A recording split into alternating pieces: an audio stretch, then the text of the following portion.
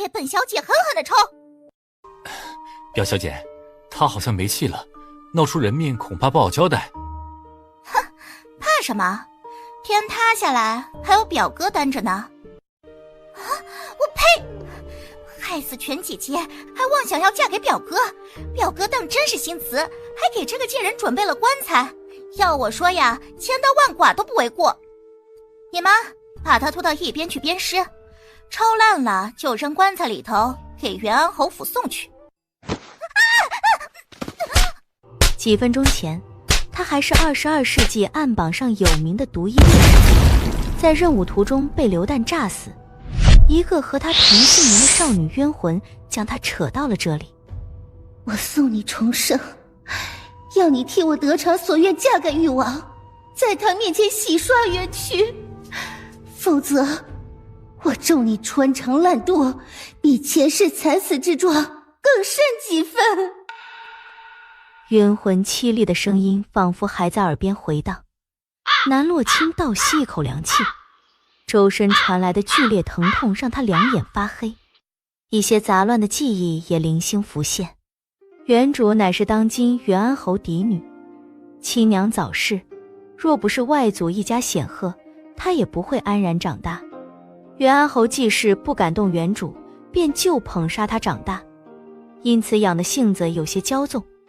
见过誉王一面后，发誓一定要得到他。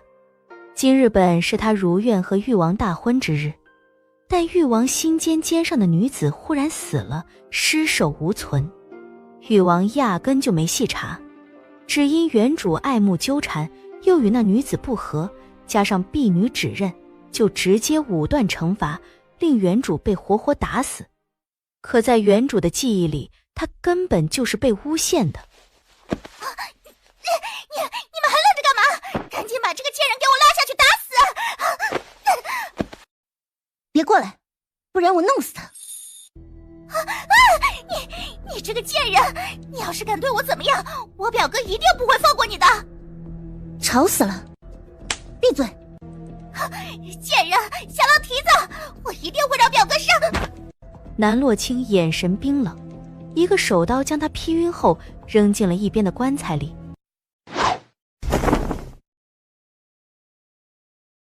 你们几个抬着我去誉王府，不会抬棺，快点，不然你们表小姐就要被闷死在棺材里了。王爷，王妃她回来了。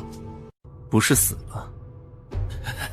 没死，她还带着棺材回来的，此时人就在大门口。去看看。哼，今儿个是你我大婚，我倒是见识了誉王殿下府上的好规矩。这接新娘子不用花轿，用棺材，上好的金丝楠木棺材，王爷当真是大手笔。只是这样好的事情，我怎能自己一个人受着？你我今夜之后就是夫妻了，理当生同寝，死同棺。也不知王爷府上还有什么规矩，比如同房不能在床上，要在棺材里。夫妻同房，南洛清，你也配？你害死了全儿，本王这就送你上路，给他在地下赔罪。你若是杀了我，你就一辈子也别想找到你那全儿的尸体。你还敢提全儿？秦玉秀，你再敢用力一分，我不仅让你找不到宋玉泉的尸体，我还敢让他死无全尸。话音一落，脖子上的力道果然松了些。南洛清心头微微一松，赌对了。南洛清，你觉得本王会信你？信不信在你，不过我倒是真的开心。我死了还有元安侯府收尸，能叫誉王殿下心尖上的女人比我还凄惨几番，为我陪葬，也不枉我爱慕你这么多年。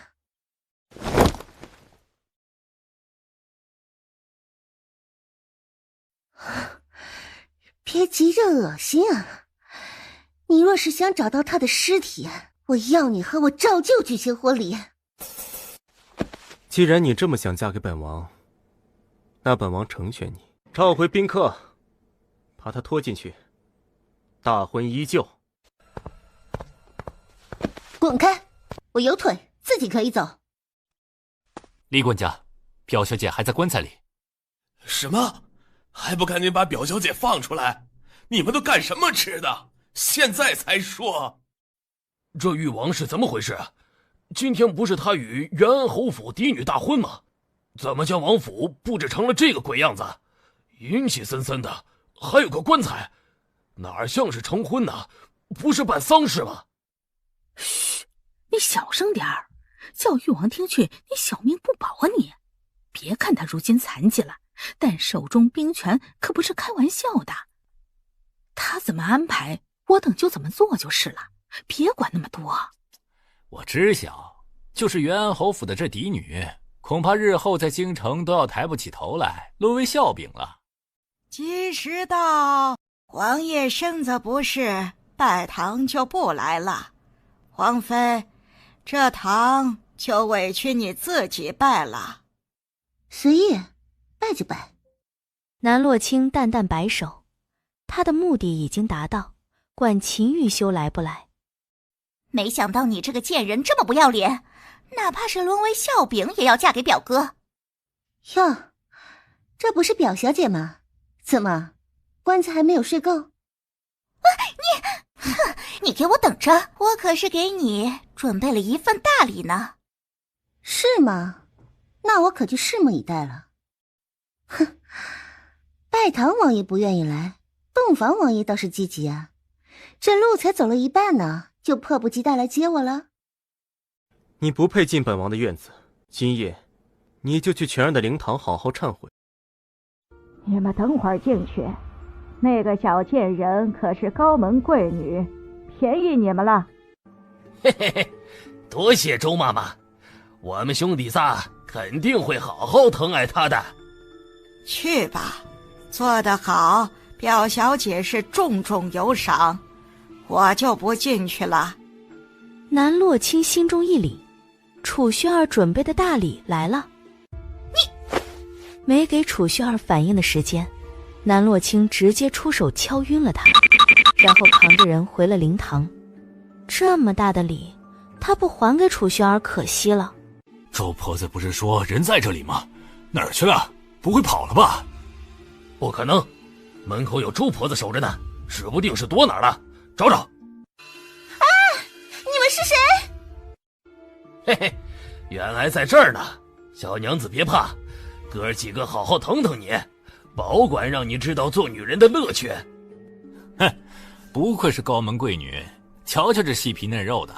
正准备离开的时候，小腹处忽然涌起了一阵热流，那迷香太过霸道，他哪怕只吸入了一点儿，也中了招。药效上头，南洛清脸颊发烫，脑子晕晕乎乎，身上仿佛也有许多蚂蚁在爬，万分难受。这楚轩儿到底用了多猛的药？药效越来越明显，南洛清明白，今晚不找个男人，怕是要遇烛火焚身死在这里。一不做二不休，南洛清直奔秦玉修院子而去。反正秦玉修欠他一次新婚夜，不如干脆睡了他。他要是找别的男人，指不定原主的冤魂怎么折腾他。夫君，春宵苦短，今夜是你我的新婚夜，不如我们一起共度良宵，如何？不是叫你在全儿的灵堂前守灵忏悔吗？忏悔了呀，这不是忏悔完了吗？滚出去！夫君，我都说了，春宵苦短，这是个男人都不该拒绝啊。还是说，夫君，你不行？一瞬间，秦玉修气血翻涌，一张俊脸阴沉的可怕。他咬着牙，伸手想掐住身上小女人的脖颈。哼，被掐了一次脖子，还能被你掐第二次不成？南洛清摇了摇头，趁着男人不备，一颗小小的药丸塞进他的嘴里。这是他从楚轩儿房内顺过来的，也是催情之物，效果不如他种的药，但也够用。你给本王下药？下药是为了你好，别一副被强迫了的真烈模样。我一个女人都没你这么矫情。不知廉耻，不想死的话，滚下去！你也怪不得我也中了药了。更何况这种事情，怎么能用死来形容呢？说完，南洛清再也没了理智，送上自己的红唇。秦玉修的理智也在一瞬间消失殆尽，他迅速掌握了主动权。不是双腿残废吗？昨晚折腾他倒是够狠。表哥，表哥，你可一定要为我做主啊！表哥，你一定要杀了那个小贱！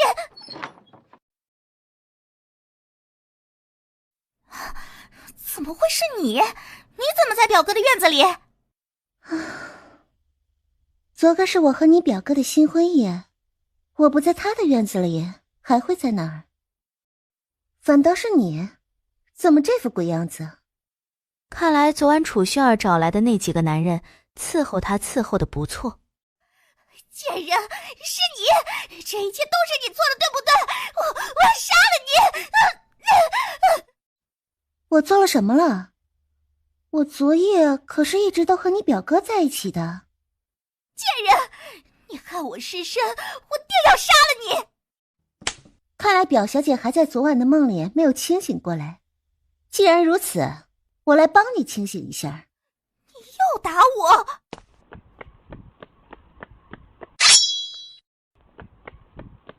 够了！表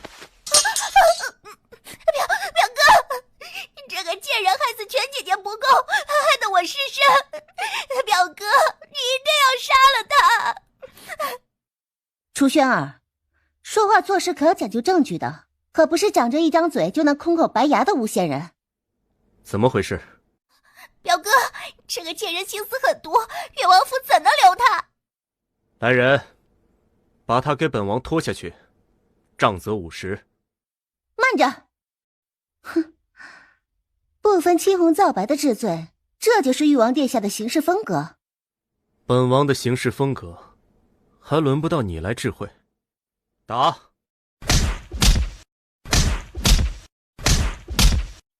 人言道一日夫妻百日恩，誉王殿下对昨晚的恩情，还当真是一点都不顾啊！南洛清，你还敢提昨夜？怎么不敢提？后半夜是谁主动的？需要我给王爷复述一遍吗？南洛清，本王倒是小瞧了你的脸皮，不如本王把你扔到后院的狼窝，看看你的嘴还能不能这么硬。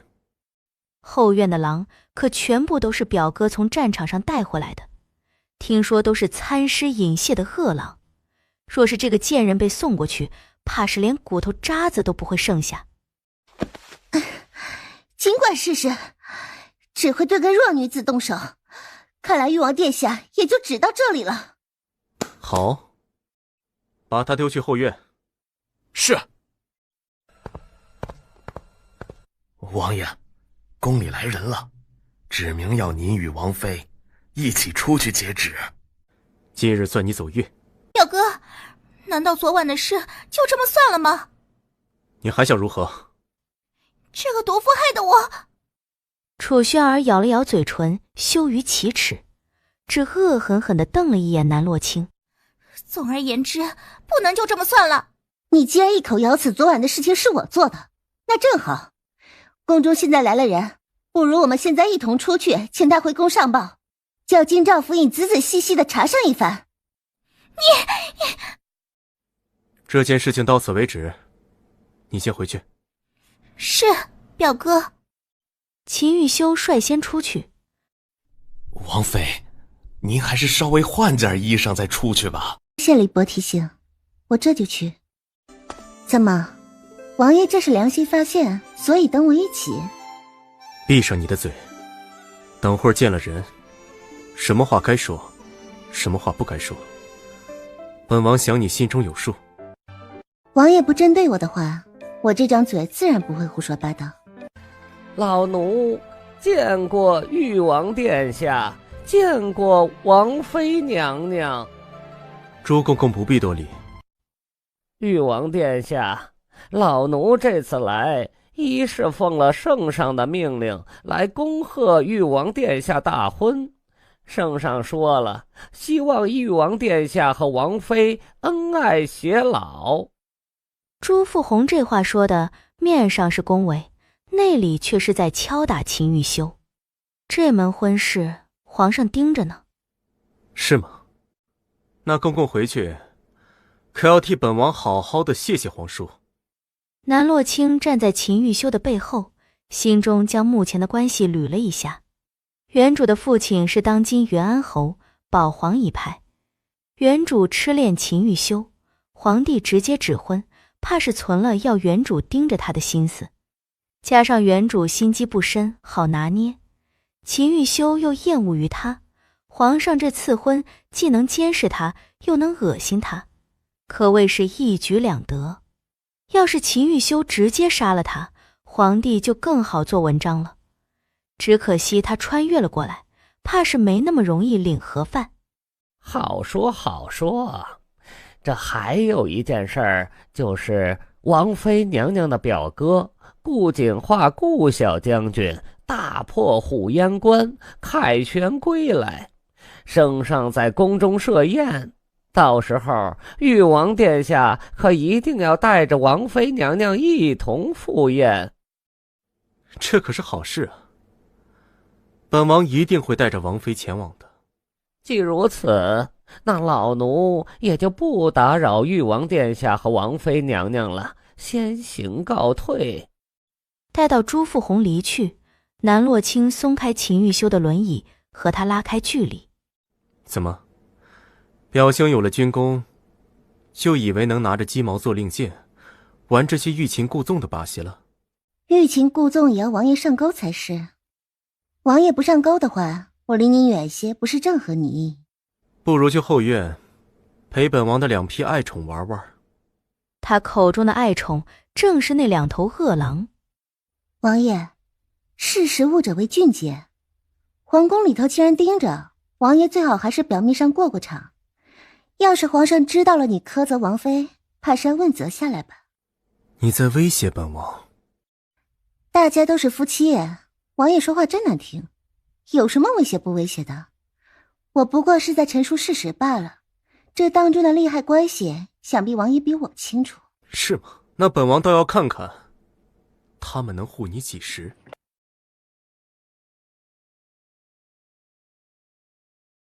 王妃娘娘，您要用早膳吗？李伯，不知我可有院子？总不能叫他一直睡宋玉犬的灵堂，或者还是去找秦玉修吧。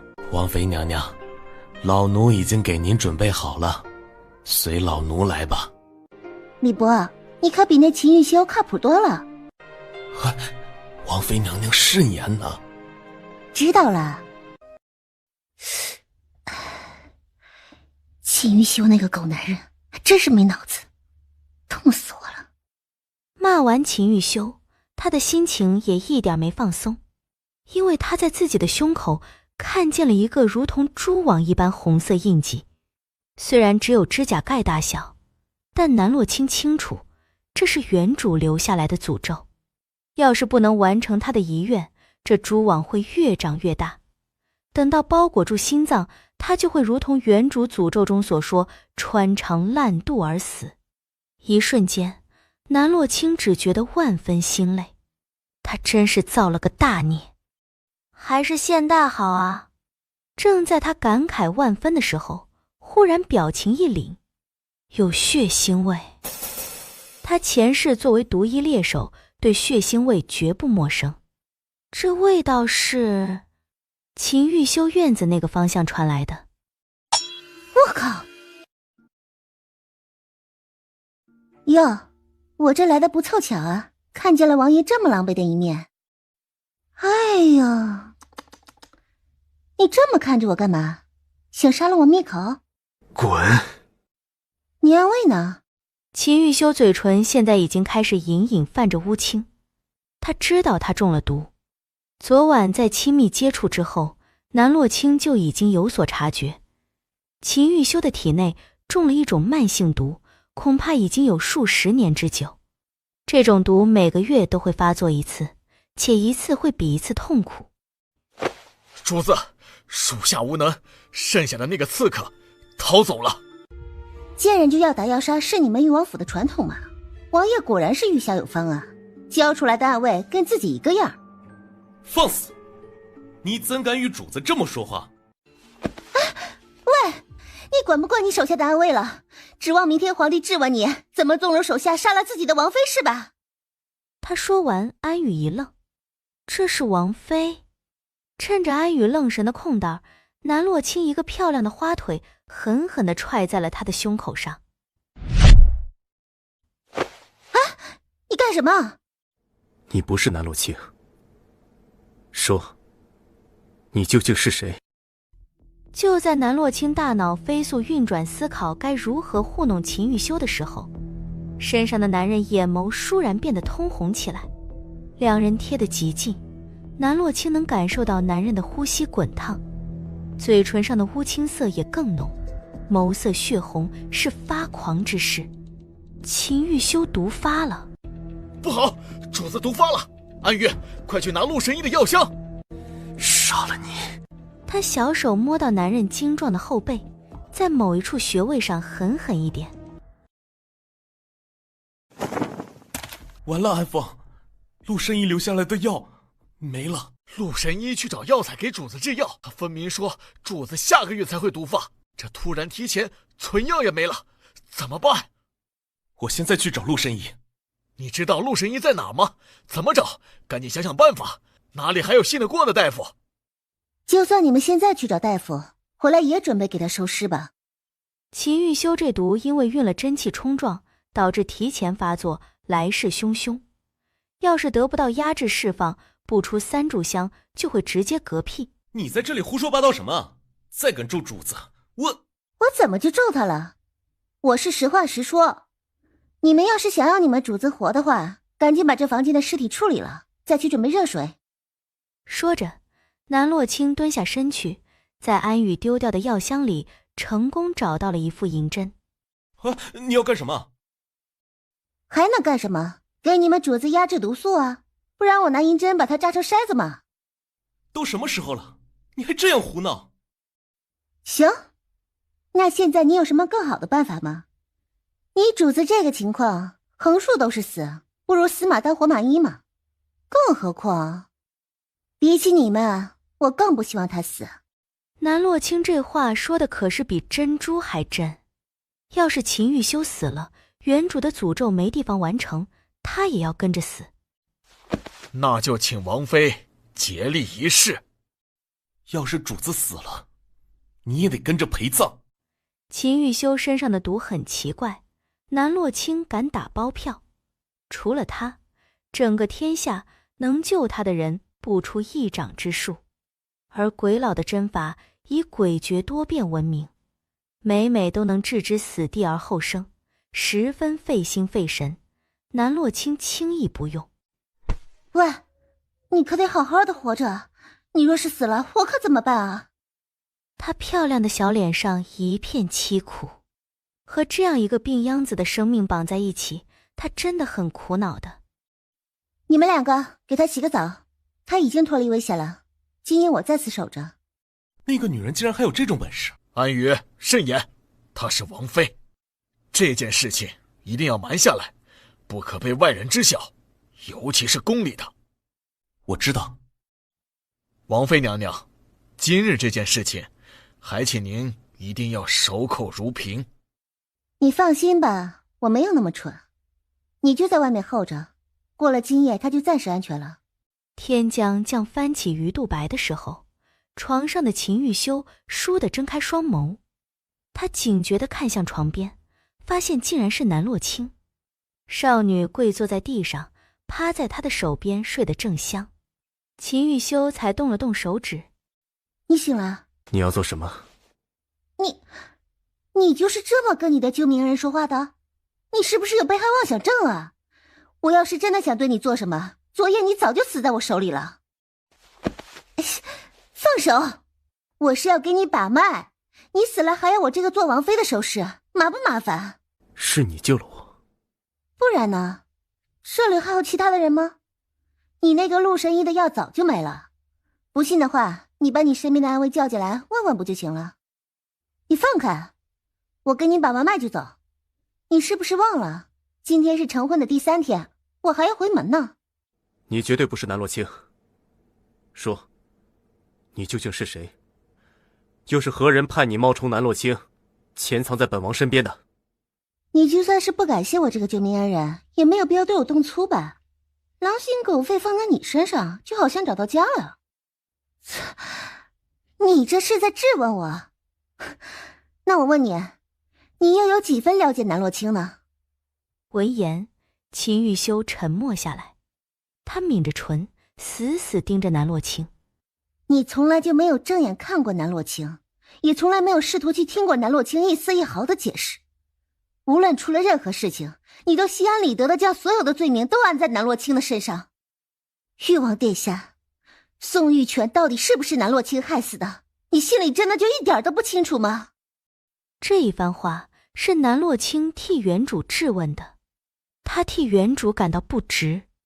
分明家世显赫，样貌出众，却非要为了一个残废还心有所属的男人，最终奉献出了如花般的生命。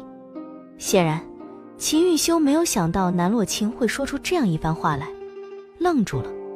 你看，你一点也不了解我，你有什么资格怀疑我换了人呢？从前的南洛清的确是死了，死在他最期待的大婚当天，死在了他最爱的那个男人冷漠质疑里。是你不查不问，是你眼盲心瞎，亲手杀了他。我告诉你，现在的南洛清不爱你了。秦玉修，我不爱你了，所以你以后也不要想太多。你这么生龙活虎，看来身体已经没有问题了。那我走了。秦玉修看着他决绝的背影，心中忽然涌起一阵说不清道不明的滋味。有什么东西好像从他的手指间飞快地流逝了过去，快到他抓不住。主子，昨晚怎么回事？安峰将昨晚南洛清救他的事情原原本本的道来。主子，是属下没用，刺客没有抓住活口，请主子赐罪。他们都是死士，与你无关。继续盯着那边，有什么风吹草动，立即告诉本王。是。南洛清呢？方才属下在门外遇见了王妃，王妃说她要回娘家。今日应该是王妃3日回门的日子，主子要不要陪王妃她一起？多嘴。王妃娘娘不如再等等，老奴准备了些礼品，让人抬上马车，王妃娘娘一同带回去。我成婚元安侯府都没有给嫁妆，我回门带什么礼物？空手回去已经给足他们面子了。不仅如此，我还要回去拿回来原本就该给我的东西。闲杂人等不许进入。我乃元安侯府嫡女，当今誉王殿下的正妃，新婚3日回门，你敢拦我？你说你是我就信啊！一般新婚夫妇回门，哪有一人的道理？誉王陛下呢？你这个骗子，赶紧滚一边去！他当然认出来了南洛清，只是他一早就被警告了。倘若誉王殿下一同回来，就赶紧恭恭敬敬迎接进去；倘若只有南洛清一人回来，那就直接拦下。什么东西？正好本王妃也不想敲着元安侯府的大门，怕脏了手，用你这蠢猪的身体正好。哟，我当是谁呢？原来是你回来了呀？怎么，被誉王殿下扫地出门回娘家，还要闹出这般大的动静？嫁出去的女儿泼出去的水，你当还在娘家任由你作威作福呢？南洛清在记忆中搜寻了一下，找出这人的身份，正是原主父亲南德海那娇滴滴的妾室赵氏。原主母亲去世没多久之后，南德海就急不可耐地将养在外头的赵氏接了回来，顺便还带回来一个只比原主小1岁的女儿南玉薇。好狗不长道，滚一边去！你可打我！打你又如何？在南家论，我是正房夫人所生嫡女；在皇室论，我是誉王明媒正娶的正宫王妃；在顾家论，我是一品诰命夫人的嫡亲外孙女。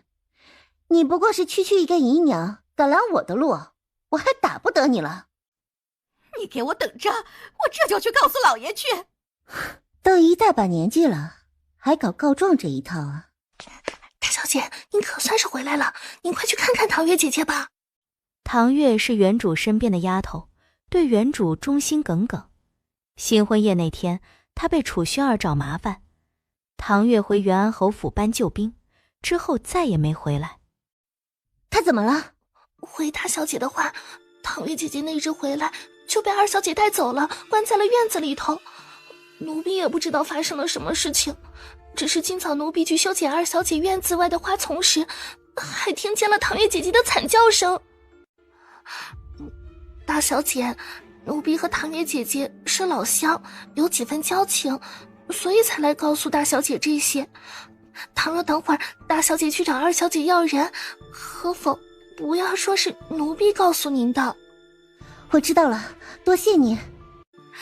这贱人厚皮硬骨头的，教训起来一点意思都没，不如让她顶着那梨呀，本小姐正好试试剑术。是，奴婢这就去把那小贱人抓过去。老实顶着，要是再动一下，叫小姐的剑偏了，指不定啊，就在你身上哪里开个洞了。小姐，可以了。就在唐月闭上眼睛准备等死的时候，院子的大门被人从外面一脚踹开，巨大的声响传来，南玉薇被吓了一跳，手中的剑立刻离弦而出，朝着唐月射去。唐月！南洛清惊叫一声，手中的石子弹出去，正好打在了剑上，弓箭被打偏。南洛清小脸阴沉，走到唐月的身边，替她松绑，拿出嘴里堵着的抹布。大小姐，你没事吧？我没事，别怕，我来了，他们不敢再欺负你了。你怎么回来了？难道是被誉王殿下给赶回来的？也是，新婚夜就被誉王殿下给拦在了府外，还要丫头回来搬救兵。刚才你就是用这根鞭子抽的唐月啊！你居然敢打二小姐！我要去告诉夫人。华儿见状，连忙要出去找人。南洛清怎么会给他这个机会？夫人？元安侯府哪里来的夫人？区区一个姨娘也敢妄称是夫人？你别急，我也打了你娘了，她也说要去告状。这算算时间也应该是要来了，不如你等他一起过来，我们慢慢的算。我苦命的女儿呀！老爷，你可一定要为薇儿做主啊！混账东西，还不赶紧松开你妹妹！松开她也不是不行，她现在跪下来给唐月磕头道歉，我就松开她。敢打我的婢女，她就应该做好现在这个准备。唐月，你为了一个婢女就对你妹妹下这样的狠手？是，唐月自小与我一起长大，和我情同姐妹，说她是我妹妹我也认。至于南玉薇嘛，南洛清轻哼，脚下的力气更大，冲得南玉薇惨叫不止。我娘可并没有给我生什么弟弟妹妹，一个上不得台面的外室之女也配和我姐妹相称。爹，救我！爹，老爷，妾身自诩这么多年来没有对不起过大小姐，这没有功劳，那也是有苦劳的呀。大小姐就算是不喜欢妾身，妾身也认了。可大小姐为何要针对威尔呀？威尔做错了什么？逆女，你果然是反了天了！来人，请家法！南洛轻笑了，他狠狠踩断南玉薇的手骨，一脚将人踹到赵氏的身边。为了一个姨娘和庶女，要对嫡女动家法，袁恩侯好大的威风啊！你是我的女儿，我想打就打，关他们什么事？你的女儿，你也好意思说出这种话？你从来就没有尽过一丝做父亲的责任，你也配说我是你的女儿？更何况，我现在先是誉王王妃，论理袁恩侯见到我是不是要行礼啊？你果然是疯魔了！誉王殿下对你如何？这门婚事怎么来的？你自己心里清楚。现在还敢拿誉王正妃的身份来压我？今天我家法用定了。还能动吗？大小姐，现在要怎么办？你别怕，等会儿你就跟紧我。和听不懂人话的东西打交道，就得先把他们打趴下，然后再来说道理。反了！竟然敢这么说你父亲！看我今天不打死你这个逆女！见过誉王殿下。免礼。誉王殿下可是为了小表妹来的，不若我们一同进去。放肆！誉王殿下驾到，袁恩侯府竟然没有一个人出来迎接，莫不是不将誉王殿下放在眼里？没有，只是侯爷在忙。忙什么？连出来迎接王爷都没时间吗？另外，王妃娘娘去哪儿了？王妃娘娘她王妃娘娘应该是去二小姐的院子了。二小姐扣留了王妃娘娘的婢女，方才侯爷和夫人也着急忙慌地赶过去了，小的也不知道发生了什么事情啊！带路。住手！哎呦，誉王殿下怎么亲自来了？莫不是这个逆女是偷跑出来，给誉王殿下添麻烦了？我这就好好教训这个逆女。哎，她手上的东西是什么？是咱们侯府的家法。王爷还没说什么呢，你就武断小表妹是偷跑回来要教训她。论身份，袁安侯现在怕是没有资格教训她吧？你区区一个小辈，怎么敢这么跟我说话？她是我的女儿，回门打了自己的母亲和妹妹，还给誉王添了麻烦，我教训她又能如何？哦，母亲、妹妹，我姑妈乃是将军府嫡出的长女，我祖母又是一品高密夫人，你拿着一个下贱坯子，妄图取代我姑妈的位置，还叫她的下贱女儿与我的小表妹平起平坐。南洛清看着挡在自己身前的少女，心底一阵暖流划过。逆女，你还不出来说句话？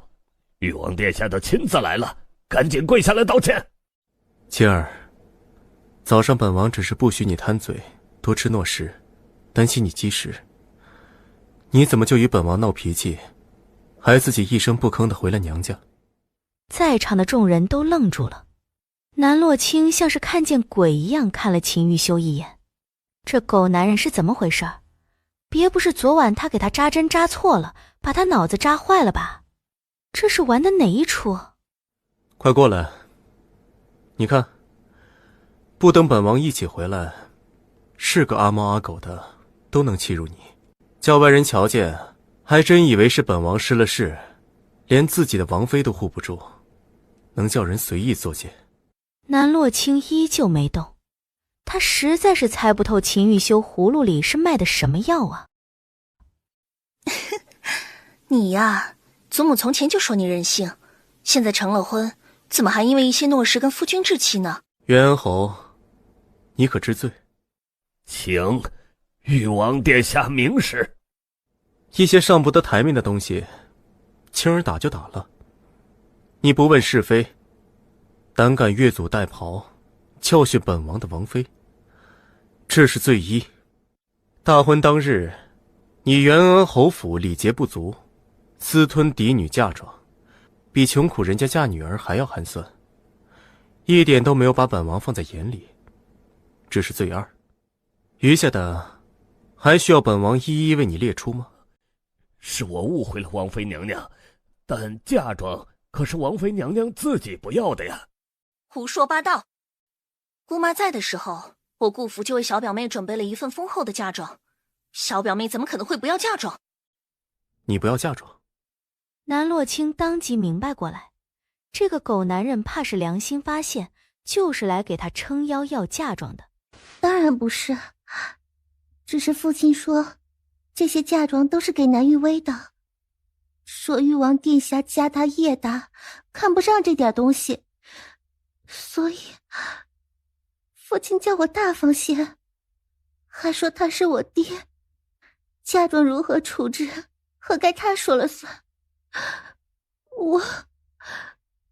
我也不敢违抗父亲的命令。哼，好大的脸面！元安侯府出不出嫁妆，我没办法管，但我姑父给小表妹出的嫁妆，又岂能被一个下贱坯子吞了？哎，小表姐，你千万别这么说，到时候父亲又该生我的气了。刚才他还说要用家法打我呢。你这个逆女，在胡说八道什么呢？分明是你将那些嫁妆送给了芳儿和玉薇。是啊，我一个孤女，在元安侯府长大，后院姨娘当家，姨娘和她的女儿讨我要，我若是不顺着不讨好一些，我该怎么活？他这些话半真半假吧？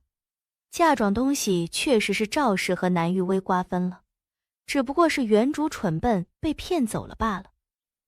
元安侯，你好大的本事，竟然叫一个庶女骑在本王的王妃头上。本王限你在5天之内把嫁妆还回来。顾府当初为小表妹准备的嫁妆单子还在，等我回府找来，送到元安侯府上。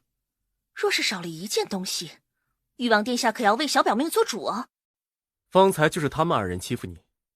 南洛清一愣，下意识地点了点头。很好，欺辱王妃，来人，掌嘴50。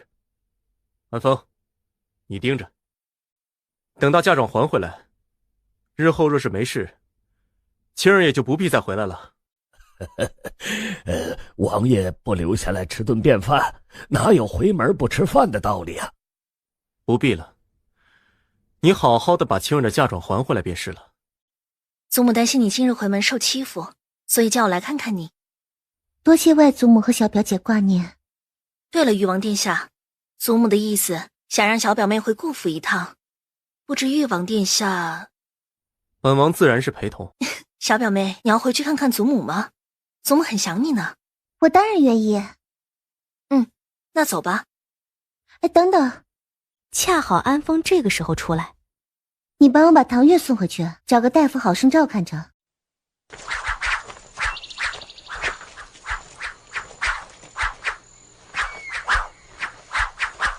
啊，二表哥，你身上还有伤呢，军医让你卧床休息半月，你倒是又练上了。别听太医瞎说，不过是一点小毛病，不足挂齿。再说，剑一日不练，可就荒废了。怎么能算是小毛病？那支箭只差分毫就穿透了你的心脏，你的命是军医9死1生捡回来的。这件事是顾家的秘密，外人并不知晓。旁人只知顾家少年郎英勇神武，大泼虎烟关，却不知那是数万顾家军以命换来的胜利。南洛清同样惊讶于此，没想到顾家在战场上付出了这么多，难怪连陛下都忌惮顾家，连带着对他都客客气气。二表哥，表妹她今日回门就想来看看祖母，最近祖母的病情越来越重了，或许见过表妹以后，祖母的病就会好起来。祖母哪次病情加重不是被他气的？南洛清为了与顾家重修于好，掏出一个瓷瓶。二表哥，这是上好的金疮药，能加速你伤口的愈合。顾景化惊诧地看着他，就像是见了鬼似的。南洛清这辈子第一次向他示好。你要是喜欢陛下赏赐的金银珠宝，直接说就是，没有必要这样拐弯抹角。我等下让管家挑几样给你送去。南洛清满头黑线，他不是这个意思。啊，表妹，你别放在心上，二表哥这个人性子比较直。好心当做驴肝肺，看来你和顾家的人关系很糟糕啊。彼此，你和你家人的关系也好不到哪儿去，你就别50步笑100步了。先帝是秦玉修的爹，但皇位却被皇叔秦红叶给占了，并且迟迟不将皇位拱手相让，双方的关系同样水火不容。王爷，可不要着凉了，我们去屋子里吧。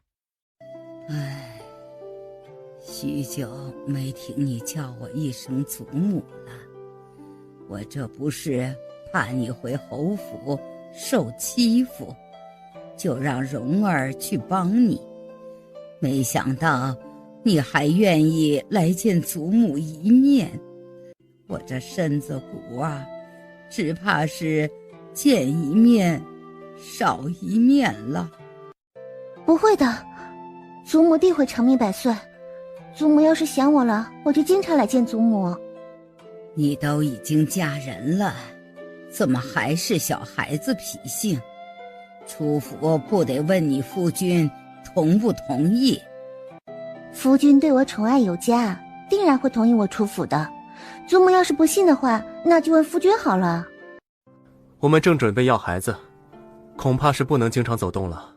那是好事儿，你们的事儿要紧，不要管我这老人家。干什么呢？一个个的。二哥，你来的正好，你看南洛清干的好事，他不仅将全部的床头打开，让祖母受寒风吹，竟然还在祖母头上扎满银针，太过分了！他简直就是顾家的扫把星。来人，把南洛清赶出去，以后不准再踏入我们顾家半步。我看看谁敢将青儿赶出去。没有青儿，我的命算是交代在这儿了。青儿是我的救命恩人，你们要将我的救命恩人送到什么地方去呀？祖母，你醒了，你醒了可就太好了。我要是再不醒过来，恐怕我这几个好孙子要将我宅子给掀了，还要将我的宝贝外孙女儿给赶出去。祖母，我们也不想这样，你突然晕过去把我们几个都吓坏了。南洛清能动什么医术？他一句话不说就在你头上扎针，我们见了能不害怕吗？想将他赶出去也是情理之中的事儿。住口！一口一个南洛清，她是你的妹妹，你忘了？那他也得记得我是他哥呀。三弟，你就少说2句，没看到祖母还病着吗？你就不要气祖母了。这一次祖母能行，多亏了表妹，我们是要和表妹道谢的。何止是道谢，你们还得道歉。祖母，你身子刚好，就不要再动怒了。要是表哥不愿意道歉，那也没关系，反正我从小到大也是被误会惯了。必须道歉，还得将家规抄写100遍，你锦华也得跟着一起抄。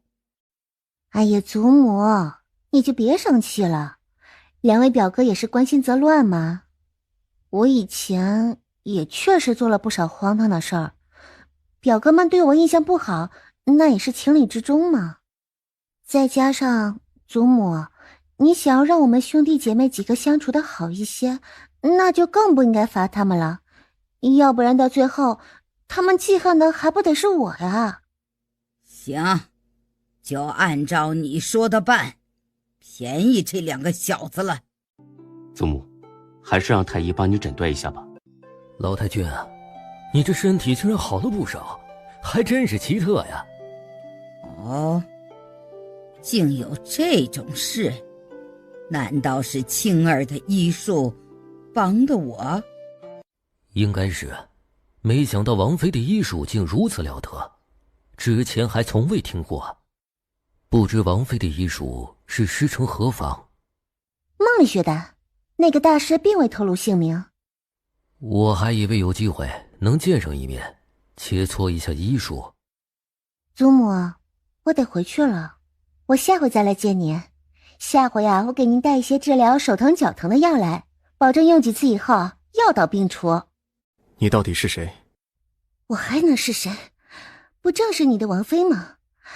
怎么，王爷想翻脸不认人了？你骗骗顾家那些蠢蛋也就算了，还想蒙骗本王不成？南洛清不学无术，大字都不认识几个，怎么可能精通医术？王爷对我倒是上心的很啊，竟然了解这么多。如果我说我是你苦苦寻找的心上人呢？放肆！就你也配和全儿比？王爷要是真的杀了我，这辈子都别想站起来。你应该也知道，整个齐国无人能治你的腿伤，只有我能够缓解你的痛苦。难道我的医术不能证明这一切吗？所以本王不信蠢笨的南洛清会如此厉害的医术。你到底是谁？又带着什么样的目的接近本王？这些你都不用管，你只需要明白，我是你的救命恩人。若是让本王发现你在骗人，本王会让你知道什么叫做生不如死。王爷最好对自己的救命恩人，也就是我，客气一点，要不然下个月毒发的时候，你可得受了不少的苦啊！到那时候，你的嘴就没有这么硬了。我现在的确是动不了你，但能动你在意的顾家。你想对顾家做什么？顾家祖孙3代都是武将，为齐国立下了不少汗马功劳。但功高盖主，陛下已对顾家动了别的心思。本王想要动顾家轻而易举的事情。我不准顾家出事。那我就要看王妃的诚意了。王爷腿上的毒并不是不能治，只不过有些麻烦，一共需要12味药引，每个月换一次。要是效果好的话，可以缩短换药的时间。第一个药引就是天山雪莲，那东西皇宫7宝塔中有。王爷要是有本事弄来，我就有本事给王爷治。一次药换王爷保护顾家一次，不亏。王爷这算盘打的，怕是邻国都听见了。不然呢？顾家上下多少口性命，本王还觉得亏了。难不成你是想本王坐地起价？南洛清那个贱人呢？你们进去，把里面的人给我丢出去！你这个贱人原来是躲在这儿呢。你那侍女和你一样贱，被打死都是活该，哪有什么资格住这么好的院子？连你在誉王府之中都是一条人人瞧不上的狗，你那奴婢更是连狗都不如。你们还愣着做什么？还不赶紧把那死丫头丢到池子里去！誉王府什么时候轮得到你四处撒野？哎呦，天杀的！王妃打人了！王妃又打人了！哼，她算哪门子的王妃？她就是一条舔着脸要嫁给表哥的赖皮狗。你还真以为自己是誉王妃不成？表哥最喜欢的是宋姐姐，你给宋姐姐提鞋都不配。要不是你害死了宋姐姐，如今宋姐姐已经是誉王妃了，还和表哥2人恩爱2不疑。像你这种心肠歹毒的女人，死了都算是便宜你的。你还使了阴谋诡计，害我失了身。本小姐今日就要好好的教训一下你，让你知道什么叫做誉王府的规矩。楚轩儿挥舞着鞭子，累得满头大汗，愣是连南洛清的一根头发丝都碰不到。南洛清，你疯了吗你竟然连本姑娘都当啊！你是不是活腻了呀你还打，我脸都疼死了！我要去和表哥告状，让他休了你这个毒妇！救命啊！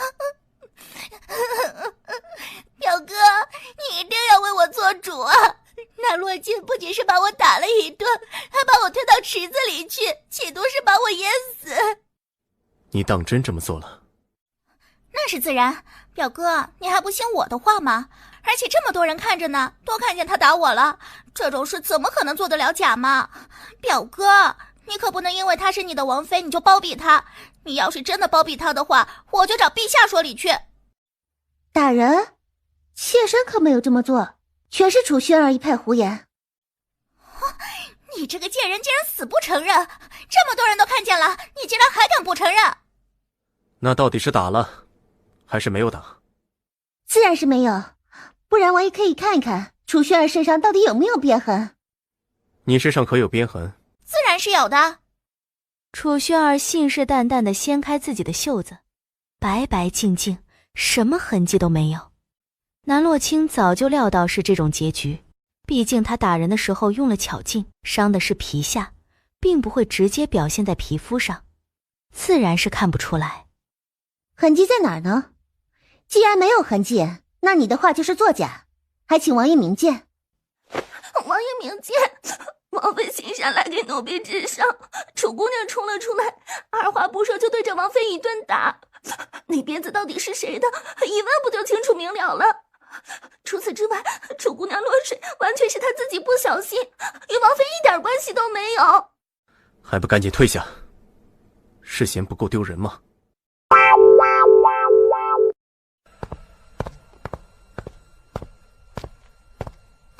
本王帮了你，你不谢一句，就这态度？这怎么能算是王爷帮了我？明明是我帮了我自己。行，你要是这么有能耐，今天就自己去宫中赴宴。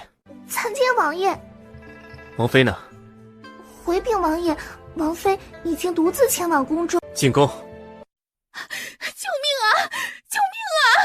有人掉到沼泽地里去了，快来人啊！南洛清本着一颗医者仁心，也顺着人潮过去看看，就看见一个5、6岁的粉雕玉琢的孩子，半个身子都陷入到泥沼之中。小孩一开始还不知道发生了什么，直到周围人的反应，他才意识到自己恐怕是碰见了了不得的危险，但他表现得比旁人淡定得多。南洛清竟从他的身上看到几分自己小时候的模样，倔强又不服输。他拆了一处门板，提着门板往泥沼地快速而去。这女人是疯了不成？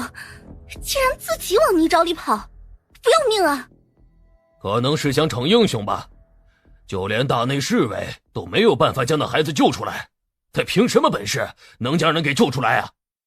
这话又说回来了，这孩子面生的很，恐怕不是什么高官名门之后，死了也就死了，没有必要费那么多的心思，为了救这个孩子将命搭进去，大可不必。你们可别说了，还是看看南洛清那女人是怎么丢脸的吧。自己一个人去也就算了，竟然还抱着一个木板去，是嫌陷下去的时间不够快吗？路过此地的大皇子秦泰然听到喧哗声，往人群之中看了一眼，他的目光自然而然地落在南洛清身上，一时竟移不开了。姑娘，你有把握救小少爷吗？自然是有的。南洛清先是小心翼翼地将木板平放在他的身边，他就坐了上去，再用巧劲将小孩从泥地里拽了出来。谢谢姐姐救了我的命。没什么，举手之劳而已。姐姐能等我长大吗？啊？我以为吧，只能以身相许，所以才问姐姐能不能等我长大，我来娶你。你才多大的年纪就想着娶妻生子啊？你还是快跟嬷嬷回家去吧，不要再到处乱跑了。哎呦，孩子童言无忌，还请姑娘别往心里去。这位姑娘不知如何称呼，刚才本皇子见你聪明机敏，十分敬佩。南洛清，原来是元安侯府的南姑娘。秦泰然淡笑不语，毕竟他知道秦玉修对南洛清不感兴趣，秦玉修喜欢的一直都是那个叫做宋玉犬的姑娘。南姑娘留步，本王还有一些话与你说。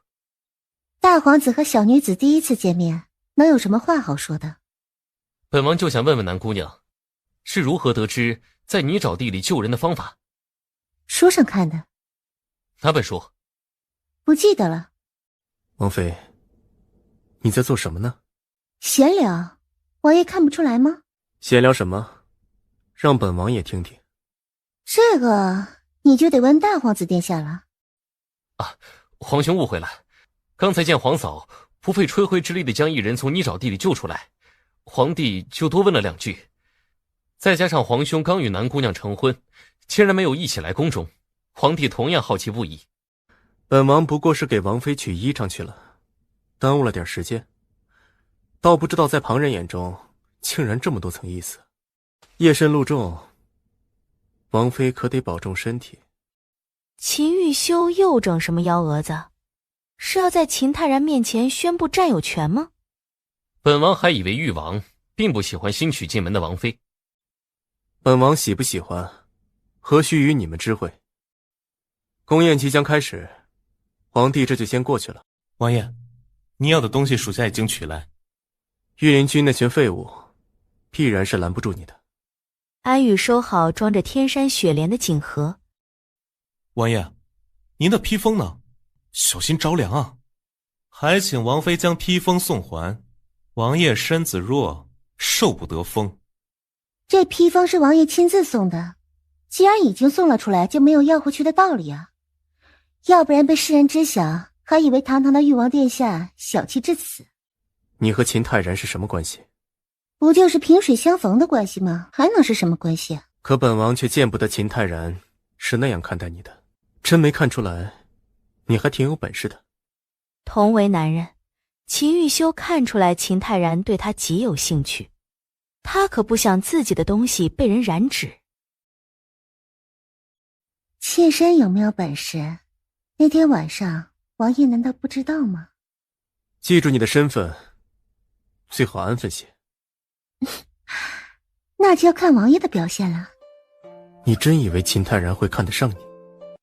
王爷这是吃醋了？是觉得自己比不上其他的男人？哎，上次你说的能够让我在学院举办的狩猎比赛中夺得魁首的事儿，是不是真的？喂，我和你说话呢，你有没有听见啊？这里可没有叫魏的人，顾三公子谨慎开口。你这又是想耍什么花招？之前不是你问我的，说我若赢了比试就来找你。那也得看我们之间的交情啊！你叫我魏的话，我们之间可是一点交情都没有。你要是叫我一声小表妹呢，那我们之间的交情不就深了吗？南洛清说完，顾景柏竟觉得十分的有道理，好像的确是这样。于是顾景柏乖乖地叫了声小表妹。你上次说的送我弓箭，可还算话？自然，过几日就给你送到府上去。我可不是图你一个弓箭，我就是想看看你玩什么花样。三表哥放心，到时候啊，你会求着我要的。钟爱卿品酒也累了，看看歌舞解解乏。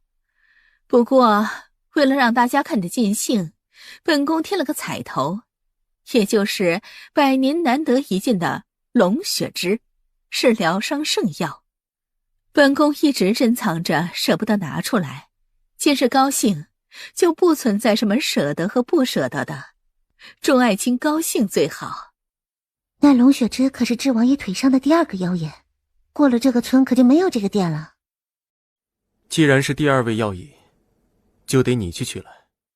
为了让比试更加的公平，本宫邀请了楚国的皇子来当评委，想来最公平公正了。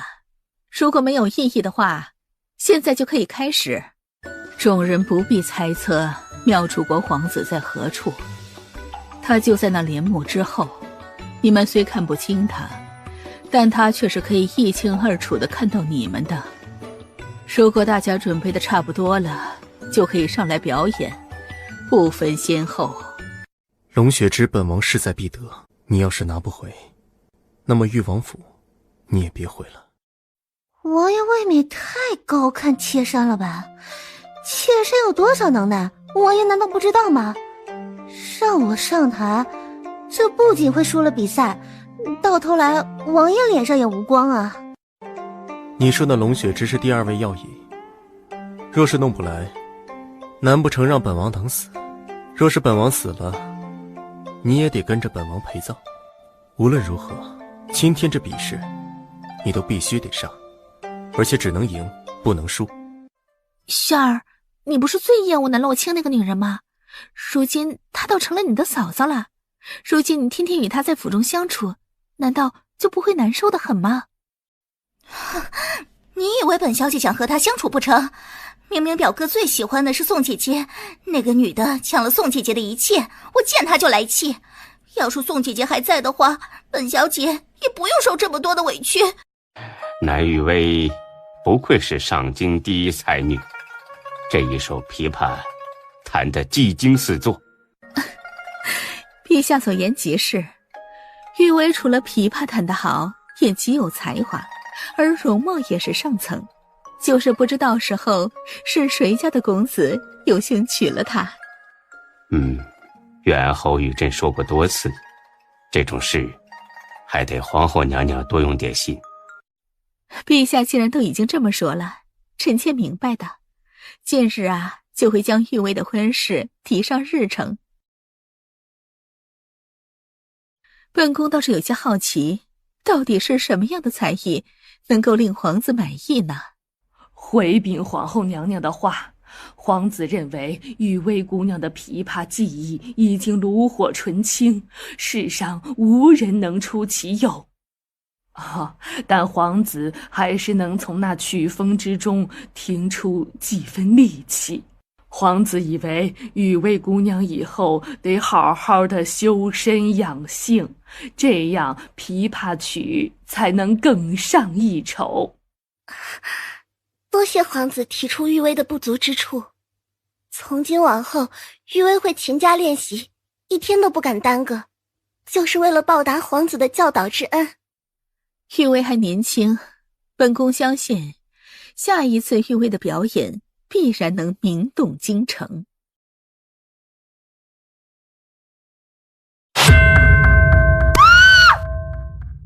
荒唐，竟然敢在殿前失仪，是不把皇家放在眼里了吗？陛下，皇后娘娘息怒，臣女最怕的便是虫子，这才一时没有忍住，还请娘娘恕罪，臣女以后再也不敢了。南玉薇不知那虫子是从什么地方爬出来的，但她知道自己的脸是南洛清打的，如果不是被打成这样，她又怎么可能成为这么多人眼中的笑话？既为世家之女，就得时刻保证端正姿态，而且还有贵客在场，你这么做太失礼了。爱卿请起，此事就到此为止，这也觉得无伤大雅。你还是好好的带他去诊治一下，这脸为何会变成这样？回禀陛下，是小女过敏才会如此，过一段时间就好了。既然如此，还是好好回去休息，不要来参加宫宴了。看来比试已经到了尾声，应该所有的千金都上来表演过了，那么就得评选出魁首。显而易见，魁首就是慢着，誉王，你是有什么事儿要说吗？比试还没有结束，还有一个人没有上场。王爷，你可别乱来，有些话就像泼出去的水，收不回来的。本王的王妃还没有比试，怎么能算是全部都比试完了呢？我没听错吧？我那琴棋书画样样不通的小表妹也要上台比试？太丢人了！我现在恨不得找个洞钻进去。三哥，你注意言辞，哪有长他人志气灭自己威风的道理？不管怎么说，洛清也是我们的小表妹，我们得给她助威才行。南洛清到底有多少能耐，你又不是不知道。这么多年，她丢脸的次数还少吗？你何时听过她会唱曲儿还是会弹琴呢？我就知道小表妹是将那誉王殿下给得罪惨了。誉王殿下宁愿自损800，也要伤敌1000啊！我倒不这么认为，誉王殿下对小表妹倒是挺好的。上次在元安侯府，就是誉王殿下出面帮了小表妹。那你说誉王殿下为什么要让小表妹上台出丑？不就是为了给她难堪吗？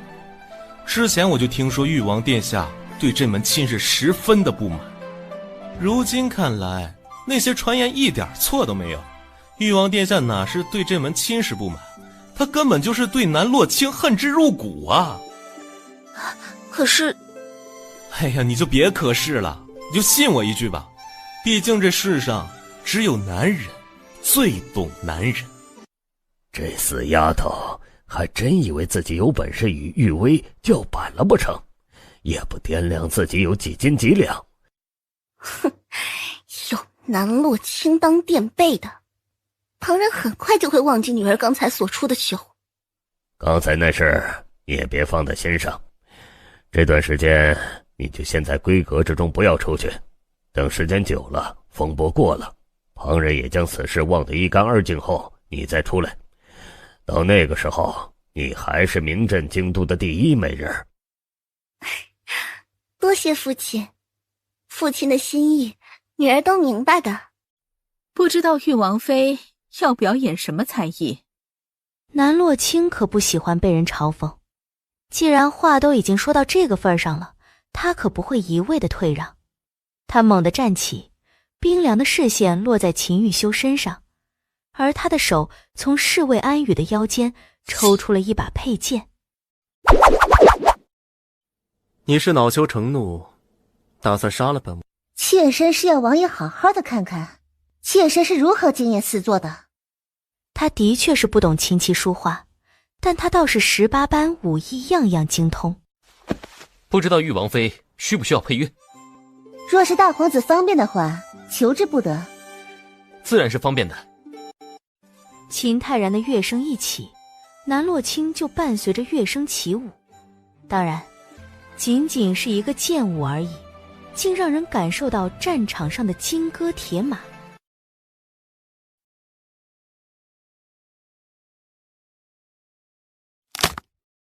唉，王爷心情不好，拿什么东西出气都行，为何偏偏拿着重金打造的轮椅出气啊？这个女人哪来的能耐？我之前怎么从未听说她会什么剑舞？难不成往常是在扮猪吃老虎？哼，她这个女人心机果然是深沉，要是不把她除了，以后后患无穷。本姑娘算是着了这小贱人的道，既然对其掉以轻心，要是以后让她发展起来了可还行？要弄她，必须得短时间内解决了她。三哥，你看到了吗？小表妹七擒四作呢，就连南玉薇的琵琶都比不上小表妹的剑舞。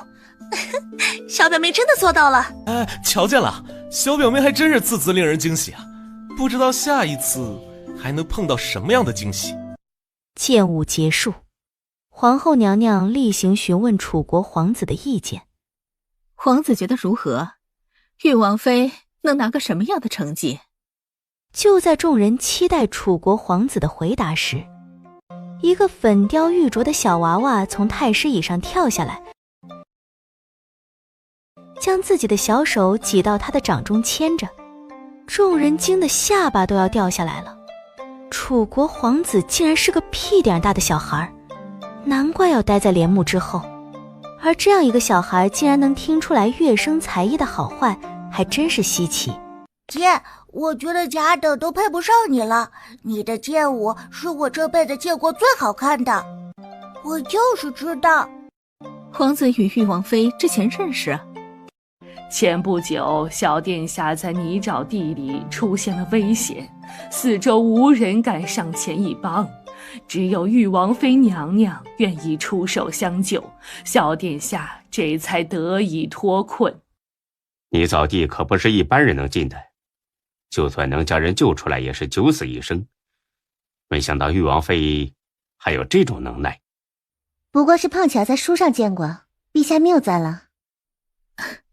好啦，既然比试已经结束了，总得评出最好的表演。不知楚国皇子心中最好的成绩是谁呀？玉王妃甲等，自然是玉王妃胜出。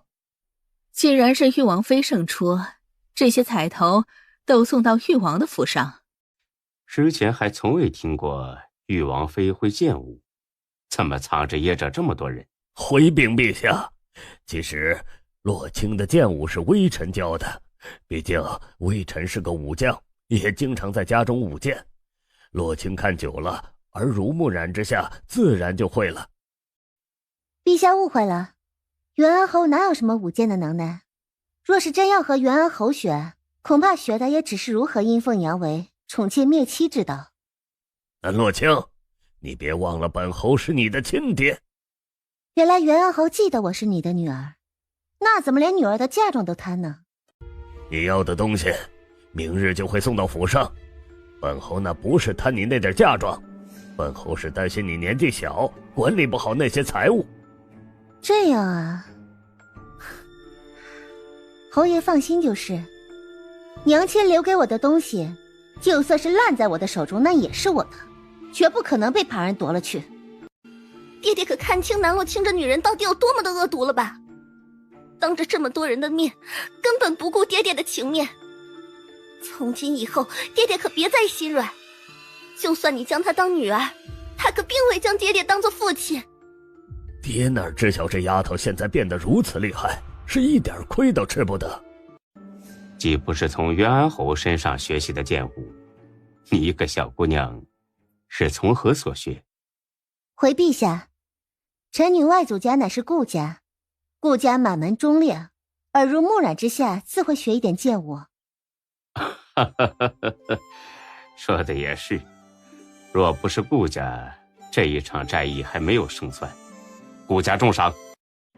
玉王殿下，你要的东西妾身已经帮你弄来，作为交换，我要的东西还请务必交给妾身。你想要什么？我要那宋玉犬身边的侍女。为了解除诅咒，必须得查明死因。准了。秦泰然竟追了上来。此嫡子与皇嫂有缘，就想赠与皇嫂。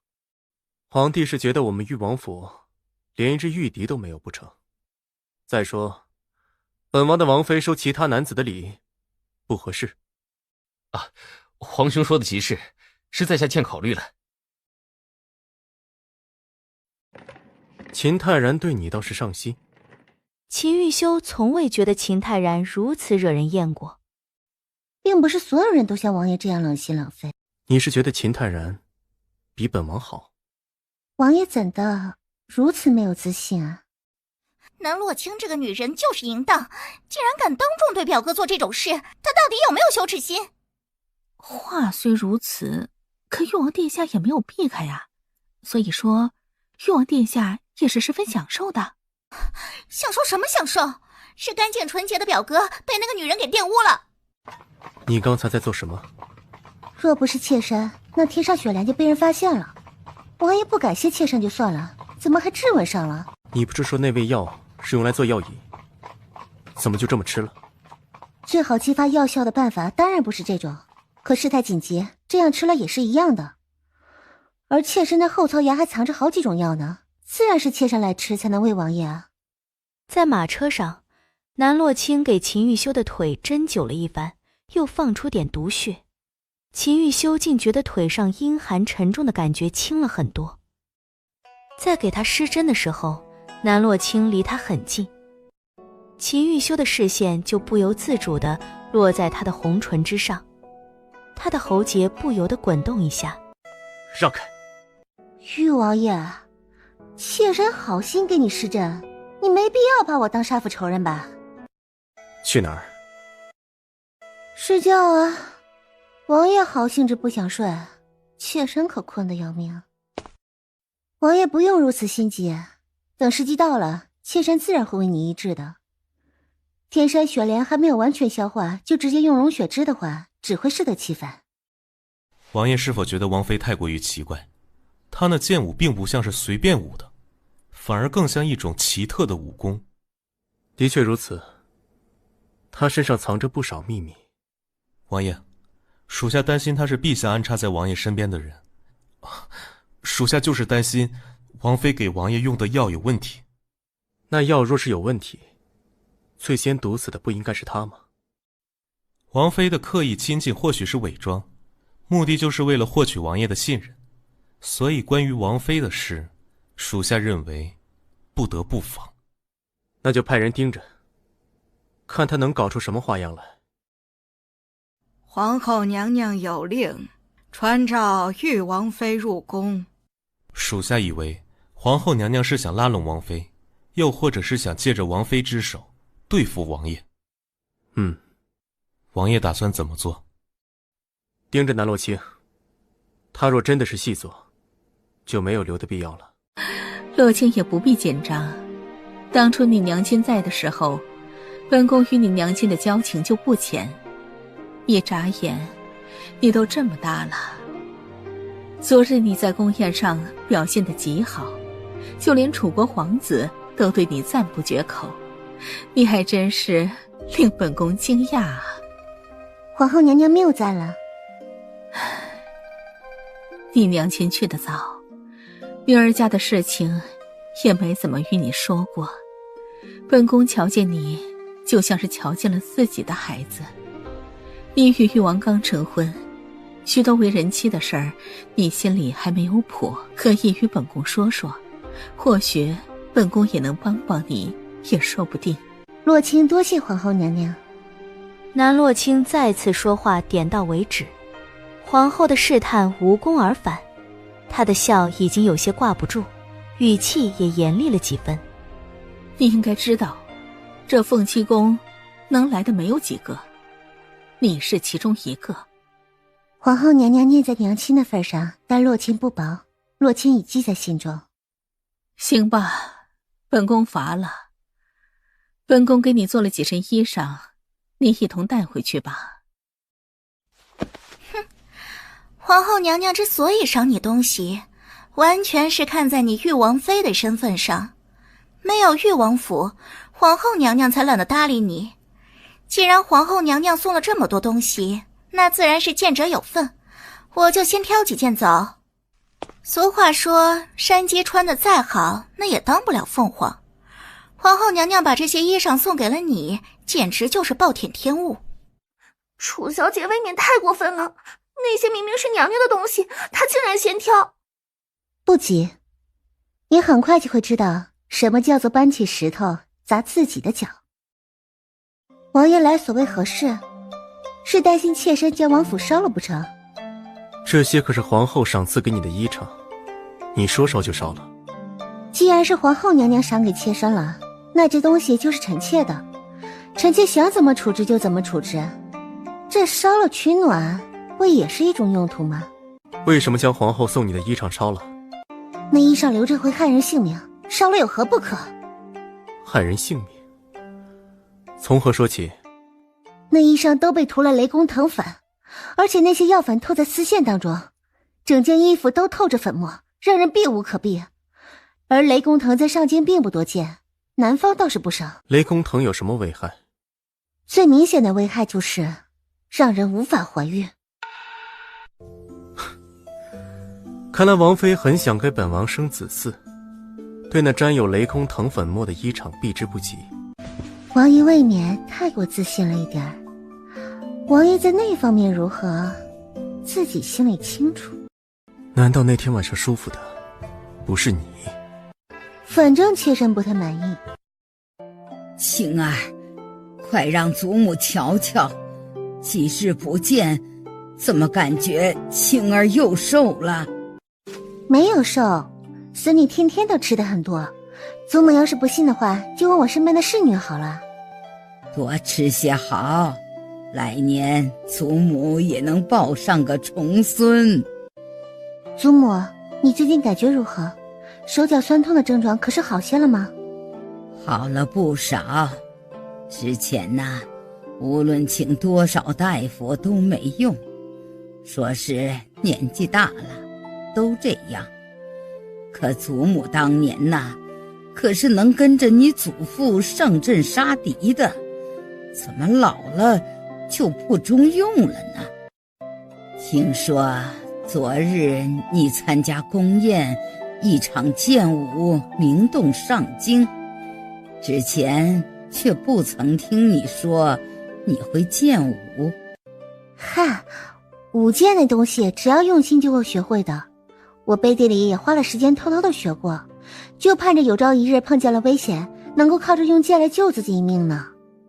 你若是找不到人学剑呢，就与你二表哥学。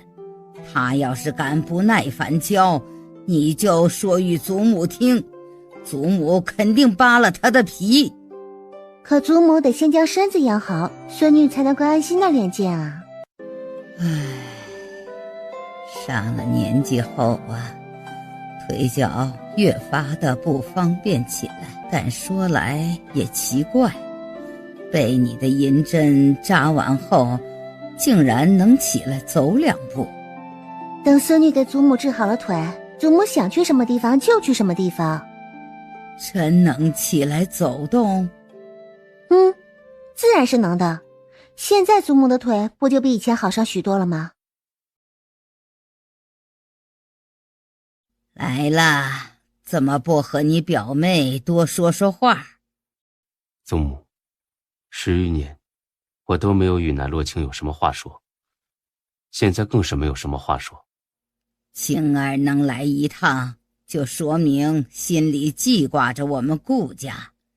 你以后看见青儿，可别再丧着一张脸，也别把青儿当作你军营里的那些兵。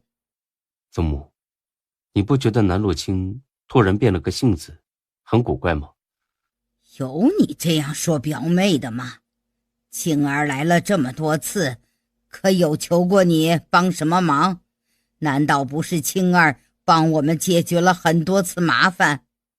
顾景话一滞，这一点他也想不通。你去祠堂跪着，想明白再出来。祖母，去跪着。南洛清，这世上怎么会有像你这般歹毒之人？你看看我的脸都被你给毁了。你还要脸呢？我还以为像你这样不要脸的人不在乎脸会变成什么样呢。你这个贱人，哪有资格骂我不要脸？你还是承认了我的脸就是你捣的鬼。王妃小心！我的手！你的脸是你自己作的，与我有何关系？不是你还能是谁？我就是从你的院子离开之后，脸才开始发痒的。你不承认有什么用？我可有碰你？可有和你说过一句话？是我让你来我的院子的吗？你的脸和我无关。你还想狡辩？我不就是拿了你的衣裳后，脸才开始肿起来的吗？这事儿你总归是赖不掉的。衣裳是皇后娘娘赏赐的，宫里人将衣裳放在院子以后，本王妃可没有随意动过。你若是因为那衣裳伤了脸，那就更不应该来找我了，而是应该去宫里找皇后娘娘，去问问皇后娘娘到底在衣裳里加了什么东西，害得你的脸毁成了这副模样。一时间，楚轩儿一句话都说不出来。吵什么？表哥，你看，南洛清这个女人歹毒得很，趁你不在的时候就对我动手动脚，我的脸也成了这副样子。南洛清他肯定是想折磨死我。表哥，救命啊！你有证据证明是南洛清毁了你的脸？表哥，难道连我的话你都不信了吗？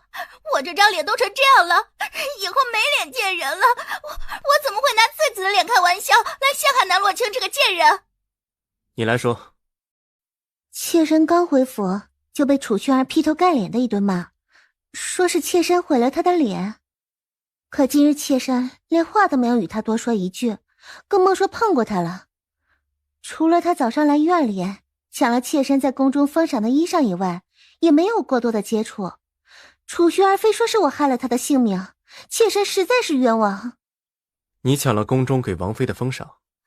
表哥，你别误会啊，我就是看那衣裳好看，皇后娘娘又送的多，我挑几件穿不过分吧？按理说，南洛清拿了封赏就应该主动送给我才是，哪还需要我主动去找他拿？既是你自找的麻烦，如何能怨到别人的头上去？滚下去！最近1个月闭门思过。秦玉修不过是念在楚薰儿已故的爹娘的面子上才对他客气些，要不然以他的脑子早就被丢出誉王府了。表哥，我还是不是你表妹了？你以前根本就不会这样子的，现在怎么变成这样了呀？你是不是什么都听南洛清这个贱人的？我都已经这么惨了，你还让我闭门思过？为何楚薰儿的脸会如此？你不是说雷公藤只会令人不孕？的确如此啊，雷公藤只会让人不怀孕。可是楚薰儿的院中有2棵大柳树，这柳絮加上雷公藤的粉末就会烂脸。你事先知晓，还让楚薰儿将衣裳拿走。誉王殿下应该十分了解楚薰儿是什么性子的人，他自己非得来抢，他既然想要，那我就给他好了。毕竟妾身可不像他那般小气。慢着，干什么去？既然事情已经解决了，这样应该不需要妾身留下来吧？秦玉修习惯了南洛清经常围着他转的日子，如今南洛清连正眼看他的次数都不多，令他心中憋闷得很。怎么？作为王妃，你不应该伺候本王？王爷这是舍不得妾身了，不过是分开一小段时间，王爷就忍不了了。你得意什么？你之前要的全儿身边的侍女不要了？自然是要的，现在妾身就跟着王爷去领人。没想到这阴晴不定的誉王殿下还有如此深情的一面。可是既如此深情，他为何不早早的娶了宋玉犬呢？王妃有所不知，并不是王爷不想与宋姑娘成婚，而是宋姑娘一直不答应与王爷在一起。哦，南洛清的确是不知道这件事，毕竟在原主的心目中，秦玉修是谁都配不上的存在，又怎么可能在宋玉犬这儿屡屡碰壁呢？奴婢查到的所有消息的确是这样的，就是宋姑娘总是有借口拒绝誉王殿下的提议，所以2人相处了5年，却一直都没有实质性的进展。这秦玉修也有今天，那宋玉犬肯定不是简单的人，要是一个普通的姑娘能得到秦玉修的青睐，早就迫不及待地爬上他的床了。王妃这么说王爷，恐怕有些不好。你以为你是谁？真以为嫁给誉王殿下就能成为誉王府的主人吗？你给宋姑娘提鞋都不配。哦，看来你这丫头心机不浅啊，对宋玉犬还算是忠心。那既如此，本王妃倒是要看看你是不是真的忠心耿耿。王妃娘娘请坐。唐月，狠狠的打，打一巴掌，王妃送你一片金叶子，然后打一下还得问一遍，到底本王妃好还是宋玉犬好？王妃您就放心好了，奴婢定会完成，不辜负王妃的托付。你们除了屈打成招，还能有什么招数？像宋姑娘就绝对不会这样对待下人，难怪王爷看不上你。说，到底是我们王妃更好，还是你那宋狐狸精更好？你以为打了我就会害怕不成？我对宋姑娘的忠心日月可见。我们家王妃美艳动人，宋狐狸精除了会勾引男人以外一无是处，你眼睛瞎了，觉得宋狐狸精更好？宋姑娘自然是好的，至少宋姑娘心地善良，不会像你们这样非打即骂。又是干脆利落的一巴掌。唐月自打上手之后，简直是快准狠，将春香打得措手不及。哼，你要是不想受这些皮肉之苦的话，就早点识时务的说王妃才是最好的，要不然你少不了一顿毒打。你凭什么这么说宋姑娘？你又不了解她，又怎么会知道宋姑娘是极为善良的女子？像宋姑娘那样的女子，就连地上一只蚂蚁爬过，她都不忍踩上一脚。再看看南洛清，他不仅骄蛮霸道，还草菅人命，是你执迷不悟，跟了这种主子。瞧你这话说的，难道宋玉犬从来不吃肉不成？难道有毒蛇就要吸宋一犬的血？他还主动献出自己的血不成？不过是装得好罢了。瞧见了吗？这都是王妃赏给我的。你的主子应该是没有这么大方的吧？这说明什么？说明你跟了一个不好的主子，才会落得如此凄惨。你要是早点弃暗投明，跟了我们家王妃，这些好处你不也有吗？叔叔里面有多少片金叶子，就打他多少巴掌，留他一口气，本王妃还有用。南洛清进屋躺了一会儿，门外响起规律的巴掌的清脆响声。虽说唐月的手打得很疼，但他的情绪却是十分的高亢的。这可是王妃交给他的第一个重要任务，他可不能马虎，一定要好好的教训春香，不能少打一下。妈呀，快醒醒！你还有27个巴掌还没挨呢。不论怎么晃，春香都没有动静。王妃娘娘，是奴婢办事不力，没有在那丫头昏倒之前将所有的巴掌打完。不碍事，等她醒了继续打便是。饿了吧？我们去吃点东西。王爷掐着饭点来，很难不让人怀疑啊。王爷是为了蹭饭啊。你在这儿弄什么？王爷，这是妾身给自己做的，没准备你那份儿。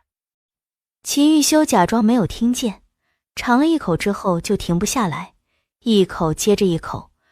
这东西味道不错，是怎么做的？就是一些乡野小菜，没想到王爷也喜欢啊。以后多做一些。他这是死了？没呢，王爷心疼了。一个丫鬟罢了。王爷，时候不早了，妾身想要休息了。饭都已经蹭他的了，不会连床也要蹭他的吧？王妃似乎是忘了自己的身份。事后本王休息，不是应该的。王爷可是要在妾身的院中留宿？不可以吗？本王在府中只有你一个妃子，在这留宿有何问题？那个，本王妃身子不太舒服，恐怕没有办法伺候王爷了。你以为本王是让你侍寝？本王不过是想让你用第二味药罢了。既是用药，王爷会自己院子即可，何必说得如此暧昧？你干什么？我要进去伺候王爷，你别碍事。哼，这句话应该是我问你才对吧？你一个大男人进去破坏王妃和王爷的感情做什么？你到底想不想王府添小世子了？这和小世子有什么关系？王爷是找王妃治腿的。那就只能说你脑子不太灵光。王爷什么时候治疗腿都可以，为什么偏偏要等夜深人静的晚上？难道不是为了发生点什么吗？哼！再说了，像王妃这么美艳的一朵娇花在王爷的面前晃悠，王爷若是一个正常的男人，就应该将我们王妃吃干抹净。你一个女子怎么能说这种虎狼之词？说这些东西怎么了啊？难道这不是事实吗？你要是真为了你家王爷好，既不要进去横插在王爷和王妃之间。再说了，他们两个人感情好了，王爷的心情自然就好啦。那么王爷不就不折腾你们这些人了吗？龙血汁暂时还不能用，还得等几天。妾身先简单的帮王爷排一下毒，这过程可能会有一些疼，王爷忍着一些。南洛清施针的动作一如既往的认真与轻柔。秦玉修一开始还在看着南洛清施针，看着就泛起了困，便不知在什么时候就睡着了。南洛清一直忙碌到后半夜才将一部分毒血放完。做完这一切后，他困得不行，就直接趴在床边睡着了。王爷救命！南洛清对奴婢非打即骂，求求王爷看在宋姑娘的面子上，救救奴婢！你不是一心寻死吗？这样不正合你的意？春香惊恐地望着秦玉修，她没想到这种话竟然是从王爷口中说出来的。明明当初王爷是对宋姑娘那般体贴的，爱屋及乌之下，王爷对她也是极好的，怎么能因为南洛清那个女人嫁进来以后，一切都变得不一样了？王爷恕罪，昨天是奴婢说错了话，还请王爷救奴婢一命。你既已是王妃的丫鬟，就得听王妃的，而不是念着旧主子。王爷，难道你不念着宋姑娘吗？宋姑娘才离开多久，王爷就已经将宋姑娘忘得一干二净了吗？你是什么身份，与王爷说这种话？你别以为爬上了王爷的床就能高枕无忧了。宋姑娘会永远在王爷心中的位置，你根本取代不了她的位置。南洛清懒得与这傻子争，只让唐月将昨天的27个巴掌还上。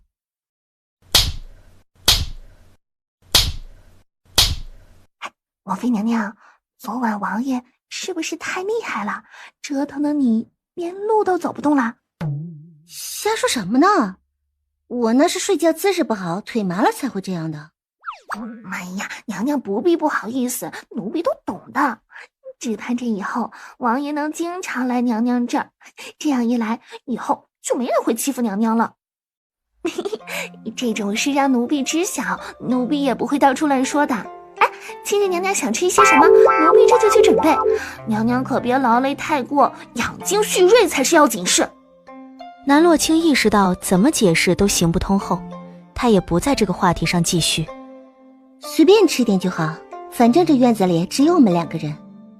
宋玉泉的死因一日不查清楚，他饭都吃不香。王爷不会如此绝情，王爷对奴婢是有感情的。王爷若不对奴婢有感情，为何之前对奴婢百般照顾？这帕子是王爷的贴身物件，本王妃有幸见过一次。你是宋玉犬的丫鬟，收藏王爷的帕子是什么心思？南洛清没有忽略春香望向秦玉修时眼中浓烈的爱意。如果说春香对秦玉修一点兴趣都没有，他是绝对不信的。奴婢的确只是个婢子，身份低微，但王爷是人中之龙，奴婢不过是仰慕王爷，有什么错？所以你和宋玉泉喜欢上了同一个人，也就是誉王殿下。于是你就怀恨在心，找机会将宋玉泉给除了，又栽赃到本王妃的身上，你倒是乐得逍遥自在。奴婢没有杀宋姑娘，当奴婢发现宋姑娘时，她就已经断气了。谁知道她是怎么死的？你休想诬赖在奴婢的身上。那也就是说，你知道宋玉泉不是本王妃杀的。你在本王妃看见宋玉泉的尸体之前，你便已经知道他已经死了，但你还是将这一切都推到我的头上，让我来当那替罪羊。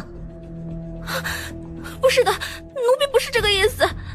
奴婢知道凶手是谁，凶手就是王妃。奴婢就是一时着急，说错了话而已。可说出去的话就是泼出去的水，你再想狡辩也无用。安风，你可听清楚了？属下这就与王爷禀报此事。同样都是做奴婢的，你怎么就如此贪心？主子锦衣玉食的养着你，你竟然和主子抢男人！王爷不该与妾身道歉吗？你还是第一个有胆跟本王要道歉的人。妾身帮王爷解腿上的毒已经卓有成效，王爷也得答应妾身做一件事来当做补偿。你想要什么？其实也不是什么大事，王爷点点头就能做到的。远安侯府不是会在近几日送来本来属于妾身的嫁妆吗？那些嫁妆里有好几家铺子，妾身是觉得给谁打理我都不放心，想亲自打理，所以想让王爷不束缚妾身的行踪，给我一个自由。王妃要做生意？怎么？难道在王爷的心中只有男人能做生意，女人就不能做生意了？哼，那么王妃到时候生意失败，不会抠鼻子？你才会做生意失败，你全家都做生意失败。在妾身的字典里，只有赢没有输，何况我也从来不做没有把握的事。既然我已经决定要照料好娘亲留下来的铺子，那就绝不会让他们败在我的手上。准了，就照你说的去做。王爷就这么放王妃出去，会不会生出其他的祸端？他既行踪如此奇怪，就让他做好了，到时候总归是会露出蛛丝马迹的。王爷英明，那么那个叫做春香的丫头该如何处置？送到大理寺去，让大理寺的人处理便是。回禀王妃娘娘，王爷下令将春香送到大理寺去，王妃可同意？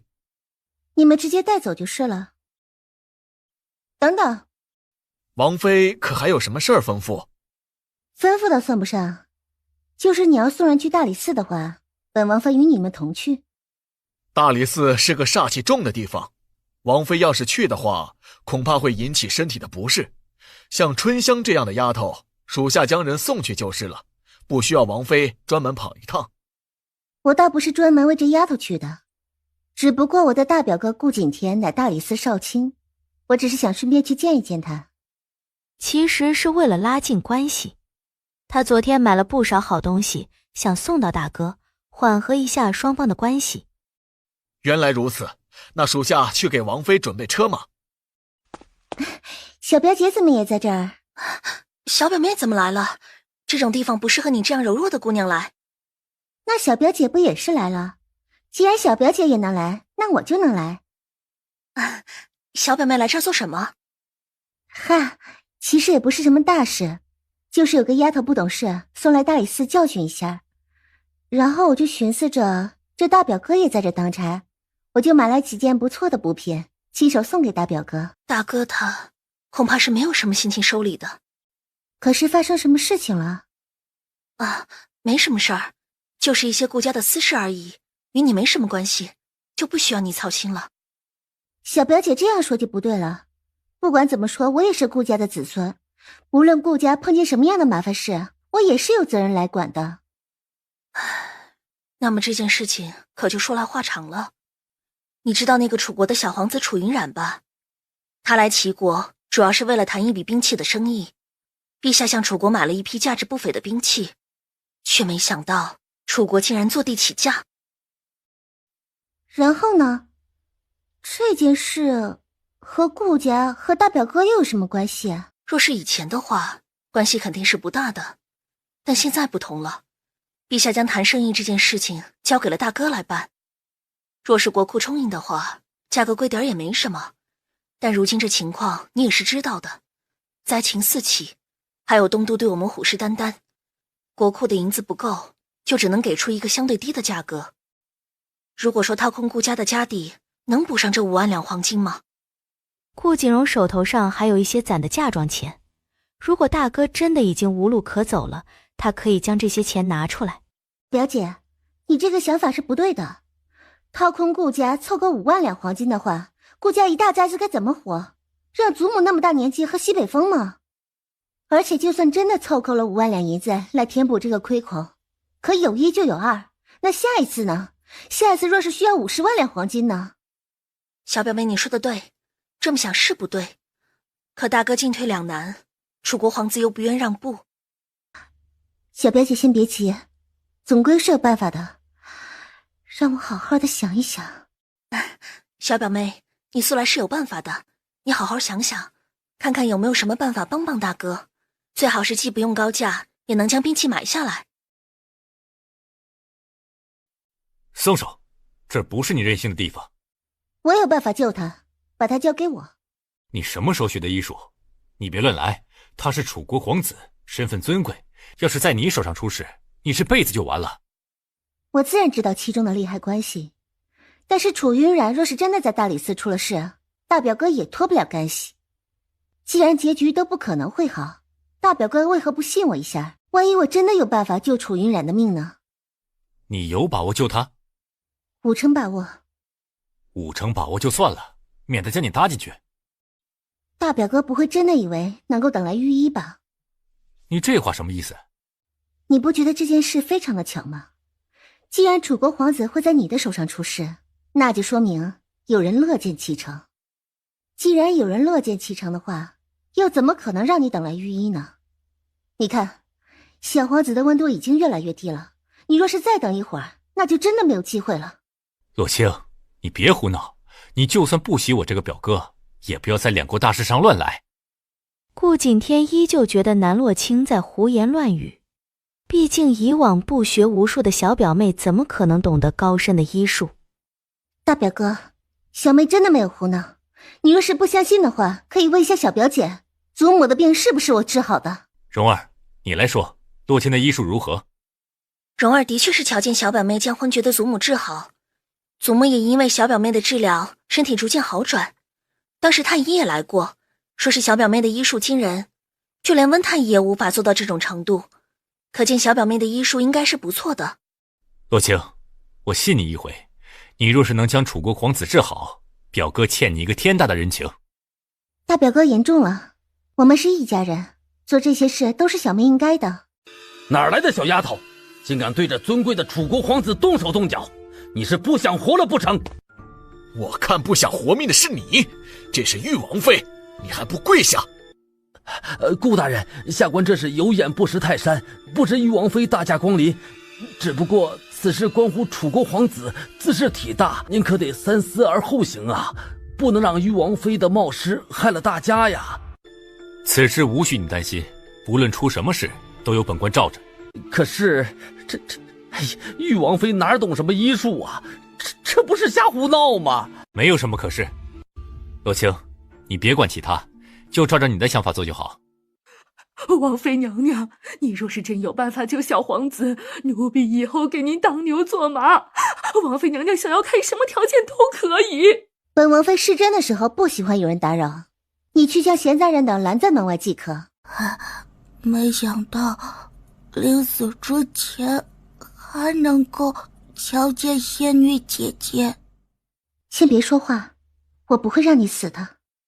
短时间之内，南洛清简单的查出楚云染吐血的原因是中了一种罕见的毒药，沾染上这种毒药后便会吐血不止，直至失血而亡。皇子能好起来，是上天保佑。是仙女姐姐救的本皇子，要谢就谢仙女姐姐。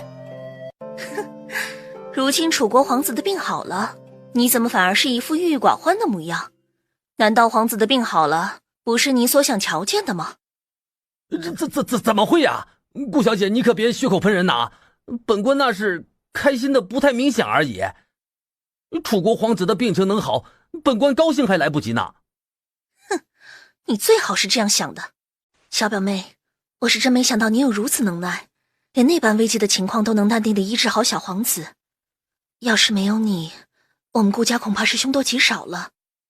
情况的确是危险，好在我带的药足够多。这楚国皇子好端端的，为什么会吐血呢？可是吃了什么东西？出事以后，本官就封锁了大理寺，将所有人都控制住，就连一只苍蝇都飞不出这儿。要想查清事情的来龙去脉，给本官一点时间。是谁派你来的？你这么做又是有什么样的目的？没人派我来。既然你不愿意说，那就压下去，酷刑伺候。为何杀了凶手？他这样的人死有余辜，这么多人在这看着，大人你可千万不要妇人之仁，只有让这妇人死了，才算是给楚国皇子一个交代。可本官没有问出来他的幕后主使是谁，你就动手杀了他，难不成你是想包庇他背后之人？哎呀，大人冤枉下官了，下官怎么敢有那种心思啊？下官这么做完全是一时糊涂，脑子一热就这么做了，根本就没有想太多。而且下官这么做也是有好处的，好处就是这个凶手不会再做出什么伤天害理的事情来，楚国皇子是安全的。鬼扯！来人啊，给我将这妇人身上好好的搜。四正搜了一圈，从夫人的手臂上发现了一个青色的印记，这个印记属于东渡国的杀手，可见这一次的刺杀是东渡国阴险的手段。大表哥，小妹觉得这大理寺丞并不简单，当时那妇人连连看了他好几眼，似乎是认识的样子。那妇人本来就有话要说，可大理寺丞迫不及待地动了手，而且还一剑封喉，这种行为太过奇怪了。小表妹说的极是，这是我没有考虑到的地方。此人是东渡国派来的细作，你们将茶壶还有人都送到宫中去，顺便将这件事情的来龙去脉与陛下说清楚。属下遵命。下官就说嘛，这细作留着万分危险，还是早些处理为好。下官这可是立了一件大功啊。还有下一次的话，你就滚出大理寺。顾大人，你这么说未免太过于霸道了些。下官这么做为了什么？不还是为了楚国皇子还有您的安危吗？万一这人又对你们出手，该当如何？谁叫你的可以随便对俘虏动手？幕后主使都还没有问出来，你就将人杀了，难不成是要杀人灭口？大人，您这就是冤枉我了。我可是一颗心都向着齐国和大理寺，一颗心可昭日月。再说了，这个细作到底是谁的人，不是很清楚明了了吗？他不就是东渡国派来的人吗？他一个细作是凭借什么本事进的大理寺？难道没有内应吗？本官还没有将内应问出来，你就急不可耐地将人杀了，你这不是做贼心虚是什么？若是大人都是这么想下官的话，下官的确是无话可说。皇子，你要么去内殿休息一会儿，买兵器的事儿我们可以等来日再商量。仙女姐姐慢着，本皇子有话和你说。小皇子可还有什么要说的？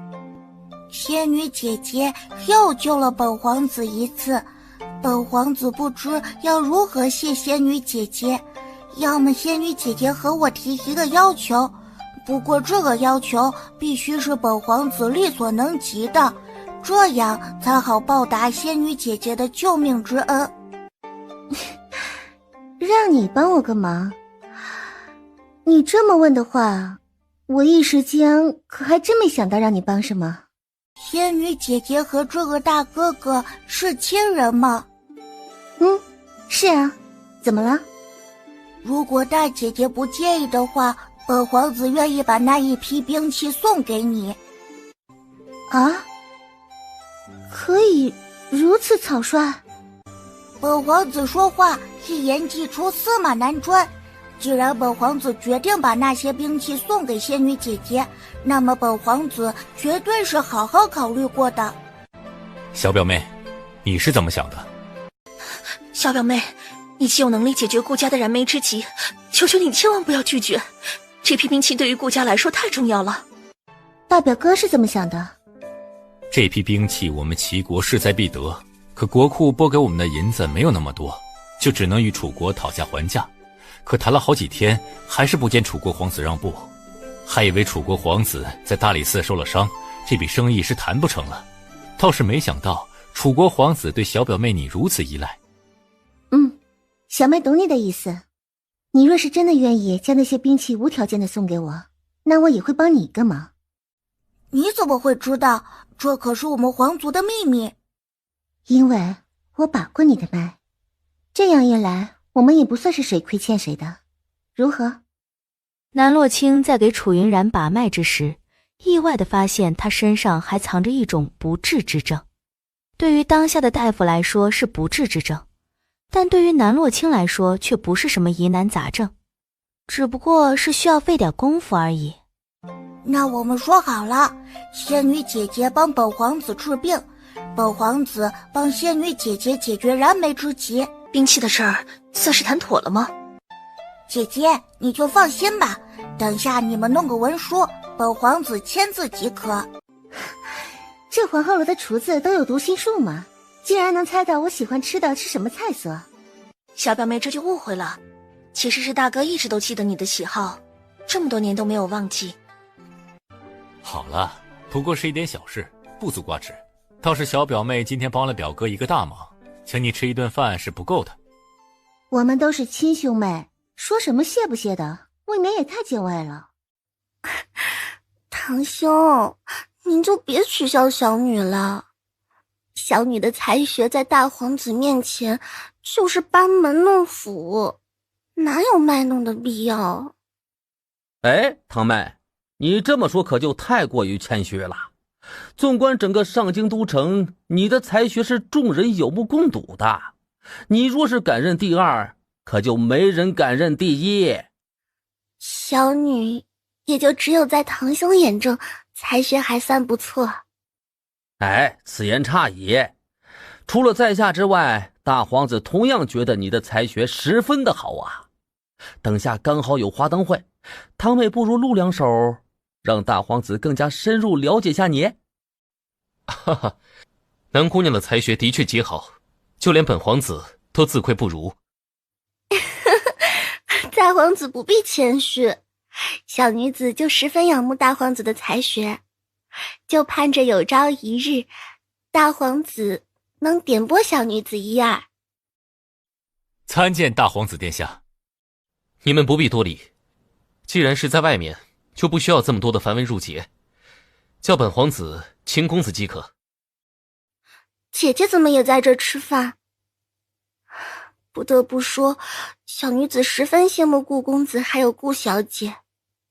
小女子与姐姐是亲姐妹，姐姐待我却不如你们亲厚，不知道小女子做错了什么，惹姐姐生气了。南玉薇，你自己是什么样的人，你自己心里难道不清楚吗？有你这么对妹妹的吗？玉薇好声好气的与你说话，你无端的凶她做什么？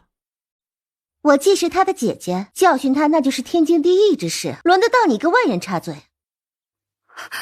大皇子，一切都是小女子的错。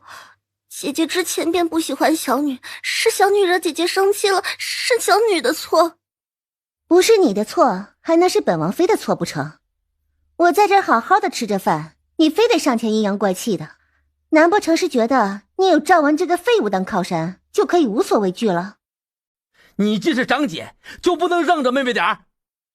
洛清是我的妹妹，你若是想为了你的妹妹教训我的妹妹，我也不会客气。顾大人，我就是随口说说，没有其他的意思，你别往心里去啊。堂妹，你点的菜肴都要凉了，快些落座。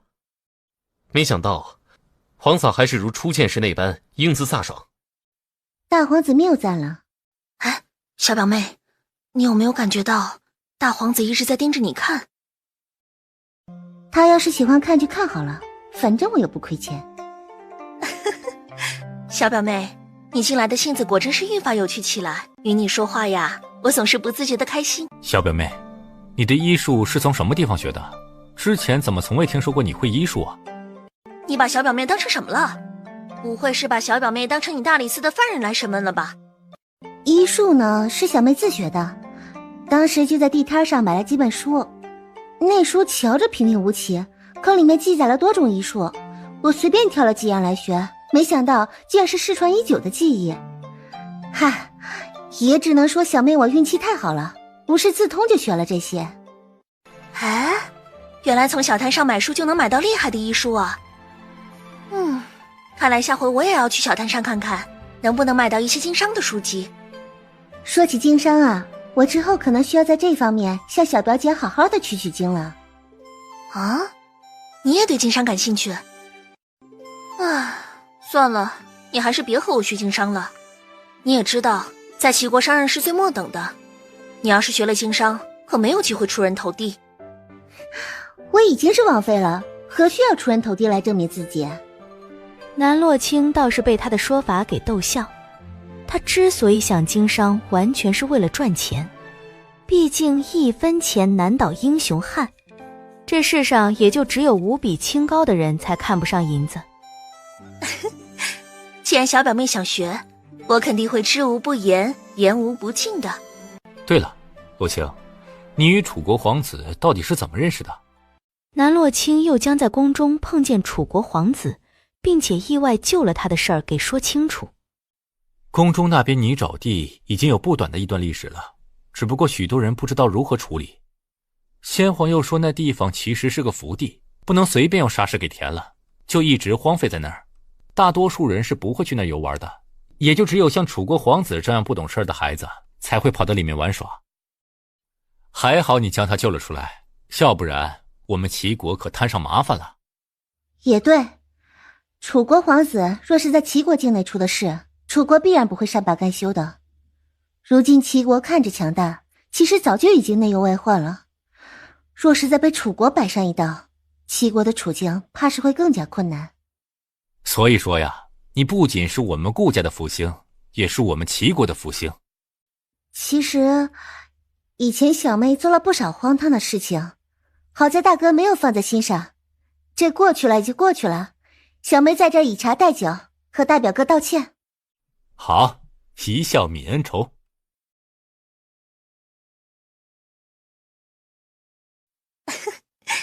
我就喜欢我们这家子和和美美的模样。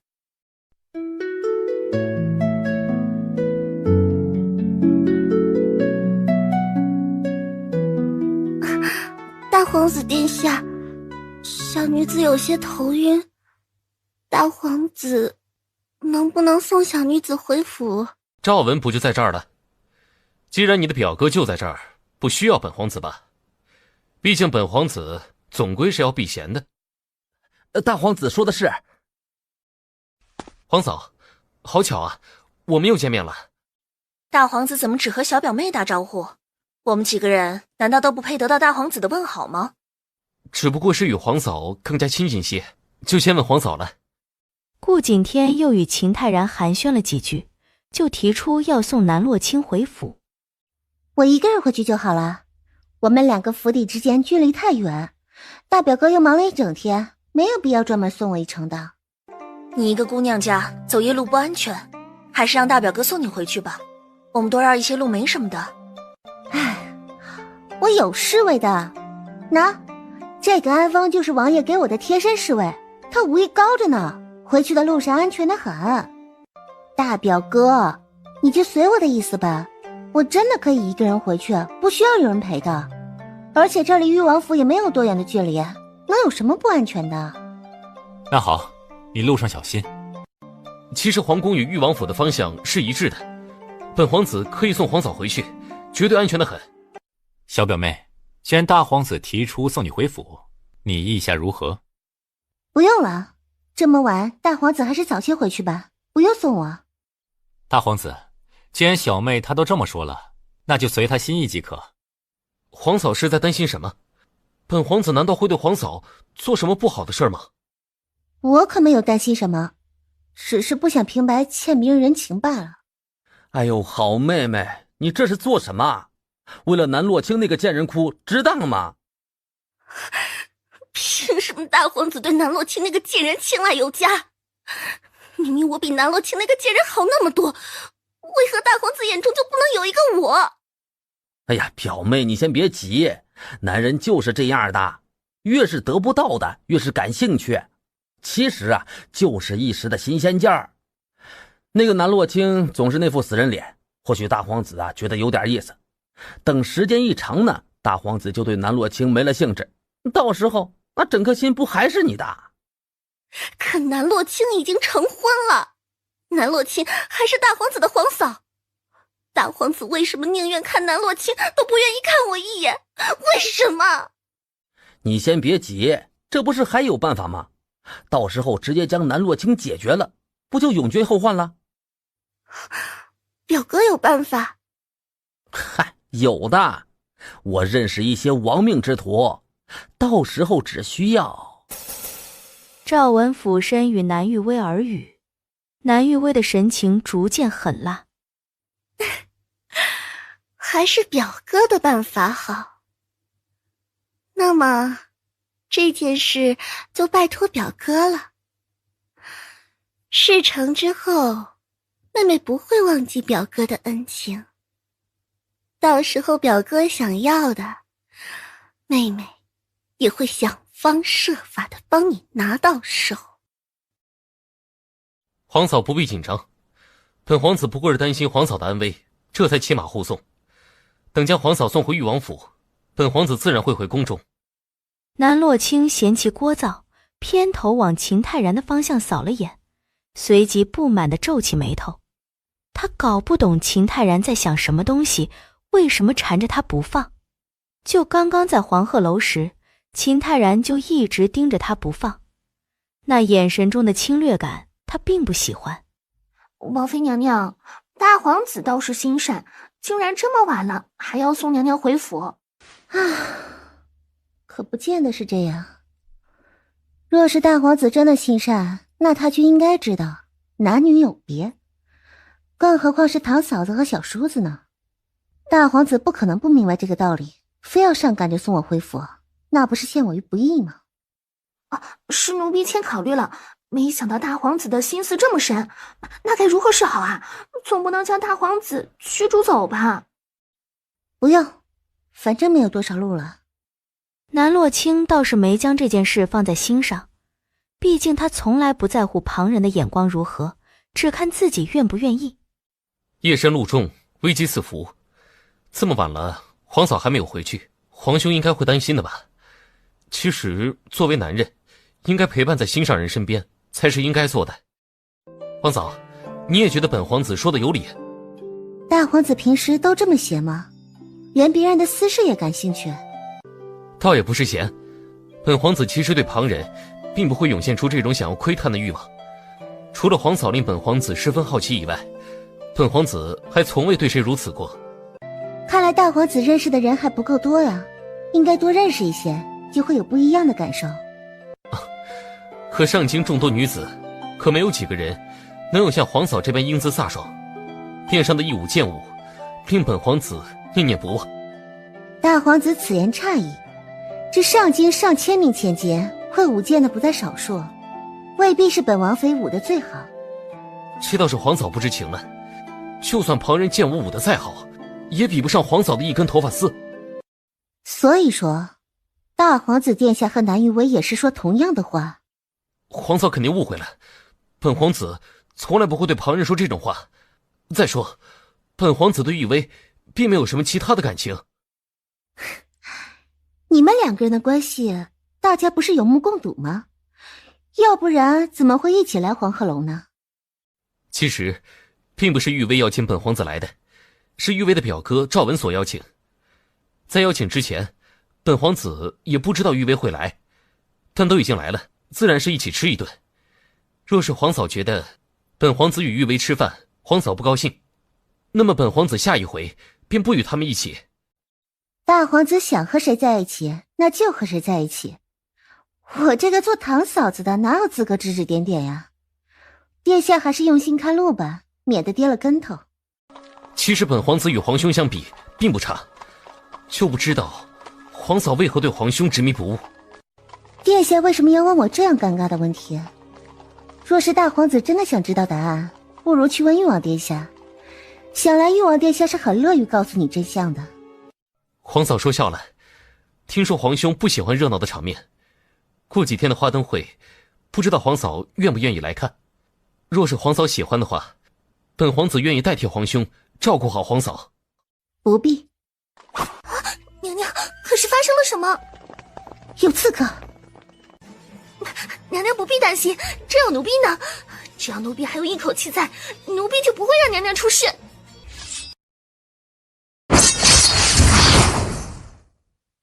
他从腰间拔出软剑，这是他让人打造的宝贝，在危急时刻可以救人一命。娘娘，你怎么随身携带如此危险的武器？你把这剑给奴婢，奴婢出去和他们拼了。你在这好好的待着，本王妃去会一会他们，看看他们是什么人派来的。南洛清二话不说就冲上前，一脚踹飞了一个黑衣人，将秦泰然救下。南洛清并不会什么漂亮的招式，但他杀起人来快准狠，而且攻击的都是重要部位，几乎是一剑毙命。过了半晌，黑衣人们都死绝了，一半是死在安丰的手下，一半则是死在南洛清的手下。没想到皇嫂的武功极好。秦泰然高兴的是，皇嫂并没有丢下他，而是不顾一切的出手救了他，可见他在皇嫂的心目中有不低的位置。倒是让我没想到的是，大皇子的武功竟然如此的烂。皇嫂，本皇子的手受伤了，不能再骑马，就是不知道皇嫂能不能用马车送本皇子一程啊？听说皇嫂的医术也很不错，就是不知道能不能帮本皇子将手臂包扎好。还是让侍女来吧。王妃娘娘自幼十指不沾阳春水，哪儿懂得什么帮人包扎的活？大皇子殿下，这种活还是让奴婢来吧，奴婢最擅长包扎伤口了，而且必然动作轻柔，绝对不会让大皇子感受到半分疼痛。啊，听说皇嫂可以为楚国皇子医治，怎么就不能为本皇子医治？按理说，本皇子应该是与皇嫂更为亲近些。王妃殿下读了那么多的圣贤书，难道不知道男女授受不亲的道理吗？不过是一点小伤而已，那兵器上没有毒，大皇子殿下伤内并不严重，让唐月来正合适。皇嫂，不知还有个小忙，皇嫂帮不帮？殿下还有什么话要说？就是本皇子这副模样回宫的话，恐怕会让父皇还有母后担心，所以本皇子想在皇嫂这儿借住一晚，等伤好的差不多的时候再回宫。南洛清知晓，若是拒绝的话，秦泰然肯定会想其他的法子缠着他，于是点头答应。娘娘，奴婢觉得这样可不行。大皇子看上去好像对娘娘有意思的模样，竟然直接追到了府中来。可娘娘已经成婚，也有了夫婿，大皇子这么做，不就是让娘娘难办吗？无碍，以后避着他点就好了。王爷这么晚了，怎么还不回去休息啊？这儿就是本王休息的地方。王爷似乎是忘了，这是妾身的院子，王爷休息的地方在隔壁。这儿既是本王的王府，都是本王的院子，本王想在哪儿睡就在哪儿睡。既然王爷想这么做，那就随王爷好了，妾身先去休息了。啊，王爷这是做什么？秦玉修的嗅觉十分敏感，不过是刚接触，秦玉修就从他的身上嗅到了只属于男子的香气。你和男人接触过？我今天和大表哥顾景天见了一面，然后又和他吃了一顿饭，或许是染上了表哥身上的气息了。顾景天可不用龙涎香。王爷可能是累了，所以连味道都闻错了。不说，本王也可以将一切都查明白。你若是好好说，本王还可以饶你一命。王爷想知道什么，直接问安风不就好了？反正安风今日一整天都和妾身在一起。你与秦泰然私底下见面了？没有，偶然碰见的。偶然碰见，又怎会沾染上他身上如此浓烈的香气？我都说了，王爷要是想知道，直接问安风即可。他是王爷的属下，一定会将知道的事情一清二楚的告知于你。王爷这是闹什么？啊，难不成妾身和大皇子走得近，所以王爷吃味了？你还不够格。秦玉修的呼吸重了几分，单手扣着他腰肢的力道沉了沉。他不喜自己的东西被他人染指，更不喜南洛清背叛于他。既然王爷不在乎妾身，那妾身和谁相处啊？王爷管得着吗？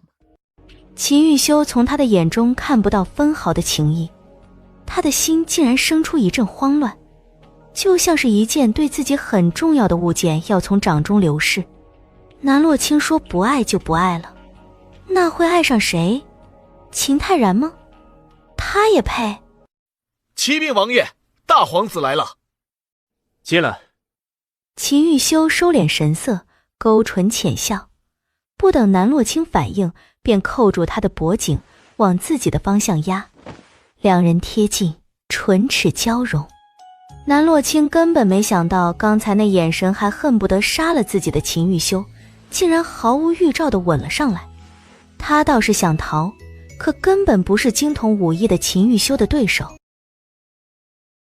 皇帝怎么来了？真没听说过拜访需要挑在这么晚的时间。之所以这么晚的时间来拜访皇兄，自然是有原因的。皇帝若不是碰见了杀手追杀，也不至于在皇兄这儿借宿。而且这件事，皇帝已经问过皇嫂的意见，皇嫂觉得可以，皇帝这才冒昧前来。皇帝既然知晓自己容易受伤，那就在宫中待好，不要随便在外面瞎跑，免得将危险带给旁人。黑衣人已经全部死在了皇嫂的剑下，皇帝之所以能安然无恙，与皇嫂的救命之恩脱不了干系。本王倒是不知王妃有如此能耐。这也没什么难的，不就是一些雕虫小技罢了，大皇子没必要放在心上，而王爷更没有必要放在心上。毕竟与你的剑术相比，妾身的功夫只是班门弄斧罢了。大皇子可否听见，在王妃的心目中，救了你的命就是随手之劳罢了，根本不足挂齿。可救了就是救了，这件事是不可更改的。本皇子会永远对皇嫂抱有感激之情。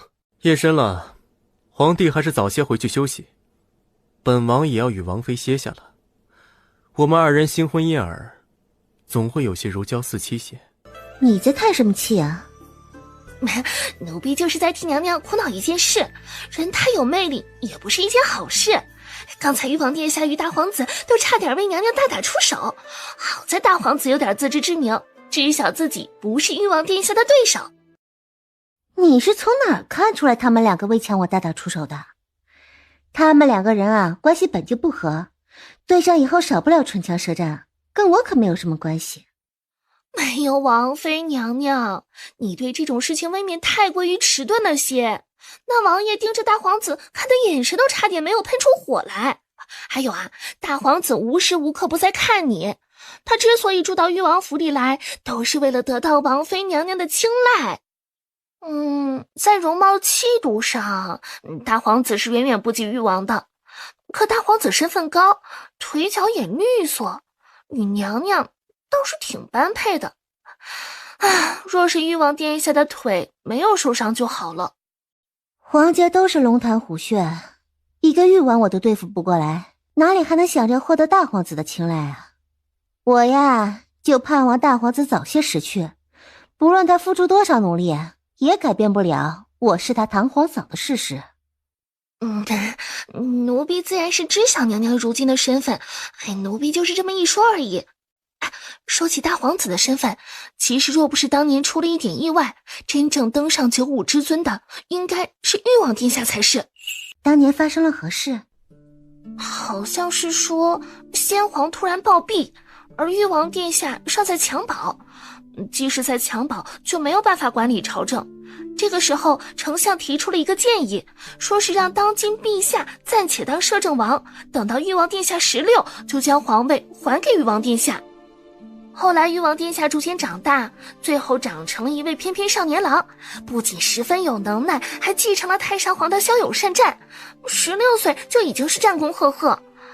按理说那一年皇位就应该还给誉王殿下了，可是就在班师回朝的前一天，誉王殿下碰见了刺杀，还因此伤了腿。好在誉王殿下命不该绝，被宋玉全给救了，誉王殿下的腿就此伤了，再也站不起来。齐国可从来没出现一个瘸子皇帝，誉王殿下的皇位自然也就落空。从那之后，誉王殿下的性情就变得十分的古怪，也只有宋玉犬在他身边日日夜夜的照顾他，才得到他一些优待。这么一拖，不知不觉已经拖了许多年。那这样说起来，这誉王殿下的腿伤未免也太巧了一些，正要回国接手皇位，却伤了腿。恐怕这件事情上，你说没有秦红叶的手笔，我都不信。王妃，这种大逆不道的话以后可不能说，被人听见了的话，可是会被拿来做文章的。杀头都算是轻的，严重的还有株连九族。这皇城啊，还真是处处透着危险。你说的这些倒也不算什么。话说回来，那背地里的人能暗算秦玉修一次，那么就会有第2次、第3次。难道秦玉修处处都能有着好运气，都有人搭救不成？南洛清意识到问题的严重性，自己若是一直跟在秦玉修身边的话，难保不被人算计。都说明枪易躲，暗箭难防，他若是被人算计，总有马失前蹄的时候。等查明宋玉泉的死因后，还是赶紧找个时间跑路好了。娘娘的担心也没错，这可怎么办啊？没什么好担心的，先睡吧。睡醒之后啊，一切都会迎刃而解。说说看，秦泰然到底与王妃有什么勾结？安峰跪下，一五一十地将事情的来龙去脉说清。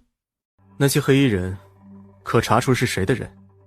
秦玉修更好奇的是，到底是谁要秦泰然的命？还在查，恐怕过几日就能知晓答案。既然大皇子住在誉王府，那就给大皇子送一些见面礼，保证他一辈子难忘。祖母，怎么这么晚了还在这儿？田儿，回来了，祖母等你好一会儿了。祖母早些去休息，为何在这儿熬着？祖母听说你在大理寺的事情已经解决了，到底是怎么解决的啊？那件事不是特别的棘手吗？祖母一刻没有看见你，这心里就一刻不踏实。祖母，这么晚了，喝茶对身子不好，你需要好好休息。还有那些朝堂上的事儿，孙子自己会解决，不需要祖母操心。你这是嫌祖母年纪大了，不中用了，什么都帮不了你了。祖母，你误会孙儿了，孙儿就是担心祖母的身子。除此之外，朝堂的事情已经在洛清的帮助下解决了，你就别担心了。你不是一直都瞧不上青儿，怎么今日突然提起他？之前是孙儿看不清，才会觉得洛清不学无术。其实仔细相处下来，洛清是个大智若愚之才。而今天这件事，若是没有洛清的帮忙，孙儿可是完成不了的。青儿做了什么？你快与祖母说说。洛清救了楚国皇子，帮大理寺解决了一个极大的麻烦。楚国皇子欠洛清一个人情，就想用兵器的价格来抵消。所以说，我们顾家并没有必要为那10万两黄金所发愁了。祖母早就说了，青儿有能耐的很，是你们一个个的不相信。这下终于明白，祖母所说的都是真的了。以后啊，你们就好好的对待青儿，就将她当作你们最亲的亲人来对待。无论是青儿的什么要求，你们都照做。要是做不到，就是与老身作对。是，就算没有祖母这句话，孙儿也一定会好好对待洛清表妹。你倒是比老二懂事得多，难怪老身最宠你了。既然大理寺的事情已经全都解决好了，为什么还这么晚回来？就是陪洛清吃了一顿饭，所以就多花了点时间。怎么不请到自己家里来吃？怎么在外面吃啊？这是洛清要求的，他觉得这么晚了，祖母肯定是睡了。既然那已经休息了，要是再打搅祖母，可就不合适了。怎么会不合适？不论青儿什么时候来，只要她来，祖母都欢迎。不论是什么时候。祖母，时间不早了，你还是早些回去休息吧。事情已经告一段落，你就不要费心了。青儿的事，你可得记在心上。那个誉王可不是个善茬，青儿的娘家也不是个好货，根本给不了青儿帮助。你是青儿的哥哥，而且也是顾家的顶梁柱，可一定要好好护着青儿。不管怎么样，也要让那个誉王知道，青儿不是他能够随便欺负的人。你听懂了吗？孙儿一定谨记祖母的教诲。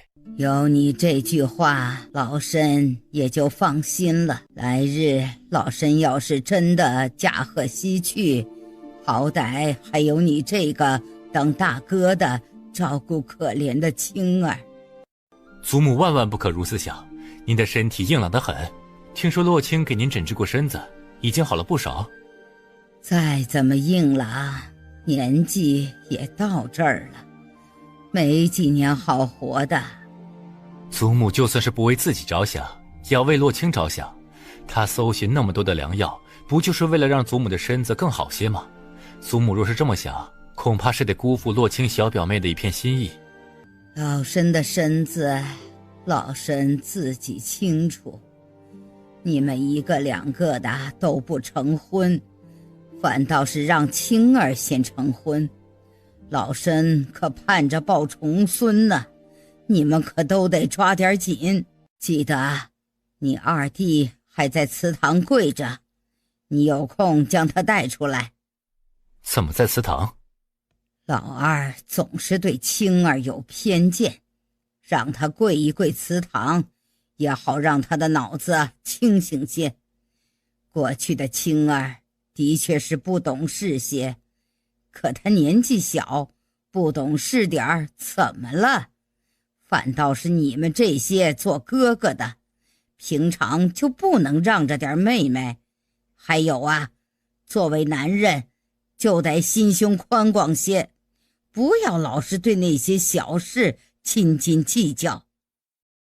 的确，二弟常年在军营，都是与一些男人接触，想法也直了些，但孙儿明白，二弟绝对没有什么坏心。行了，知道你们兄弟情深，你就见不得他受苦。去吧，把他接出来，让他不要再做这些事了。大哥，我就想不明白，祖母到底是被洛清下了什么迷魂汤？眼睛里就只有南洛清一个人。我不过就是说了句实话，祖母就雷霆大怒，还罚我在这跪了整整1天。我猜啊，在祖母眼里，只有南洛清一人是他亲生的，我们几人都是被他抱来的。你可少说2句，洛清表妹人不错，你以后就不要对她有偏见了。若是还有下次，我也不会对你客气。大哥，你开什么玩笑？你之前不也讨厌南洛清，觉得他的存在总会给我们顾家惹不少的麻烦吗？怎么现在说话又变了？弟弟，我只听说过女人的想法最是善变，倒还是没有听说过男人的想法也和女人的想法一样善变。算了，你先回去休息，我也回去了。娘娘，这种粗活怎么能你来干？还是交给奴婢来看吧。别动，这些草药有毒，你若是真的胖了，恐怕连怎么死的都不知道。啊！既然这些药草有毒，娘娘可别再把弄了，赶紧让奴婢将这些丢出去。这样一来，王妃娘娘就不会有危险了。胡说什么呢？这些可都是宝贝，是我花了大价钱买来的，可不能就这么随随便便的丢了。娘娘，你这么说的话，奴婢可就不理解了，怎么就成了宝贝了？它们可是有毒的药草，不知不觉会要人命的。昨晚的刺杀，你现在想起来可会害怕？吓人。奴婢觉得娘娘应该与王爷说清楚事情的来龙去脉，再让王爷给娘娘准备几个武艺高强的侍卫。若是天天被侍卫跟着，那我还有什么自由啊？说的也是，娘娘不喜欢被人跟着，那么以后我们就不要随便出门好了，这样一来也就不会碰见什么不得了的危险。不用，等这些草药长成啊，就能制成很辣的药粉，10人之下能立刻毒倒。哇，娘娘还真是有远见。皇嫂，你听我解释。大皇子殿下和我解释做什么？殿下，你跑这么快做什么？奴家都追不上了。你们到底是从哪儿冒出来的？本皇子根本不认识你们。我们是红楼院的歌姬，专门来伺候大皇子您的。还有，昨晚大皇子可主动了，怎么今日又这副拒人于千里之外的模样？本皇子根本不知道你们是从什么地方来的，本皇子何来的主动？哼，殿下可能不会是想不认账吧？昨晚你还拉着奴家的手，说是今日要封奴家当个妃子，这么快就翻脸不认人了吗？是啊，昨晚这么多姐妹都听见了，大皇子可不能说话不算话呀。昨夜姐妹们将殿下伺候得舒舒服服，殿下怎么睡醒就不认账了？行吧，若是妃子的份位没有了，怎么着银子也得给姐妹们算一下吧，要不然姐妹们忙活了一晚上，难不成1分都捞不着？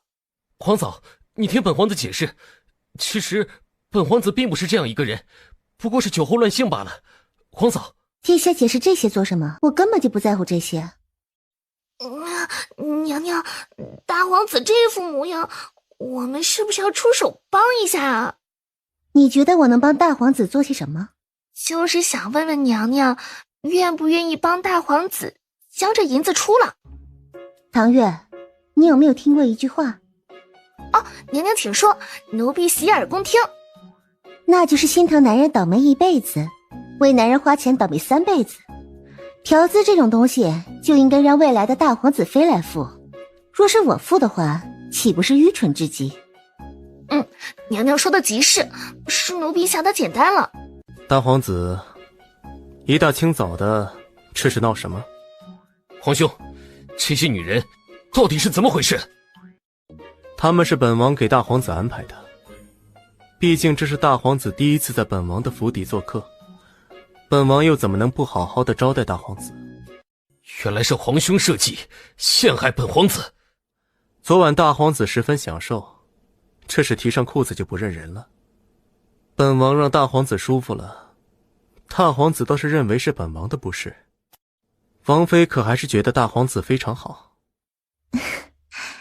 妾身何时说过大皇子的好？还是说王爷在面对其他男人的时候总是这般的不自信？别忘了你是本王的王妃，贬低本王对你有何好处？的确没什么好处啊，可妾身高兴。听说昨晚你遇刺了，是不是誉王干的？怎么不说话啊？难道是昨晚的刺杀太过于吓人，竟然将你吓傻了不成？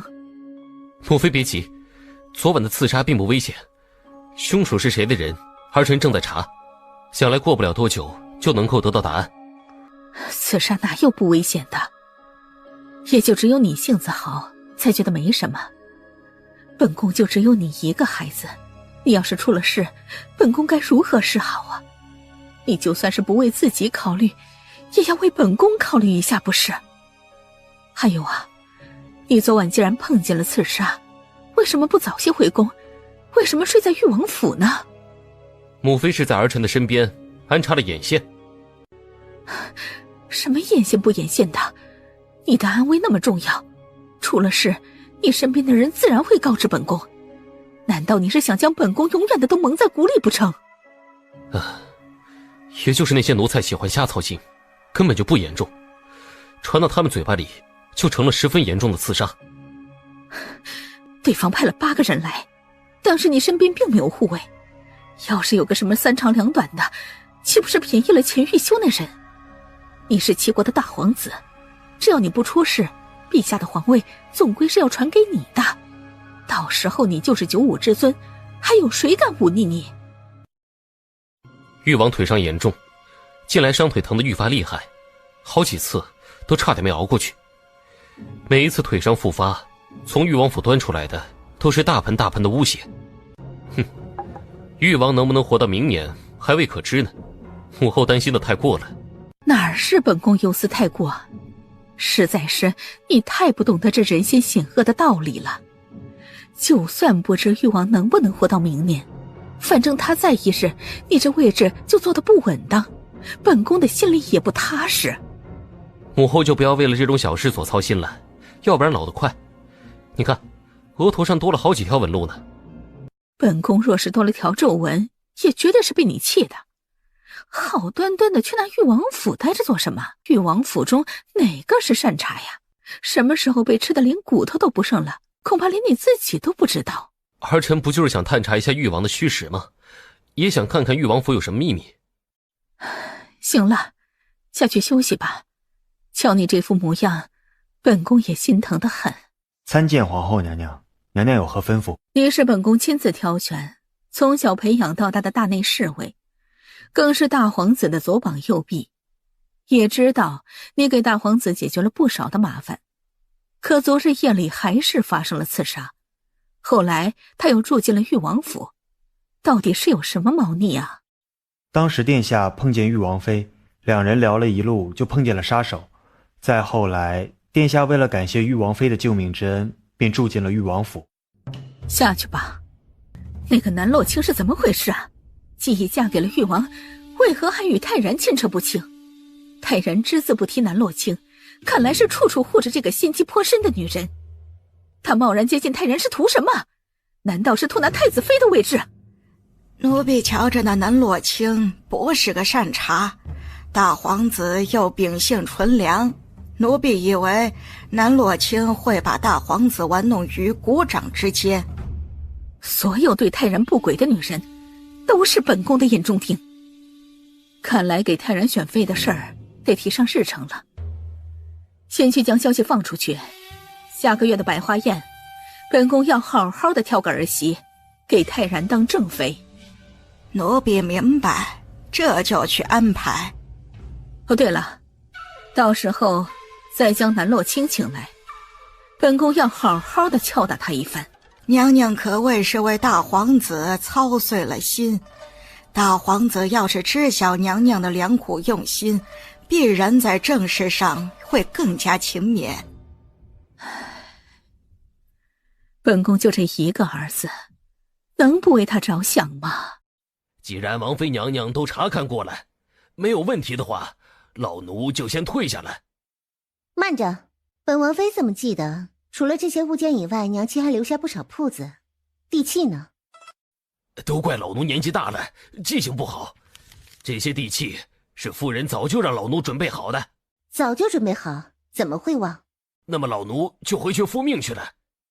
慢着，谁和你说这些嫁妆没有问题的？王妃娘娘，这些嫁妆都是夫人反反复复清点过多次的，绝对没有问题。本王妃记得娘亲留给我10间铺子，为何只剩3间？你们随便拿了3间位置最差的铺子来糊弄本王妃不成？王妃娘娘，这件事儿是不是个误会啊？夫人交给小的地契就只有3张，根本没有10张。就算王妃今天将小的杀了，小的也只能拿出3张啊。既然赵氏交给你的就只有3张，那就说明他在上面动了手脚。走吧，本王妃和你一同回府，和赵姨娘好好的算一算。娘娘出门可别忘了奴婢。你先别跟着我去，我还有重要的事情交给你做。洛清怎么来了？肯定是知晓今日是侯爷的生辰来送贺礼的。洛清，你还真是孝顺。南洛清冷冷地扫了赵氏一眼。怎么这么看着娘亲呀？难道娘亲有什么地方说的不对？没错，我的确是来给元安侯送一份大礼的。哼，本侯还以为你心里没我这个爹了。你平日要是有玉薇1半懂事，本侯也不会被你气得不行。现在你就去给玉薇道歉，上次你就……南洛清，你又发什么疯啊？你这个杀千刀的贱人，你竟是敢打老娘！你和你那死去的娘一样贱！你还有脸提我的娘亲？你个妾室哪来的脸辱骂正房？哦，对了，既然你提了娘亲，那我们就来清算一下。元安侯这是做什么？为一个妾室出头不成？她是你娘，你别一口一个妾室。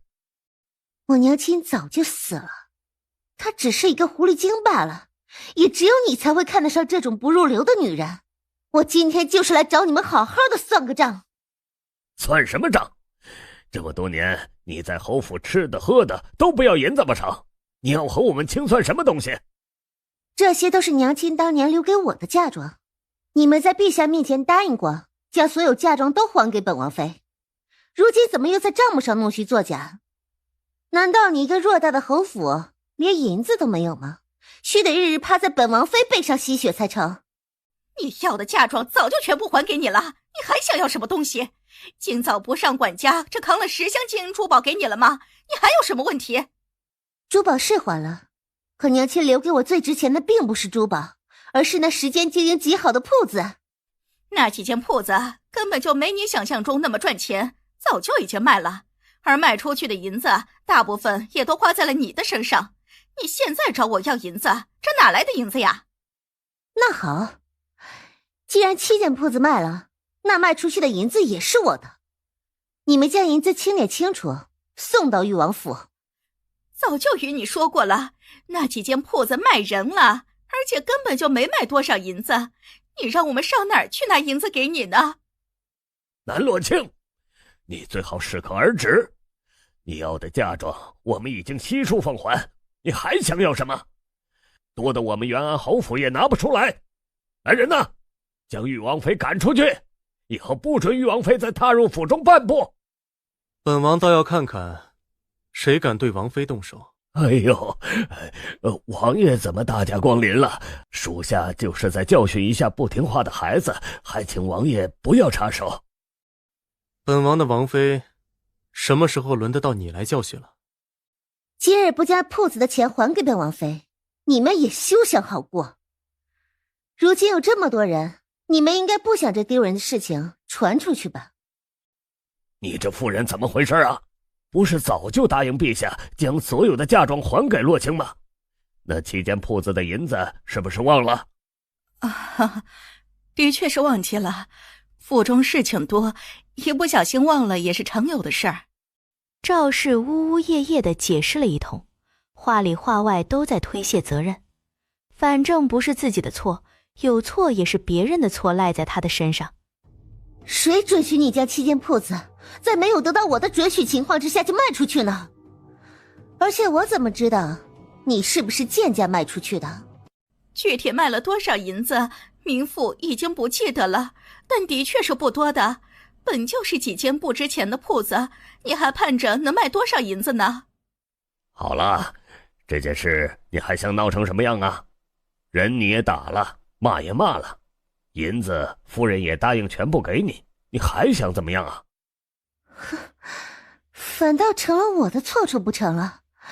这些东西本就是你们欠我的，我不过是要回属于自己的东西罢了。这就给你请点银子去。价钱算出来了，不多不少，7间铺子值5万两白银，比南洛清预料之中的少了许多。见南洛清的脸沉了下来，这个价钱卖得太低了些。本侯看在我们父女一场的情面上，再给你补2万两银子，你看如何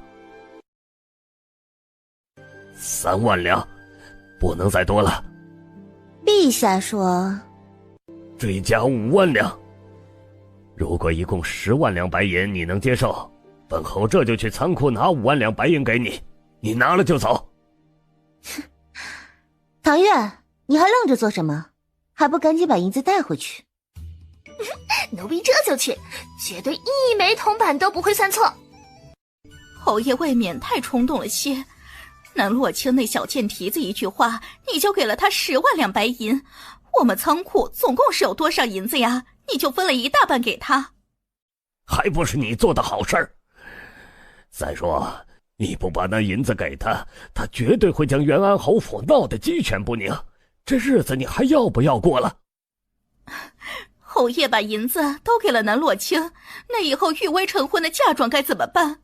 难道侯爷要玉薇以后出嫁被人嘲笑不成？玉薇的嫁妆本侯爷会想办法，你不必瞎操心。侯爷，是不是该让戏班子重新开始唱戏，庆贺侯爷的生辰？还庆什么庆？都已经这样了，还有什么好庆贺的？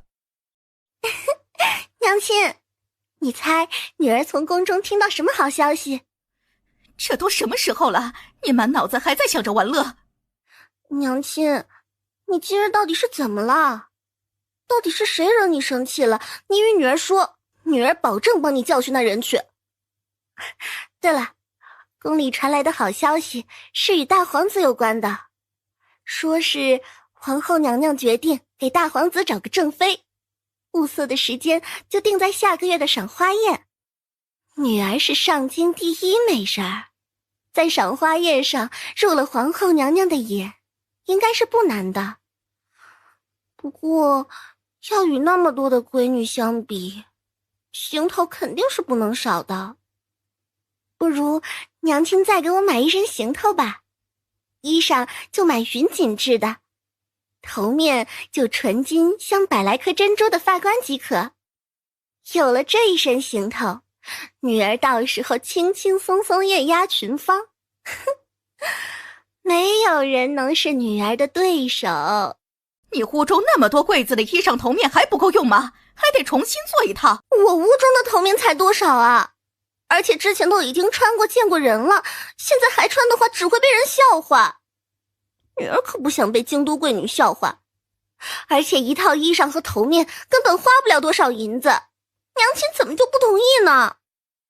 南洛清刚才来要走了家中10万两白银，你的衣裳和头面还不贵？怎么会这样？南洛清这个贱人怎么能来打娘亲？他眼中还到底有没有王法？这仇来日娘亲必然要他血债血偿。南洛清那贱人凭什么？他算个什么东西？凭什么在我们元安侯府耀武扬威？这仇来日娘亲必然要他血债血偿。南洛清那贱人凭什么？他算个什么东西？凭什么在我们元安侯府耀武扬威？哼，还不是仗着有一个誉王给他撑腰。来日你嫁给大皇子，你就是未来的太子妃，在地位上就压南洛清一头，他必然不敢再欺负你。等到了那时，南洛清绝对不是你的对手。娘亲，女儿从来没有将南洛清那个草包放在眼里过。如今他的嚣张也只是一时的，就算誉王的身份再尊贵又怎样呢？就誉王那残破的身子，恐怕是活不了多长时间，以后的路还长着。南洛清以后还能有这样的好日子过吗？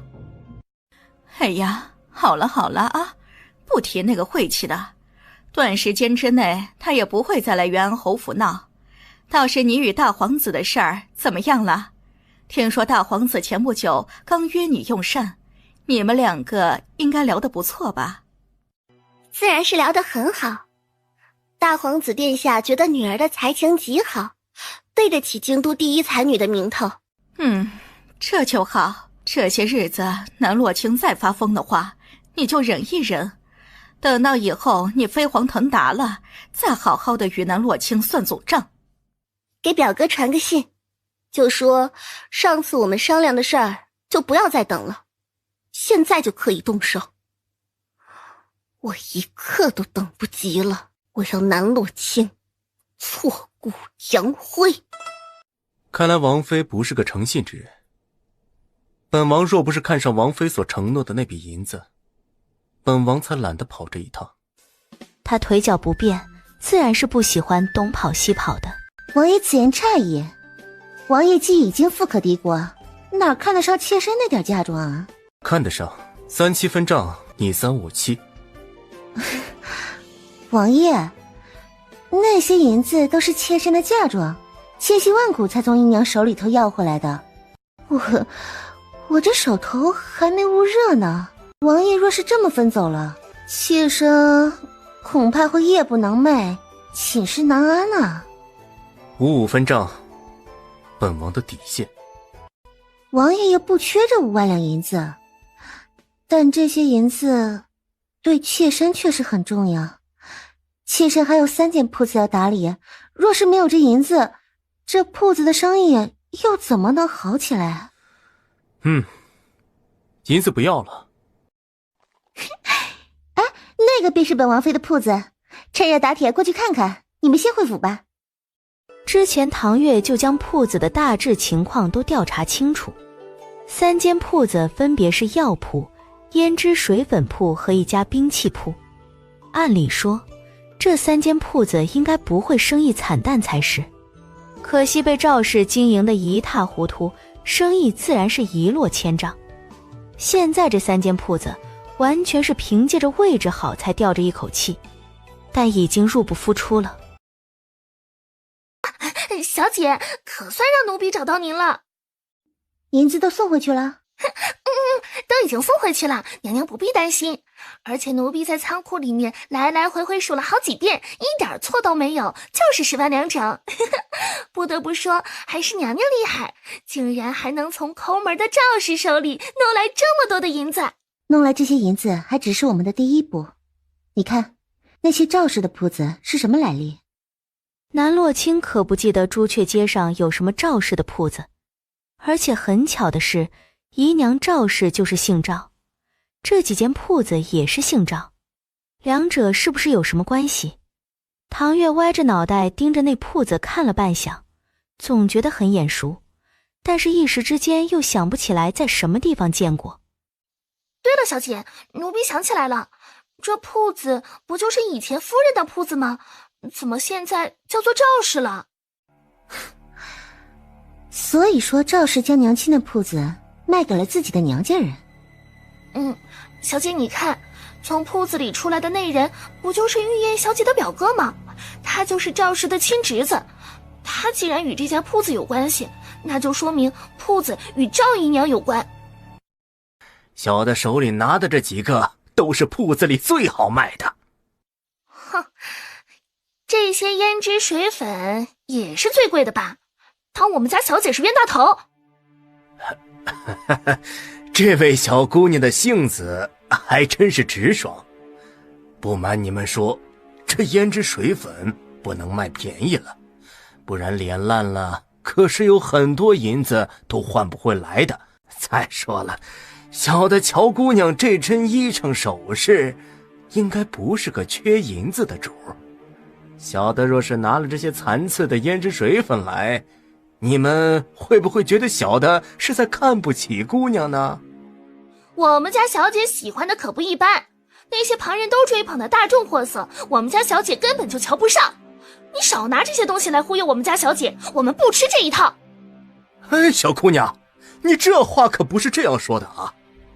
既然是受京都夫人贵女们追捧的，就说明我这铺子的东西是着实是好，那银子自然是花了不冤的。你就拿这些货色来应付本小姐？那姑娘喜欢什么自己看，小的还有其他事要忙。他这人什么态度啊？见我们不上当就给我们摆脸色。姑娘若是不喜欢这些胭脂水粉呢，小的再给你找下来。您看看你喜欢什么样的？是显得气色好，还是曲细纹的？姑娘别觉得自己年纪不大，曲细纹的有些尚早。时间呐，可是过得很快的。姑娘现在就用我们家这珍珠霜，保证年年都是28年华的模样，美死了。我可不喜欢那些上不得台面的烂货。你们这家铺子谁开的？若不是有名望的人士，本小姐可不敢拿这些不知名的东西往自己的脸上涂抹。这一点姑娘完全可以放心，我们赵氏胭脂铺绝对不是那些随便开的铺子。不知姑娘可有听说过元安侯府？就是那个元安侯府的夫人。南洛清的神情又冷了几分，收了钱袋，一句废话都不多说，转身就走。奸商，这些铺子果然都被赵氏给换走了。我们今天拿到的10万两银子，不及这些铺子的9牛1毛。小姐，你瞧见了吗？生意这么好的铺子，怎么可能会缺钱？的确，赵氏这几间铺子混的是风生水起，每一件都能赚不少的银子。可他们的辉煌也只是暂时的，再等一段时间，我必让他们笑不出来。小姐英明，奴婢相信小姐肯定能好好的教训他们。没死算是你的运气。姑娘，你没事吧？那女儿是谁？为何如此嚣张？是苏家的大小姐苏灵儿，更是皇后娘娘的亲侄女儿。她亲爹是骠骑大将军，全家显赫。她行事乖张，当街纵马伤人的事儿十分常见。那她为什么伤我？她伤人都是随意的，完全看心情。有的时候若是真的将人伤得半死，他们苏家肯定会花银子摆平。不过听说苏灵儿爱慕玉王殿下，前不久玉王殿下成婚了，苏灵儿心情不好，伤人的次数变多了许多。姑娘听我一句劝，以后走在朱雀街上要小心一些。以后若是没事儿，姑娘还是不要随便出府的好，外面太过于危险了。姑娘以后多加小心，小生就先走了。多谢公子救命之恩。姑娘不必客气，见义勇为是应该的。我送你去医馆吧，正好治一下伤。不必了，我就是一个医者，这点小伤回去随便处理一下就好了，姑娘费心了。你是个医者，怎么过得如此落魄？小生没什么能耐，愧对列祖列宗，一身本事却无用武之地。这些银子你收着好了，就当做你救命的报酬。姑娘使不得，救姑娘的命就是举手之劳罢了，小生不是为了银子。我自然知道你不是为了银子，可你救了我的命，我就应该给你报酬。你若是不要的话，那就是看不起我。姑娘可别这么说，君子爱财，取之有道。不论姑娘怎么说，小生都不会要这笔银子。公子若是不要，就是看不起我们家小姐。我们家小姐最不喜欢的就是被人瞧不起了。你应该不想小姐生气发火吧？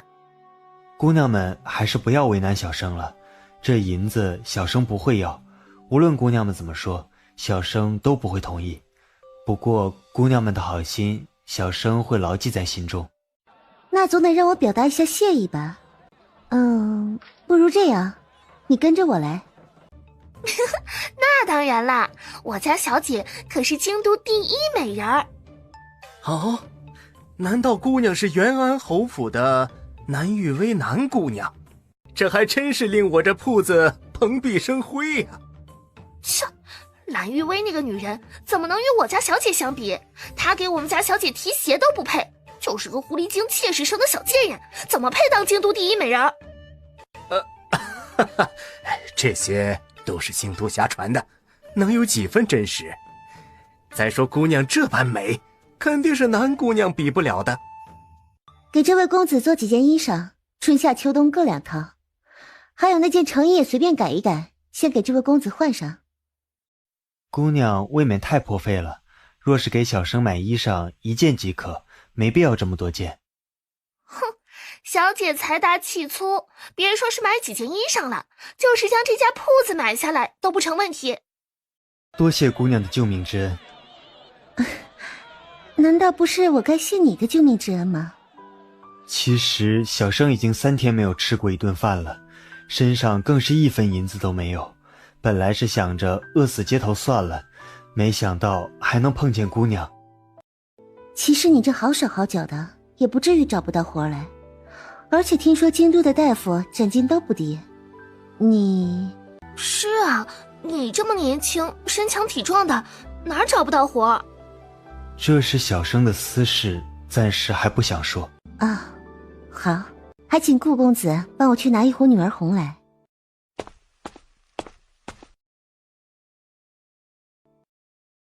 这位公子可是要拿药？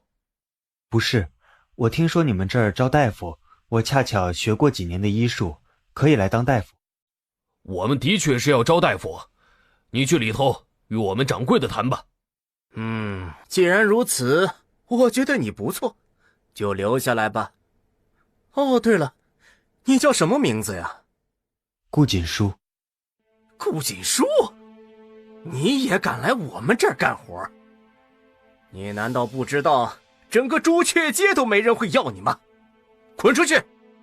以后别来了，要是再敢来，见一次打一次。你还有脸回来？还不赶紧滚！不早些滚出上京，老子打死你！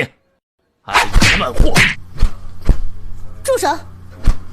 光天化日之下，你们竟然敢出手伤人，眼中还有没有王法？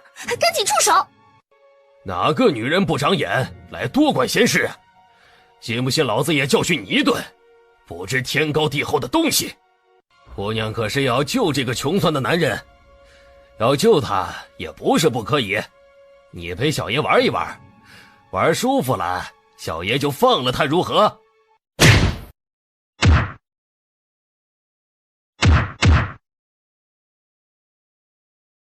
傻钱捣蛋，你到底是从哪儿冒出来的女人？在这条街上也不去打听打听老子是谁，你竟然连老子都敢打，你就等死吧！南洛清嫌赵天成聒噪，命唐月拿块臭布将他嘴堵上。你还好吗？姑娘，怎么是你？若不是我家姑娘，你早就没命了。还真是奇怪，怎么次次碰见你，你都这么倒霉？姑娘，再次麻烦你了。你与这家铺子有什么渊源？其实，小生曾经是这家正兴堂医馆的掌柜，从我的祖辈开始，就已经在正兴堂当大夫。就从3年前开始，东家派人来，说是我当掌柜赚不到多少银两，于是掌柜的位置就得留给有能耐的人来做。掌柜的位置我让了，可东家还是不罢休，将我的工钱一减再减，使得我的日子凄惨无比，日子过得更加的入不敷出。后来他们索性让我离开正兴堂，除此之外还不准上京的所有药铺收我，还说势必要将我赶出上京。打你的领头人是什么身份？他叫做赵天成，是东家的表亲，不论他说什么，东家便信什么。上次小生发现他们卖假药，我将此事告知东家，东家竟将我训斥了一顿。从那之后，赵天成便想着发的针对我，让我在上京过不下去。卖假药？赵氏还真是无法无天，不将人命放在眼中。像这种人就不配行医用药。姑娘所言极是，小生绝对不会屈服在他们的淫威之下。正巧，本姑娘也有一笔账，要和他们好好的清算。小生明白，姑娘是个正义之士，可此事牵扯甚广，东家的背景不凡，不是我们这种市井小民能够对付的。这件事只与小生一人有关，小生不想这件事最后牵扯到姑娘身上，还请姑娘早些抽离，免得受到伤害。你怎么就笃定本姑娘对付不了他们？赵公子，你可一定得为小的讨公道啊！小的不过是教训了一下顾锦书那个小子，竟然被一个臭婊子给打了。他这不仅是不把小的放在眼里，这是连赵公子你也不放在眼里啊！他还说要好好教训一下正兴堂，这怎么能忍呢？现在他人在什么地方？就在那铺子里。赵公子，千万不要放过那臭婊子，他这种人就应该狠狠教训，这样才有杀鸡儆猴的效果。小贱人，你爷爷来了，看你这一次还怎么逃出去，你就等死吧。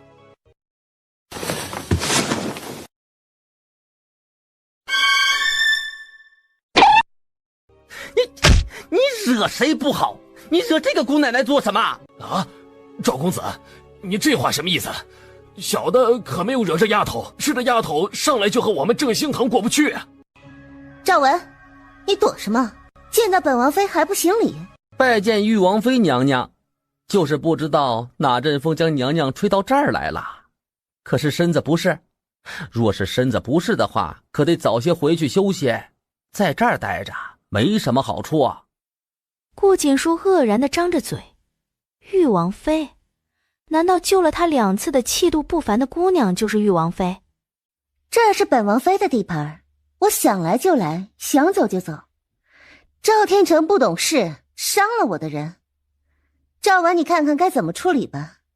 若是给不了本王妃一个满意的答复，我可不会善罢甘休的。王妃娘娘饶命啊！小的有眼不识泰山，不知您是王妃娘娘。小的若是知晓您的身份，小的绝对不敢口出狂言，更不敢对娘娘不敬。还请娘娘谅在小的不知者无罪的情况下，饶了小的吧。也不是没有机会啊，就要看你表现如何了。姑娘请说，到底要小的怎么做才能抵消娘娘的怒火？听说不久前正兴堂还在卖假药，到底是谁主使的？你若是能将幕后主使说出来，本王妃饶你一命。你可得好好说，若是说不好，小心你的小命儿。不知王妃娘娘从哪儿道听途说的正兴堂在卖假药啊？据我所知，正兴堂已经几十年的悠久历史，一直都是有口皆碑的，怎么可能卖假药啊？这说来也巧啊，你们赵氏也有一家药铺，正兴堂的生意远不如你们赵氏的。这若不是正兴堂卖了假药失了百姓的心，又怎会生意惨淡到这副模样？娘娘这话是什么意思啊？是话里话外觉得我们赵家动的手脚不成？若要人不知，除非己莫为。到底你们赵氏有没有在背后耍手段？本王妃一查就明了。哼，这赵某你们倒是动了不少的手脚，吞了不少银子吧？那银子去了什么地方？赵天成，你应该比我更了解。在账目上弄虚作假，可是要流放到塞外的。我瞧着赵掌柜这身子骨儿，恐怕还没有到塞外，怕是已经一命呜呼了。姑娘饶命啊！小的就是一时犯糊涂而已，小的根本不想这样的，只是一时鬼迷心窍，还请娘娘给小的一个机会。其实啊，你也不是没有将功赎罪的机会，你只需要将卖假药的指使者给供出来，然后再将账目上的亏空全部补齐。本王妃会和大理寺好好的帮你说两句，到那时候保证你一点事儿都没有。赵天成，你最好好好思考如何选择，你要是选错的话，最后会有什么样的结局，你应该很清楚。赵公子，你又何必这样说呢？这件事若是与你无关，你最好不要插手；可若是与你有关，你也逃不了干系。在这儿吓唬赵掌柜做什么？快些回答！本王妃不是时时刻刻都有这么好的心情的。你若是不愿意说的话，恐怕等下连翻身的机会都没有。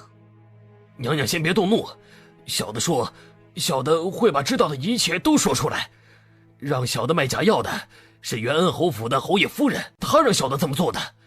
这件事儿真的跟小的一点关系都没有，还请娘娘明鉴。口说无凭，还得签字画押，送去大理寺审一审为好。小生没想到姑娘竟然是玉王妃娘娘，小生若是有什么地方惹了娘娘不快，还请娘娘不要往心里去。还得多谢你呢，帮我解决了一个大麻烦。娘娘给小的账本做什么？这儿你最了解，以后就你来当掌柜的，我可没有空天天盯这家铺子。可他们都觉得我做不来这些，娘娘还是慎重些选择吧，将这么大的事儿交给小生，小生恐怕会处理不好。不知顾公子有没有听过一句话？王妃请说。机会是靠自己争取的，若是连你自己都不愿意相信自己的话，那如何能让旁人信你呢？娘娘所说的小生明白，不知娘娘能不能给小生一个新的机会。正兴堂的掌柜小生能做。正兴堂就交给你了，这几天呢再招几个跑堂的，人得机灵一点，最好不要有什么花花肠子，更不能招像赵天成那样的人。你记住了，用人不疑，疑人不用。娘娘放心，此事交给小生，小生必然不辱使命。你的工钱呢就按照驿馆的分红来算，其他的账目让唐月和你细说。还知道回来？王爷这是一日不见妾身，十分想念吗？哼，你觉得有可能吗？怎么可能？妾身这花容月貌，美艳不可方物的。王爷对妾身一日不见如隔三秋一般，那也是正常的。到底去了什么地方？今日倒是发生了一件奇怪的事儿，王爷想不想听？唐月，你去厨房准备一点吃的。我今儿忙了一天了，就没有好好的吃上一顿饭。牛皮，这就去。哦，对了，只准备本王妃的即可，王爷的那份就不用了。王府什么时候克扣过你的银子？连一顿多余的饭都准备不起。这么晚了，妾身估摸着王爷应该早就用过晚膳了。晚上吃多了容易积食，对身子不好。妾身自然考虑到这一层的缘由，所以没让唐月准备。看王爷的脸色，想来是心情不大好啊。既然已经气饱了，那就更不用吃了。既然王妃吃饱了，那就干点正事。王爷，妾身身子不适，不能侍寝。哼，本王何时让你侍寝？本王是想让你治腿。齐玉修的腿型线条流畅，肌肉也分配得恰到好处。这样一双大长腿若是在眼前走，南洛清很难不迷糊。他正看得津津有味，手起针落。这双漂亮的腿已经密密麻麻地扎满了针。秦玉修阴寒沉重的腿逐渐回暖，一口闷着的气从胸腔之中吐了出去。睡意袭来，他竟沉沉的睡去。南洛清忙得满头大汗，耳边响起均匀平稳的呼吸声。抬头一看，秦玉修竟已睡得十分安稳。他无奈地摇了摇头，继续给秦玉修的腿上药。就在这时，他的腿的某一处血管竟动了下。他赶紧出手，在他的周围又扎了几针。南洛清微眯眼眸，手起刀落，直接在他的膝上划了一道大口子。那虫子就直接从伤口处掉落在地上，喷洒而出的还有浓黑带着腥臭味的血。你要谋杀本王？妾身若是要害王爷，为何不直接一刀封喉，反而划伤膝盖呢？再说了，王爷不先看看这地上是什么东西，然后再下定论？这东西是从本王的腿里取出来的。不然呢？王爷你看，这虫子可是被王爷养得油光水滑的，看来吸了王爷不少的血。这是什么？王爷难道不想知道这是什么东西吗？这是西凉皇室养的毒虫，会潜伏在血液里，它会不停地吸食血液，渐渐的毒虫越来越大。再后来，当血液已经无法维持它生存的时候，这毒虫便会蚕食人的五脏六腑。恐怕到那个时候，王爷已经油尽灯枯了。既已去除毒虫，是不是意味着本王的腿不日便可痊愈？那王爷未免想得太轻松了。由此毒虫说明王爷身上中的毒不止一种，这想要解毒的难度嘛，也就更上了一层。你没辙了？那怎么可能？就算全天下都没辙，本王妃也有的是办法。既然已经发现，解起来也就有眉目了。你说，这毒虫是西凉皇室所有的？的确，毒虫是西凉人下的，腿伤呢是因东都人得的。看来王爷得罪的人不少啊。表哥，我要告发南洛清私通。和谁私通？昨日我的侍女瞧见南洛清在外面和男人勾肩搭背，那就是妥妥给表哥你戴绿帽子呀！如此不守妇道的女人，表哥你还是早些把她休了，再请出笼，要不然誉王的面子往哪儿搁呢？本王的事儿还轮不到你来指手画脚。你若是当真这么闲，就回去抄写佛经，抄到心静为止。表哥，你怎么能不信我的话？我是你的妹妹，怎么可能会骗你吗？你不会是被南洛清那个女人给蒙蔽了吧？滚回去！你要是再不回去，今年就别想出誉王府。楚轩儿被吓得眼睛一红，转身离开，又撞上南洛清种植药草的药盆。他不满地踹了一脚，药草上的花粉粘在他的裙摆上，他也没注意，就快步离开。秦玉修还得上朝，没有与南洛清多言。要么奴婢将这些药盆收起来吧，免得被人给糟蹋了。表小姐太过分了，走路就不能看着点吗？你呀，就别气了，那是一棵竹毒草，最毒的就是上头的花粉了。若是不触碰还好，可若是碰上了，免不了3天的上吐下泻，恐怕连床也下不了。还是娘娘高明，若是有人想要动娘娘的药草，反倒是搬起石头砸自己的脚。不知王爷为何要在朝堂之上处处与本将军作对？哼，这就得问问苏将军的好女儿了。爹，那个女人不过是个没人要的丑八怪罢了，你管她死活做什么？苏将军一怒之下甩了苏灵儿一巴掌。你往常胡闹也就罢了，惹那誉王府的人做什么？陛下御赐的砚台你也敢砸？砸了又如何？爹爹要打尽管打便是。你对誉王妃当街行凶还不知悔改，那誉王在朝堂之上对我百般针对，你爹我这张脸的面子今日算是丢尽了。若不是南洛清百般勾引誉王殿下，他又有什么资格当上誉王妃？誉王殿下不过是短期内受他蛊惑罢了，时间长了，誉王殿下便能明白我的好。人家既已成婚，你还念念不忘地作践自己干什么？南洛清死了不就好了？这样一来，雨修哥哥就是我一个人的了。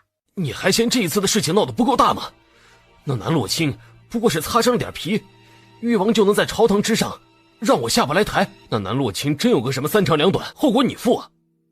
怕什么？爹爹是骠骑大将军，一人之下万人之上，我的亲姑姑是皇后娘娘，谁能奈我何？禁足3日，好好反思，没想明白休想出门。娘娘还真是厉害，一锅就将赵氏和赵天成给端了。这样一来，元安侯府短时间都缓不过来，只能缩衣节食，日子可就没有这么好过了。走，带你看戏去。来之前怎么也不提前知会一声，我也好专程等你啊。这是我自己种的参，想拿来给大表哥尝尝。顾景天尝了口，药味浓郁，是品质极好的参，难为小表妹有心了。怎么还自己在院里种参？可是银子不够用了，不够用就和表哥说，表哥给你几张银票花花。这院子里种药材是我的乐趣。今日小妹来，还想问问赵氏的案件受理的如何了？已经处理了。一开始赵氏哭着闹着要闹到金銮殿去，元安侯倒是真的脑子一热去求了陛下。陛下一听勃然大怒，又罚了元安侯半年的俸禄。元安侯灰溜溜的就回去了。还记得上次你送来的那个丫头春香吗？记得，宋一犬的丫头，死活不说宋一犬的死因到底是什么。大表哥可是从他口中探出什么消息了？大理寺的办法算是顶有用的，春香将知道的都招了，说是人不说他杀了，但也的确与小表妹你无关。到底是谁动的手，他也说不出个所以然来。早就料到了，大表哥不用自责。但离奇的是，有一夜地牢进了贼，倒是没丢什么东西，春香却疯了，现在连人都认不清了，想来没几日好活了。知道了，多谢大表哥。以后若是有关宋一犬的消息，还请大表哥给我传个信即可。小贱蹄子，你可让老娘好找！你是翅膀硬了不成？连老娘都能告到大理寺去！哼，你是要大义灭亲不成？你不过是侯府的一个妾室，算是哪门子的亲？赵姨娘，你还真是喜欢往自己的脸上贴金啊！别以为你现在有誉王殿下撑腰，那就了不起了。誉王殿下不就是看在顾家的面子上对你客气些吗？你还真以为自己国色天香，惹得誉王殿下对你青睐有加不成？那也是本王妃凭本事挣来的，到底是怎么来的，我从来不在乎。这一切难道不是赵姨娘自作自受吗？若不是卖假药，又怎会被罚钱？这能怨到谁的头上去？我怎么着也算是你的娘，你娘亲那个短命鬼去得早，没有好好教导你这个贱婢，那我就替你娘好好的管教你一顿。赵氏气红了眼，见南洛卿背对着自己，恶向胆边生，伸出手朝着他的后背狠狠地退出去。拉我上去！快点拉我上去！南洛卿，你耳朵是不是聋了？我让你拉我上去，你听见没？而南洛卿眼疾手快的一脚踹在他的心口，直接将他踹到水里去。那儿才是你应该待的地方。救命啊！有人落水！救命啊！这儿的花的确如你所说，开得很是娇艳。是因为此地施的肥，与别的地方不同，所以此地的桃花才会开得如此灿烂和热烈。南洛卿，你当真是蛇蝎心肠！我娘都快要死了，你竟然还有心情赏花！你娘的事情与我何干？难道不是该怪你自己吗？各位大人，可一定得为小女子做主。刚才奴家亲自瞧见，是誉王妃将娘亲推入湖水中的。誉王妃嚣张跋扈，目中无人，上京城中无人不知，无人不晓。娘亲她只是一个柔弱妇人，自然是斗不过誉王妃。那也不能让娘亲白白受这份罪呀。南姑娘，你有话好好说，大理寺是最正义的地方，绝对不会让你受一丝半点的冤屈。娘亲是继母，素来在家中谨小慎微，处处都礼让玉王妃。可玉王妃咄咄逼人，每次瞧见娘亲都百般折磨她。这一次更是过分，竟然直接将娘亲推入水中，这可是谋害性命啊！玉王妃若是不付出代价，我做鬼也不会放过她。玉王妃，既然你推继母入湖水的罪名已然成立，就和我们走一趟吧。哼，南洛清，你都死到临头了，竟然还不知悔改不成？玉王妃，可是有什么要说的？南玉薇的眼睛瞎了，你们所有人都跟着他一起瞎了不成？赵氏自己没有站稳跌入湖中，休想拿本王妃顶罪。可人证物证都在，永安侯府总不能白白被人推到湖水中啊！这可是害人性命的大事儿，不能这样草草了结。你还是跟我们走一趟，审查清楚以后，自然会还你清白。我看谁敢动手！大理寺丞哆嗦着将事情的来龙去脉说清。顾大人既是大理寺卿，那就是百姓心中最为正义的人，绝对不会徇私枉法。我亲眼看见玉王妃将娘亲推了下去，这种事情还会有假不成？小表妹，你别怕，有什么事情都与我说，我会还你清白。当时我正在赏湖景，不知为何赵姨娘就直冲冲地往湖里跑，她非要往湖里去，我一个弱女子也拦不住啊。你胡说！我明明看见你将娘亲踹了下去，你这么狠毒的人，做这种事也不意外。那是你眼花，明明本王妃当时是想拉赵姨娘的，你看我这手上还有一条因为没有把她拉成功留下来的疤呢。岳安侯夫人的确是自己跌落湖中，与小表妹没有任何干系。顾大人，你与玉王妃关系好，就可以这么包庇她，就不怕百姓们戳你脊梁骨吗？既然顾大人喜欢徇私枉法，那么奴家就只能将这件事状告到金銮殿去。不论你是告到陛下面前，还是告到皇后娘娘跟前，结局总归是一样的。小表妹没有动手就是没有动手，与你和谁告状没有关系。你们看地上的痕迹，这一条拉扯的痕迹就是元安侯夫人跌落湖水的痕迹，就是这么直直的冲下去，连停顿都没有。而小表妹的足迹在另外一边，离她的距离也远，根本构不成将她推下去的距离。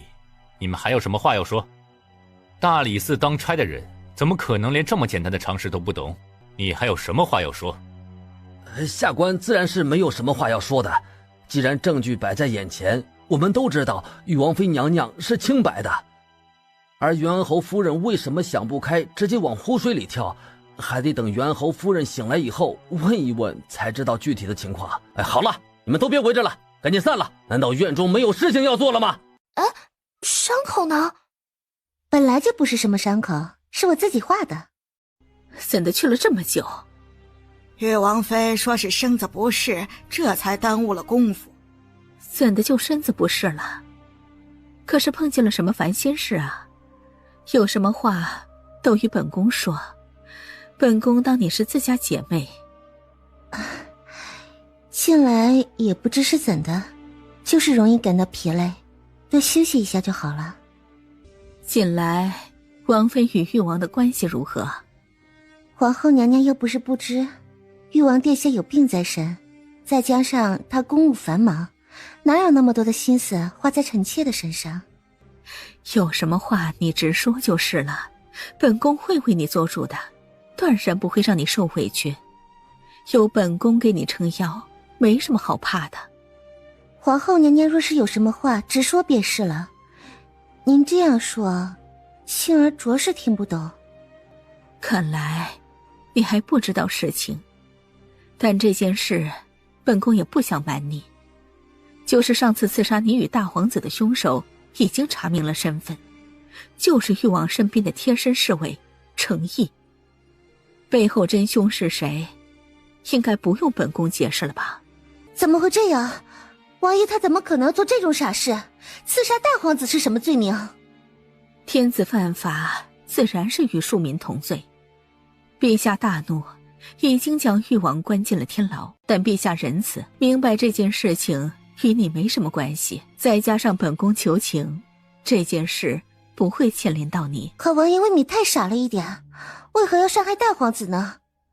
大皇子无论怎么说也是王爷的堂弟，而且伤了大皇子也无济于事，不是吗？谁知道誉王是怎么想的？坊间传闻，誉王就是个阴晴不定、杀人不眨眼的杀人魔，他会做这种事也不稀奇。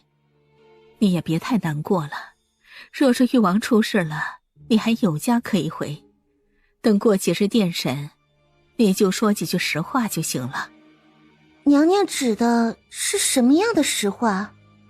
不就是你所听见看见的誉王天生嗜杀的真相吗？也就是将他的罪名给坐实。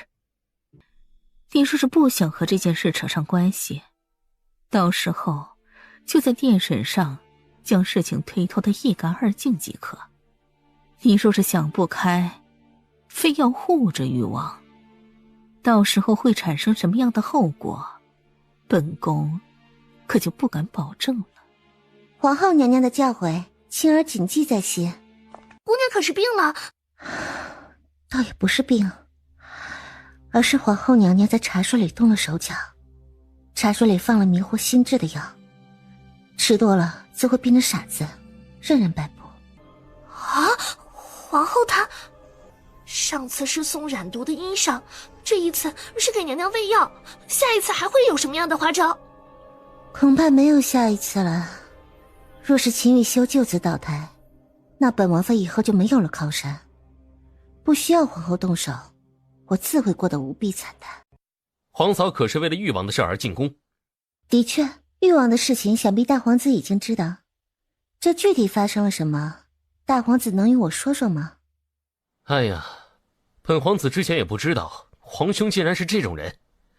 他对我动手我能理解，当时他可是连皇嫂你都没放过。俗话说一日夫妻百日，皇兄的心还真是狠呢。誉王出事以后，我又该何去何从呢？这有什么难的？等到誉王被斩，本皇子就好好护着你，以后你就跟着本皇子。可本王妃是大皇子的皇嫂，这皇嫂又怎么能和小叔子在一块儿呢？这是要被世人戳脊梁骨的呀。皇嫂大可放心，名正言顺的位分本皇子的确是给不了，但保证皇嫂衣食无忧，荣华富贵一辈子，绝对是没有问题的。大皇子还是不要口出狂言的好，事情还没有一个定论，这种话若是被誉王听见了，大皇子今后的日子恐怕不会好过。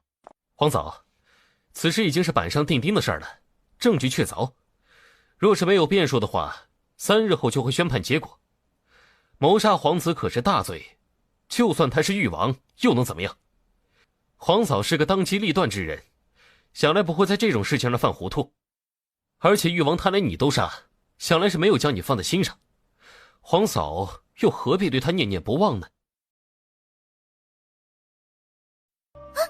你还有脸来？你不是去皇宫了吗？你不是把表哥供出来了吗？你来这儿装什么装呀？是想来看我的笑话，还是想来看表哥的笑话？都怪你，都怪你！与秦玉修关在一起的安风与安宇也眼神不善地盯着南洛清。看什么笑话？我们都是一条船上的人，唇亡齿寒的关系，你能有点脑子吗？哼，我看是你太能装了吧。当时刺杀大皇子的人你就是见过的，今日朱嬷嬷又把你请到宫中去，皇后娘娘没有与你说什么吗？不然这王府上下就只有你安然无恙的自由自在，你肯定是把一切的罪名都推到表哥的身上，然后把你自己摘干净。这些都是你的臆想，你要是有能耐就将王爷救出去，要是没有能耐你就闭嘴。你以为你是谁呀？现在大家都落了难，你又能有什么好日子过？像你这样出卖表哥来谋取荣华的人，有什么资格站在表哥面前？南洛清轻扫了他一眼，舒服地叹了口气，耳边终于清静了。本王妃做事并不需要和你报备，你若是想活的话就乖乖地待着，若是作死，没有人拦着你。王爷身子不适，王妃还是不要折腾王爷的好。他怎么了？王爷毒发了，现在正发着高烧。病了怎么不早点说？他那身子能熬得过去吗？还好他身上带的灵药足够多，一颗接着一颗地往秦玉修的嘴里塞。秦玉修高烧迷糊，死活不吃南洛清喂的东西，他只好将药放入自己口中，扣住秦玉修的下巴，以接吻的方式将药丸塞到他的口中。似乎是嗅到熟悉的香气，秦玉修终于不抗拒，接连吃了10几颗药。你来做什么？没有我，王爷早死了。都已经这样了，你还不走？我呢，嫁鸡随鸡，嫁狗随狗喽。你是说本王是鸡还是狗？我可没有这个意思，王爷倒是喜欢对号入座。誉王府就此倒了，你为何不离得远远的？妾身是誉王妃，誉王府倒了对妾身来说没有什么好处。再说了，妾身想要再找一个像王爷这样姿容的夫君，那可不容易。秦玉修突然翻身将他压在身下，勾起他的下巴，略带侵略的视线描绘他的阴唇。王爷的病不严重了，还这么折腾？躲什么？不是说对本王的容颜难以自拔吗？他柔弱无骨的手掌钻进秦玉修的里衣内，摸了把他的腹肌，指尖继续在他的身上游走。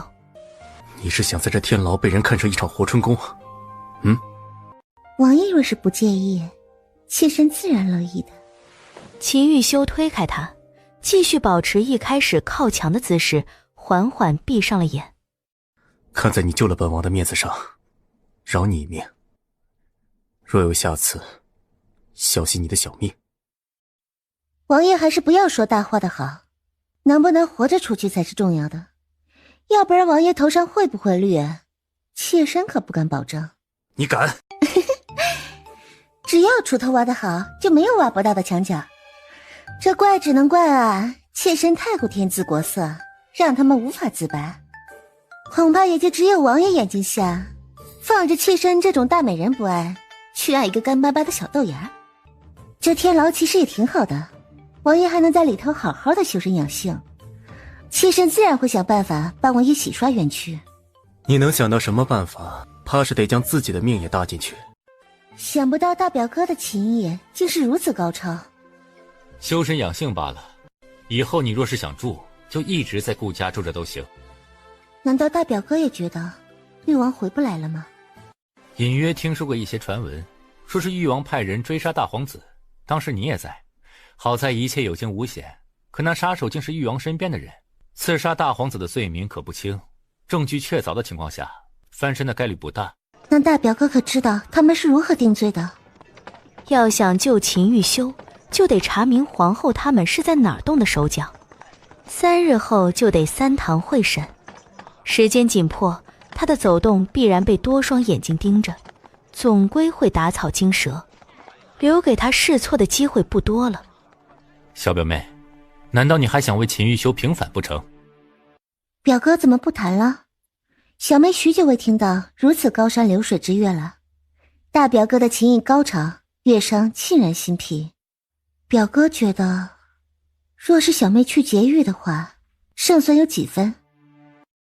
收回这些不可理喻的心思，劫狱可是诛九族的大罪，你难不成想被杀头不成？可小妹也不想看着王爷在牢中受苦。若是王爷有个3长2短，小妹只能和夫君一同赴黄泉，好歹能做一对苦命的鸳鸯。南洛清这么说的确是在演戏，但在演戏里夹杂着几分真情，倒不是因为他已经对秦玉修爱得死去活来，只不过是原主的诅咒还没解。秦玉修若是死了，他也得跟着玩完。他是真心实意的想救秦玉修出来，可大表哥不配合，他只能用如此极端的办法来炸一炸顾景天。休得胡言，以后这种话不准再说了。以前上京所有的案件都会交给大理寺受理，可这一次因关乎到大皇子，也就是未来储君的性命，陛下亲自处理三堂会审，就算大表哥想帮你，也没能耐插手。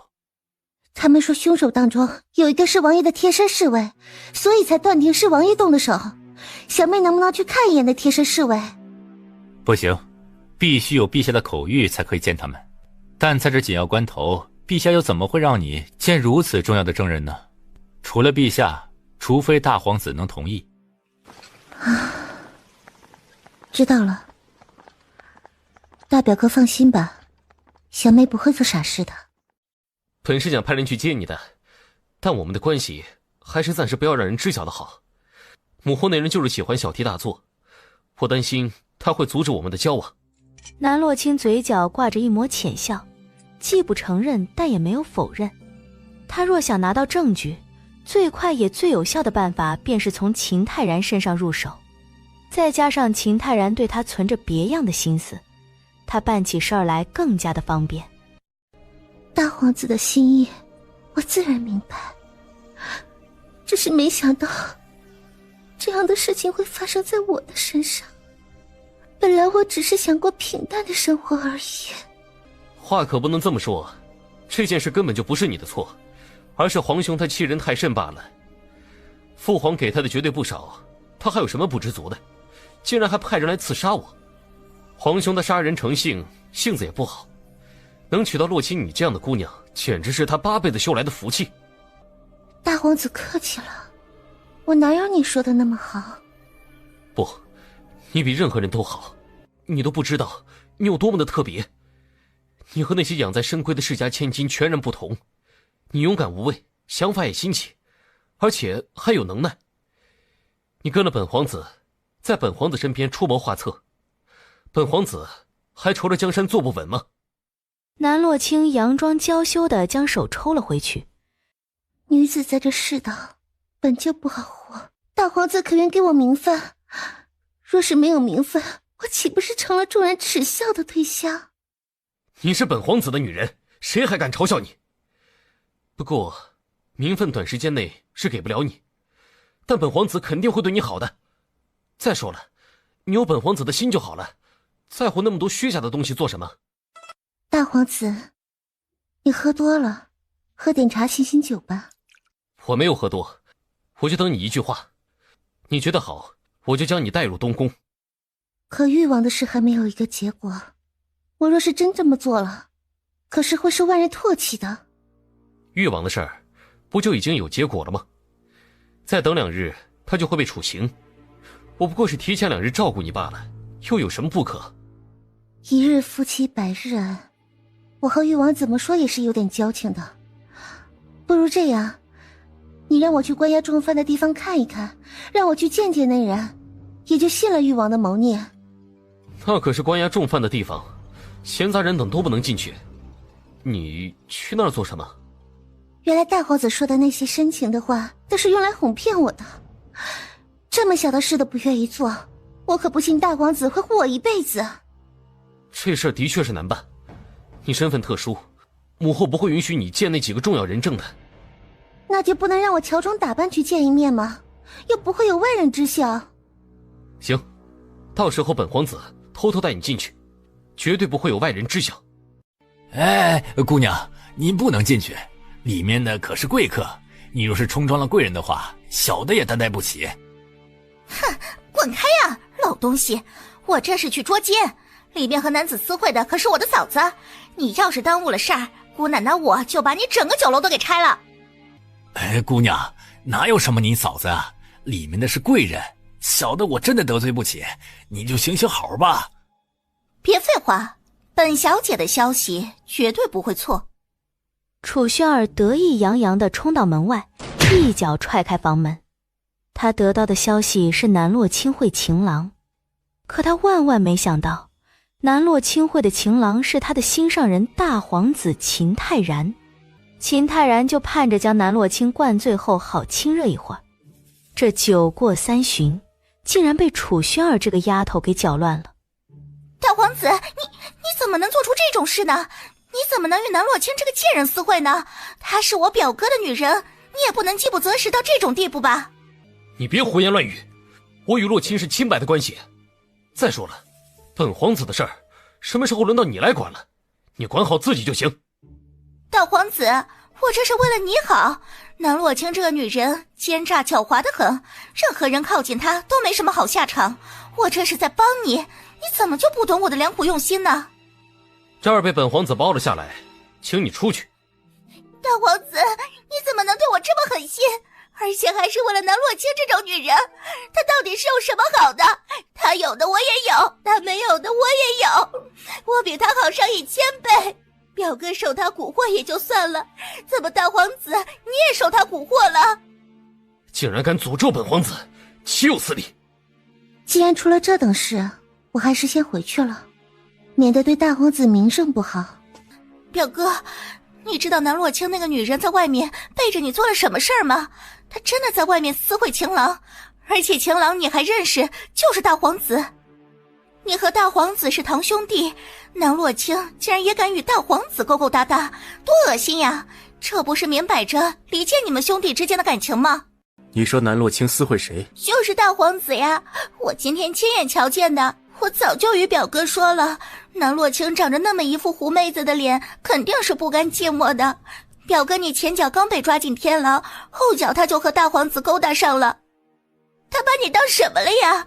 他只是把你当作攀上富贵的登云梯，转眼就想当太子妃。这一次你被陷害，肯定是有他的手笔。表哥，你可千万不要再受他的蛊惑了，你就应该是弄死他，让他给你陪葬。王爷，若是郡主说的都是对的，你就不能不放在心上。昨日王妃刚说会救你出去，转眼又和大皇子腻歪在一起，这是根本就没有把你放在眼里。看来王妃很早就和大皇子是一路人了。哟，这么热闹，都在说本王妃的坏话。你怎么在这儿？你都能来，本王妃怎么就来不得了？你干的那些龌龊事，我全都告知表哥了，看你怎么脚踏2只船。眼见未必为实，你怎么就能确定你的眼睛没有瞎呢？不过你这脑子蠢倒是真的。哼，表哥，你看他这一副恶毒的嘴脸，你一定要休了他，让这种肮脏的女人滚出誉王府。滚出去！南洛清，听见没？表哥让你滚出去，这辈子都不想看到你。这就是你红杏出墙的代价，我会让你在上京颜面扫地，休想风光的嫁给大皇子。本王说的是你，滚出去！表哥，我这么长时间不见，王爷是越发的俊朗了。尝过本王这般山珍海味，秦泰然那货你也下得去口？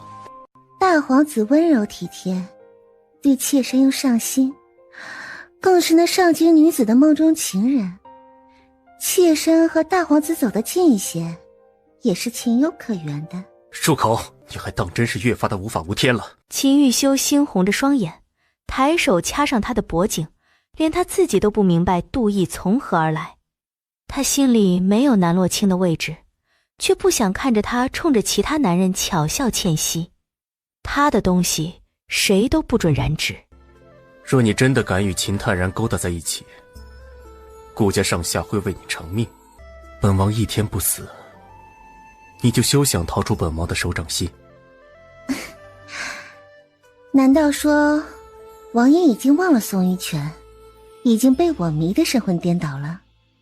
不准提他！可王爷怎么看都像是打翻醋坛子的模样啊！恐怕王爷现在心里只剩下妾身的好了。南洛清，你祸害别人也就够了，祸害祖母做什么？祖母年纪大，哪是经得起这么折腾的？二表哥是不是对我有什么误会？祖母的事我并不了解。是，你肯定不了解，毕竟你这人最是口蜜腹剑，再装得一脸无辜。所有人都为你去死，你清清白白干干净净，没人能说你什么。祖母到底发生何事？祖母为了救你的心上人，带免罪金牌进宫求陛下了，可陛下大怒，勾着祖母不愿放人，你满意了？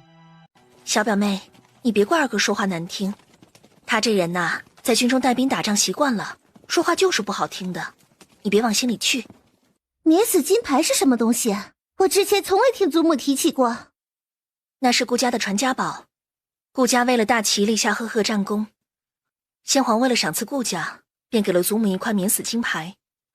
那块金牌一直都没用，这次为了救誉王，祖母连免死金牌都用上了。小表妹可是想请救兵，顾家摊上事儿，其他人要与顾家撇清关系还来不及呢，怎么可能来救人？越是急的时候，就越不能乱了阵脚，而且不试一试，又怎会知道事情没有转机呢？晴啊，你快些回去，有什么事儿，祖母一个人扛着就够了。以前是祖母护着我，现在轮到我来护着祖母了。你这孩子怎么就这么执拗？陛下大怒，你小心被牵扯其中。祖母一把年纪了，早就看淡了生死。南洛清了解的前因后果，对秦泰然的厌恶又深了几分。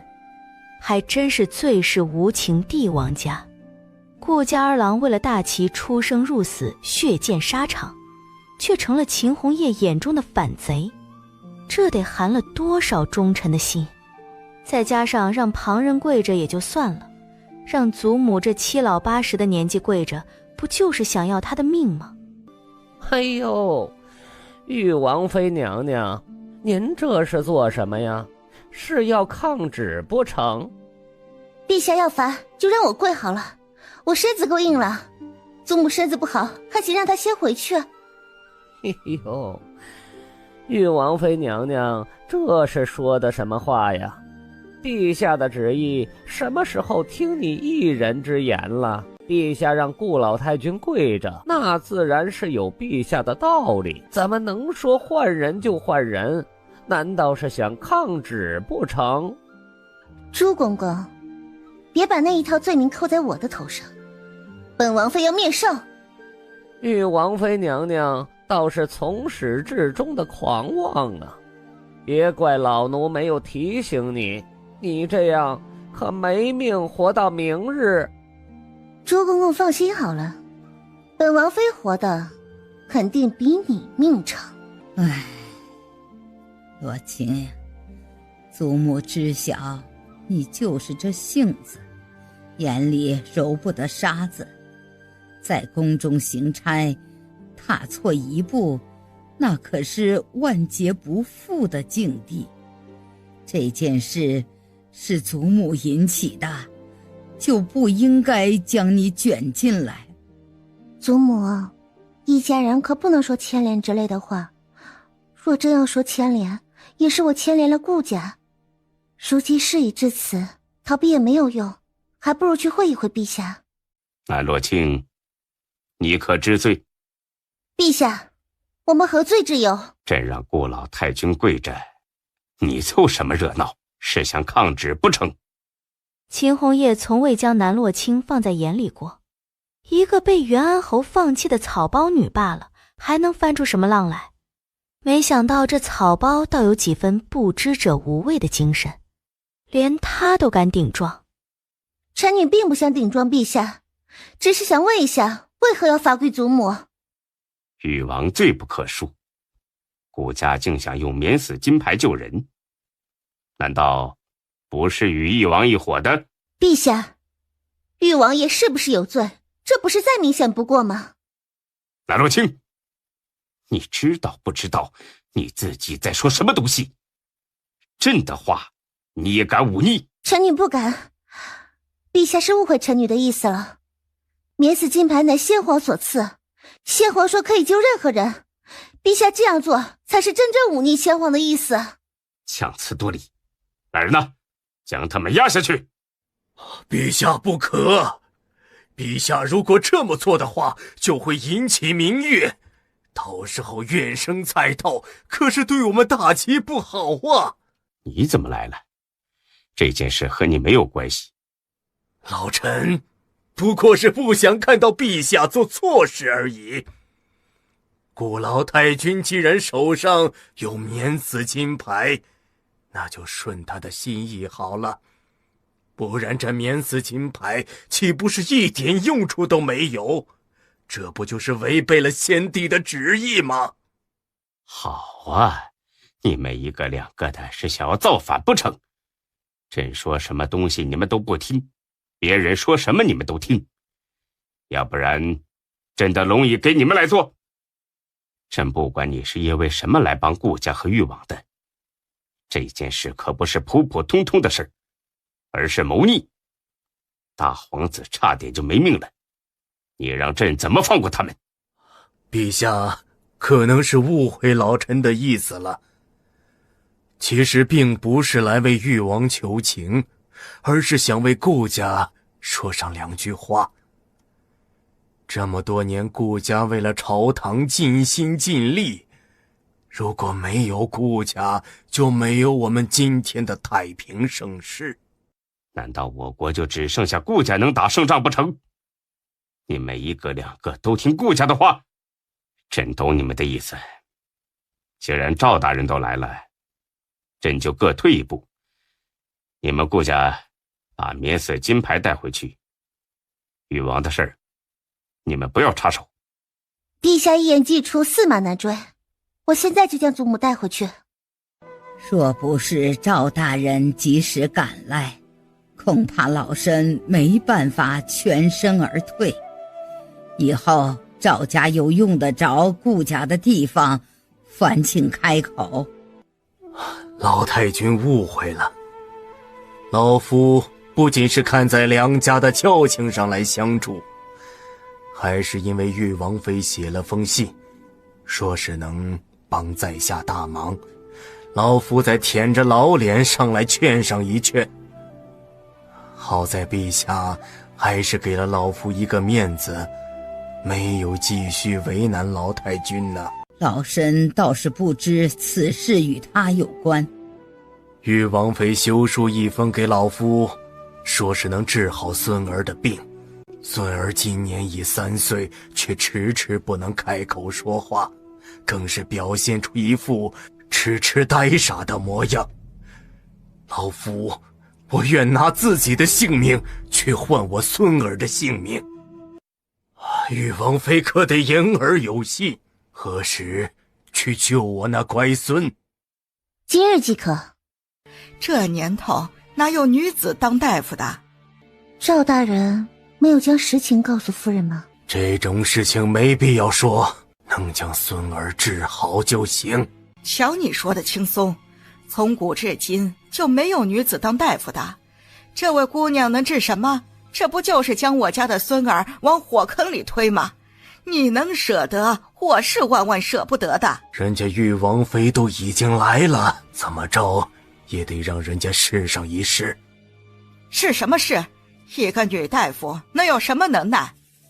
夫人可有胸闷气短的病症，晚上也难以入睡，胸口偶尔会有刺痛感，总是会时不时觉得难过，然后落泪发脾气。你怎么知道？我是大夫，自然知道。可你并没有给我诊脉。别人可能需要，但是我不要。你当真这么有本事？你真的能救好我孙儿？可以，夫人放心好了。不知道小公子在什么地方？我带你去。孙儿怎么了？怎么突然就晕过去了？小孩子到处乱动会影响治疗，那堂我加了一点安神的药，小公子没有事的，就是睡一觉而已。等他醒来以后啊，自然就好了。南洛清拿出银针在他的耳上扎针。孙儿有问题的是嗓子，你怎么在耳朵上扎针呢？小公子的问题从来都是耳朵，并不是喉咙。他之所以不能开口说话，是因为他从来都没有听到过外面的声音，自然不知该如何开口。不过你们放心，他很快就能好的。南洛清施针1个时辰，小公子终于醒了过来。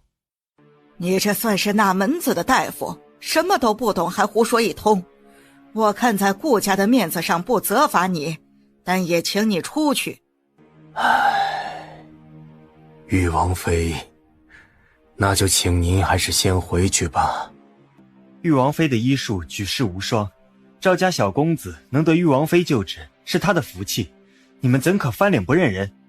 你们不伤了晴儿，我都烧香拜佛去了。出去，不准你们再碰晴儿一下。赵夫人浑浊的双眼含着泪，心疼地拍着赵钱的后背，小孩黑葡萄似的眼珠四下张望，嘴巴一张，狂风骤雨似的哭了起来，嘴里咿咿呀呀地吐出几个音节。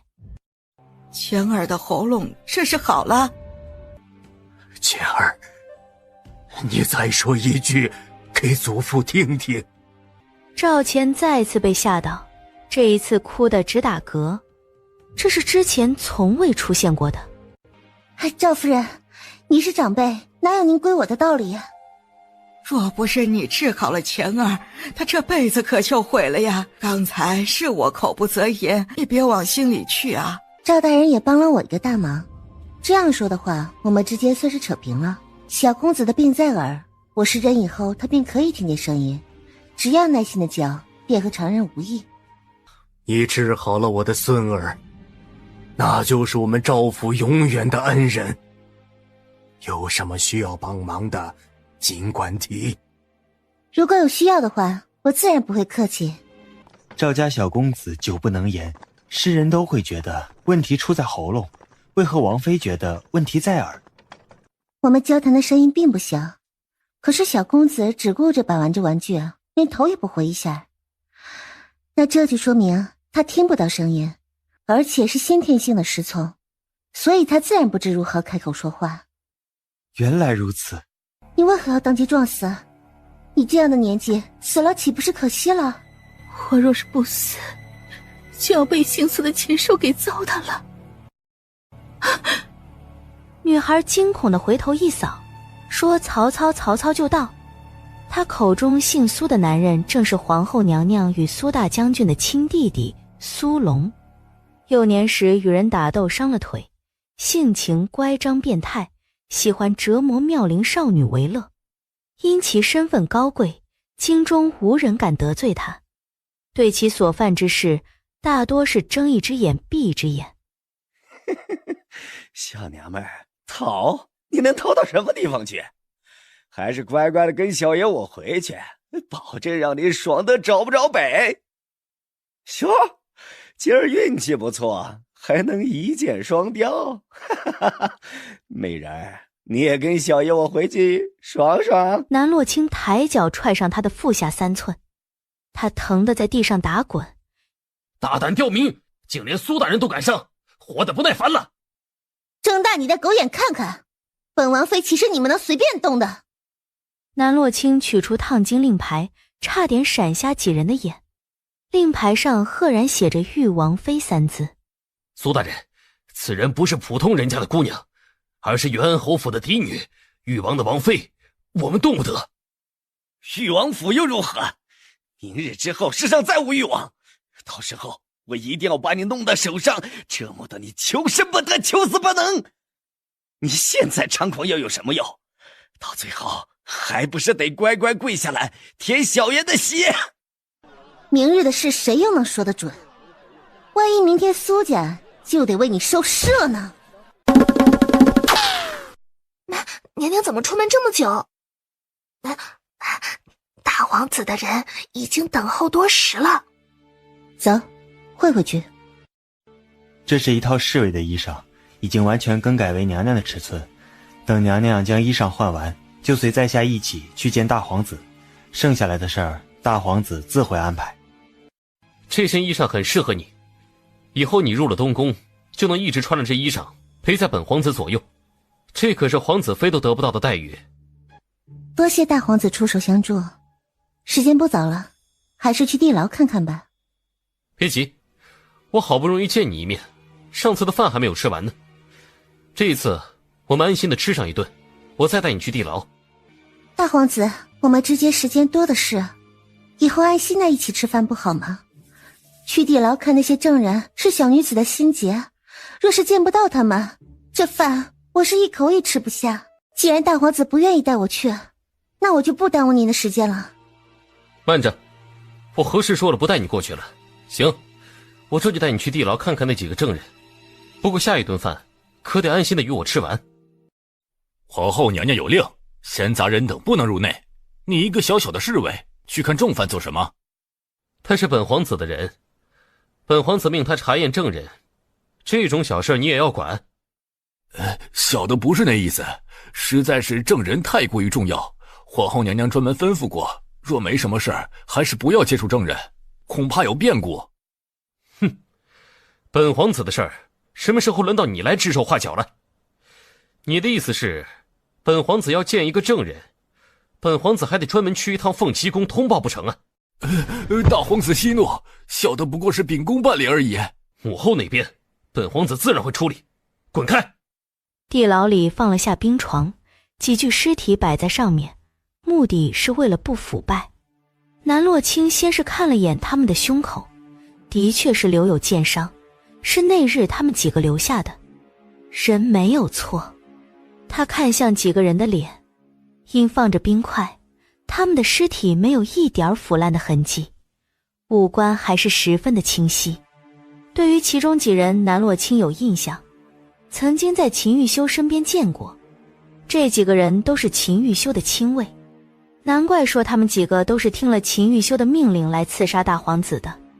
如今铁证如山，死人又没办法开口辩解，怎么看秦玉修都死路一条。南洛清盯着他们的脸看了一会儿，发现他们的脸与脖颈的肌肤相差许多。他索性上手在他们的脸上摸了摸，还真的被他找到了破解之法。没想到皇后竟是用李代桃僵的办法来栽赃陷害秦玉修。你干什么呢？证人是你能随便碰的吗？南洛轻手一抖，有一些粉末落在他们的脸上。我不知道不能随便碰，既然几位大哥都这样说了，我肯定是不会再动手动脚的。好了，时间差不多了，还不赶紧出来？若不是看在大皇子的面子上，你休想踏进这里半步。洛清，既然你人也见了，那么什么时候跟着本皇子去东宫啊？大皇子着什么急？心急吃不了热豆腐。我如今还是你的皇嫂，若是真的这么做了，传出去对大皇子名声不好。洛清说的是，等明日三堂会审尘埃落定之时，本皇子定来娶你。明日之事，那就等明日再说。翌日，三堂会审之日，与事件无关之人不允许进入乾坤殿。秦玉修，刺杀泰然一事，你可知罪？欲加之罪，何患无辞？玉修，朕念你是先帝之子，才给你个机会，而你这态度，着实令朕失望。秦红叶虚伪地捏了捏额角，瞧着倒像是一个慈爱的长辈。其实最恨不得秦玉修去死的就是秦红叶。可你千不该万不该，不应该对泰然动手，你这是全然不顾手足之情。泰然一直拿你当亲兄弟，你竟然派人刺杀他，手段残忍，令人发指。都已经死到临头了，誉王还一副不知悔改的姿态，还真是令人心寒。你与泰然是一同长大的好兄弟，泰然至今还不相信你会这么做，还在本宫的跟前为你求情了许久，你还真是枉费他的一片心啊！今日你能对泰然动手，来日保不齐会弑君，你眼中还有没有君臣之道？陛下和皇后娘娘振振有词，为何不拿出证据来，让大家也好相信此事的真实性？乔玉王妃这话说的，好似本宫与陛下是个喜欢诬陷人似的，不就是证据吗？来人，将证据带上来。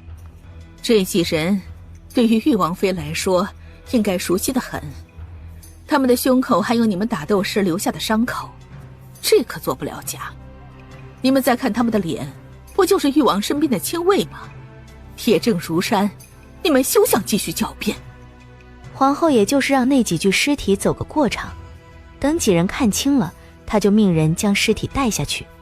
可万万没想到，南洛清抬手阻止了侍卫们的动作，盯着几具尸体看了半晌。皇后娘娘，这几人本王妃根本就不认识，怎么就成了誉王府的亲卫了？秦玉修冷冷地扫了眼尸体，目光凝在南洛清身上。这就是他的王妃想出来的救命之法，就连证人都能动手脚，果真是有能耐。皇后娘娘惊得直接从凤椅上起身，直冲冲地到殿中。那几人竟换了一张脸，露出他们本来的面目。怎么可能？那些药是他从西凉买来的皇家秘药，上脸之后就能捏成任何人的容貌，并且永不消退。他明明悉心地护着这些证物，怎么可能会出纰漏？陛下，这摆明就是有人要栽赃陷害，还好老天垂怜，令真相浮出了水面，要不然的话，誉王殿下可就被冤枉了。本宫身子不适，需要休息。陛下难道不给个说法吗？难道让誉王白受这么多苦吗？再说刚才陛下对誉王是有浓厚的亲情的，怎么现在又没了呢？难道说陛下那些都是虚情假意不成？荒唐！朕何事哪轮到你一个小丫头片子来智慧？我不过是为誉王抱不平罢了，毕竟谁会愿意被冤枉呢？谁愿意因此受了这么多罪呢？陛下若是真的想要公正，就应该将幕后愚弄大家的罪魁祸首抓出来，这样才能给所有人一个交代。要不然以后还有谁会相信三堂会审的结果呢？誉王妃别急，朕理解你的心情，事情的来龙去脉朕必然会查清楚，给你们一个交代。皇后身子不适，三堂会审到此为止，你们回吧。回禀陛下，这几人小的认识，就是苏大将军府上的，之前小的见过他们，也交接过几次。信口雌黄，你一个小小的侍卫能懂什么？见过一两次就能证明他们是国舅身边的人不成？再说了，国舅是泰然的亲舅舅，国舅会害自己的亲侄子不成？皇后娘娘此言差矣，当时你们就是以亲卫作为证据来给誉王定罪的，怎么这件事情轮到国舅爷的身上，皇后娘娘就如此态度呢？这不是愚弄大家吗？皇后，此事若真的与国舅有关，朕也会秉公处理，绝对不会寒了百官的心。趁着百官都在，陛下直接将幕后真凶揪出来，让整件事情尘埃落定，也好给先帝一个交代。齐国从始至终都不允许如此阴险狠辣、阳奉阴违的人逍遥法外。这幕后真凶不仅要害大皇子的性命，最后还想将所有的罪名都扣在本王的头上。其心险恶，若是让他再活跃在朝堂上，恐怕会危害到江山社稷。苏将军可知罪？朕问你，为何这么做？为何要害大皇子和誉王？你是不是与敌国有所勾结？这些侍从下官早就已经送给了苏龙，下官没想到苏龙的心思如此歹毒，竟然连皇嗣的主意也打。南洛清与秦玉修知晓苏龙不过是被拉出来当替死鬼的，但想要一下子扳倒苏勇，可没那么简单。这个结果他们也能接受。来人，将苏龙关押进天牢，秋后问斩。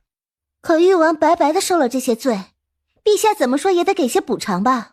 金银珠宝加官进爵，你们选一样。王爷身份尊贵，要是再加官进爵的话，也没有什么好加的。而金银珠宝王府中也并不少，不如赐块封地如何？那就湖州办。多谢陛下。对了，这件事情很可能与皇后娘娘也有关系，陛下可得好好的查查皇后娘娘，不要让同样的事情再次发生。皇后娘娘在宫中静思己过。陛下，国舅可能是一时被迷了眼，才做出这种蠢事，但国舅如何与臣妾无关？陛下可一定要相信臣妾呀！苏龙是他的亲弟弟，如今苏龙要处死，他心痛万分。可她只能祈求这个男人不要牵扯上她。你们眼中可还有朕？你们苏家是想要只手遮天不成？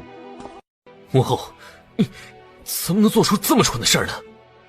整件事的来龙去脉，秦泰然不太清楚，但他明白整件事肯定是对自己有益的，就放手让母后去做。何曾想过最后会赔了夫人又折兵，落了个凄惨下场。母后这么做为了谁？还不是为了你的将来铺路。陛下盛怒，母后可只剩下你了。母后，此事是你做的不对，既然父皇让你闭门思过，你就好好的闭门思过，不要多想。儿臣有事得出门一趟。你是要去见南洛清那个贱人，是不是？洛清并不像你说的那么低贱，她其实是个不错的姑娘，母后了解她以后也会喜欢她的。喜欢她？本宫为何要喜欢誉王府的人？你听仔细了，太岳修是与你竞争皇位的第一人，他若是不死，皇位未必能轮得到你来做。母后所说的儿臣都明白，但誉王只是个瘸子，一个瘸子能有多大能耐？母后放心，儿臣心里有数。给本宫查，这段时间到底是谁对朕舞动了手脚？查到之后立马禀告本宫。娘娘是否要出宫见国舅最后一面？反正也是要死的人了，去见最后一面也没什么用。不过本宫必然会替弟弟报这个血海深仇。这是这段时间为了救王爷花的银两，王爷记得结账。娘娘算的可真是清楚，救王爷于水火之中，这不是应该的吗？如果你喜欢在地牢待着，那你现在就回去，没有人拦着你。本王妃只救王爷一人，可并没有打算救你。闭嘴，在主子跟前哪有你说话的份儿？准了。哼，表哥之所以没事儿，是表哥吉人自有天相。你之前做的那些龌龊事，我和表哥可都是记得清清楚楚。你休想就这么算了，等表哥身子好些，必然会找你算清。那个时候，自然就是把你赶出誉王府之时。哼，你笑什么呀？也是，你现在还有机会笑，到时候被赶出府去，连哭都来不及。我可是王爷的救命恩人，把你赶出去都不可能赶我出去。你狂什么？你做出那么多对不起表哥的事，还妄想着表哥会对你好不成？哪个男人能够受得了自己女人在外面勾三搭四？你是想昭告天下你的清白已经不在了吗？你一个还没有出嫁的女子，连清白都没有，还有谁会要你？你凭什么打我？你算什么东西啊？我要去告诉表哥，让表哥来惩治你。你要搞清楚，本王妃才是誉王府的女主人，你不过是个寄人篱下的蛀虫罢了。你有什么资格在我面前大呼小叫的？你一个肩不能扛手不能提的米虫，还有脸大肆花费王府的钱，谁给你的勇气？本小姐好歹是个郡主，花点银子怎么了？你还没进府之前，本小姐就是这么花银子的。想要用银子也不是不可以，自己去赚。楚轩儿身边一个人伺候就够了，那么铺张浪费做什么？你们别院每月的银子只有10两，若是超过了的话，让楚轩儿自己去赚。誉王府有南洛清这个妖孽，就一日不得安宁。我一定要想个办法除了他。王妃，王爷请你去一趟。做什么？要是没有要紧的事儿，我不去。王爷并未说是什么事儿，只是让属下请王妃去一趟。那就不是什么要紧的事儿。王爷刚从地牢出来，需要休息，就别折腾了。回禀皇后娘娘，关押死囚的地牢，属下已经盘问过，这段时间无人接近，除了大皇子殿下。太人怎么可能与本宫作对？你可查清楚了，没有什么纰漏。大皇子嫌地牢气味重，并没有进去，反倒是他身边的小太监进去了。那小太监长得与誉王妃有8分相似，属下怀疑誉王妃便是那小太监。证人之所以有问题，都是拜玉王妃所赐。岂有此理！泰然是被这个女人迷晕了头了，连地牢都带那个女人去。本宫费尽心思给秦玉修设下的局，就这么被破了。娘娘切莫气坏了身子，大皇子可能是无心之过，最为恶毒的当属南洛卿。这个女子欺骗单纯善良且拥有赤子之心的大皇子，才会令事态走到这一步。若是南洛卿不除，恐怕大皇子还会被他耍的是团团转。下月的白花样就不用按照往常的规矩来办了，所有人都随本宫去行宫住一小段时间。以往南洛卿绝对是没有资格来参加的，这次隆重的邀请他，让他有命来，没命回。王爷不知道进女子闺阁是要敲门的吗？你这样直接闯进来，那就是流氓。就你，送给本王，本王都不屑要。南洛卿自诩上京最美，可听不得这种话，一下就将他从轮椅上拽进了浴池。随后，他像是条蛇似的缠上男人的腰身，将其紧紧地抵在池子边。骤然拉近的距离与女子滑腻柔软的触感，令秦玉修眼微泛红。滚开！王爷还真是嘴硬，这嘴上说着拒绝，身子倒是诚实。若是王爷不欣赏臣妾的话，身子为何如此之烫？秦玉修受不了他那清冷又娇媚的眼神，稍一用力就将他扣在池水边，随着荡漾的水波吻上他樱粉的唇。南洛卿倒是挺享受与秦玉修的接触，毕竟这么俊的一张脸，还有8头身的健硕身材，很难让人不着迷。秦玉修心中欲望攀上顶峰，抚上他的大腿。南洛卿有所感应地从他怀中退出，并且以迅雷不及掩耳的速度穿好里衣。难道这就是王爷所说的送上门也不像样吗？妾身劝王爷以后啊，还是诚实一些好。南洛卿，秦玉修用内力回到轮椅上，还将衣裳烘干。他面色阴沉的仿佛能滴出水来，哪个男人都忍不了中途停止，可话已经说出口，自然是收不回去。王爷找妾身所谓何事啊？这刚从地牢里出来，王爷就不能好好的休整一下？你是如何看出皇后的破绽？你说的是那几具尸体？那些尸体皇后准备的毫无破绽。你是如何在短短的3天之内就解决了政务？王爷未免太小看妾身了，那点雕虫小技不足挂齿。表哥，你可一定要为我做主。南洛卿他欺人太甚，你一定要把他给休了，然后再给他进猪笼。闹什么？表哥，南洛卿一回府就耀武扬威的，根本就没把你放在眼中。我屋中的东西怎么能让他随便碰呢？他竟然把值钱的东西全都给我搬走了，就连太妃娘娘赏赐的贵妃椅他都给搬走了。难道是让我去睡土炕吗？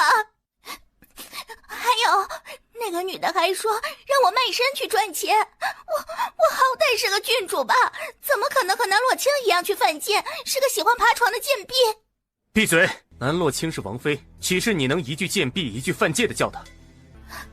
表哥，你变了。以前宋姐姐在的时候，你是绝对不会对我这么凶的。再说那些是我的东西，南洛卿她凭什么拿走？她嫁入裕王府不就是为了银子吗？她得连走多少财物才满足啊？你屋中的东西的确是本王妃搬走的，你自己做了什么事情，心里不清楚吗？你凭什么动我的东西？表哥，你看，他都承认搬走我的财物了，你可一定要为妹妹做主。妹妹除了你，可就什么东西都没了。表哥，不过就是些小钱，你帮我付了不就行了吗？那还需要搬空我的房子来抵这些账目呢。再说这些东西又不是只有我一个人买的，里面还有宋姐姐喜欢的金银首饰，这些银子难道不应该让表哥来出钱吗？你这话说的还真有意思。宋玉犬是王爷什么人？凭什么他的吃穿用度需要王爷来买账呢？再说这宋玉犬已经死了，你若是觉得那些银子不是你花的，你大可以去地府找他要钱，本王妃也拦不着你。你这是咒我去死，我和你没完！既是你自己在外面乱花的账，王妃做的没错，也算是给你一个教训。要是再闹，你就分府出去住。这才过了多久，表哥就已经把宋姐姐忘得一干二净了吗？枉费宋姐姐当年陪着你，可怜宋姐姐被南洛清给害死，王爷还和这个女的勾搭在了一块儿。你到底是如何对那些政务动的手脚？王爷若是想知道也可以，那就是楚轩儿的那些东西都归妾身所有。准了。这就是楚国王室的秘制膏药易容膏，若是没有独特的解药的话，这药膏就像天生的一样，完全看不出来破绽。试试自然可以，只不过要试在谁的身上呢？就安风吧。秦玉修可见不得自家王妃对着其他男人的脸捏来揉去。请王妃收回陈面，属下完不成任务。既然王爷想试，那就试试好了。你易容的是谁？怎么，王爷是觉得自己的容貌和此人相比，自愧不如？哼，本王的容色如何，你不是最清楚吗？你若不是垂涎本王的容貌，你又何苦费尽心思来当这玉王妃？这张脸才是妾身所垂涎的。王爷若是想查，就去查好了。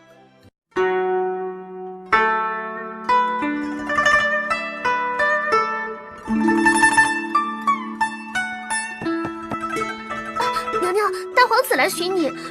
你去和大皇子说一声，我收拾一下就过来。不准见。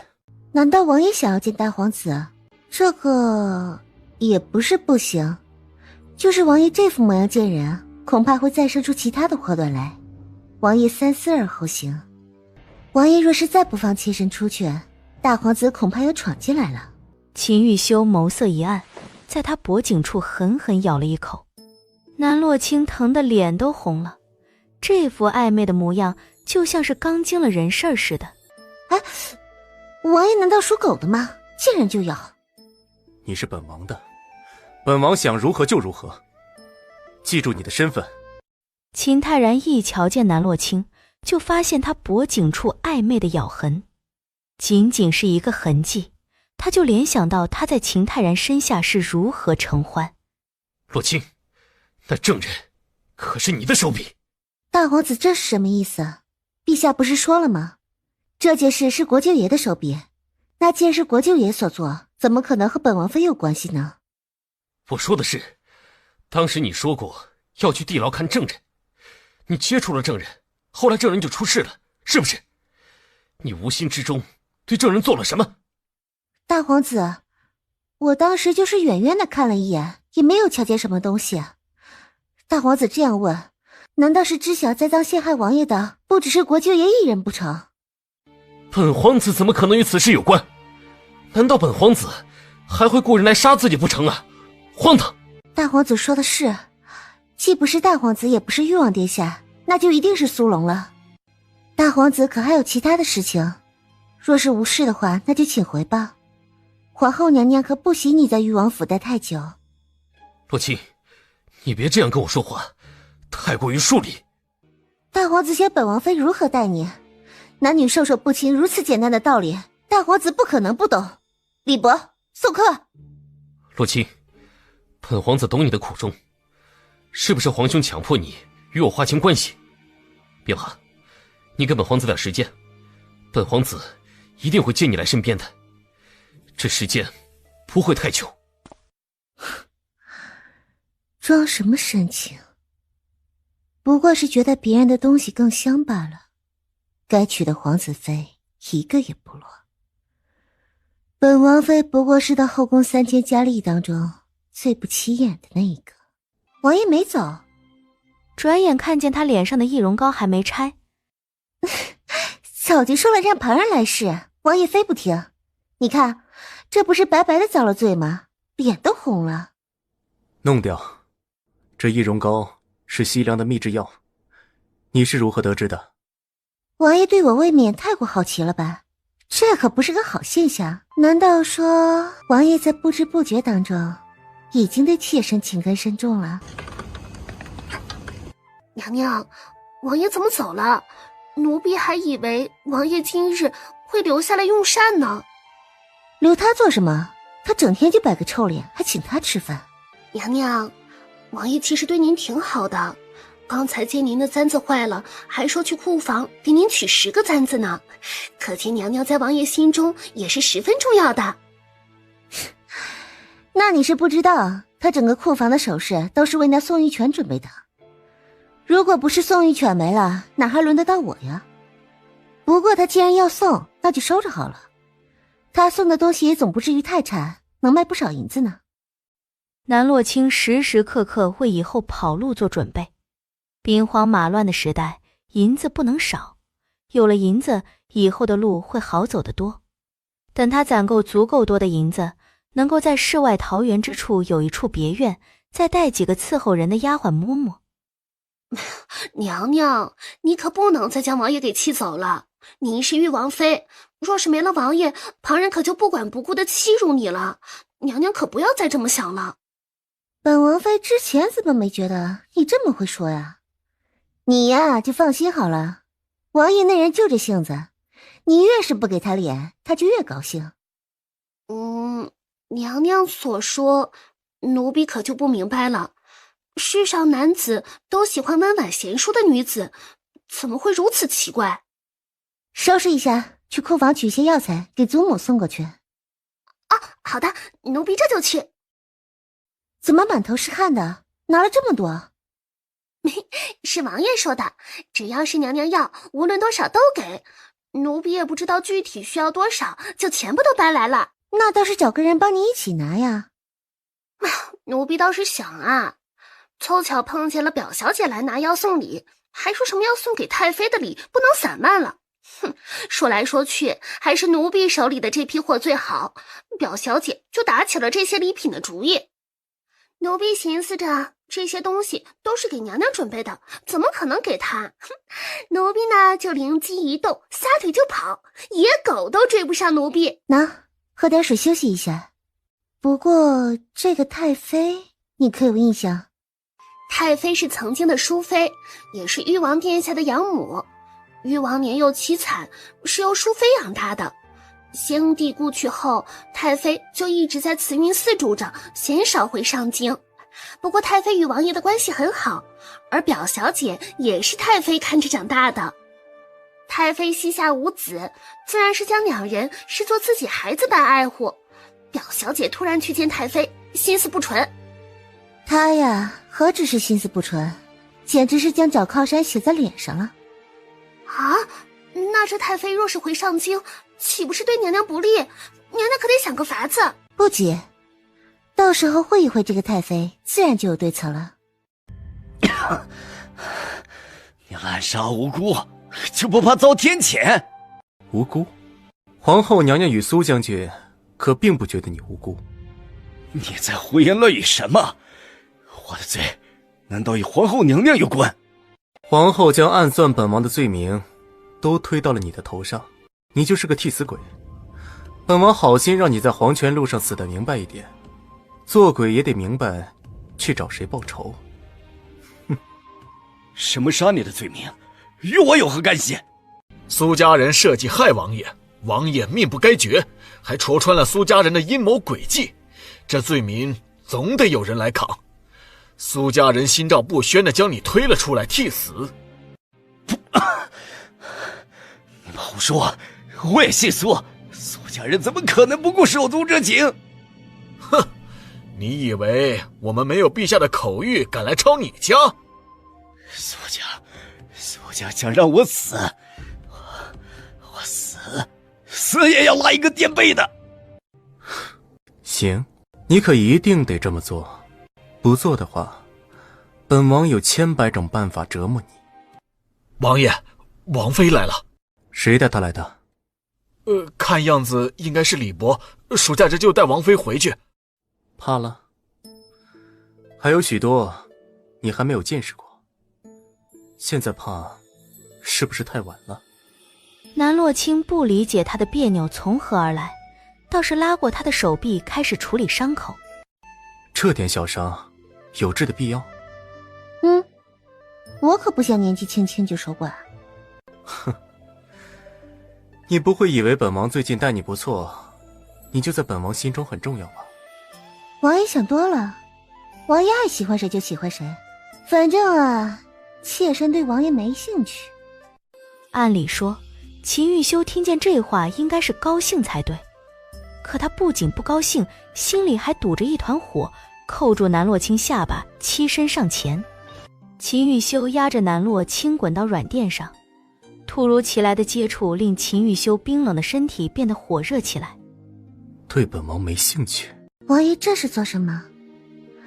难道王爷对妾身有了兴趣？可妾身怎么记得王爷曾说过心里只有宋姑娘一人，既然只有宋姑娘，又怎么会对妾身感兴趣？该死，你以为你是谁？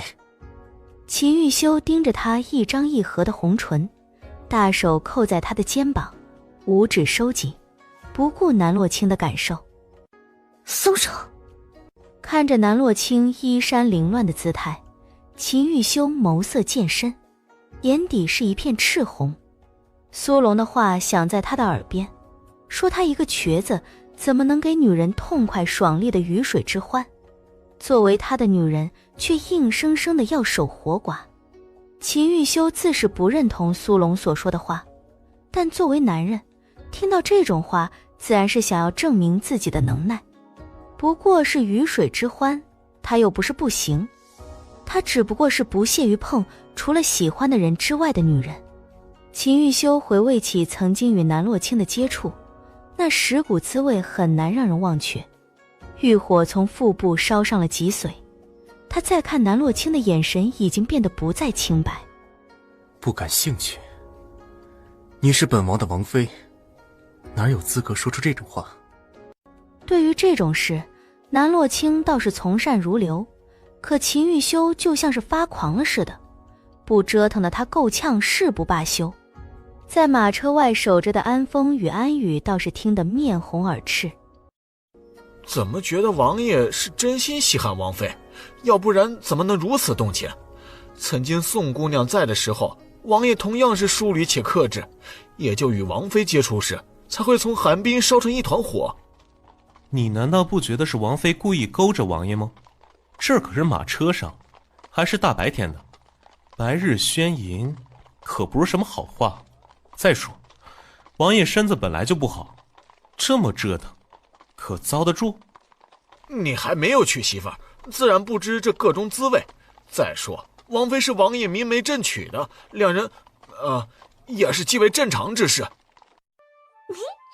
王妃和王爷两人恩恩爱爱，长长久久的才好呢，少来那些谣言贱货，破坏王爷和王妃伉俪情深的感情。再说了，王爷在天牢里日日与你们待在一处，肯定憋闷得慌，碰见娘娘这样的娇媚美人，肯定是把持不住的。你属狗的！你再说一个字试试。疼！秦玉修的目光软了几分，一言不发地拿起药瓶给他上药，清凉的触感令他舒服地嘤咛一声。秦玉修咽了口口水，再次将他压在身下。表小姐喊小的所为何事？你知道吧，本小姐被南洛清那个女人逼得没办法了，只能去找太妃可怜可怜我，再收留我。表小姐所言属下明白，王妃做的的确过分，明明她才是个外人，又有什么资格送表小姐走？楚轩儿为了达成自己的目的，往前两步，轻拥上安宇的脊背，脸贴着他的胸膛。表小姐这是什么意思？难道也对他有意不成？可他只是一介武夫，又怎么能照顾得好表小姐这样金尊玉贵的人？可我走定了，这段时间只能麻烦你帮我盯着南洛清。听说表哥最近和南洛清走得近，两个人还同房了。你知道的，表哥以前和宋姐姐那么好，表哥也说这辈子只会爱宋姐姐一个人。宋姐姐尸骨未寒，那南洛清就爬上了表哥的床。按照这个趋势，以后誉王府岂不是由他说的算了？那还有我们什么立足之地？你之前也不喜欢南洛清，对他的态度也好不到哪儿去。南洛清这个人呢，最是小肚鸡肠，等他得势，眼里又怎么可能会有你呢？到时候啊，也是寻个由头把你赶出去。是了，将你赶出去那还算是好的，就怕呀连你的命都不放过。我这不是心疼你，怕你走了我的老路吗？据我所知，王爷并不是那种不分青红皂白的人，虽说如今对王妃有点意思，可应该不至于没了基本的判断。那你未免也太低估南洛清这个女人了。表哥之前哪儿都好，对我也是极好的，可南洛清一进门，一切都变了。这不，连誉王府都没我待的份儿了。南洛清那狐妹子有的是法子勾得男人神魂颠倒。今日是表哥，明日就是大皇子，再过几日，谁知道又有几个奸夫？你若是不信我所说，直说便是，我这就走，不碍你们的眼。表小姐误会了，属下不是这个意思。以属下对表小姐的情谊，你说什么，属下便信什么。表小姐觉得王妃心怀叵测，属下便绝对不信王妃所言。这还差不多，那你可一定要说到做到。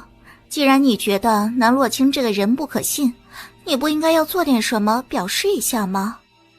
夜色朦胧，连装都懒得装一下。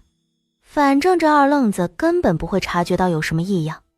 安宇喜欢他，楚轩儿一直都明了，只不过一个侍卫的喜欢，他根本不会放在眼里，大多时候还觉得恶心。恕属下愚昧，并不懂表小姐所说的表示一下是什么意思。你知道的，在表哥的心中一直都有着宋姐姐的位置，你只需在这件事上下点功夫，惹得表哥厌恶南青洛即可，剩下的事等我从慈云寺回来再说。可这么做恐怕会惹得王爷不快，属下是王爷的贴身侍卫，这么做有些不厚道。哼，男人都是一个样，说的倒是好听，让你做点什么就推三阻四。你既不愿，直说便是，我可以让别人来做。我还以为我在心里总归是有些不一样，没想到你在乎的还是你的锦绣前程。表小姐，属下不是那个意思，你误会属下了。属下就是觉得事关宋姑娘，事情恐怕没有那么好控制。毕竟宋姑娘是王爷的逆鳞，若是没掌握好度，王爷的身子恐怕会……你是个男人吗？你若是男人，就拿出男人该有的气概。本小姐最烦的就是娘们唧唧的人，磨磨蹭蹭的，什么事能做好？表小姐先别生气，我不过是要考虑的周全些，免得牵连了表小姐。就照我说的做，若是想对付南洛清，就得下猛药。那些七零八碎的事儿，可没办法让表哥对南洛清彻底死心。只有事关宋姐姐，表哥才会看清楚南洛清的真面目，以后我们才会有安稳的日子过。属下一定会按照表小姐所说的做，只不过属下有一件事想不明白。但说无妨，这儿就只有我们两个，没什么不好说的。表小姐所说的以后，是我们的以后吗？没有南洛清的以后，才算是我们的以后。你的心意我都知晓，可如今并不适合谈这些。要是南洛清知晓我们之间的关系，肯定是会百般的阻止。你应该也不想我被他们要求随便找个人嫁了吧？若是那样的话，我们肯定都没有以后的。知道了，属下一定会好好解决问题，不择手段。你能这么想就最好了，不枉费我对你的一番心意。时间不早了，还是回吧。你出来太长时间了，表哥可是会起疑的。你早些回去，早些把南洛清处理了，我们的未来才会逐渐好起来。属下还是送表小姐一程吧，要不然下一次见，不知道是要在什么时候了。如今你可不能与我走得太近，会被南洛清给盯上的。这一段路我自己走即可。王爷也太不懂得怜香惜玉了，娘娘这么漂亮的背，受这种罪。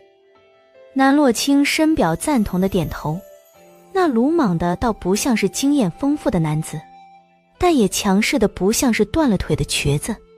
好几次他受不住差点晕过去，若不是底子还在，恐怕是受不住他的折腾。不过有件事娘娘恐怕不知道，就是王爷虽说名声不大好，但却是一个极为传统之人。宋姑娘虽说养在王府多年，但王爷却是从来都没有碰过她，就连一根头发丝儿都没有碰过呢。所以说娘娘可是王爷的第一个女人。南洛清惊讶地睁开眼，眼中情绪涌动，许久才归于平静。难怪一直觉得秦玉修的技巧不咋地，原来是从没有碰过女人。也不知为何，他心里竟由此泛起丝丝的甜。心情一好，就想给唐月涨月钱。你们在本王妃跟前伺候也不短的时间了，伺候的也不错，更没有出什么大错。普通的丫鬟呢，月钱涨1倍，唐月，你的月钱涨3倍。娘娘，您给奴婢的月钱不算少，怎么又给奴婢们涨钱呢？银子要花在刀刃上，可不行这么造。虽说涨月钱是件高兴的事情，可娘娘在后院还没有站稳脚跟，上下打点的地方所花的钱不少，怎么能随便乱花呢？若是以前的确如此，可如今却有些不同了。娘娘可别觉得奴婢笨，就用这种话来忽悠奴婢。以前世道好的时候，银子好挣，多花点也无可厚非。如今世道不好，四处发洪水和闹旱灾，死了一批又一批的人，那银子可得多存些，总有用处。你说的是，那么就只涨你一个人的月钱。既然是娘娘赏赐的，奴婢就没有拒绝的道理。奴婢会将那些银子存好，以备不时之需。不用，那些银子本就是赏你的，你爱怎么用就怎么用。不过本宫倒不是那样缺银子，如今名下还有3间铺子，银子不会像过去那样缺了。可铺子在娘娘接手之前就不好，以后生意会不会好也没有一个准数。想要生意好起来，恐怕是挺难的。你这是不相信本宫能将铺子做起来？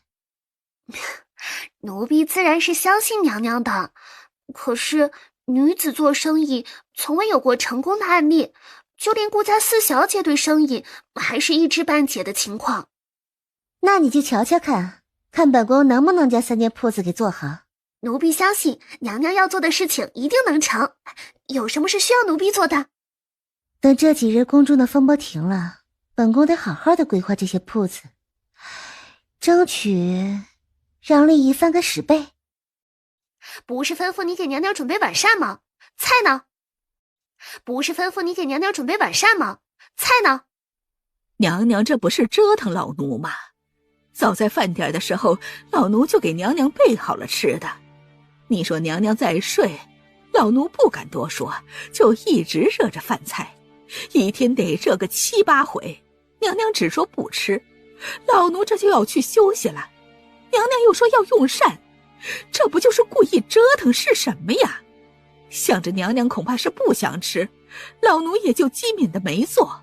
嬷嬷是府中老人，怎能比我还不懂规矩？你是王爷派来伺候娘娘的，准备膳食是你的职责，不论是热多少次饭，都是你应该的。老奴把应该做的本分都做了，其他的全然是娘娘的刁难。而且天这么晚了，再吃可是会积食的，对娘娘的玉体也不好。你最好还是去劝劝娘娘，这顿饭啊，不吃为好。娘娘是千金之躯，哪轮得到你一个老不死的指手画脚？要是饿坏了娘娘的玉体，你担得起吗？老奴在府中伺候多年，还没出过半分错呢，就连王爷都得对老奴客气些。你也不看看是什么时辰了，这么晚还折腾什么？还是早些哄娘娘去休息吧。娘娘，主院送来的那几个侍从太过于阳奉阴违，竟然把奴婢的话当成耳旁风。他们还仗着自己是府中老人的身份，对娘娘指手画脚。本宫的院子可容不得这些人乱来，等明日我精神了再做处置啊。都听娘娘的。这么早娘娘就歇下了？娘娘要见人吗？娘娘若是不见的话，奴婢这就将人赶出去。人都来了，见一面也无妨。好，娘娘还未睡下可正好。王爷给娘娘送了些御厨做的吃食，生怕娘娘胃口不好。若是娘娘饿瘦了，王爷可是会难过的。都是些什么？本宫瞧瞧。哎呀，娘娘放心好了，都是您爱吃的，而且是御厨的手笔，就没有不好吃的。娘娘慢用，小的还得去王爷那复命呢。慢着，王爷既送来本宫一顿丰盛的晚宴，本宫也得送王爷一样物件，全当是礼尚往来了。南洛清打开药箱，拿了一个白玉瓷瓶交给秦管家。娘娘当真体贴入微。哦，对了，还有一件事，把你们送来的李嬷嬷带走。她既不服从西院的管教，那就去别的地方，别在我跟前碍眼。可是那李嬷嬷惹得娘娘不高兴。问本宫做什么？你该去问她。南洛清不想沾染后宅之事，但可以借秦管家的手除了不听管教的下人。娘娘息怒，都是小的伺候不周，才让那老东西脏了你的眼。小的这就将他带来，给王妃谢罪。秦管家，你怎么来了？是不是带我出这火坑啊？我和你说啊，你都不知道这地方有多恶心人。那新来的王妃本事不大，要求倒是格外的多，一会儿要这个，一会儿要那个的。他以为他是谁呀？不过是个不受宠的妃子罢了。要不是他巴巴的缠着王爷，王爷能娶她吗？你这老不死的，你什么身份？哪来的胆说娘娘的不好？来人，掌嘴！秦管家，你这就不厚道了。我又没有做错什么，你凭什么打我呀？再说了，你以前不也觉得王妃是个不受宠的，让我们随便糊弄一下就好了吗？现在这又是什么意思啊？睁大你的狗眼看看，谁是奴才谁是主子。再说王爷不宠王妃，怎么会深夜命人送御厨做的吃食给娘娘？这不就是生怕娘娘饿着吗？你竟敢忤逆娘娘，我看你也是活得不耐烦了，等一下就把你逐出府去。求娘娘饶命，老奴就是一时迷了眼，老奴对王妃是忠心耿耿的呀。当真？娘娘可一定要信老奴的话，老奴对您是一片赤诚。既然你都说了对本宫忠心耿耿，那本宫便要看看你的心到底是不是红的。娘娘息怒，老奴知错了，就算是被赶出府去，老奴也是心甘情愿的。娘娘，秦管家，你可听清楚了，是他自愿要被赶出府的，和本宫无关。娘娘放心好了，明日西院的侍女，小的都会换一批，那些心不在焉的，小的都会换掉，势必要为娘娘找几个聪明机智的，绝对不会出现今天这样的纰漏。娘娘干得好，奴婢早就看那李嬷嬷不顺眼许久了，又因为她是府中老人，大家都让着她，不知道的还以为她才是府里的主子呢。将她赶出去也好，省得以后见了烦心。明日你去挑几个顺眼的丫头回来，免得再有人往西院安插眼线。娘娘能信任奴婢，是奴婢的福气。哦，对了，今夜还是表小姐离开上京去往慈云寺的日子呢，不知等她回来又会闹出什么样的风波。哎，娘娘，我们是否也派人去拜访下太妃？兵来将挡，水来土掩，不急。既然楚萱儿喜欢蹦跶，那就让她蹦跶，到时候再来个釜底抽薪，她岂不是更生气？娘娘说的是。王爷对娘娘越来越好，想来以后可就没有什么人敢欺负娘娘了。如今身在誉王府，的确要和誉王处好关系。这是王妃特意给王爷的，尽快交给王爷过目。娘娘可有什么话带给王爷？娘娘倒是没特别嘱托什么，就是命小的将这瓷瓶送来。瓷瓶里是什么物件，小的也不明白，但看在娘娘对此的珍视程度，想来是什么顶宝贝的东西。下去吧。王爷，这是娘娘送来的瓷瓶。怀着疑惑的心情打开瓷瓶，里面是一股浓烈的甜腥味儿。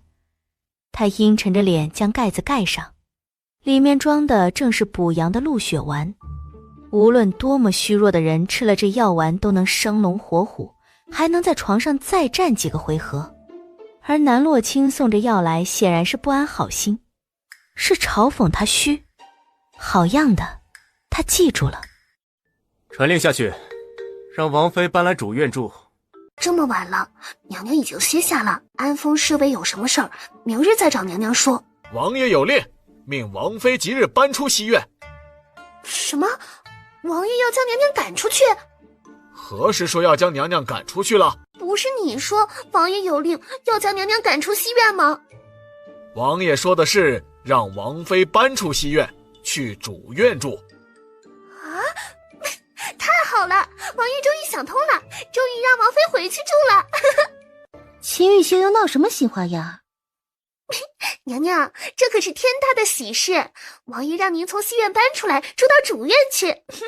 看来王爷还是心疼娘娘的，这么做也算是承认了娘娘的身份。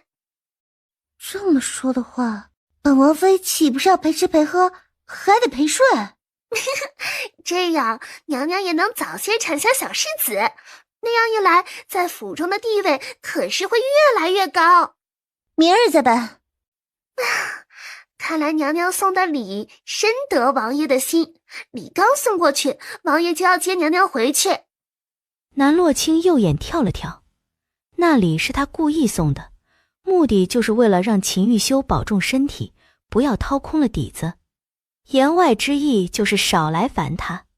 不曾想那鹿血丸竟起了反作用，让秦玉修与他的关系愈发的紧密。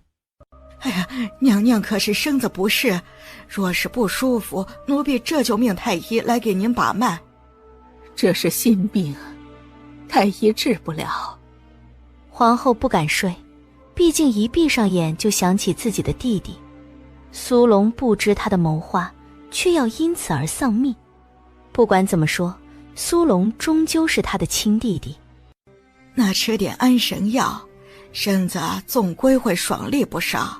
老奴这就给娘娘做去。给本宫拿一件衣裳来。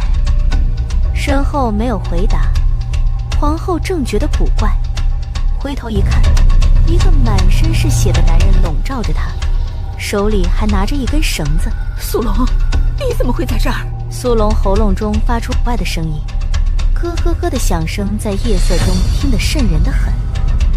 你是人是鬼？来人啊！救命啊！来人！皇后啊，你害得弟弟好惨呐！你自己犯的事儿，为什么要害我全家上下的性命？你既是那般疼爱弟弟我，就早一步下地狱如何？这样我们一家人总算是团圆了。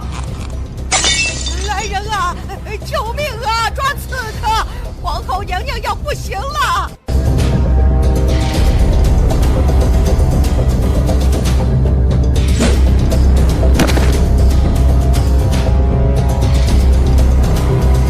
母后，没事吧？苏龙怎么会在这里？不对，你怎么亲手杀了你舅舅？脖子疼。母后去床榻上休息，朱嬷嬷请太医来。按理说，秦玉秀已经杀了苏龙满门上下，怎么会让他给跑了呢？跑了也就算了，竟然还让他混进了凤栖宫中，本宫差点就没有了性命啊！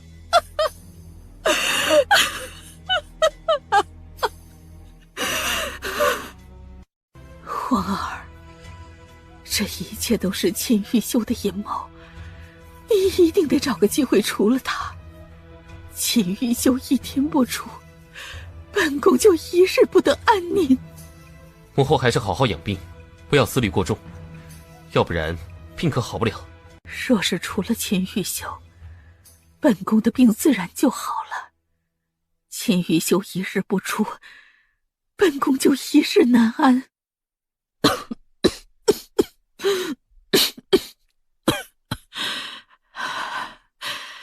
过几日的百花宴，本宫打算给你挑个皇妃。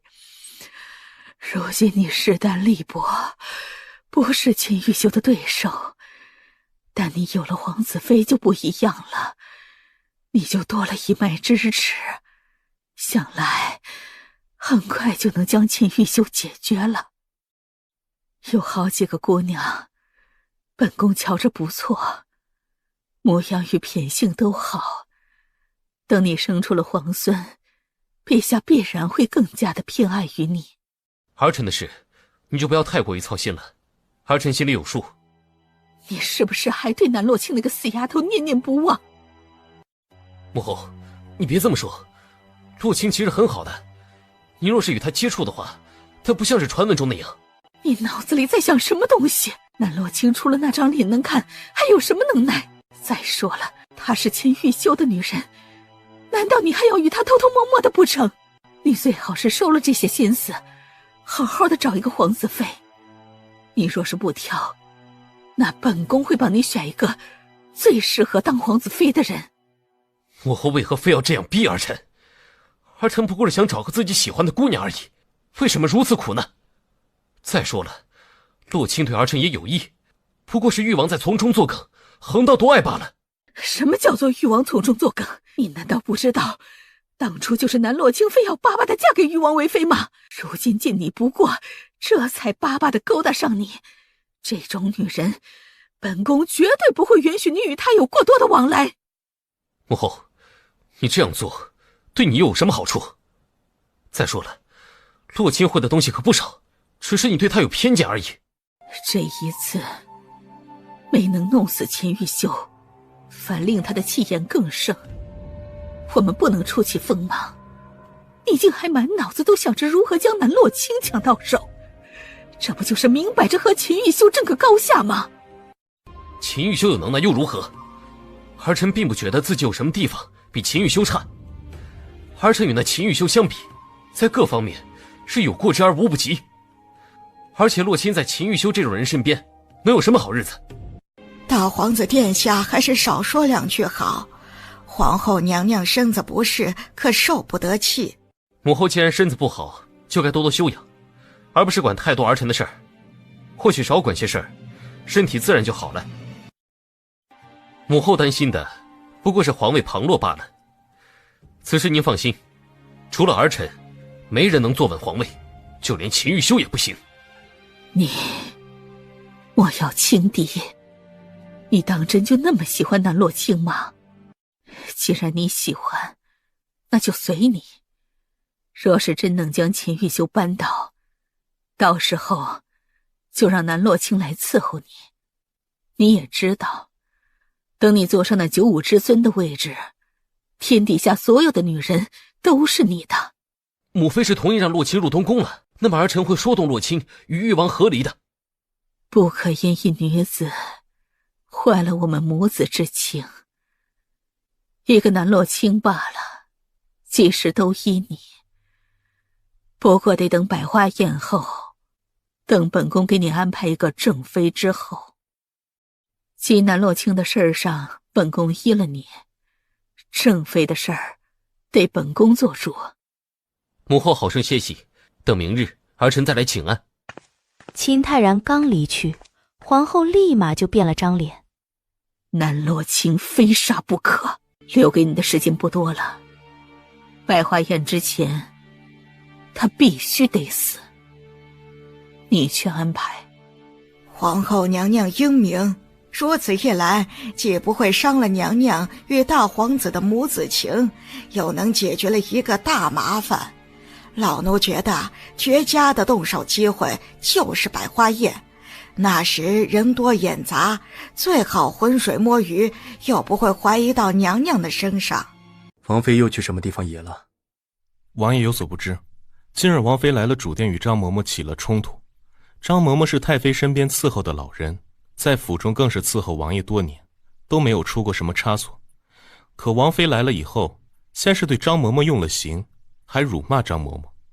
除此之外，王妃还说不稀罕来主院，就回她的西院去住了。安风听这话觉得不太舒服，瞪了安宇一眼，希望他收敛一点，不要在王爷和王妃的事情上面嘴碎。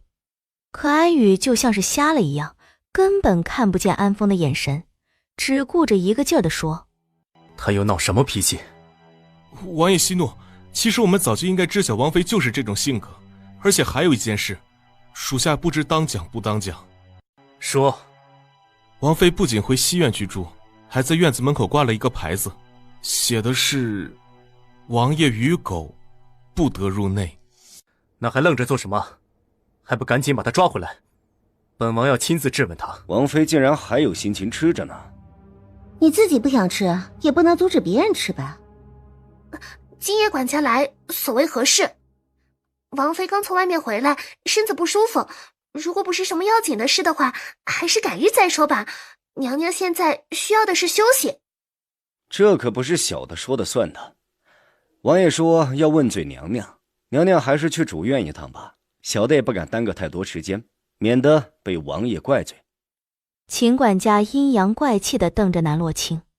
昨日他的恭敬不过是因为南洛清得宠，只是没想到王妃的福气这么薄，这才1天的时间就失宠了。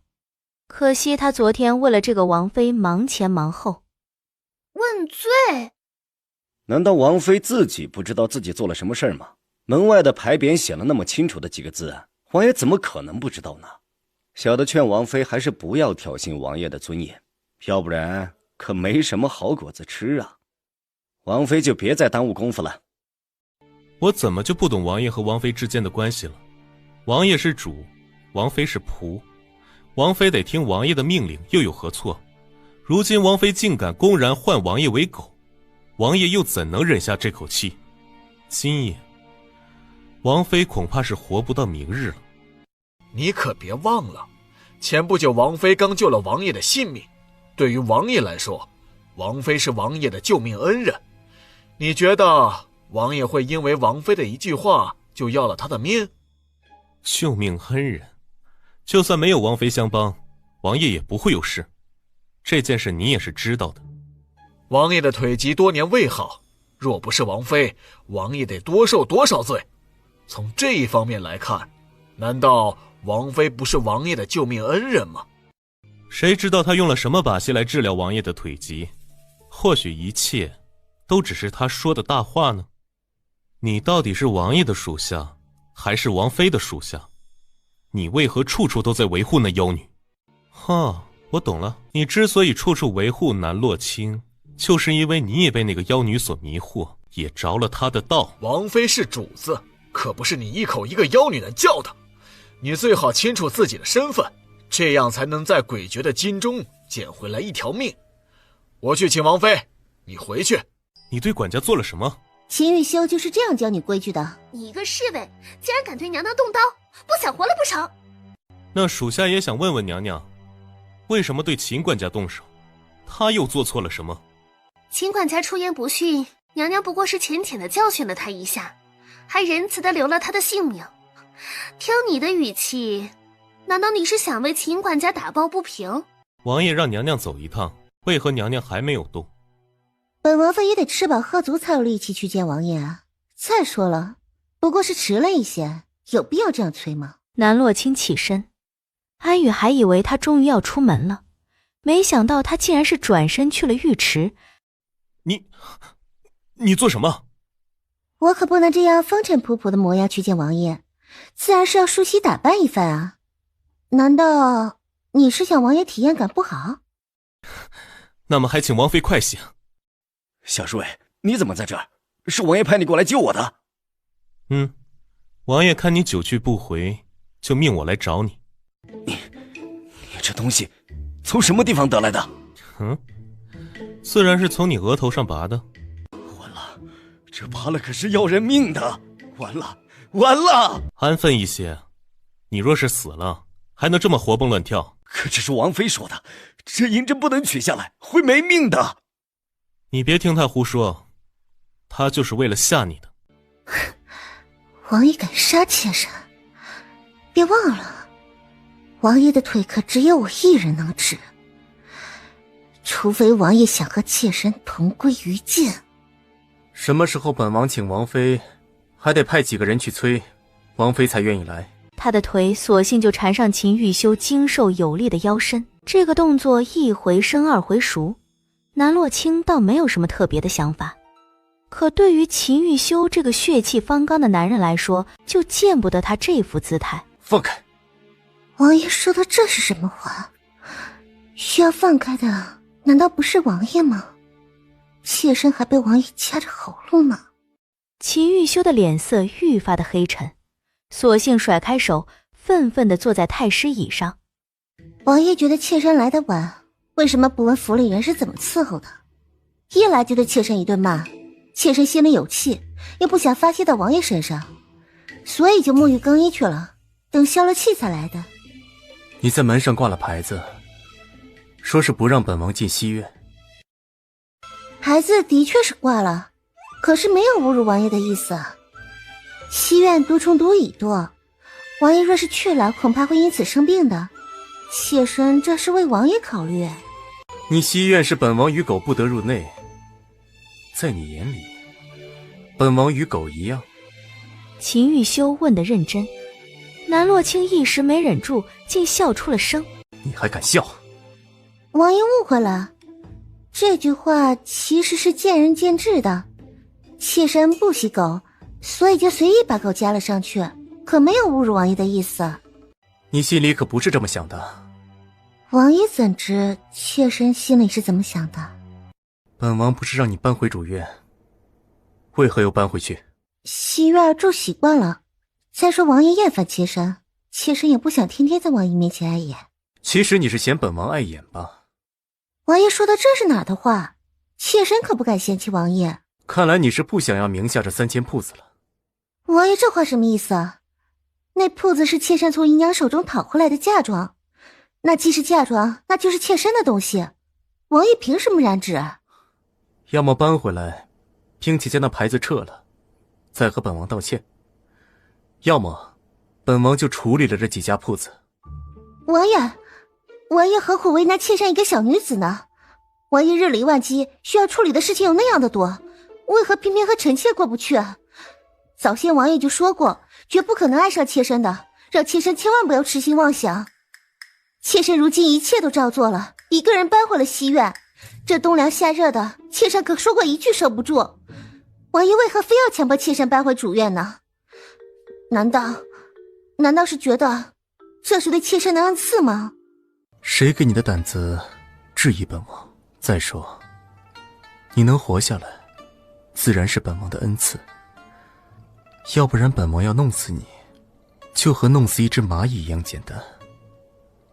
如果你不听话的话，你就会知道什么是求生不得，求死不能。王爷除了威胁还能做什么？你拿那3间铺子威胁我，又能怎么样？听王妃这意思，是连这3间铺子都不想要了。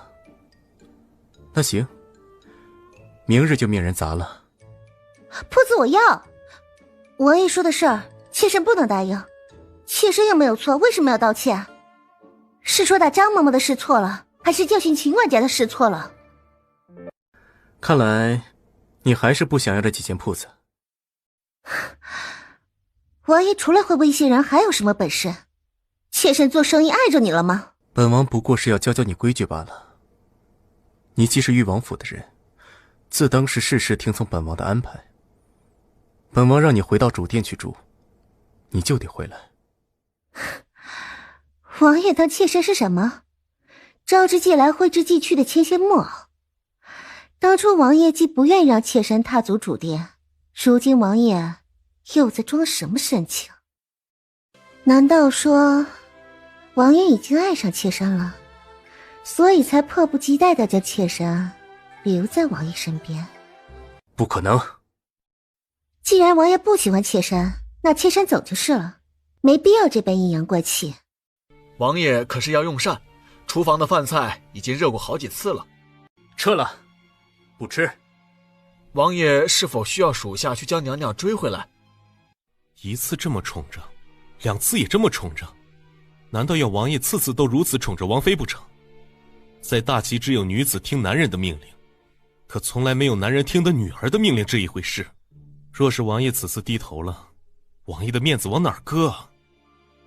王爷可有什么话要与王妃说？属下可以帮忙传话。行，你去与他说，他若是再这么僵着，那就随他所愿。王爷应该狠狠地惩罚王妃，要不然王妃可经不住王府中的规矩。你是主子，还是本王是主子？去受罚30军棍。属下领命。娘娘，西院呢？我们应该是没有走错吧？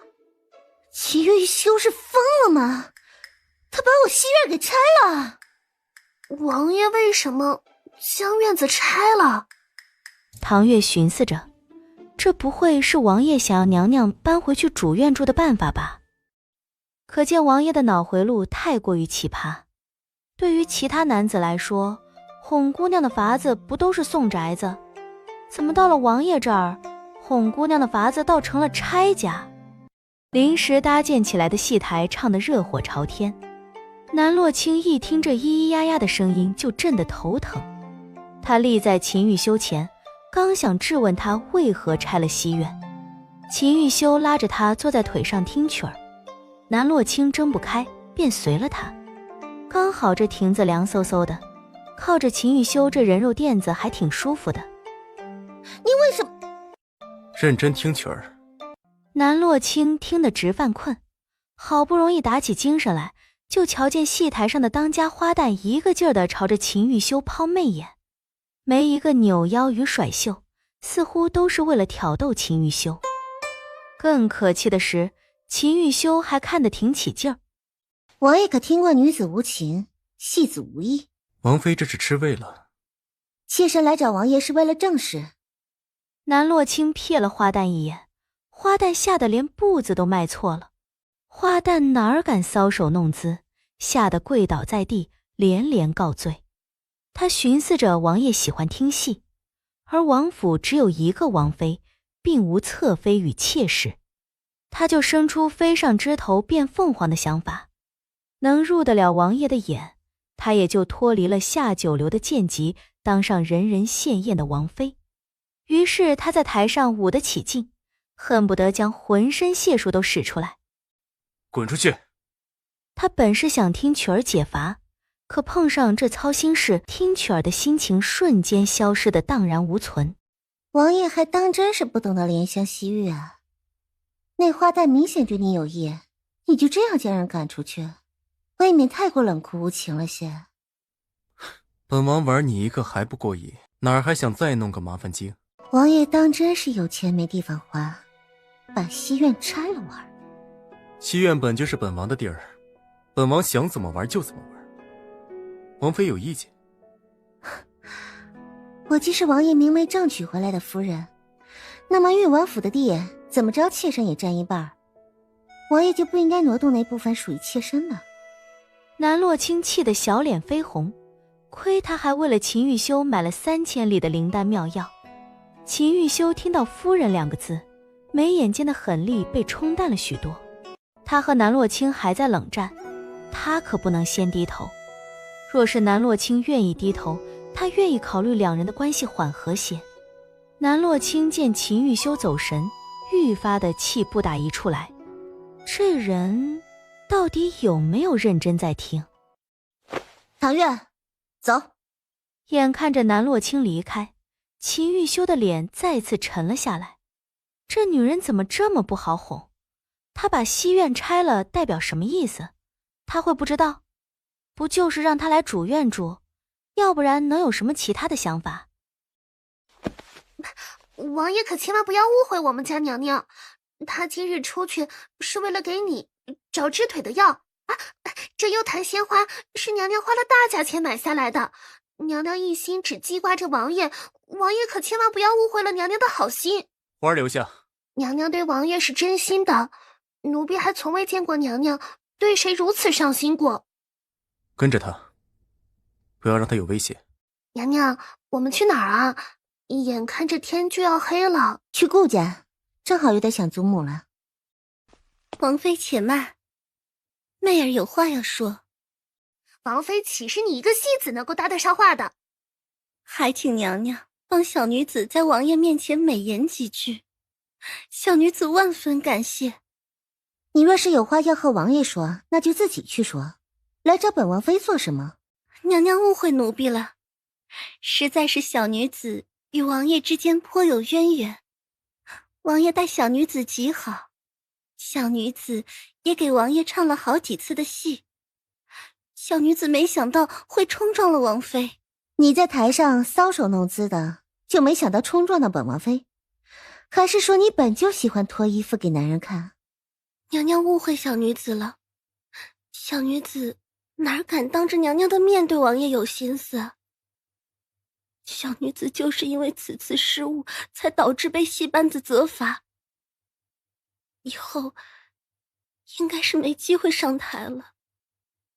听说王妃是个心善之人，还望王妃能把小女子从水深火热之中救出来。只是王妃能不能将小女子带在身边当个侍女？小女子什么都会，肯定能将王妃伺候好。啊，什么玩意儿？你居然还要和我抢饭碗？你除了会勾引人，还会干什么？我看你就是会发骚。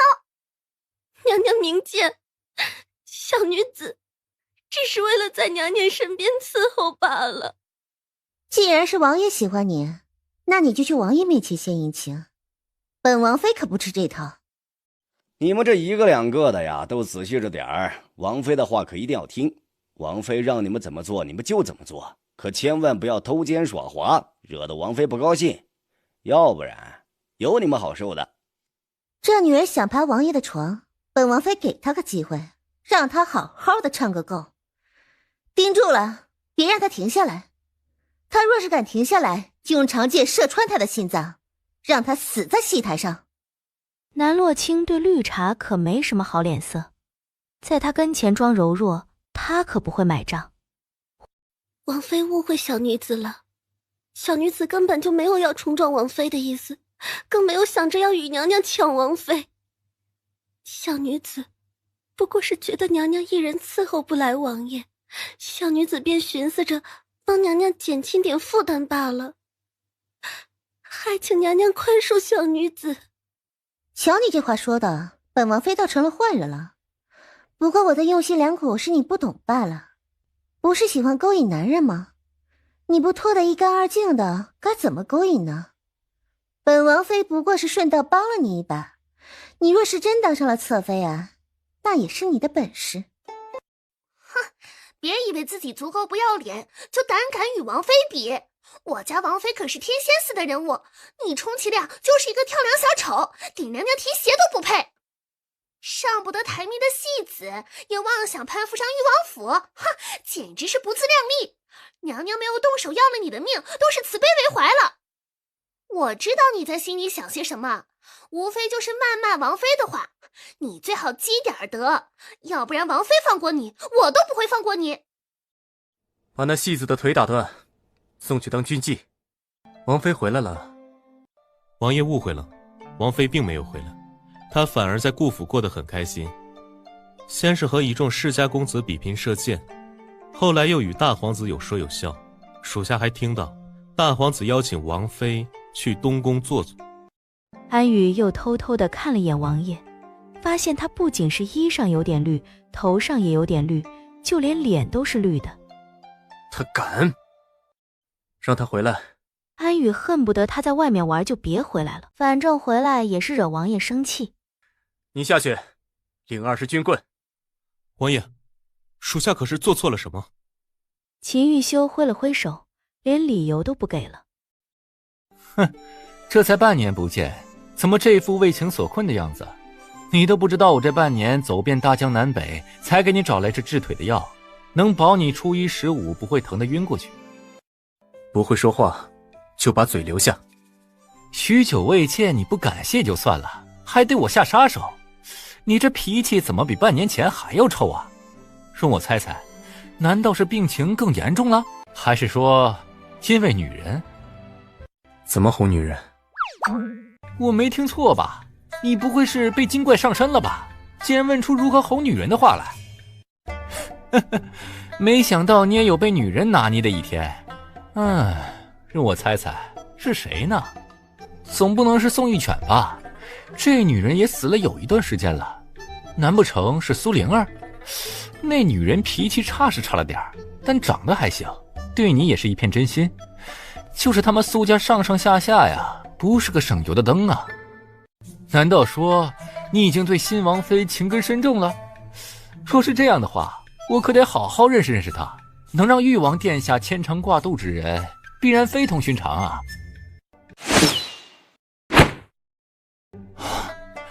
什么时候你的武力竟高我这么多？还记得半年前他因为腿伤，内力散了一半，武力自然倒退了一半不止。可刚才那2招武力远高于他。这半年在秦玉修身上到底发生了什么？一直如此。秦玉修勾了勾嘴角，近来他逐渐发现自己身体的变化，不仅偶尔能站起来走2步，腿疼的次数越来越少，可见南洛清的治疗是有显著效果的，站起来如过往一般行走，指日可待。你不说要哄哪个姑娘，不由如何帮你啊？玉王妃。哄姑娘有什么难的？不就是说些好话，送些礼物，不就哄好了吗？秦玉修眉头紧皱，好话不是说过了，礼物不也送过了，半个库房的东西都送到他院里去了，还不算是求和？博弈透过他微妙的神情读懂了他的心思。好话说尽了，礼物送过了，王妃还是没有回心转意。你送的什么礼啊？说的什么话？秦玉修简单的说了这段时间的所作所为。还真是有你的。既然想求和，将人家宅子拆了做什么？人家姑娘只会觉得你厌恶她，不回娘家还留在你眼前丢人现眼不成？当下怎么做？当下自然是好好哄着，送她喜欢的东西，再表明自己的心意。本王对她可没什么心意。事到如今你还嘴硬。滚！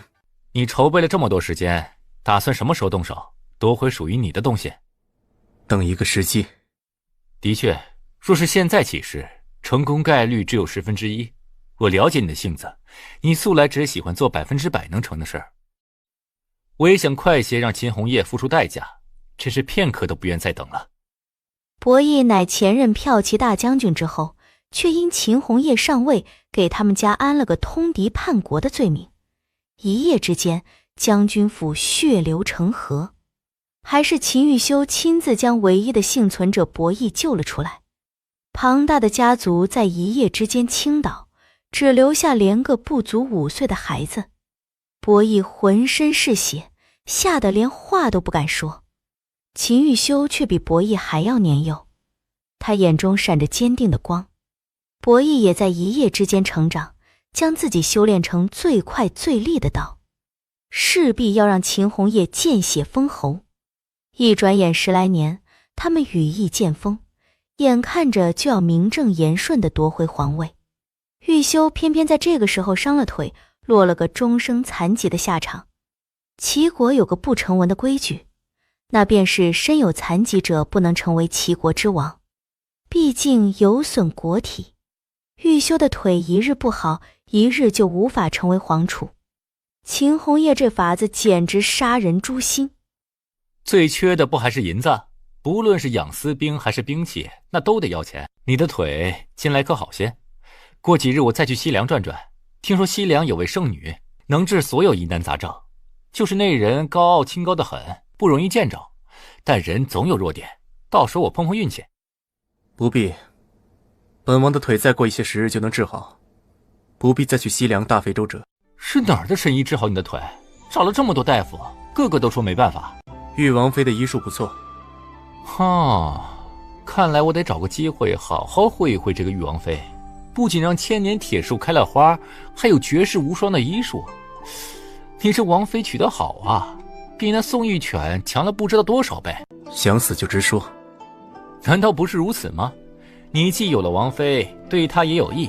虽我没见过玉王妃，但如此有能耐的人，胜过宋玉犬不止一星半点儿。你可别错过了家人，要不然有你后悔的。宋玉泉是本王的救命恩人，是本王欠他的。你也说了，当时宋玉犬救你的时候，你陷入了昏迷，是醒过来的时候瞧见了他。或许救你的根本就不是宋玉犬呢？不是宋玉泉还能是谁？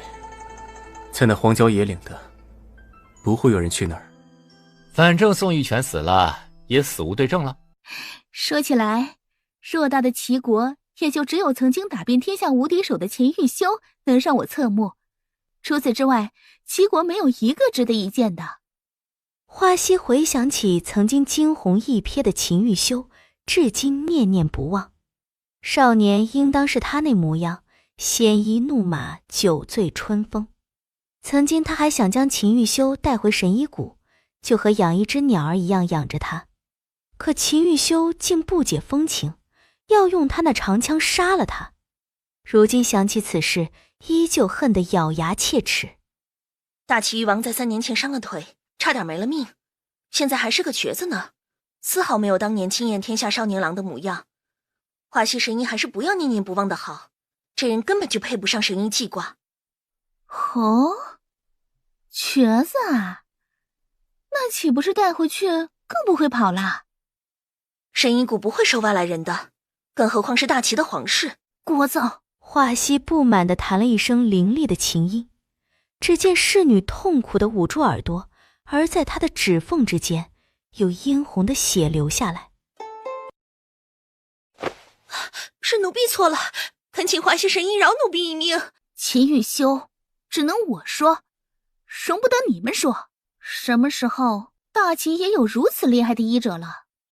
不过是救了一个晕倒的小丫头，华西神医就能看出那女子的医术不简单。倒地的女子并不是简单的病症，而是有先天性的心疾，瞧着就是一副时日无多的模样，本身也懒得出手。可那女子竟然用一瓶药将人救醒，颇有能耐。可能是碰巧吧，华西神医不必多想，您的医术众人有目共睹，到底谁的医术更强，百姓心中自有定夺。看来这大齐挺有意思的，本神医就多待一些时日。那么奴婢就将花溪神医安置在重阳楼，您看如何？重阳楼本就是神医谷所设，那儿什么都有，住得与西凉一样的舒服。的确呢，那儿还常年供着香火，可见大齐对西凉的医术是极其崇拜的。侍女提起大齐，就一副嘲讽之意。上不得台面的齐国，还妄想与西凉比肩，这不就是应该的吗？大齐这100年来，除了秦玉修能拿得出手，哪儿能比得上西凉啊？如今就连秦玉修也倒了，大齐不还是如砧板上的鱼一般，随便我们拿捏吗？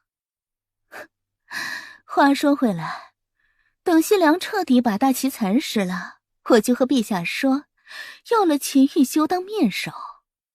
花溪神医所言极是，3年之内，大齐必然是西凉的掌中物。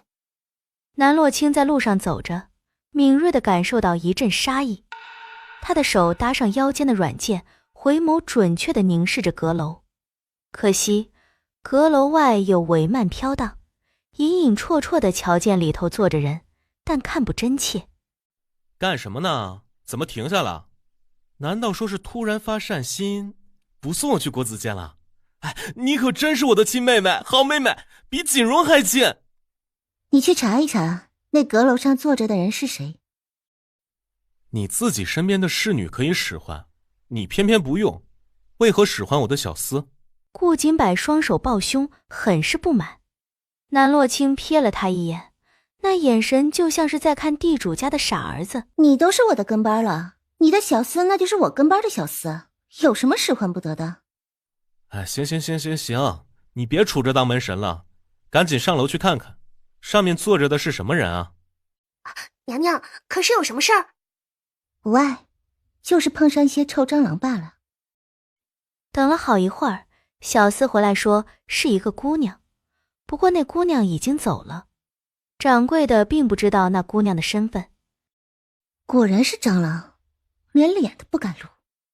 南洛清喃喃自语后，瞧见小厮的脖颈上突然多了2道黑色的蛛网，他立马扣住小厮的手，给他施针解毒。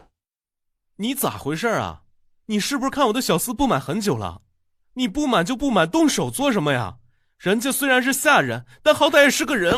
哎呀，三少爷，你可少说2句吧！没看见这小厮脸色不对劲儿，印堂发黑吗？你再看看他的脖子，有2个诡异的黑色痕迹，去之前没有吧？依我看，娘娘肯定是在救人。的确，南洛清是在救人，这毒还是一种会传染的毒，若是不出手救，他们3个也会被这蜘蛛毒所传染。花费了1刻钟，南洛清终于将小厮身上的毒逼出。此毒凶险又少见，沾染上恐怕不止死1个人，而且还会快速传染。那女子明摆想让我们所有人不好过。那人未免太阴毒了些，小厮与他无冤无仇，他竟然直接下毒。再说了，小厮根本没有瞧见他人，他是怎么下毒的？对于一些医毒很强的人来说，下毒自然可以悄无声息的。多谢王妃相救，要不然小的可就没命了。那人到底是谁啊？顾家的仇人，还是裕王府的仇人？怎么能大庭广众之下就对我们下毒啊？这毒并不是齐国人常见的，而是盛产于西凉。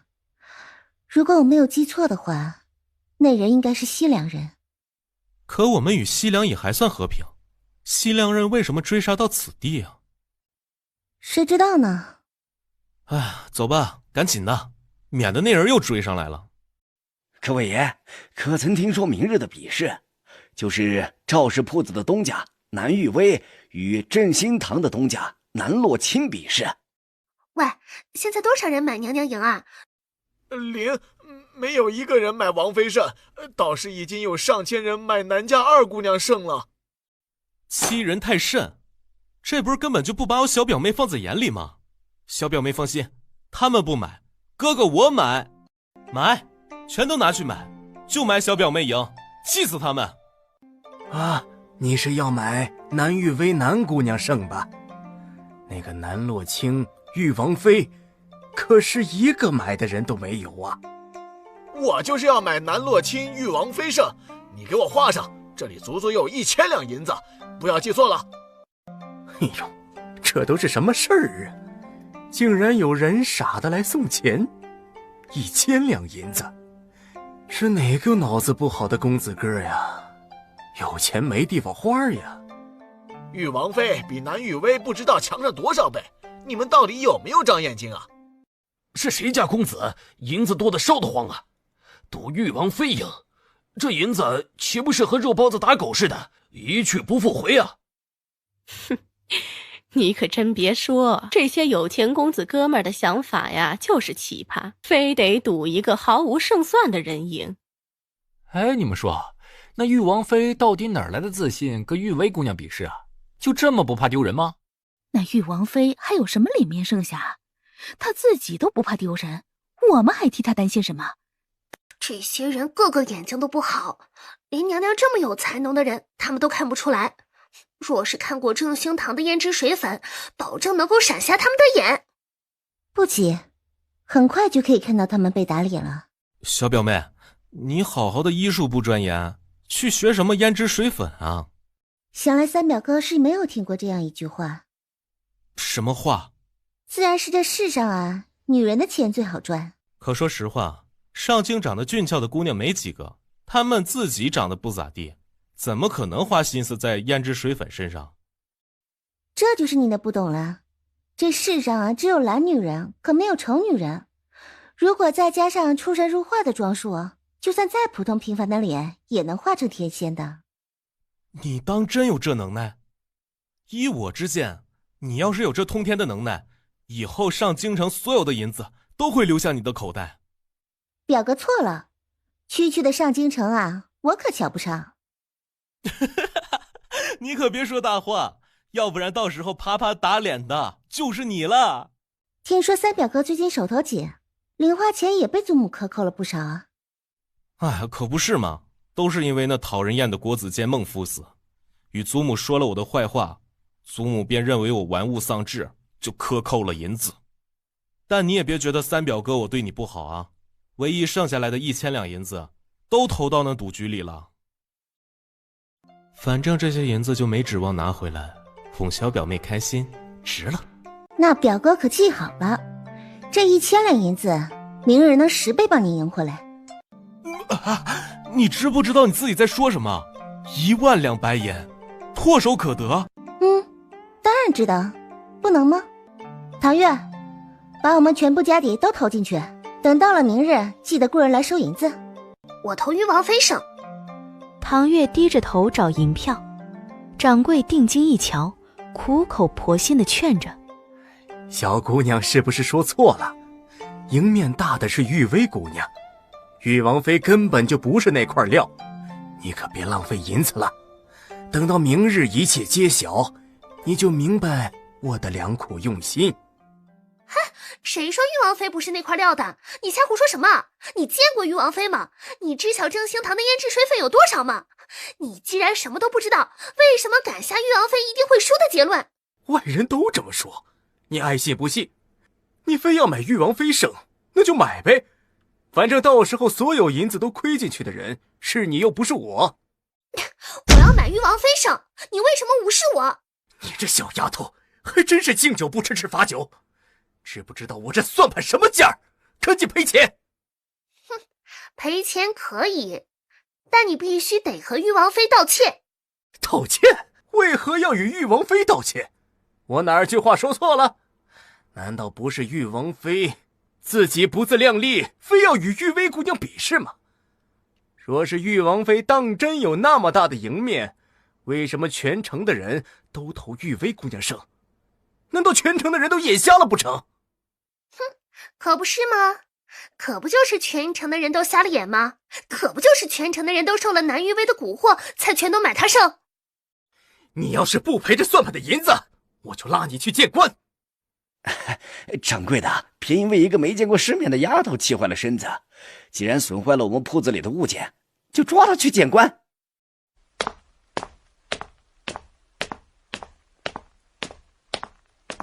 哎呦，今天是什么风儿把玉薇姑娘给吹过来了？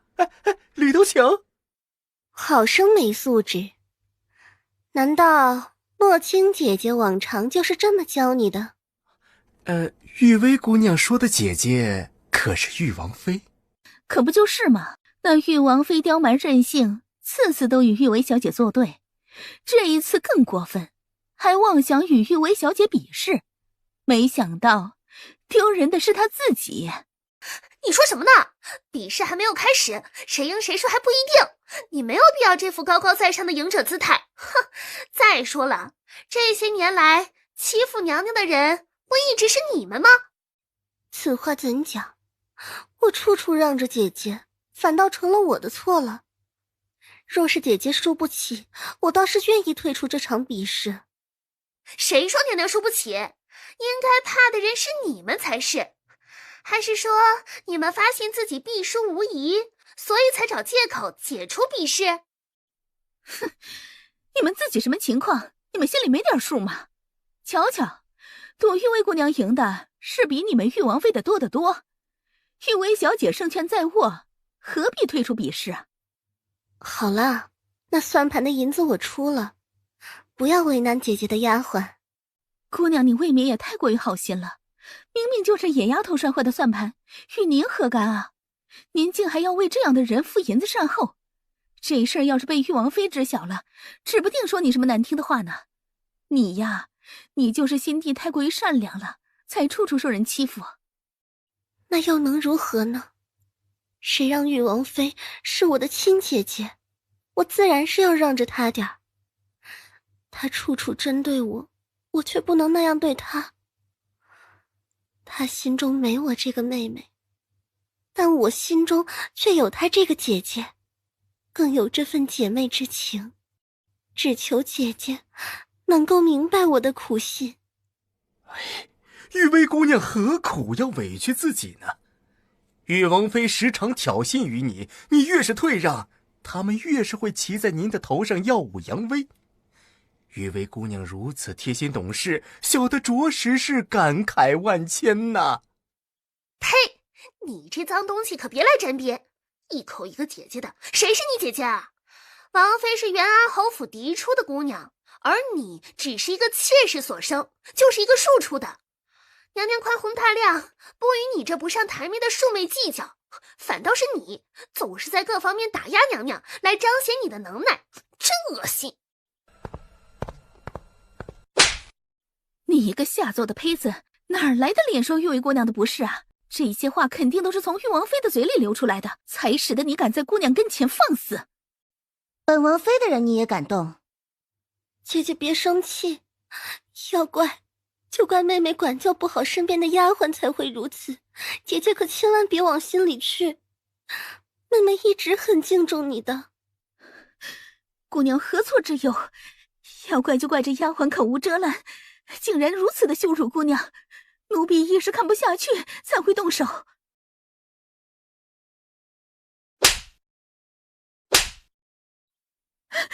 娘，救命啊！还请姐姐饶了我这可怜的丫鬟。可怜？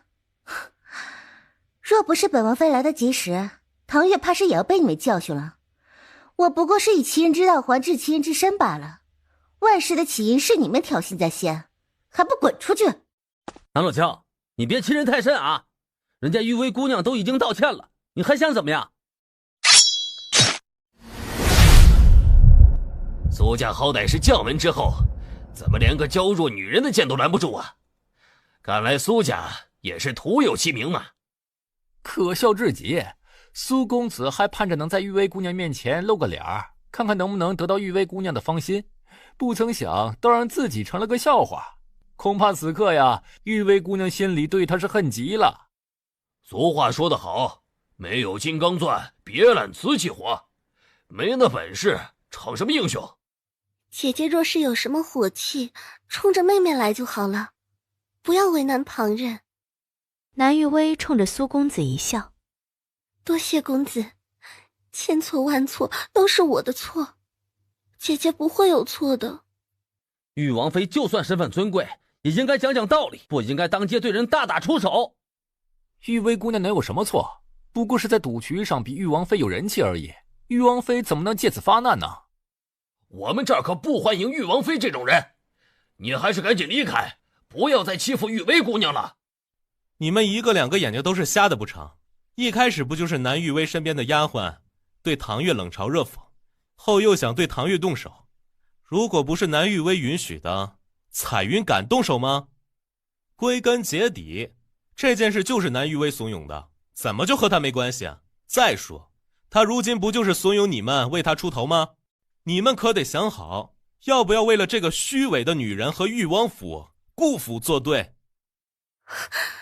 玉薇谢过几位公子的帮助，姐姐的心情我也能理解，不就是马上要比试了，投她的人寥寥无几，她才会恼羞成怒，将怒火迁怒于我。其实姐姐还是十分纯良的，就是在某些事情上很轴，比不过我们赵氏的铺子，还非要比，这不就是显而易见的输不起吗？玉王妃是要破坏比试规则不成？你那可怜兮兮的1000两，也不知道是哪个眼睛瞎的投的。你不会真以为明天的比试你有胜算吧？大家的眼光绝对是雪亮的。赵氏的胭脂水粉名震上京，目前还没有哪一家的胭脂水粉能比他们家的还厉害。玉王妃明日必输，就不必费劲儿搞这么多花样了。哟，原来是输不起才闹这么一出的。反正今世如何都不会影响明日的结果。若是玉王妃对自己没有自信，大可以直接认输，也不用再多等一日。我是怕你们明日输到连住处都没有了。南洛清冷冷地扫了他们一眼，好像是上京几大商铺的东家。听说他们赌了把大的，将家中全部商铺都压在赌局上。明日南玉薇赢了，他们的利润翻倍；若是输了，倾家荡产。你还是不要说大话了，结局如何，我们都猜得到。哼，那你们明日可得准备好房契和地契，明日这些铺子的东家怕是要易主了。哼，你连投注的资格都没有，为何敢如此的目中无人？哼，数清楚了，这里有5万两银票，明日10倍还给王妃。怎么样，资本有了吗？够了，小二，把誉王妃的牌子给改了。你还真是豪横，连5万两银票都拿得出来。我先提前谢过你给我送来的银两了。南玉卫，你今日可得多笑笑，明日你是无论如何都笑不出来的。公子可是为那赌局而来啊！您抬眼看看，是要投着誉王妃胜，还是投玉薇姑娘胜？当然，结果显而易见，上京所有人都觉得玉薇姑娘会赢得相当漂亮。安峰连眼神都没有赏给他一个，偏头令人将银子送进来。一箱接着一箱的银子被搬进茶楼，盖子打开，里面是整整齐齐摆放的白银，估摸着有10万两不止。小二，还不赶紧执笔来大生意了！誉王殿下果然是大手笔，一出手就能拿出10万两白银。从始至终就是个小比试，没想到能引来如此多人的关注。那么明日玉薇的表现也绝对不会让誉王殿下为难。誉王妃会免活得太失败了些，就连自家的夫君都不愿意支持你，这话出口，够上京的百姓笑上1年的了。看来誉王妃与誉王殿下关系破裂之事都是真的。誉王如今连誉王妃的面子都不给了，也要支持玉薇姑娘。可不是嘛，誉王素来如此，做出这种事还真是一点都不惊讶。不过话说回来，当年不就是誉王妃缠着誉王才得到王妃的位分吗？可见誉王的心根本就不在他身上。说起来也奇怪，誉王妃长得如此貌美，任何一个男人见了都把持不住，竟然还不能打动誉王殿下的心。誉王岂是一般人能比的？听说誉王早就有心上人了，只可惜那心上人香消玉殒。从那之后，就再也没有人能入得了誉王殿下的眼了。就算是南洛清再美貌又如何，还不是被誉王殿下弃之敝履？10万两白银人压王妃胜。南玉薇呀，南玉薇，你的算盘落空了。如今看来我的资本比你多得多。明日你若是再输的话，那从今以后这上京谈论的可都是你可笑的事迹了。姐姐既然准备好了，明日的比试我拭目以待。姐姐可别输得太惨，丢了元安侯府的脸面。哼，大难临头了，还在嘴硬。王爷就是担心娘娘在外面受了委屈，便命属下带10万两白银来给娘娘撑一撑场面。好在来得及时，娘娘并没有受人欺负。前2日刚与我说手头紧，怎么今日又能豪横地拿出10万两银子给夫人撑场面啊？果然老话说得好啊，英雄难过美人关。看来你是将我之前所说的哄夫人那套全学了过去，可也不能这么造啊，那可是10万两白银，不是10个铜板。闭嘴，你话太多了。怕是被我戳中了心事，所以不愿再听了。可万一这银子花出去，你的夫人也没有回心转意，你当如何？可会后悔？本王做事从不后悔。还不去？属下这就将10万两白银送出去。王爷是否需要属下给王妃带话？谁说本王要哄南洛清了？本王不过是想要参加赌局罢了。为何要给他带话？你的所有心思都写在脸上了，你知不知道现在这些否认格外的苍白，听起来一点说服力都没有。既然在乎人家姑娘，就服个软儿，又不会少块肉。你要是再这么犟，小心姑娘被别人撬走，到时候有你哭的。嘿嘿，具体要怎么说，还要我教你吗？属下明白，势必会将王爷要说的话悉数传达给王妃。这秦玉修也有开窍的一天。那是自然，王妃离府几日，王爷对您甚是想念，对娘娘的动态更是了如指掌，盼着娘娘能早日回府。这些话可绝对不像秦玉修让你说的，这也不是他的性子。娘娘是如何识破属下所言非真？顾景柏一脸的失望。行了，本王妃了解他，他呀就是个骄傲的人，不可能轻易的低头的。王妃可能是误会王爷的真心了，这些肉麻的话虽不是出自于王爷之口，若不是王爷的心上没有记挂着娘娘，又何必拿10万两白银给娘娘撑场面？当真？当然是真的，属下跟在王爷身边多年，还从未见王爷对谁如此慷慨与上心，除了姑娘就没有旁人。不还有一个宋玉犬吗？难道王爷对宋玉犬也一般般吗？其实王爷与宋姑娘一直都是友人的关系，王爷对感情慢热，而宋姑娘不主动捅破那层窗户纸，两人就以友人的身份过了好几年。王爷对她是不错，但比不上娘娘。哼，那是自然，娘娘天姿国色又才智过人，哪是那宋玉犬能比的？姑娘何时回府，属下也好复命。顾景柏紧张的呼吸都屏住了，最好立马回府。如此一来，他就不用去国子监了。三表哥是不是很期待我马上回去，然后你就不用去国子监了？本是同根生，相煎何太急呢？哎，你好好的回去找你的夫君，三表哥呢也找点正事儿做。三表哥，送你去国子监才是正事。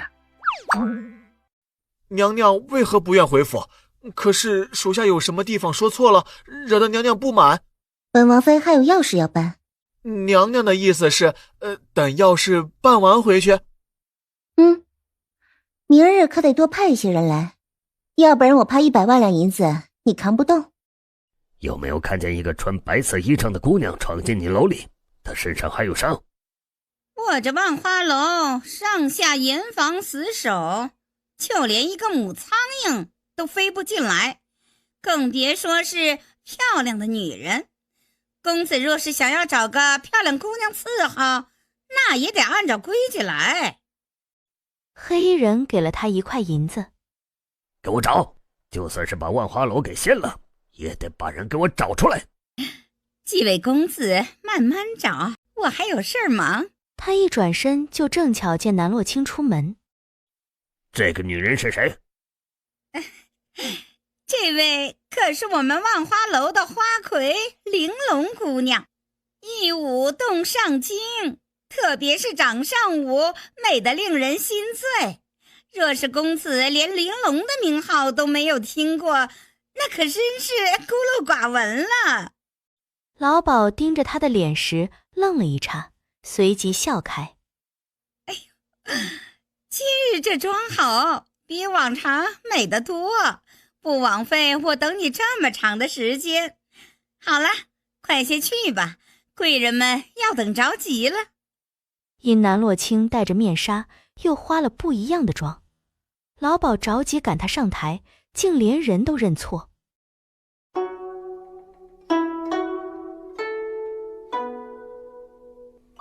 玲珑姑娘不错，给她赎身，送到偏院去。玲珑姑娘，本王包了。公子说是要包了玲珑，哎呦，那可是玲珑的福气，就是玲珑从小就跟着我，我可不能没了她。若是公子将玲珑带走，我可怎么办呢？多少银子，报个数。银子，玲珑在的话也能帮我赚，倒不是银子不银子的事儿，实在是舍不得这么好的一个女儿。没想到你也喜欢一个青楼女子，我还以为你心中已经有人了。这个姑娘我倒是挺喜欢的，不如你让给我。有何好让的？你若想要，就出价高于我。秦玉修什么意思吗？真把她当货物买卖了？不过是个女人罢了，让给我有何不可？而且我们也不要因为一个女人而影响了兄弟之间的感情。哎哎呀，我们家玲珑可是有福气，竟然得了2位公子的青眼。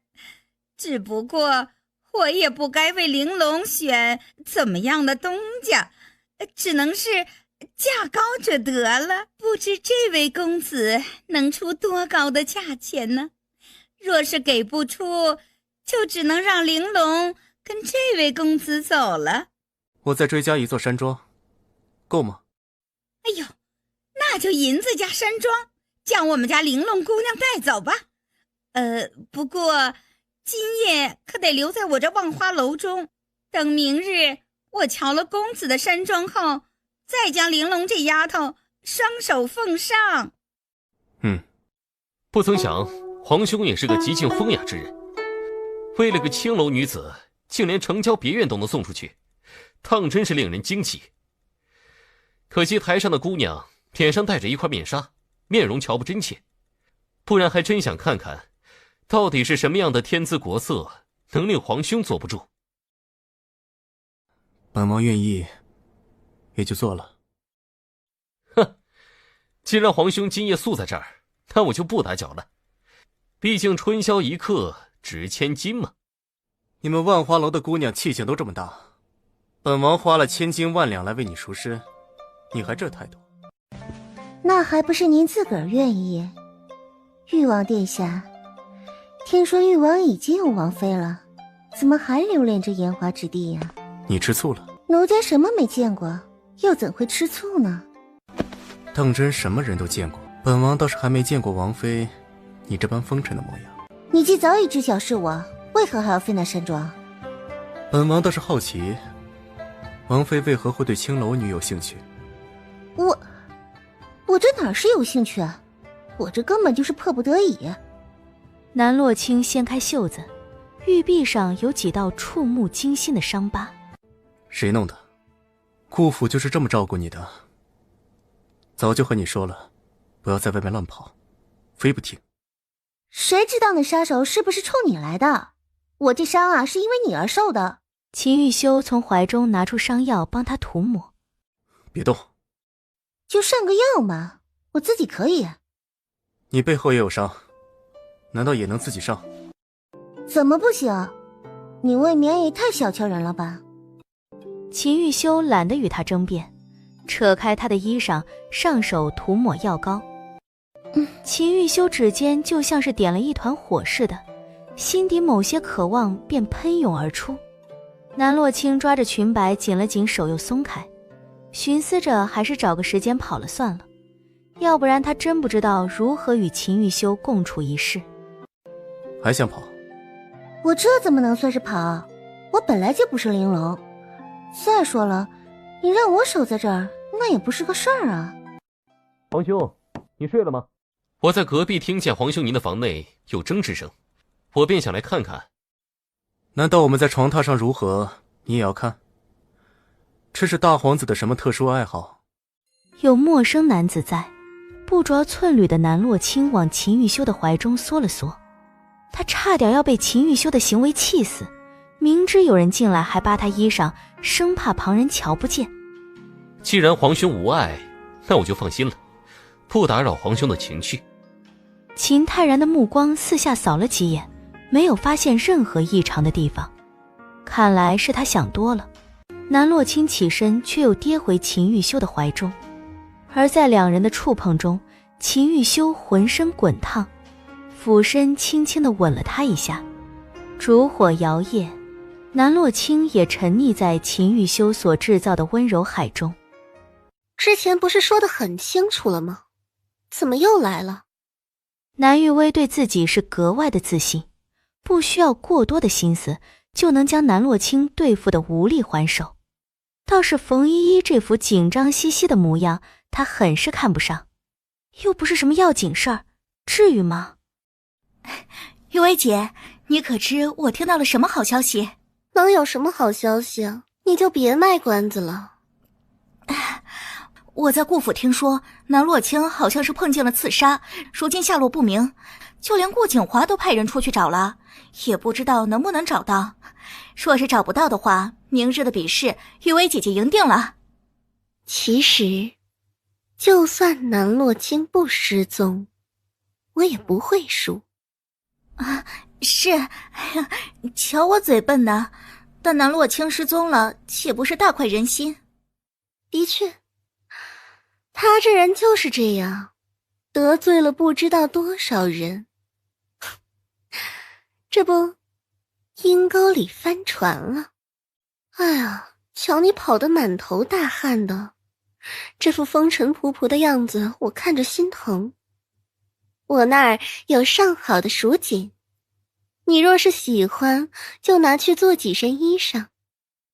誉王府那边有什么消息吗？我倒是真的听说了一些不得了的消息，那就是誉王在万花楼瞧上那儿的花魁玲珑了，花了一大笔的银子为玲珑赎身，这老鸨不答应，誉王又搭上了一座山庄，山庄的价值可不是银子能够估量的。外人都说誉王对这个玲珑姑娘是一见钟情，再见倾心，想要娶她回家当王妃呢。看来南洛清的气数到头了，誉王已经移情别恋，喜欢上青楼女，他那王妃的位置也坐不稳，没了誉王给南洛清撑腰，他以后还狂得起来吗？可不是嘛，南洛清之前眼睛长在头顶上，还不是仗着有誉王在。如今誉王宁愿是喜欢一个戏子，也不愿疼爱南洛清，可见誉王对南洛清已经是厌恶至极。要想休了南洛清，不过是一纸休书的事儿，等到那个时候，南洛清是万人唾弃的女婊子，不过是个上不得台面的女人罢了，不必我们费那么多心思。玉薇姐姐说的是，没了南洛清，我们以后的日子别提有多滋润了。可是妹妹说错了什么，惹得姐姐不高兴？倒也不是，我就是突然心中升腾起几分悲凉之感。姐姐她虽脾气暴戾，性情阴狠，说来说去还是我的手足之亲。南洛清几次三番的对付姐姐，姐姐竟然对她依旧是一片真心，还真是难得。不过玉薇姐姐若是觉得少了个姐妹，完全可以把我当做你的亲妹妹来看待，我不会像南洛清那样令你难过的。你以后就是我的好妹妹。时间不早了，早些回去歇息，明日记得准时来，不要耽误了时辰。你到底有没有心？我有没有心？你不是摸过了吗？为何心里不能多一个我？此话像是电流从他的耳廓钻进后腰，令他瞬间精神。问的是他吗？还是宋玉犬？若是再和他亲热完还能在梦里想着宋玉犬，南洛清恨不得直接掐死他算了。反正他睡着了，应该是毫无反手之力。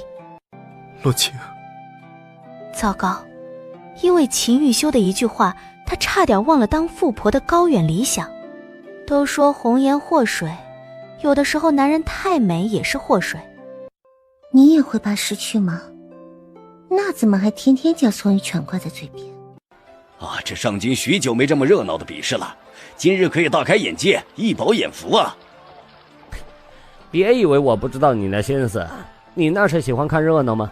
你就是喜欢看美人儿。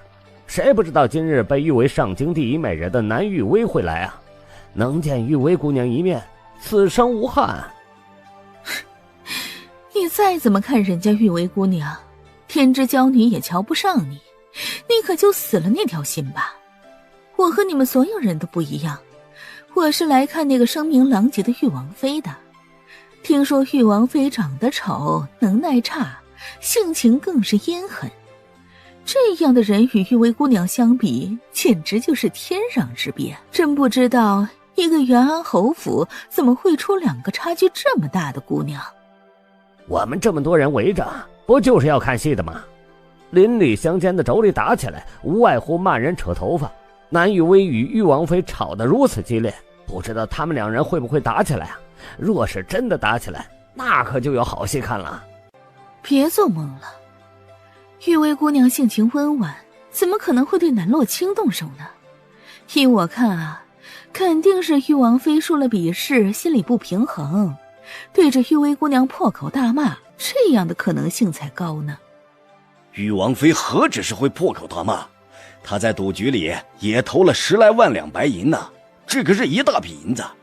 若是输了，她恐怕连杀了这个玉薇姑娘的心都有了。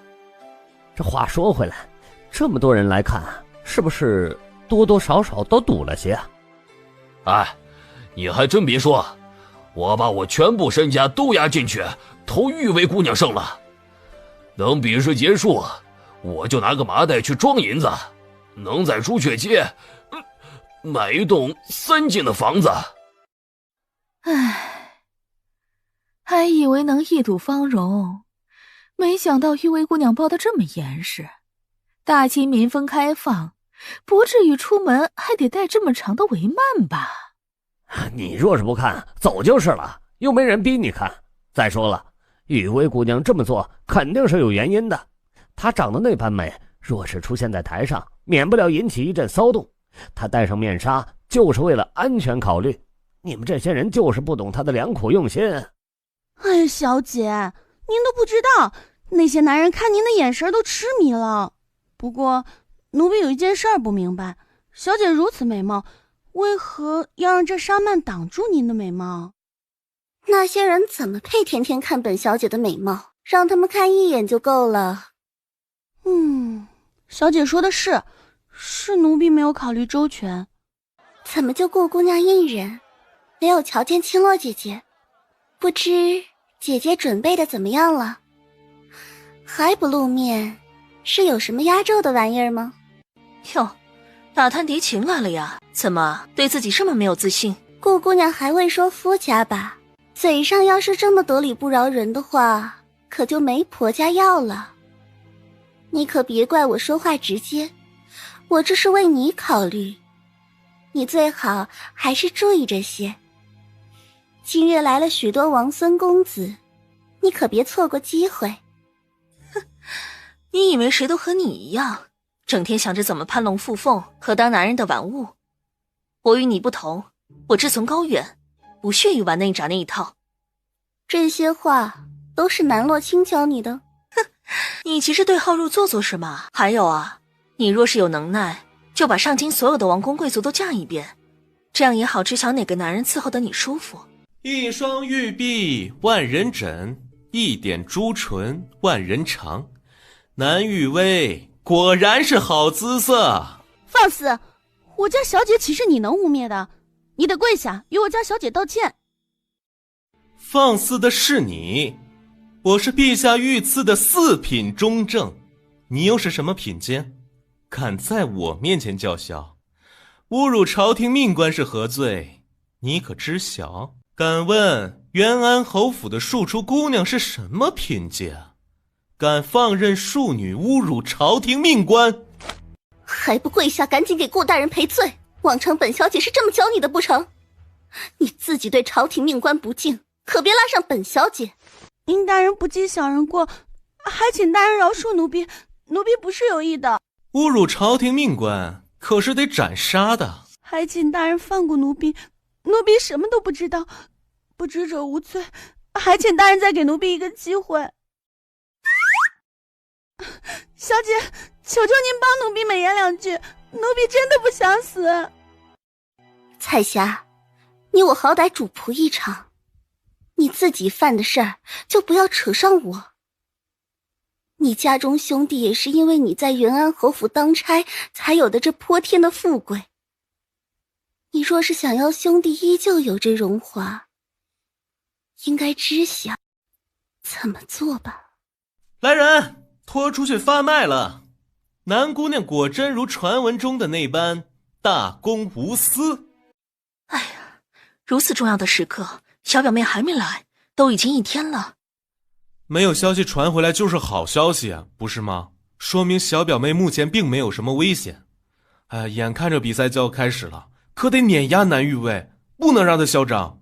属于小表妹的场子，我们要帮她找回来。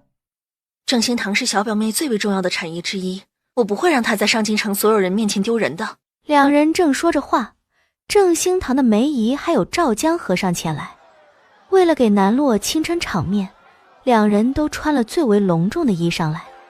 梅姨本就长得美，经过鬼斧神工的化妆术后，脸上的伤疤一丝一毫都看不出来了，就连已经有些衰老的肌肤都被妆粉抚平，变得细腻可人。这不是万花楼的头牌梅姨吗？之前是名动京城的舞姬，想要见她一面，须得黄金1万两呢。今日是值了，不仅能瞧见上京第一美人，就连曾经的上京第一舞姬都能瞧见，这一趟不亏。不过就是个不入流的舞姬罢了，瞧你们个个口水流下来的模样，还真是没见过世面。小兄弟啊，这话可不能这么说啊！梅姨可不是普通的青楼女啊，她卖身不卖艺，早先呢也是官家之后，后来家中犯事儿才会流落到烟花之地。所以说啊，成了舞姬并不是她能选的，而她的妩媚而不俗，简直难忘啊！唯女子与小人难养眼，你们如此追捧她。小兄弟，真正不懂的是你。梅姨可是比寻常之人还要有情有义的。她曾经与一个书生看对了眼，那书生言之凿凿啊，就是等这个考取了功名，就来为他赎身，带他离开了烟花之地。当时愿意为梅姨赎身的员外从朱雀街排到了玄武街，可梅姨硬是一个都看不上，说是那些人都不是她的有缘人。那书生很特别，能让梅姨心甘情愿跟他走？能有什么能耐？穷得连私塾都上不起，啥银子不是梅姨供给他的？他靠着花梅姨的银子上了私塾，有了学问，考了探花，功成名就。那为何梅姨还在这儿？她不应该是探花郎夫人吗？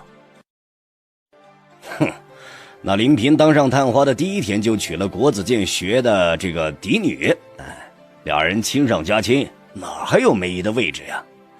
他功成名就之后，还用银子来羞辱梅姨，说是啊，他这样的清贵人家怎么可能娶一个舞姬当夫人？除非啊，他不想要自己的仕途了。这曾经的山盟海誓是犹如在耳啊，可梅姨的一片真心倒成了最大的笑话啊！梅姨自毁容貌，自己赎身离开了烟花之地。再后来呢，就再没听过她的消息了。一晃呀，已经过去许久了。没想到还能在这儿见到梅姨呀！你说她毁容，她皮肤白皙的就像是剥了壳的鸡蛋，哪像毁容的模样啊？这毁容嘛，的确是毁了，要不然万花楼不会轻易放她离开了。只不过后来呢，碰见了什么机遇，修复好了容貌，就不知道了。男人当然是希望瞧见梅姨这副容光焕发的模样。听说婚后的林平处处受老丈人还有夫人的欺压，日子过得喘不上气。真好啊，恶人有恶报。这世上难道真的有生死人肉白骨的能耐？你们还不知道吧？梅姨正是振兴堂的掌柜，而振兴堂的东家是南洛清。真不知道这样有情有义的梅姨怎么会与南洛清混在一起。你们怎么来了？东家要参加比试，我们怎么可能不到场？怎么没看见东家呀？小表妹有事来不了了，比试由我在场即可。一个小小的南域威，不需要他出手。你们先落座，我去看看后台他们准备的怎么样了。之前已经排演过好几次都没有问题，就是不知道碰见这么大的场面，他们会不会怯场。我跟着东家学了不少上妆的能耐，你若是觉得我行，可以让我跟着去看看。有梅姨的帮助，必然是事半功倍的，您就随我进去瞧瞧吧。赵叔，和我说说怎么和小表妹认识的呗？她手里头到底有多少银子啊？一出手就是3000两，买个没人要的钻石也要好几千两。我怎么记得姑姑留下来的嫁妆也没那么多啊？就算当年姑姑留下了不少银两，可被赵氏夺走了那么久，能剩下来的必然是寥寥无几啊。我并不是非要这些银子，可玉王妃的性子，我若是不收，她倒是生起气来。她又是我的东家，她的话我不能不听啊。嗨，小表妹将银子给你，自然是有她的道理，而且也不是平白无故的给你，而是与你交换。幽檀鲜花我倒是听说过，是个能治百病的灵药，已经有上百年没有见过它的踪迹了，还以为再也没有机会见到，没想到你家竟然有这玩意儿，卖几千两也是应该的。不过那钻石原石我有些理解不了，如今大家要的不都是金银玉石，那钻石不就是个透明的珠子，有什么了不得的？还不如一颗南海珍珠呢。当真是令人惊艳，就算是在烟花之地，我也从未见过如此绝美的妆容，个个都和仙子似的。梅姨的夸赞完全是发自肺腑的，一想到她铺子里就有卖这些巧夺天工的妆粉，她整个人都显得激动起来。压轴的还没有上场，等到比试过半，我才会亲自给朵儿上妆，免得太早将饰品和妆容拿出来，出了什么变故。顾姑娘考虑的周全，理应如此。南玉薇心思狠辣，为了赢更是无所不用其极。像她这样的人，若是提前知晓我们的压轴是什么，必然会出手捣乱。我们还是谨慎些好。唉，我的手还是比不上梅姨您的巧，我还是跟着小表妹学过不短的时间呢，却还是经常弄混这些妆粉的作用。多用用自然就会了。上半辈子我就天天的与这些妆粉胭脂打交道，接触的久了，自然就知晓其作用。而顾姑娘天生丽质，就算是不施粉黛，也美得清新脱俗，自然不必了解这么多改善妆容的物件。我手上这个就是东家所说的散粉，用来定妆，不论是出油出汗，都能够让妆面服服帖帖的。那另外一盒呢？这一盒呀，叫做高光。东家说了，用了高光可以突出妆容上的重点，能让平平无奇的妆面在烛火或者是阳光的照射下闪闪发光，美不胜收。我懂了，就是容光焕发对吧？远远看着就觉得整个人的精气神特别好，但若是要具体问哪儿好，那还是一时之间说不出来呢。顾姑娘说的极是，一个画好的妆容若是99分，那么高光便是点睛之笔，少了高光就缺了那么几分的韵味。表姐，你在玩什么东西呢？也让我瞧瞧呗。这可是比试的后台，你进来做什么？冯依依的脑袋上就差没有贴着2个字：内奸。啊，表姐为什么这么看着我？我就是想来帮帮你，毕竟里里外外的都没瞧见这玉王妃。说起来还真是的，这么重要的事，那都没看到玉王妃到场，反而是表姐你里里外外的奔波。昨天晚上没睡好吧？看着眼底都是一片青黑了。你今年也才17，怎么头上就有白头发了？你若是真这么闲，就去把你头上的白发拔一拔，免得像个长舌妇似的说3道4。小表妹的事就是我的事儿，我在场就相当于她在场，你就别在这儿挑拨离间了。姐姐别在这儿危言耸听了，不就是个妆粉吗？为什么就不给我看看？未免太过于小气了吧？祖母都说了，我们顾家的姐妹就得和和美美的互相帮助，不就是给我看个玩意儿吗？怎么这么小气？祖母如今身子不好，要是这么小的事也闹到祖母跟前去，岂不是让祖母病情加重？姐姐怎么这么不孝呢？来拿。早这样不就好了？姐姐以后就知道谁才是您的亲姐妹。你们还愣着做什么？表妹自己没有拿稳妆粉，被妆粉泼了一身，是想看她在所有人跟前出丑吗？她还未婚嫁，若是传出去不好的名声，她还怎么嫁一个如意郎君呢？你们还不赶紧送我去洗漱，要不然本小姐还怎么见人？哼，南玉薇还真是贼心不死，竟然派冯依依这个蠢货来打探消息，给他一点苦头吃。要知道，我们不是好惹的。去哪儿弄的这副模样？顾景荣搞的，他把妆粉泼到我脸上。那你也太不小心了。你好歹是顾家的姐妹，顾景荣竟然对你下这么重的手，看来是从来没有把你放在心上。不过，你可有看见或者听见他们的妆容如何？我哪有机会瞧见？我刚进去和他要个妆粉看看，他就直接泼我脸上了。我眼睛到现在都还疼得厉害呢，就连眨眼都疼。行吧，下去好好休息。顾景荣赢不了我们。哼，这玉薇姑娘一出手，大家就知道有没有啊？大家说是不是啊？是啊，就连宫中的贵人用的都是玉薇姑娘所设计的妆容，难道还有不好的道理？难不成你们是认为宫中的贵人眼光不好了？宫中贵人认可的物件自然是极好的，若是哪家姑娘用了玉薇姑娘的妆容，别提多美，就连上门提亲之人都多了好几倍呢。这不是应该的吗？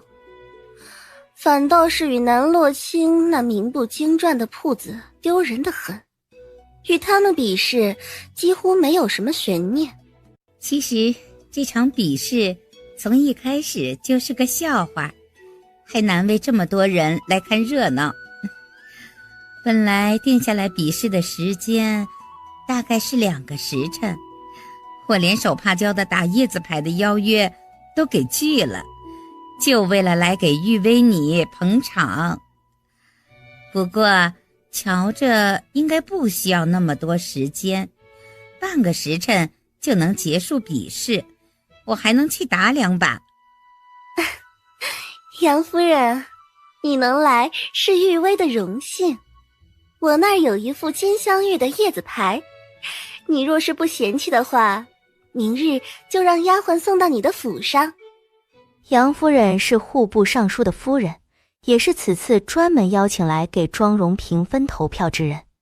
玉薇姑娘还是如此客气，那是你珍藏的叶子牌，怎么能送给我？我无功不受禄。杨夫人是赵氏的常客，能如此经常地光顾我们的生意，我对你感激不尽。当初瞧见叶子牌的时候，我就觉得呀，你应该会喜欢，就一直给你留着，等着有机会送给你。不过是个小礼物，杨夫人不必记挂在心上。你都这么说了，我等下不给你家铺子投票，都有些说不过去了。夫人凭心而动即可，觉得哪家好就投哪家。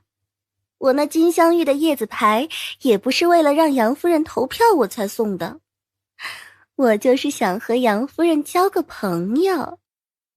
玉薇姑娘如此善解人意，你这个朋友啊，我是交定了。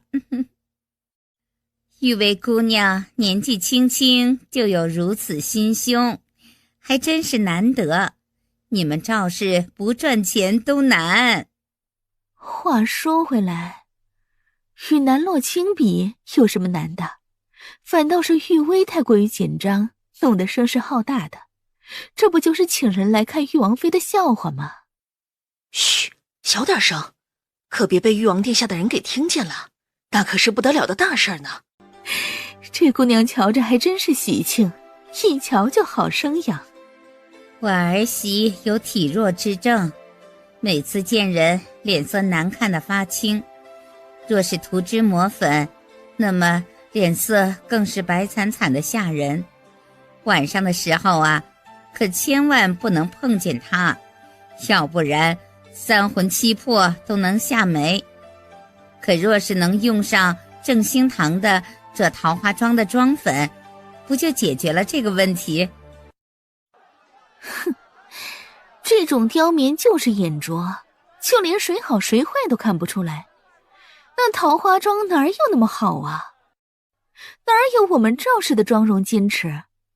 小姐放心好了，请来的33个裁判肯定是能发现赵氏的妆容好，他们的眼光比这些刁民不知道好上多少呢。哼，南洛清还真是有点手段，这种妆容都能想得出来，亏我小看他了。小姐放心好了，这桃花妆肯定是正兴堂唯一能够拿得出手的妆容，才放在第一个的，后面的肯定是没眼看。再看看吧，不急。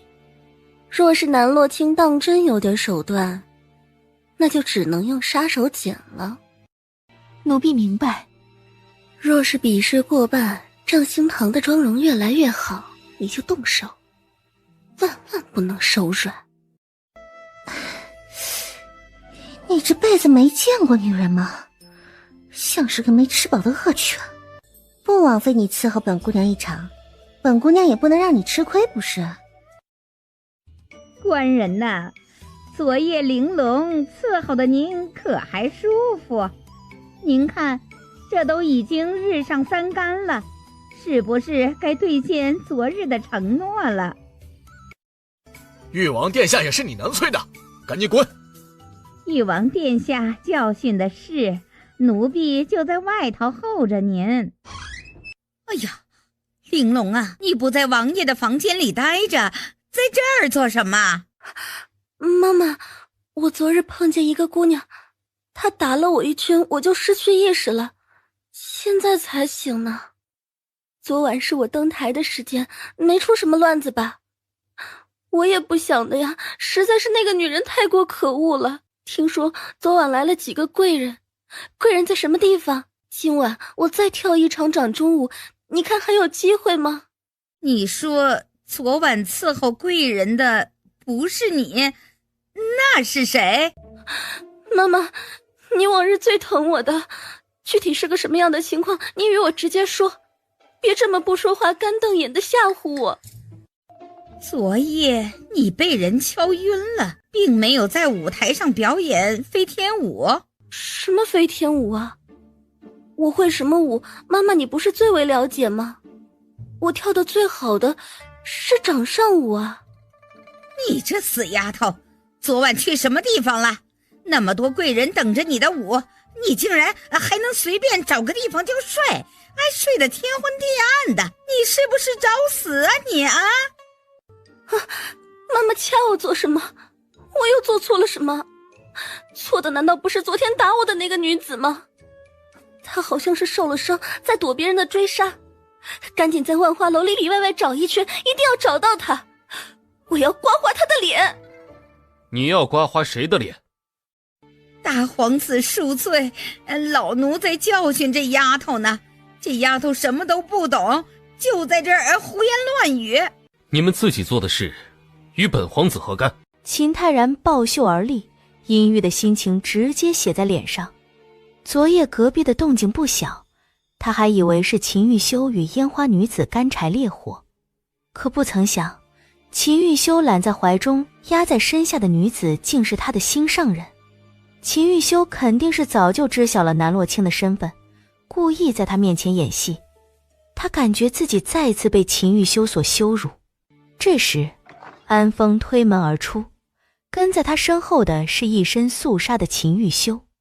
也不知是不是昨晚睡得好的缘故，他的眉眼都舒展开一些，瞧着愈发俊朗。玲珑盯着秦玉修，露出痴迷的笑来。玲珑啊，还不赶紧收拾收拾，跟着誉王回府去。啊，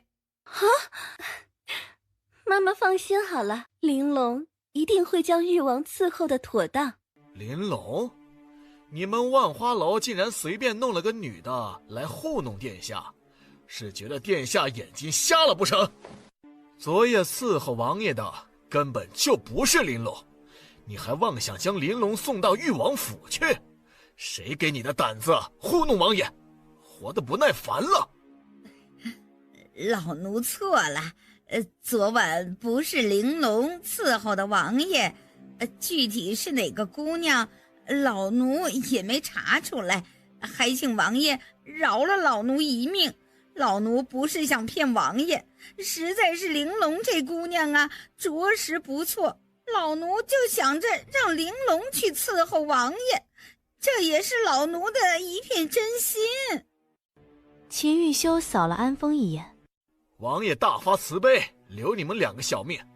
不过这万花楼以后也别想开了。王爷，这是不让老奴活呀，这可是老奴一辈子的心血，怎么能说关门就关门呢？还请王爷高抬贵手，放过老奴。王爷，您就高抬贵手，放了奴婢们吧。奴婢们不过是想混一口饭吃。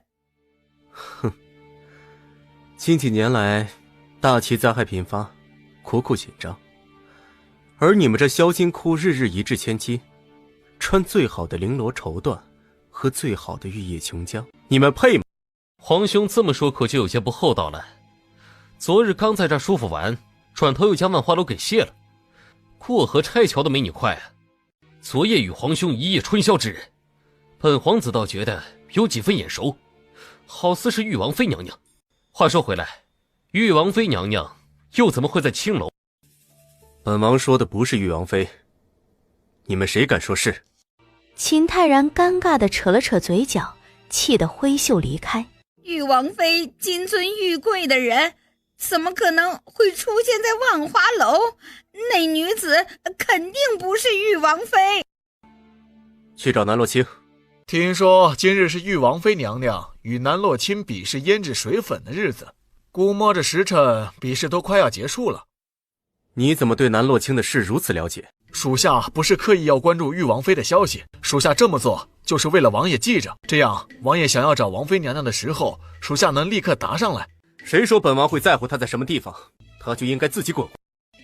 王爷还真是口是心非，明明对王妃无比的在意，面上又一副对谁都看不上的样子。若不是在意王妃的话，昨夜又何必用一整座山庄和1000两黄金来换娘娘一夜？那么王爷的意思是打道回府，不去找王妃娘娘了？听不懂本王的吩咐，找南洛清。可王爷不是说要娘娘自己滚回来吗？既然要娘娘自己回来，王爷还费那份心做什么？这不是降低了您的身价？话虽这么说，可本王在南洛清身上花费了数十万两银子，这些银子本王总得回本。去彩照楼看看比试进行的如何了。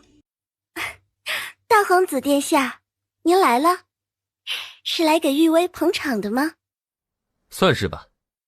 秦泰然心不在焉的回答，目光在四下搜寻，企图找到南洛清的身影。大皇子殿下既然来了，就去雅间坐坐。是与玉王妃的比试吗？怎么没有瞧见玉王妃的人？姐姐这人就是这样，向来是说话不算话，她随心随性惯了，想怎么样就怎么样。比试是她约的，最后见不着人的也是她。其实姐姐这种言而无信的人，我也早就习惯了，难为大皇子殿下还记挂着她。她是你姐姐，你这样说她合适吗？大皇子殿下误会了，我这不是要责怪姐姐的意思，我就是爱之深责之切。姐姐作为玉王妃，怎么着也应该长大了些，不应该率性妄为。本皇子倒觉得她这样的性子不错，性子有趣也不沉闷。殿下可能是对姐姐有什么误会，姐姐以前并不是这样的性子，也不知道怎么了就变了。要不是她还是顶着一张姐姐的脸，奴家都怀疑不是同一个人。以前的姐姐就很好，从来不会与奴家针锋相对，可自从姐姐嫁到玉王府之后，整个人都变了。殿下觉得其中是不是有什么蹊跷？比如说中了什么邪术？这种事儿可是能胡说的。洛清这一生过得太苦，以前在元安侯府就是寄人篱下，过得小心翼翼，如履薄冰，又怎敢表露出来真性情？反倒是你既是洛清的妹妹，为何在府中没有多多帮衬她？大皇子殿下可能是误会奴家了。奴家在家中人微言轻，做决定的也都是家中的长辈，奴家根本插不上话，倒是经常暗地里会帮姐姐。姐姐在家中无人管教，养成了嚣张跋扈的性子，这根本就不是奴家的错。如果当初是本王在她的身边，就不会看上誉王那个瘸子了。殿下，缘分是天注定的。再说姐姐已经嫁人，也不再是黄花大闺女。殿下可以看看眼前人，奴家与南洛清是姐妹，自然是有几分相似的。秦泰然果真扭头盯着南玉薇看了半晌，这张脸的确是有3分像，只可惜气质差的是不止1星半点。小姐，这可如何是好啊？正兴堂的妆容竟然一场比一场美，百姓们对正兴堂的口碑也转变了许多。再这么下去，肯定是必输无疑的。慌什么？比试还没有结束，谁又会知道最后会是什么样的结果？让你准备的东西都准备好了没有？都按照小姐的吩咐准备好了。那还等什么？赶紧去办！难道你要让本小姐成为上京的笑话？奴婢不敢，奴婢这就去办。刚才那微熏妆，你们瞧见了没有？怎的那般好看，倒是把女子衬得娇艳欲滴。不知道上了我的脸，效果会不会这么好？哎呀，女人比花娇，用什么都好看。别说那什么桃花妆、微熏妆了，就是不施粉黛也美得很啊。就是没想到正兴堂的妆容如此特别，每一个都深得我心，还真是挑不出一个不好的。可不是嘛，我就是想用完那珍珠妆，再用那飞燕妆，可以时日换不同的妆容。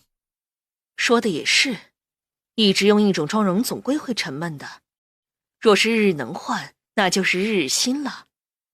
话说回来，夫人们也不差那点银子，到时候若是喜欢啊，就去正兴堂买好了。你们还不知道吧？台上展示的这些妆容不卖的。不卖？他们正兴堂有钱不赚，是个傻的。费这么多功夫做出来这么些东西，最后不卖，这不是闹吗？这可是千真万确的，你若是不信呐，我这就将人喊过来问问，你不就知道了。几位夫人，可是有什么不了解的？需要我给几位夫人解释一下？今日展示的胭脂水粉与妆容都还不错，等比试结束以后，记得卖我们几盒，我们试试看。卖，自然是会卖的，只不过东家吩咐，台上展示的几款妆容带的胭脂水粉都是限定款。限定款是什么意思？你们正兴堂就是喜欢搞这些花样。王夫人若是不嫌弃的话，就听我说一说。限定款的意思就是数量有限，不可能卖得全上京都是，因为物以稀为贵，这样也是对购买的顾客负责。这么说也是有几分道理的。明日就能送来吗？银子你不必担心，我们几位根本就不缺那东西，只要送来的妆粉不要滥竽充数即可。上京的胭脂水粉，哪一个不是我们几个先用的？我们愿意用你们名不经传的妆粉，就是给你们面子。可能是我没有说清楚，让几位夫人误会了。限定款是卖给我们正兴堂的会员的。这会员又是什么东西呀？买你们正兴堂的东西，那就是给你们脸面，你们还限制这儿限制那儿的，这是故意刁难客人吧？夫人误会了，会员可不是用银子就能买的。不过，想成为我们正兴堂的会员极其简单，特别是像夫人这样的，就是更简单了。就是在今日的比试上，给我们正兴堂宝贵的一票，免费成为正兴堂的会员。今日展览的所有胭脂水粉，免费送一套。梅姨不忘拉票，虽说早就知晓南玉薇早已与这几位夫人说好，但从她手中将人抢走的感觉会更爽。哼，感情是想拿那些胭脂水粉收买我们。我们是玉薇姑娘请来的，与你家的玉王妃可没什么交情。投票的事儿，你还是别做梦了。夫人们可别把话说得那么决绝。再说了，难道那些胭脂水粉夫人们不喜欢吗？若是不成为会员，是没有办法买到的，只能眼巴巴地看着。听说几位夫人都是上京响当当的人物呢。女人嘛，自然是喜欢什么就一定要弄到手。那么夫人们见过如此惊艳的胭脂水粉后，还能够用得下去那些粗制滥造的货吗？我都替夫人们心疼，这么好的一张脸，可不能因为劣质胭脂水粉而毁了。罢了，既然你们正兴堂没有任何的诚意，我也不奉陪。你回吧。梅姨挑眉一笑，倒对她的反应不惊讶，而是拿出一块帕子来，沾了点瓷瓶中的水就擦拭着脸。你这是做什么？要在我们面前发疯？梅姨将手拿开，露出脸上狰狞的伤疤。夫人们可瞧见我脸上这道疤，这道疤就连最好的大夫都没有办法去除，我也因此差点轻生。可正兴堂的胭脂水粉给了我新的希望，那些妆粉可以完美地遮住我脸上的伤。就在刚才，夫人们能够看得出来我脸上的伤吗？应该是看不出来的。若是能看得出来的话，夫人们眼中也不会如此惊讶。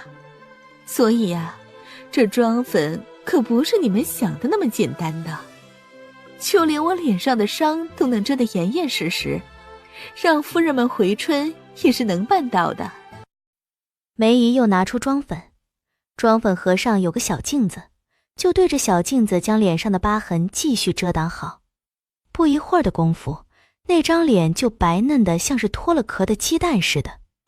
这难道是什么法术不成？那么长的一道伤疤，竟然也能掩盖得清清楚楚。成为你们家的会员，除了给你们正兴堂投票以外，难道说别无他法？这些都是东家吩咐的。在今日的比试上，若是有夫人投了正兴堂，便是对正兴堂有恩，从此以后成为正兴堂的会员，那也是使得的。毕竟玉王妃娘娘并不缺银子，钱不钱的她倒是无所谓。她做这些妆粉出来，就是想要帮助和她一样的女子罢了。几位夫人们在聊什么？能不能也说给玉薇听一听啊？玉薇，你来得正好，我们正在和正兴堂的掌柜聊聊，让正兴堂的人都和你的赵氏学着点儿，要不然呢，这铺子开下去，迟早有一天是要倒闭的。我年纪小，杨夫人可别骗我，要不然夫人说什么我就信什么。我都把你当作亲妹妹了，又怎么会骗你？你若是不信的话，就可以问其他几位夫人，我们是不是在替你教训这个正兴堂的掌柜？你就把心放到肚子里去吧。正是，我们都在帮你教训正兴堂的人呢，让他们不知好歹，还是趁早认输的好。是我误会几位夫人了，在这坐久了，渴吗？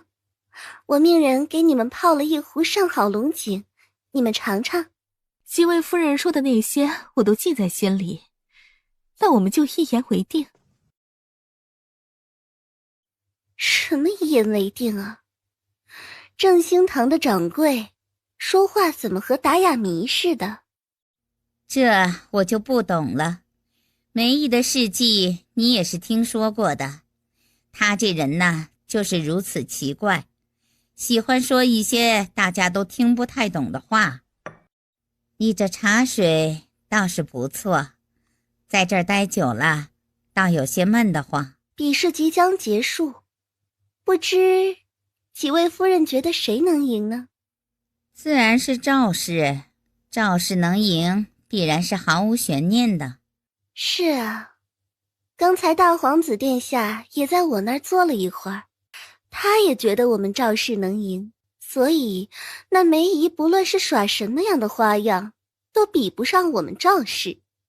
大皇子殿下的眼光毋庸置疑，既然大皇子殿下都觉得好，那自然是极好的。我们的看法与大皇子殿下一致。夫人们能这么想就好了，要不然梅姨耍点什么小手段，我心里真的没底。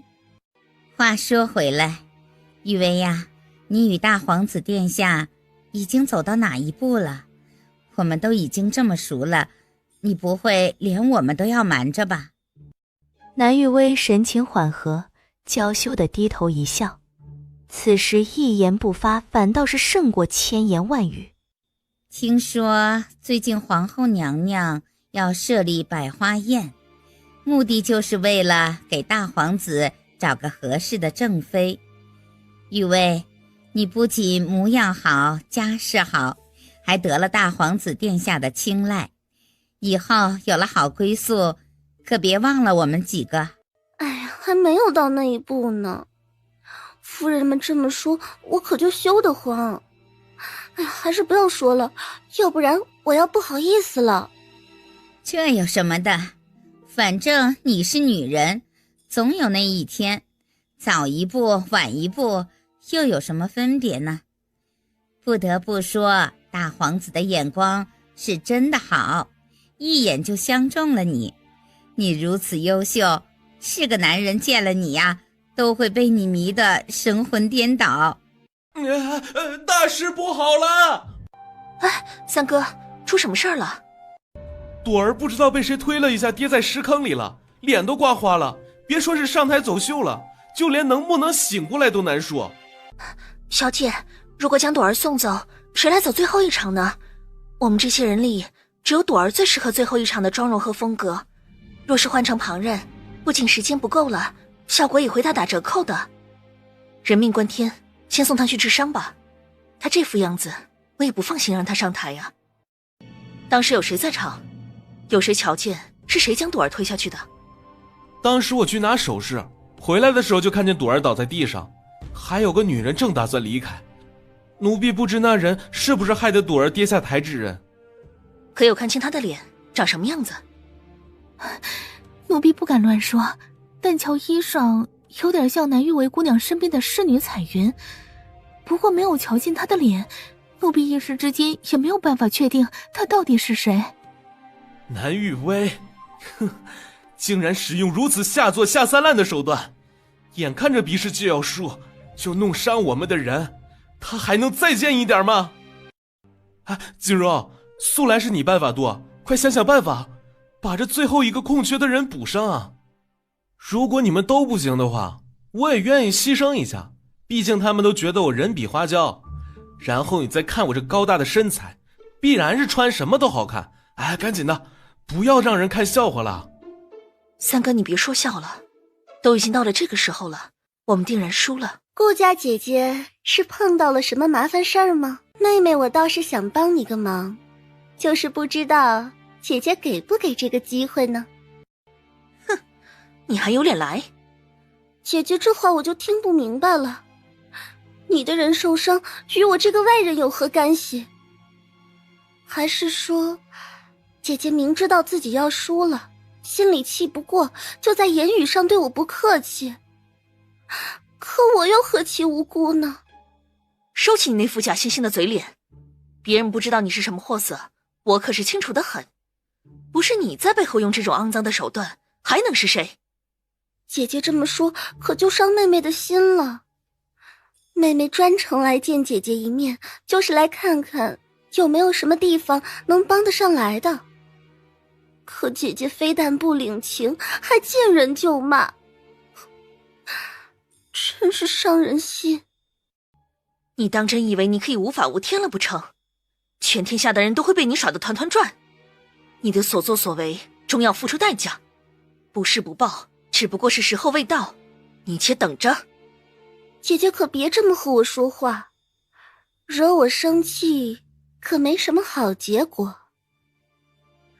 既然姐姐没什么地方需要帮忙的，那么妹妹就先走了。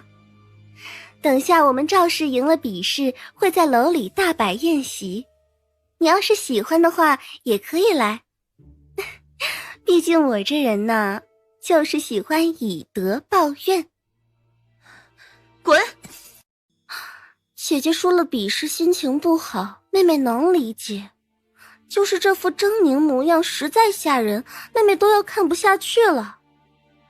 听，外头的锣鼓声响起，想来应该是最后一场比试开始了。妹妹可得去看看，就先走一步了。殿下难道就喜欢干什么都不行的人吗？还是说殿下喜欢和别人睡过的？这还不简单？你以为本皇子和你想的一样？本皇子怎么可能是你想的那样？你别把你自己的肮脏思想附加在本皇子的身上。大皇子殿下没有必要恼羞成怒，奴家说的也是实话。大皇子殿下觉得奴家说话不好听是吗？可殿下若是与南洛卿勾搭在一起，旁人说的只会更难听。就说殿下喜欢自己的皇嫂，用尽手段才和她暗通款曲，殿下以后的日日夜夜都得因为这件事而被人戳脊梁骨。难道殿下是不想要登上大统吗？说够了没有？活得不耐烦了。我还是喜欢殿下这副模样，愿意碰我，也愿意多看我两眼。我最没办法接受的就是你眼里没有我，只是把我当做一团空气。疯子！本皇子以前怎么没有看出来你这么疯？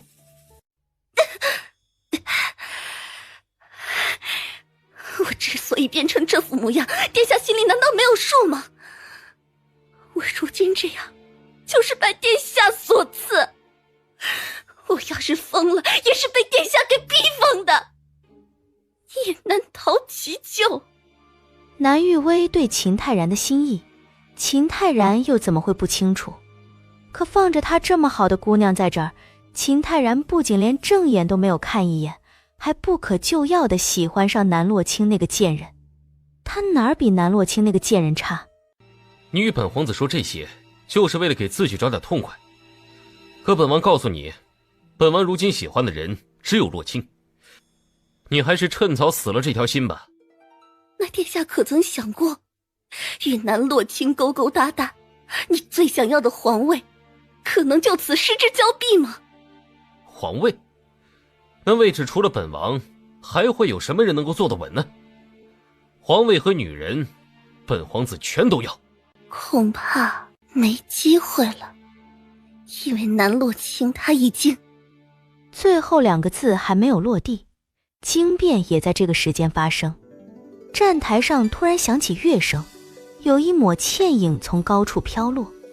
他手上拿着一柄流光溢彩的折纸伞，出场的方式宛若九天玄女，众人不由得看呆了。彩照楼的掌柜站出来，就要将突然出现的女子驱赶出去。她不是闲杂人等，而是我们正心堂压轴出场的人。她怎么还活着？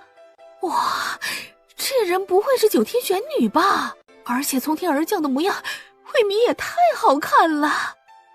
她身上穿的可是霓裳羽衣吗？如果不是的话，又怎么会闪着熠熠的光辉？哎呦，你们别争了，肯定是仙女，这一点毋庸置疑。哪有普通人能长得和她一样美了？你们可别和我抢，这一套装扮我要了，无论是首饰、耳饰，还有手镯，还有那套衣裳，我全都要。银子的话不必担心，我夫君有的是钱。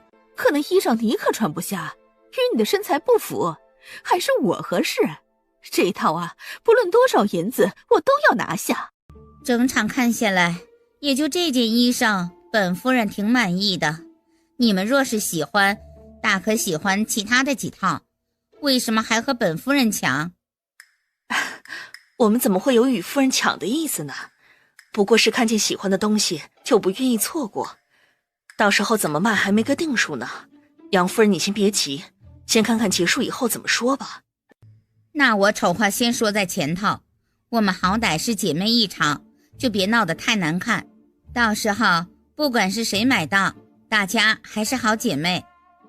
那是自然。青儿果然从没有令本皇子失望过，每次出现都能惊艳本皇子许久。此言一出，站在他身边的南玉薇仿成了一个巨大笑话。他费尽心思的讨好不如南洛清的一面，只要南洛清一出现，他就会马上沦为陪衬。周遭不堪的讨论也纷纷钻进他的耳朵。如此看来，还是正兴堂厉害些，这一套亚胄极好，恐怕是这辈子都不会忘记。与这一套霓裳羽衣相比，赵氏的蝴蝶装就显得索然无味。这么一对比下来，赵氏输给正兴堂不止一点半点呢。你其实想说的是，南逸薇根本就不是南洛清的对手吧？唉，没想到名震上京的玉薇姑娘如此的不堪一击，就连那玉王妃那种草包都能轻松赢她，看来传言还是不可信的。都说袁安侯是个宠妾灭妻的主，又能教出来什么厉害的人来？以后南玉薇的名声恐怕会一落千丈，看来上京第一美人、第一才女的名声也该让主了。第一美人，明显台上的玉王妃强的不是一星半点儿，怎么之前从未听说过呀？有如此美人还藏着掖着，那可是真不厚道。还不赶紧把这些刁民赶出去，别在这污本小姐的耳。奴婢这就去办。慢着，把刚才那几个嚼舌根的人都毒哑了，让他们这辈子都说不出话来。王爷，这些卷轴如何用？是要上交给大理寺吗？不得不说，自从王爷与博弈公子取经之后，整个人仿佛是开窍了，竟然懂得曲线救国，明白短时间之内哄不好娘娘，那就先哄好小舅子。等下哪个不长眼的敢投赵氏上，就把这些给大理寺，让他们牢饭吃个够。王爷为了娘娘当真是煞费苦心，娘娘若是知晓王爷为她所付出的一切，定然不会再误会王爷，想必今日就会开心的回王府。谁说本王是为了他？本王不过是不愿意看见有人骑在誉王府的头上罢了。王爷的意思属下都懂，属下更不会去娘娘面前乱说。难道你也想和安宇一样被打一顿才舒服？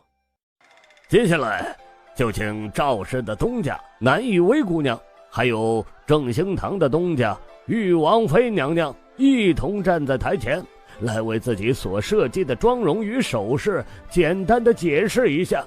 如此一来，众人才能更好地投出心目中最心仪的饰品。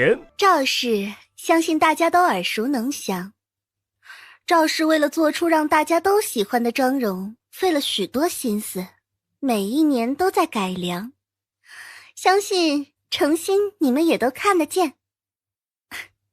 其中我最想感谢的还是大皇子殿下，在许多次我想要放弃的时候，都是大皇子殿下在我身边帮助我，给我支持。所以今天的荣耀不仅仅是我一个人的，不单单是赵氏的，还是属于大皇子殿下的。不好意思，这些事情大皇子不想让我说出来。你们就当没有听见吧。接下来就由姐姐说吧。我没什么好说的，大家可千万不要说姐姐的坏话，我听见可是会很不高兴的。毕竟姐姐若是不愿认我这个妹妹，我倒是很愿意认姐姐当亲人的。若是你们说姐姐不好的话，那些话就像是针一样扎在我的心上。南洛清冷笑一声，上前2步，直接无视了彩照楼的掌柜，抬手就在南玉薇的脸上甩了一巴掌。南洛，姐姐为何打我？就因为我抢了你的心上人吗？你看上的东西，你就自己藏着玩吧。你这从小到大演技就不好，能瞧上什么好东西？你以为本姑娘看得上？哼，也就你自己藏着当个宝儿。姐姐为何打我？妹妹又做错了什么？你以前经常打我也就算了，怎么这么多人你还动手呢？打的就是你，见一次打一次。不论你有多少招数，尽管使出来，来碰一碰试试。哼，你真是粗鄙不堪，丢尽了我们元安侯府的脸面。还是继续投票吧，还有这么多人等着呢，一直让他们等，未免有些不太好。2位姑奶奶说是不是啊？掌柜说的是，不能因为我的事儿耽误了比试。姐姐就是这么个脾气，你们别怪她。这事的确怪不到本王妃的头上，谁让你欠打呢？要到洛清姑娘为正兴堂说几句，姑娘请说。我身上这一套首饰用的材料主要是钻石，整个天下也只有正兴堂才有这手艺。如果夫人姑娘们对钻石感兴趣的话，可以来我们正兴堂选购。而我身上这一套呢，整个上京城仅此一件，想必也有不少夫人小姐喜欢吧。你们若是真的喜欢，也不是没有获得的机会。怎么买你身上这套衣裳与首饰？开个价，夫人我不是差钱的人。本王妃身上这一套衣裳并不需要银子。不需要银子，难不成是白送？当然，白送。送给谁？怎么送？总得有个说法。所有今日给我们正兴堂投票的人都会获得一次抽奖的机会，谁抽到了，那这一身衣裳就属于谁。既然2家铺子该介绍的内容都介绍完了，可以开始了。不过规则得有些改变，从不记名，改为记名投票。大皇子殿下，之前早就与殿下说了，南洛清是个心狠手辣之人，眼中根本就没有任何的姐妹情谊。刚才当着那么多人的面都能对我动手，大皇子可要为我做主啊！你都多大年纪了，还是个在外面被人打了只懂得回家告状的小孩吗？你为什么被人打，难道心里一点数都没有吗？大皇子殿下，你怎么能这么说我？我才是那个受害者。我不过是关心一下姐姐，姐姐不仅不感激我，还对我大打出手。你既然被打，只能够说明你活该。大皇子殿下，你怎么……够了，本皇子有事找洛清，你退下吧。眼泪一点用都没有。你说，既然眼泪没有用，那什么东西有用呢？不如就让他们决裂。你觉得如何？小姐，你现在的状态不太好，我带你去看大夫。我很好，我的状态好得很，我从来没有像现在这一般清醒。得不到秦泰然的心又如何？我想要的从始至终不过是皇后的位置罢了。等我以后生了龙子，我的孩子就是皇上，那么我就是垂帘听政的太后。你说他们能奈我何呀？到那个时候，全天下不都得听我的？黑幕！你们彩照楼绝对有黑幕，赵氏怎么可能会输？你们肯定在背后搞小动作了，还不赶紧把赵氏的票数还回来！怎么可能没有一个投赵氏的？赵氏可是我们大齐上京最好的胭脂水粉铺子，如果赵氏拿不了第一，还有谁配当第一？你们倒是说说看。既然提出要比试，那就公平和坦荡，怎么还搞背后这一套，恶不恶心？我是礼部侍郎家的王夫人，我想要玉王妃身上穿的那件霓裳羽衣，规则早就说好了，给玉王妃娘娘投票才有机会得到这件衣裳，那我还有什么好考虑的？女人嘛，没有不喜欢漂亮衣裳的，看见了就喜欢，喜欢就要拿下。既然机会都是公平的，那我自然是也想试试自己的运气好不好。我倒是对振兴堂的会员制度感兴趣，听说呀，给振兴堂投票就能成为会员，我是迫不及待的想要买那些五花八门的装粉。南玉薇的面色苍白，就连眼中也没了光彩。作为天之娇女的南玉薇不仅输了，还输得格外的难看，仿佛一夜之间，她之前还引以为傲的一切都消失殆尽。百姓们的情绪也在结果出来之时崩溃，他们把所有的家当都压在南玉薇的头上，如今告诉他们南玉薇惨败，就连翻盘的机会都没有，他们如何能接受？既然南玉薇和赵氏让我们倾家荡产，那我们也别和元安侯府客气。就连南玉薇身边的丫鬟都是穿金戴银，难道我们都得吃糠野菜？这日子你们过不过？南玉薇还钱，赵氏还钱。哼，你现在哭有什么用啊？你的名声也坏了，以后还有谁会要你？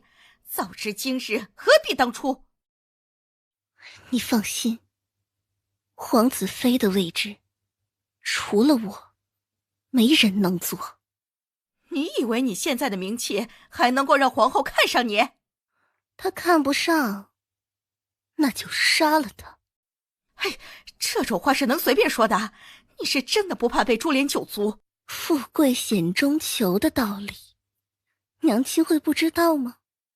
当年娘亲不就是这么弄走顾一瑶的吗？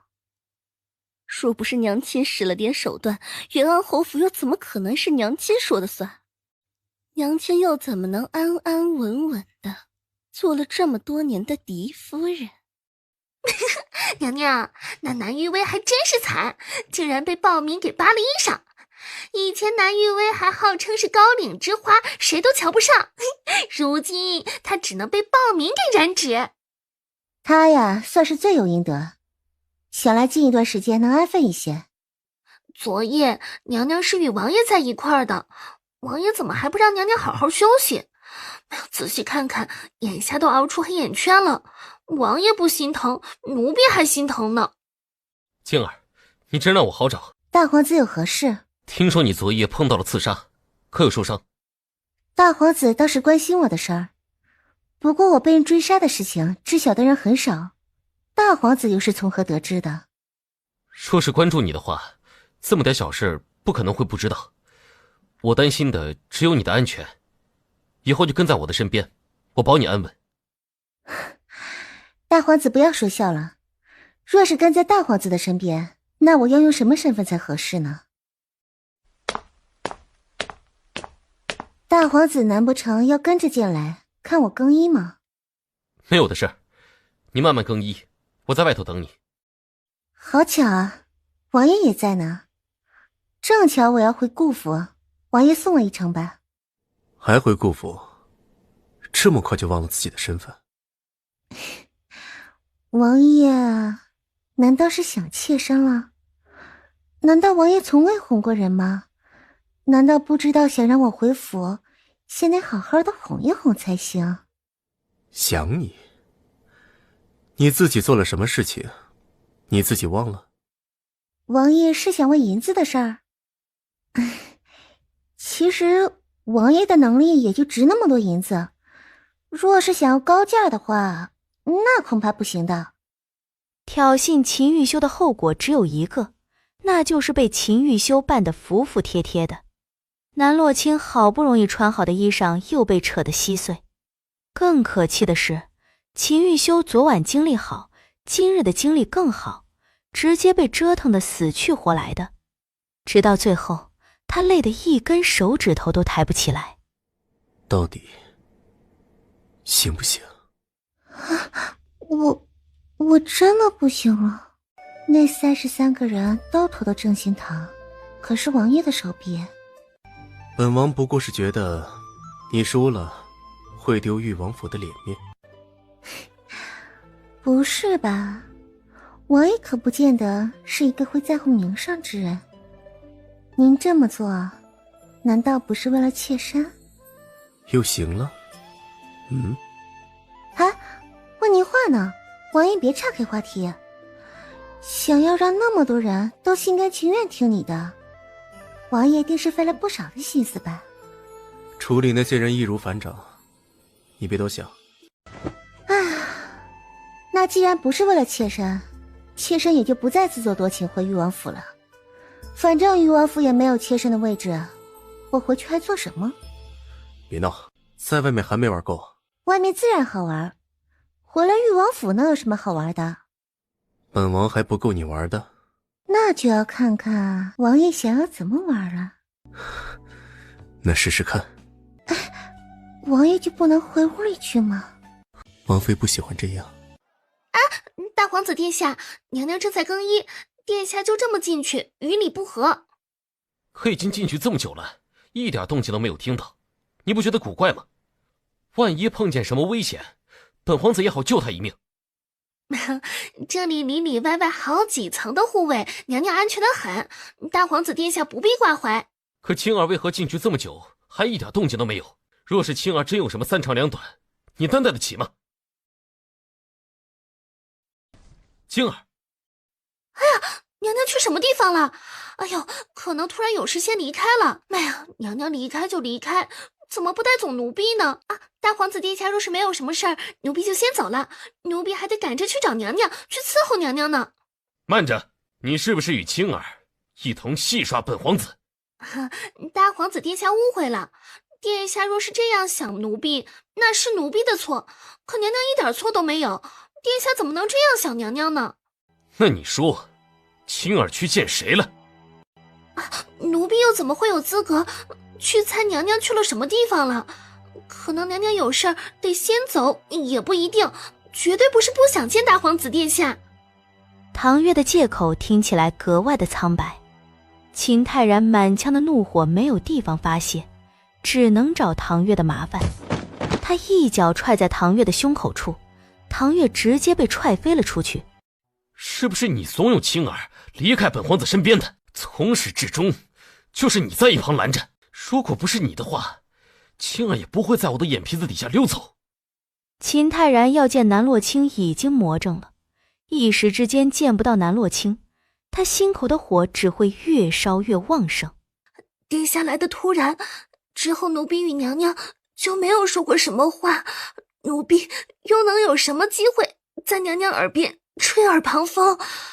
奴婢没有对娘娘说什么挑拨离间的话，娘娘也不是有意不见殿下的，实在是有事在身上，不得不离开。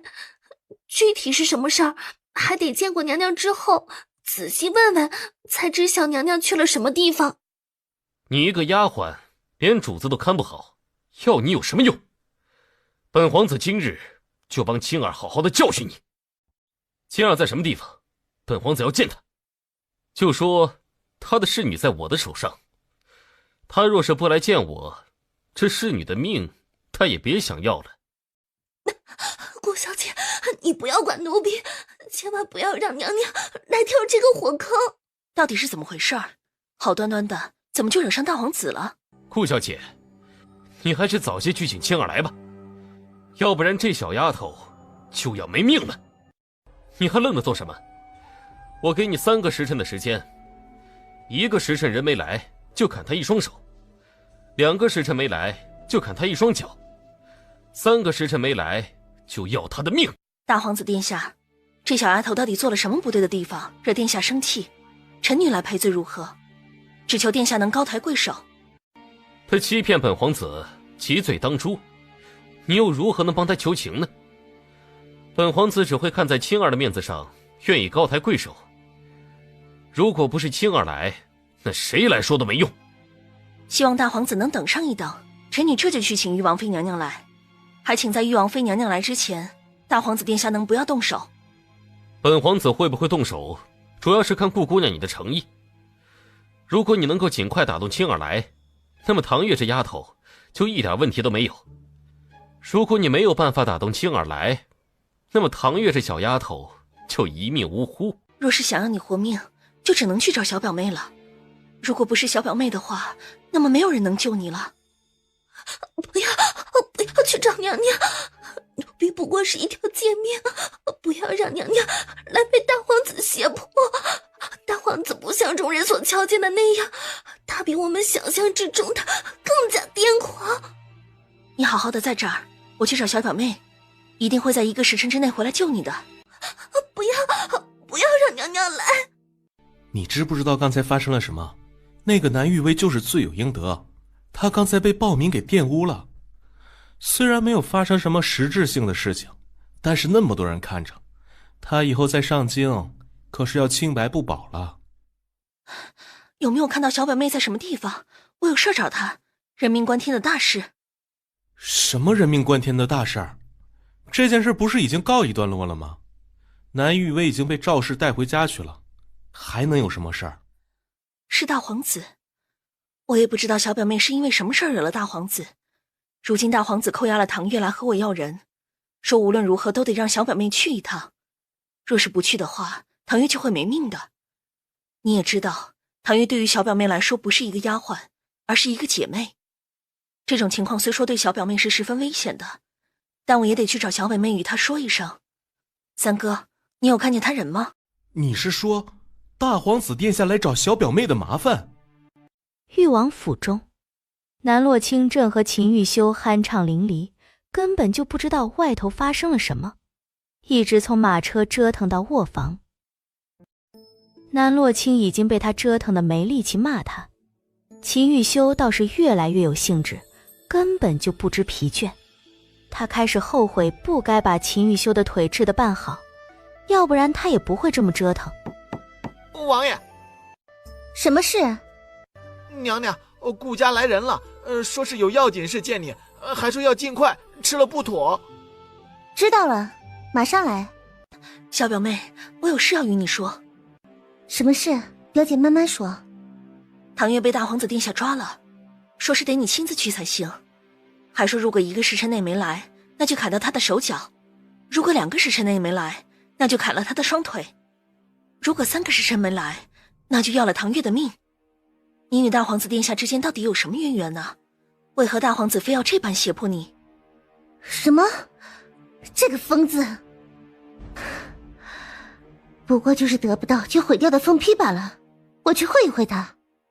啊，不会有什么危险吧？需不需要祖母出面？不用了，祖母年事已高，这么小的事不用叨扰他。那么这件事是不是要和誉王说一下？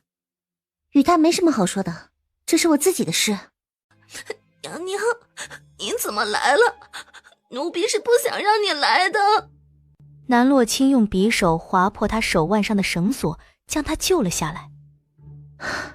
没事了，没事了啊！大皇子这是做什么？没做什么，不过是想要见你一面而已。只不过本皇子没想到见你一面竟然如此的困难，好在你还是心软的来了。怎么样才肯放我们走？南洛清护着唐月，打算为他抵挡所有的危险。当时从彩照楼逃跑的时候，他就打算带上唐月，只是唐月主动提议留下来牵绊住大皇子。若是连他也跟着跑了，大皇子很快又追来。当时南洛清还没发现秦泰然是个彻头彻尾的病娇，也就放心的离开。如今意识到秦泰然表面上温文尔雅，其实背地里偏执的可怕。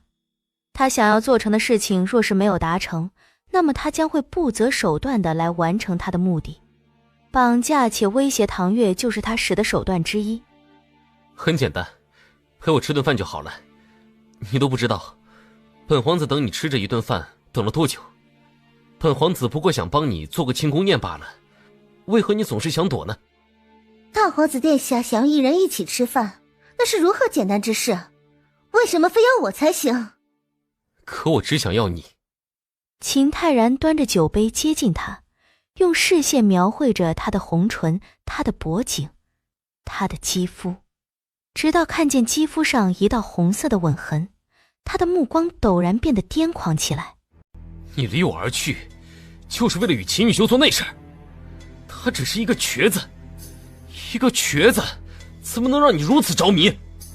我是殿下的皇嫂，难道殿下想要传出染指皇嫂之类的丑闻吗？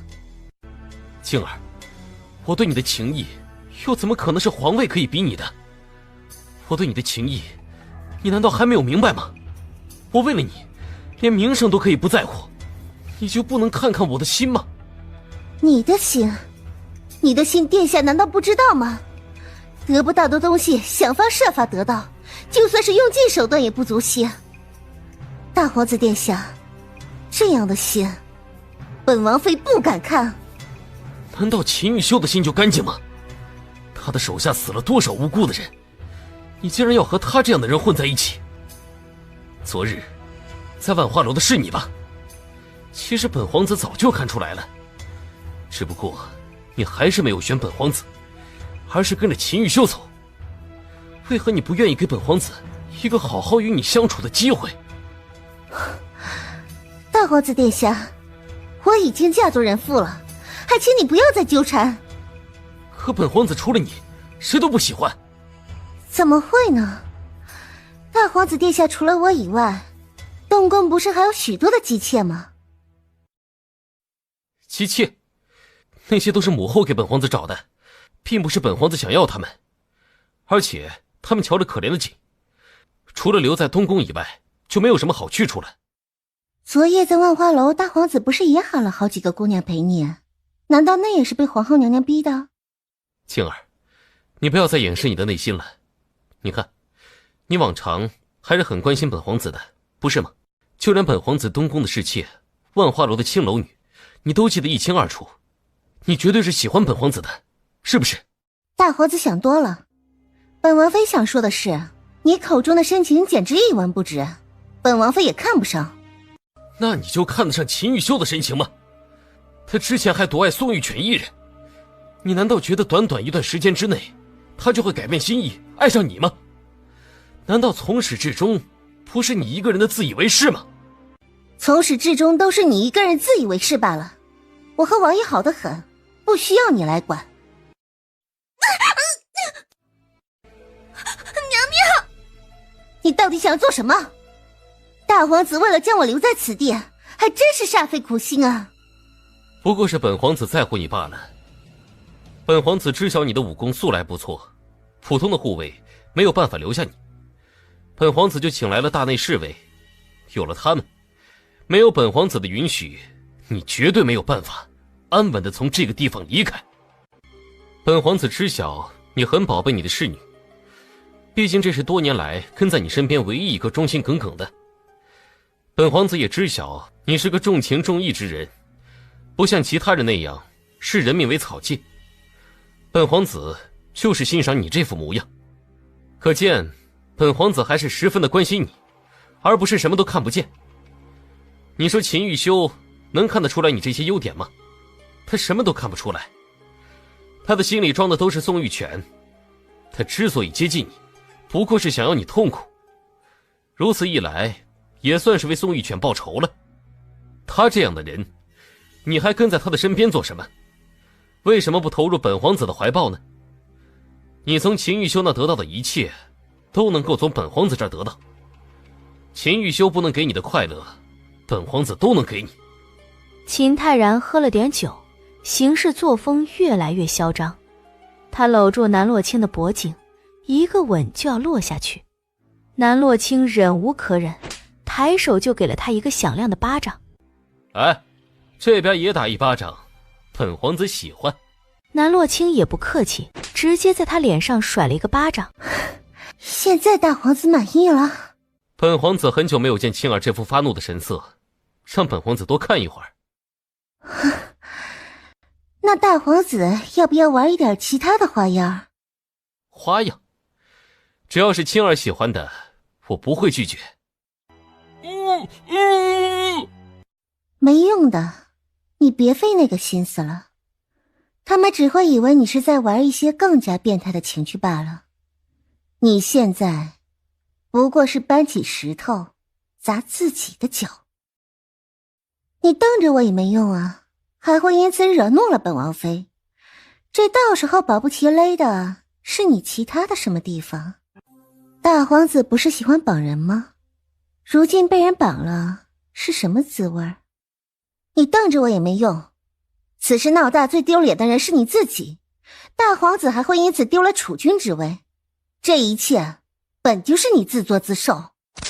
南洛清丝毫不客气地在他身上挥了好几下鞭子，打得舒服了就直接将他敲晕。大皇子命你放了唐月，等半个时辰再进屋。回禀王爷，属下已经查清楚事情的来龙去脉。说，娘娘跟着顾家人离开之后，娘娘就进了一个酒肆，只不过那酒肆已经被人提前清场过了，只剩下大皇子在里面，而娘娘又与顾家人告别，只身一人进了酒肆。后来就是继续说。当时娘娘与大皇子两人一起喝酒，动作暧昧，然后大皇子又与娘娘说了一些暧昧的话，娘娘就跟着他进屋子里去了，然后屋里就传出了不堪入目的声音，足足折腾了半个时辰，娘娘才离开了酒肆。一直到娘娘离开酒肆，大皇子都没有从酒肆里出来，后来娘娘就回府来了。把他关起来。属下遵命。这地方给本王妃住？娘娘，这是王爷的命令，老奴也不知道具体发生了什么。你若是疑惑的话，就去问问王爷，那么一切都会迎刃而解。问他做什么？王爷下令，娘娘从今以后都不得离开北院半步，要不然杀无赦。你把秦玉修叫过来，本王妃有话要问他。一开始不是他说的我可以随便出入誉王府吗？如今又禁足是什么意思？出尔反尔吗？娘娘自己做了什么事儿，应该自己清楚。既然已经做了那么不知廉耻的事儿，就不要再装得楚楚可怜。南洛清微微迷了眼，一脚踹在他膝盖上。安宇一时不察，直接跪了下去。就凭你也配数落本王妃？既然秦玉修管不好你的规矩，那就让我来管。南洛清的鞭子丢在酒肆，身上还有一把匕首。他拿起匕首在安宇身上捅了22刀，每一刀都不含糊。娘娘放心，这刀是奴婢捅的，若是有人怪罪下来，一切的责罚都让奴婢来认。无妨，他也不会死。哎呀，娘娘手艺真好。妖女，你有本事杀了我，王爷不会放过你。就你？你以为你用尽手段就能在王爷心中留下位置吗？做梦！王爷绝对不可能会喜欢你，毕竟在王爷心中，一直都是宋玉犬姑娘更加重要。南洛清不客气地又在他身上捅了几刀，当然，这些部位都是避开重要位置的。安宇疼得整个人都在颤抖，而秦掌柜用手捂住眼睛，根本就没眼看。这么痛，还不如直接一刀了结的痛快。本王妃最讨厌听见的就是那个名字，你还每次都挂在嘴边。我不捅你还能捅谁？南洛清轻飘飘地将匕首拔了出来，继续给他上药，不要他的命，让他感受死去活来的滋味。救我！去喊王爷来！南洛清的医术怎么能这么好？他还能用那古怪的缝合之术把他身上全部的伤口都缝合起来，就像是缝衣裳那样。他瞬间觉得自己像一个破布娃娃。秦管家连连后退，把安宇看作是洪水猛兽。抬眸一看，南洛清冲着他挑眉。他感觉自己的腹部与腰部都疼得厉害，好像真的已经被誉王妃捅了几刀似的。哎呀，我说你别扒拉我，王妃娘娘这么做自然是有王妃娘娘的道理。你让我把王爷请来什么意思啊？是不服娘娘管教不成？娘娘，老奴听他的，让秦玉修来，我到时候问问他到底发哪门子的疯。娘娘，王爷命属下将安宇带回。秦玉修自己怎么不来？王爷有药物缠身，所以来不了。等王爷手中的事情处理完以后，应该就来找娘娘了。当真来不了？的确，王爷有药物在身，楚国的使者来访，王爷自然是忙碌一些，还请娘娘不要担心，等王爷忙完这一阵，就会来找娘娘。既然王爷来不了，那你就代替他喝一杯赔罪吧。安风，你要是敢拒绝的话，你会和安宇一个下场。娘娘现在可否让属下将安宇带走？随便。安宇往外还没走2步，就径直倒了下去。怎么，你是知道自己快没命了，所以才迫切找一个垫背的吗？我好心来给你送药，你就这样对待救命恩人吗？南洛清可不惯着他这脾气，2次3番的都不吃，那就不要吃好了。他转身正要走，心口突然袭来一阵剧烈的疼痛，曾经那种濒死的疼痛再次袭来。糟糕，差点忘了原主在他身上下的禁咒。在没有查明真相之前，若是秦玉修就死了，那他也得跟着陪葬。演什么？苦肉计？我知道我在你心里没有地位，我就算是死在你面前，你也不会皱一下眉头，我又何必在你身上浪费苦肉计呢？这就是你喜欢与秦泰然勾搭的原因？我和秦泰然怎么就勾搭了？你哪只眼睛看见了？秦玉修不解的是，明明旧伤复发的是他才对，怎么南洛清看上去比他还要柔弱不能自理？你怎么了？找太医来！南洛清搂着他精细的腰，艰难地抬起手指，把仅剩的最后一点药粉塞嘴里，然后吻上秦玉修苍白的唇。秦玉修没有甩开他，而是任由他将药粉渡到口中，药效发挥得极快。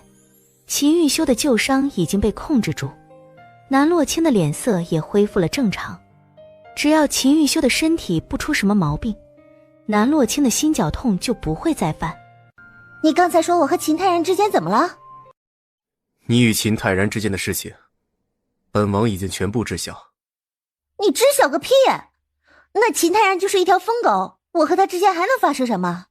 反倒是你啊，你把我关在北院有道理了，有本事你不要让我来救你啊！你单独去见秦泰然，不需要费脑也知晓发生了什么事情。秦玉修眼神阴郁，南洛清稍一思索就明白其中的缘由。原来是秦玉修误会自己头上被戴了绿帽，恼羞成怒地把他送去北院软禁起来。一来是冷着他当作惩罚，二来就是不让他与秦泰然见面。凑巧秦玉修旧伤复发，宁愿疼死也不愿吃药。若不是他主动来西院，恐怕秦玉修会被折腾掉半条命。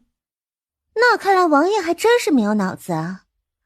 在你的眼里，妾身的眼光就这样差，连他那种卑鄙的小人都能看得上。虽说秦玉修被骂了，但他心中的怒火却被浇灭了大半，嘴角机不可察的微微上扬。王爷就这样的不自信，觉得自己比不上秦泰然？你还说，不知死活！我和秦泰然之间并不像你想的那样，我们之间什么也没发生。大皇子可是碰见了刺杀，与你无关的事情就不要多问。下官知错，还请大皇子殿下息怒。殿下的伤势如何？伤势一般，伤势没有伤及五脏六腑，就是得休养一段时间。伤好之前不要碰水，再吃下官所配的汤药就能好全。你是个聪明人，应该知晓什么话该说，什么话不该说，要不然有你好看。下官明白，下官绝对不会到处乱说。然而，好端端的怎么请太医了？可是身子不太舒服，与母后说说。母后，您怎么来了？怎么，本宫若是不来的话，又怎么会知晓你什么情况？如实招来。是什么病症？连母后都不愿意说了吗？哪来的这么浓重的血腥味？姑母，你没闻到吗？血腥味儿。然儿你受伤了，你们是怎么伺候然儿的？竟然让然儿受伤！前不久然儿刚被人追杀，如今倒还受了伤，要你们这些废物有什么用？就是一点小伤而已，母后你不必担心。再说了，你的病刚好，血腥气不适合冲撞到你。他虽恨南洛清打了他，但整件事的过程他都十分的丢人。既如此丢人，又怎么能说出来被旁人知晓？表哥这人呐，就是这样心善，就算是被人冲撞了，最后也只会说是自己的不是。表哥，你以后可是未来的储君，妇人之仁可不行。今日他可能会伤了你，来日岂不是会骑到你的头上去？在大齐的皇城之内，到底是谁敢对你动手？母后，并没有什么人伤害我，您放心好了。这个点是你吃药的时间，你吃药了吗？你们快搀扶母后回去吃药。是什么事儿，连母后都不能说了。行，你不说是吧？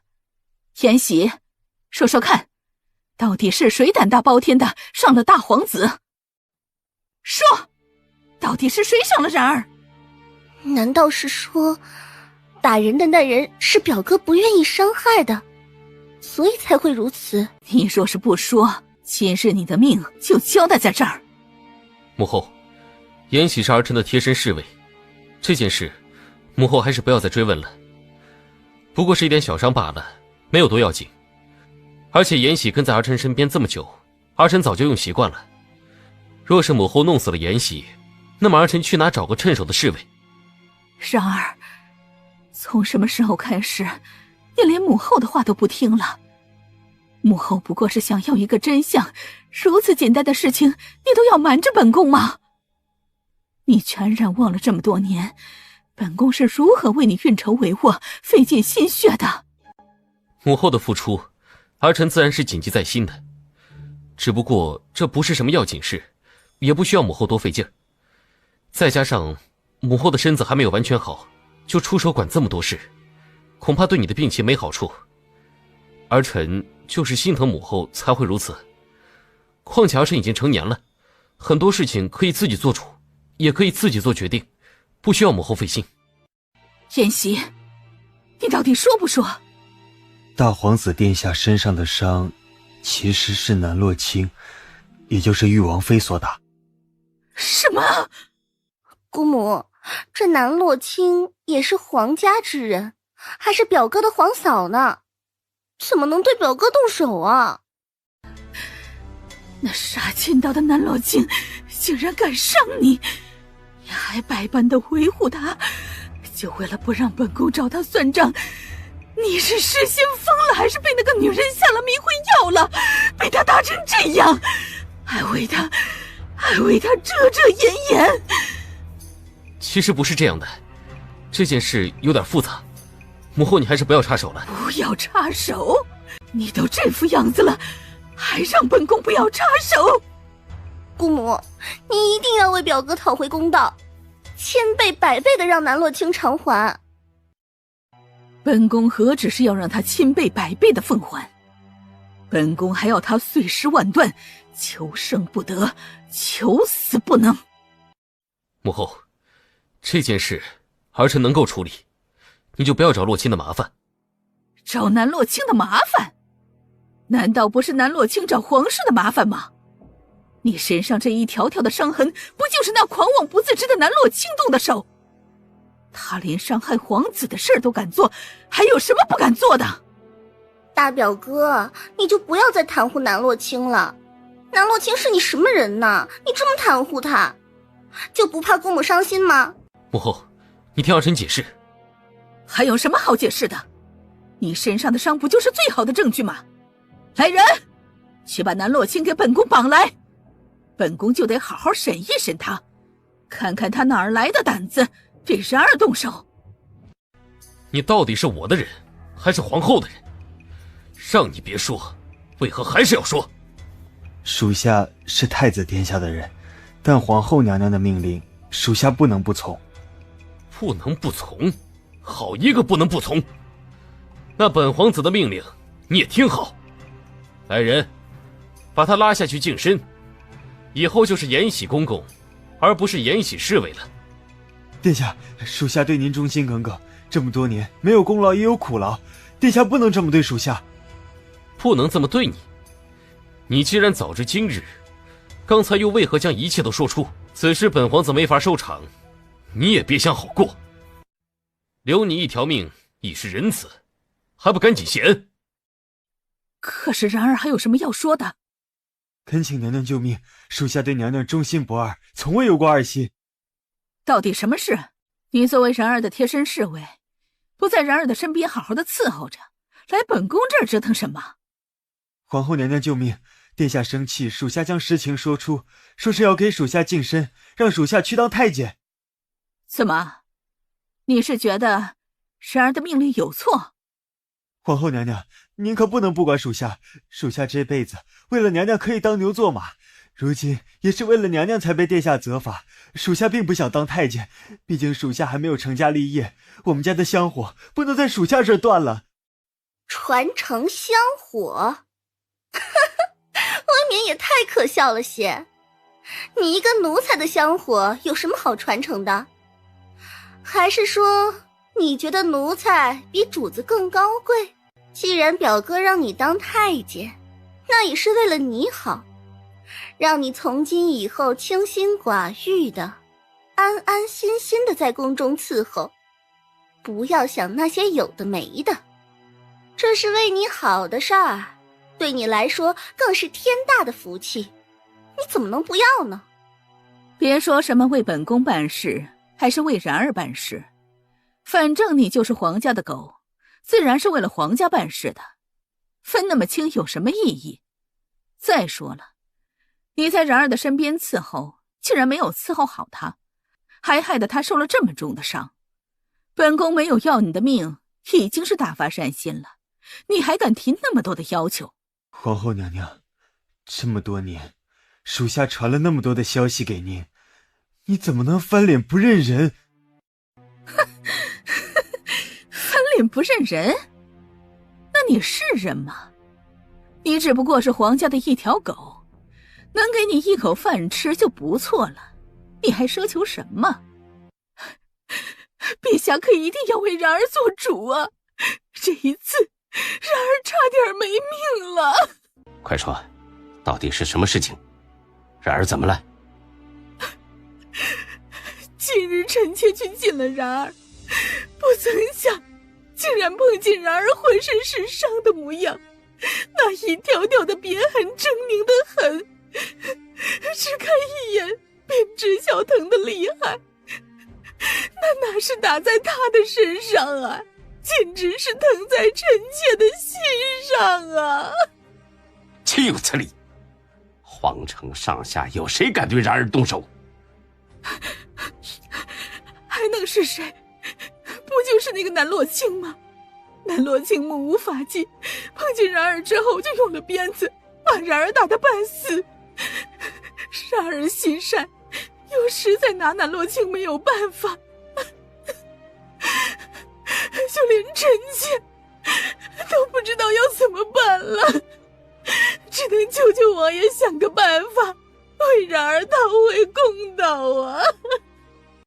南洛卿，她一介女流，竟然敢对皇子动手，她不要命了不成？行，既然南洛卿敢做这种事，朕也不会和她客气。来人，把南洛卿抓来！笑什么？听说你把安宇捅成了筛子。谁让安宇说妾身不要脸的？如果妾身不要脸的话，那最不要脸的就是王爷。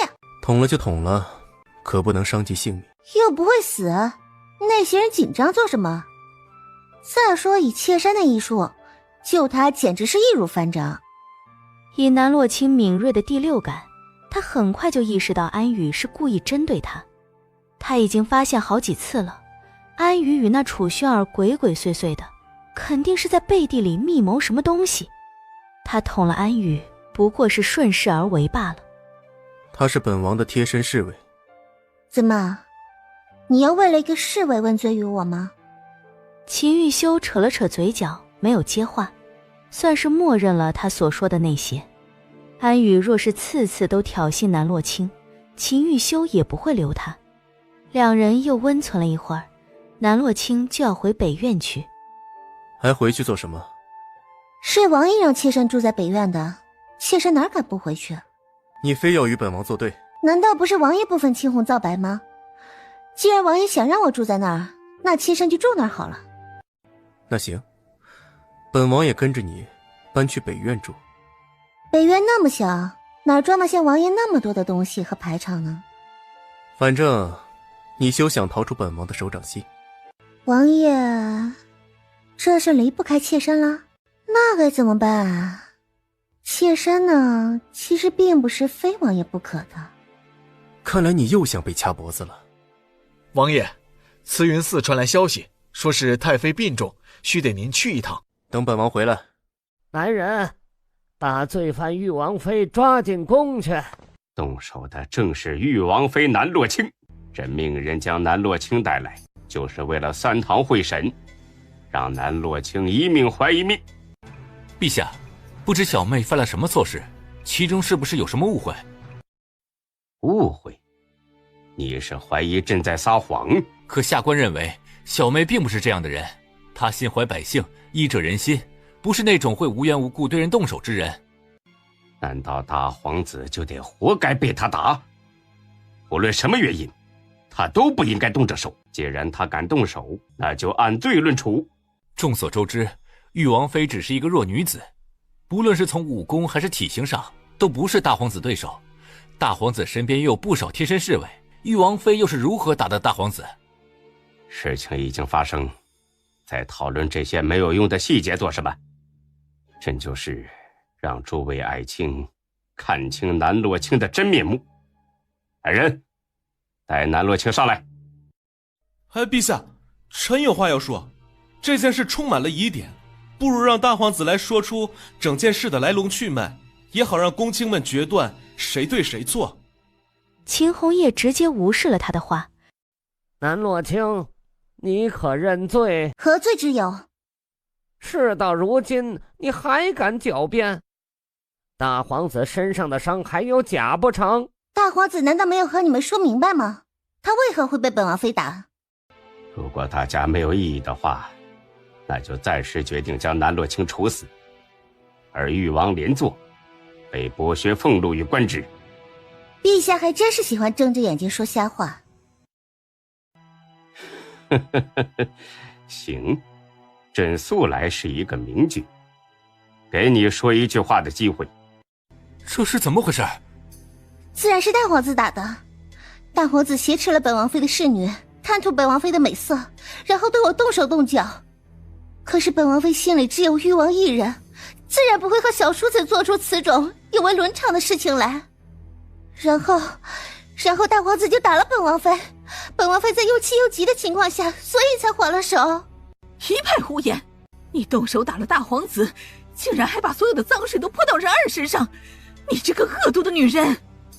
原来大皇子还做过这种事，怎么之前也不提呢？真以为不提就能掩饰所有真相吗？没有，然而绝对没有做过这种事情。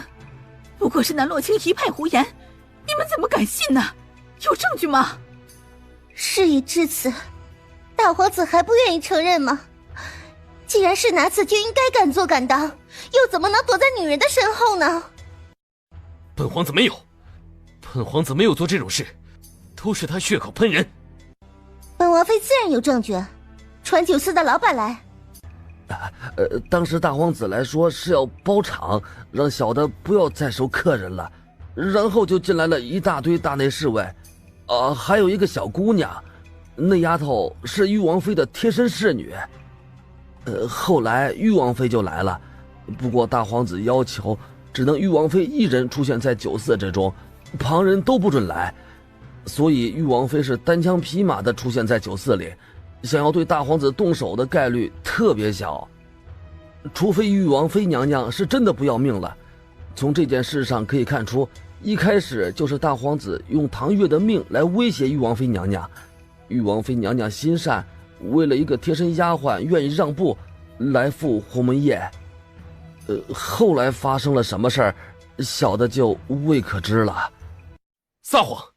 你绝对撒谎了，事情根本就不是这样的。当时是下官送小表妹去的酒肆，本来下官想陪小表妹一起进去，可是大皇子不让。原来一开始就决定了对小表妹做不轨的事情。秦红叶脸色愈发的难看，他没想到事情竟然还有这样子的反转。不管秦泰然到底有没有做那种事情，他都得维护皇室的面子，这一切的罪责必须得让南洛清担下来。不过是一个酒肆老板罢了，他的话不可信，因为他是你带来的，你可以在那之前就买通了他，编造出来这么一件事。陛下是说小表妹身上的伤有假，还是觉得小表妹一个人能够打得过大内侍卫？这一桩桩一件件的事情都十分的不合理，而陛下却只信大皇子的话。哼，下官觉得以后也不需要大理寺断案了，只需要陛下说什么就是什么得了，还费那么多劲做什么？谁说本王妃没有更多证据的？怎么南洛清会说整件事情是然儿主导的？事实到底是什么样的？臣妾不知啊，想来南洛清的丫头应该是在说谎。然儿的性子，陛下是最了解的，绝对是做不出那些有违礼法之事。可万一……没有万一，陛下不要被南洛清的三言两语给迷惑了。这个女人就是这种性子，行事作风张狂得很，等到东窗事发的时候就开始装可怜。她现在就是在殿上装可怜，想要将然儿拖下水。如果连陛下都不再相信然儿的话，那还有谁会愿意为然儿平反？那还有谁能还然儿的清白？然儿是无辜的，你说你有证据，若是拿不出来，今日朕便会赐你一杯毒酒。这件事已经很明显了，百官也都在，能做这个决断。你一个小小奴才也敢拦本官？陛下还在殿前审问，这个时候顾大人要去什么地方？本官去什么地方还得和你一个奴才知会不成？滚开！顾大人应该是要去搬救兵吧？呵，皇后娘娘早就料到顾大人会这么做，所以才让老奴在此等候，免得事情有所变故。顾大人今日是没办法离开金銮殿，还是不要白费功夫的好。陛下说了，只有当所有的事全部处理完，那才允许离开。不论顾大人离开是为了什么，还是得听从陛下的吩咐才行。陛下吩咐，事情没有结果之前，谁都不准离开，还请大人见谅。爷爷有些急，若是不医治的话，恐怕是没办法撑过1刻钟。到时候若是出了什么问题，你能担待得起吗？你一个奴才的贱命，能够与我爷爷的大司马的身份相提并论？大司马还是尽快就医，不要耽误了病情。爷爷是要去找誉王。誉王妃的9转回魂丹对我有恩，我也不能见死不救。这消息无论如何都要传到誉王耳中。大司马，大司马恕罪，下官并不知晓您的身份，还请见谅。誉王殿下，娘娘有危险，陛下开启了3堂会审，陛下说是娘娘打了大皇子，这可是要命的罪呀！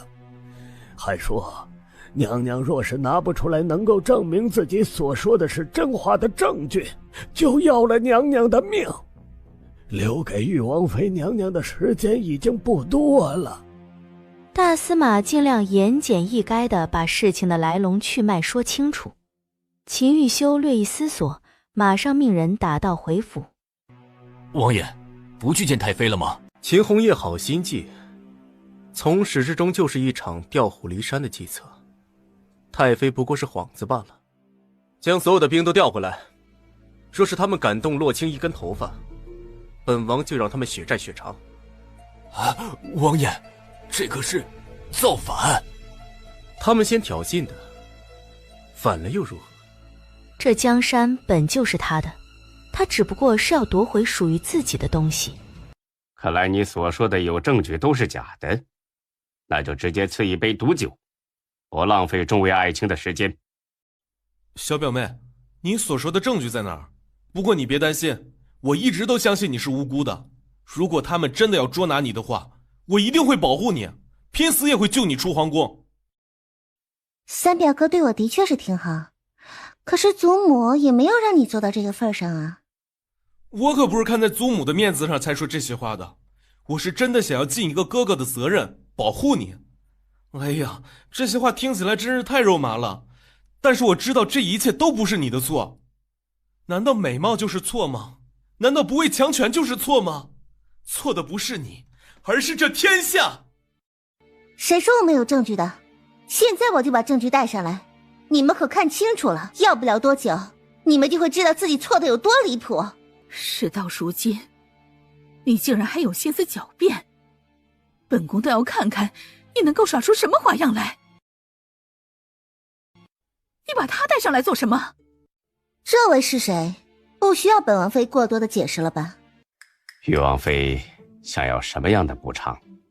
陛下是个爱民如子之人，更是对位公正之人，而刚才那场闹剧给小女子身心都造成了伤害，所以这治疗费什么的怕是都不能少。不能少是多少？不如就1箱珠宝。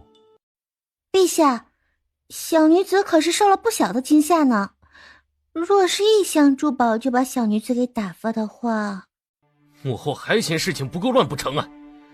你是要害死我们？可你听那女人说的都是些什么话？她竟然要当众扒开本宫的衣裳，本宫可是皇后啊，哪能受得了这种屈辱？难道这一切不都是母后自找的吗？早就与你说过，此事不是什么要紧事，不要闹大。是母后非要抓住洛心不放，才落得如今的境地。母后还不是心疼你身上的伤，全天下做母亲的，有谁受得了自家孩儿受那么重的伤？事到如今，你还护着那南洛清，你听听在殿上到底是谁要你的命？是那南洛清。玉王妃不如直说，到底是要什么东西？既然陛下都这样说了，那可见是真的想为小女子做出补偿。我听说七宝塔之中有不少的奇珍异宝，恰好小女子也有所需要，不如陛下将七宝塔打开，让小女子随便选个100来件的物件。七宝塔素来是皇家的宝藏，世代相传，里面放着的大多是世人见都没见过的奇珍异宝。玉王妃不仅要进七宝塔，还要拿100件东西走，那和强盗洗劫有什么区别？七宝塔乃圣地，里面的物件都是世代流传下来，不能随便的往外拿。你还是提个别的要求。既然陛下舍不得钱财这种身外之物的话，那么就与刚才一样，1杯毒酒赐死大皇子就是了。本王妃既然已经嫁入皇室家中，那就是皇室中人，定会按照陛下刚才的说法，殴打皇室中人，直接1杯毒酒赐死就是了。而大皇子可不仅仅犯了这么一条，他还打算对嫂子图谋不轨，对陛下撒谎，这一桩桩一件件的可都不是小事。本王妃大人有大量，也就不折磨大皇子了，打算也就1杯毒酒把他送走算了。陛下觉得如何？七宝塔就七宝塔，玉王妃拿了七宝塔的物件后，此事也就翻篇了。班师回朝，让他们撤出上京。是，属下这就去办。姐姐，你是？我是能救你爷爷的人。我这是还活着？自然活着。大司马是不是在不久以前吃过九转回魂丹？南洛清在救治的时候已经听人说了，是大司马从宫中离开，给秦玉修通风报信。虽说最后他是靠自己的能耐离开皇宫，却还是成了大司马这份恩情。是那九转回魂丹有什么问题？那药里有一味药是大寒，对你来说并不合适。不准你这么说，九转回魂丹那个药可是玉王妃娘娘做的，自然是极好的。我就是玉王妃，那药是我做的。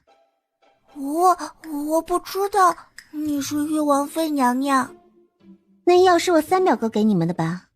他还真是。当时情况那么危急，自然是有什么就为什么。多谢娘娘的救命之恩。应该是我谢谢你们的救命之恩才是啊。你的爷爷以后没事了，这些药要是吃完以后，你们就去正兴堂拿。你们真是把皇家的脸面都给丢尽了。知不知道楚国西凉的使臣都在上京？你们事先大齐的笑话不够多是吗？非要让他们来看看笑话？陛下，这件事可不能只怪我们，是那南洛清太过于狡猾了，竟然连延禧都能被他策反，可见他的手段有多厉害。这样的女子不除不行，而且这件事然而是最可怜的，还被这么多人责骂。你还有脸说？就是你教出来的好儿子。这天底下那么多的女人，你谁都不喜欢，偏偏喜欢南洛清一个人。你不知道她是秦玉修的女人。父皇，儿臣只是动了下心思，没想到会发生这么多事情。你没想到？你能想到什么？皇室的名声被你败坏了，就连七宝阁的宝物都被你败了100件。陛下，您息怒，臣妾知道错了，以后不敢了。你们两个都进大牢里去。陛下，那地牢不是人待的地方，臣妾去不得那种地方。陛下，现在知道怕了有什么用？你们不去地牢反思一下，都不知道自己做了多么可耻的事情来。陛下，您就看在哥哥的面子上，饶了我们这一次吧。不过是个女人罢了，以后然而会是储君，什么样的女人得不到？不就是个南洛清吗？也没有必要那么兴师动众。哎呦，陛下，不得了了，大事不好了！还能有什么大事？如果你谎报，那就把你的头砍下来当囚体。陛下息怒，小的哪敢谎报啊！实在是这件事不得了的很呐。说，别废话。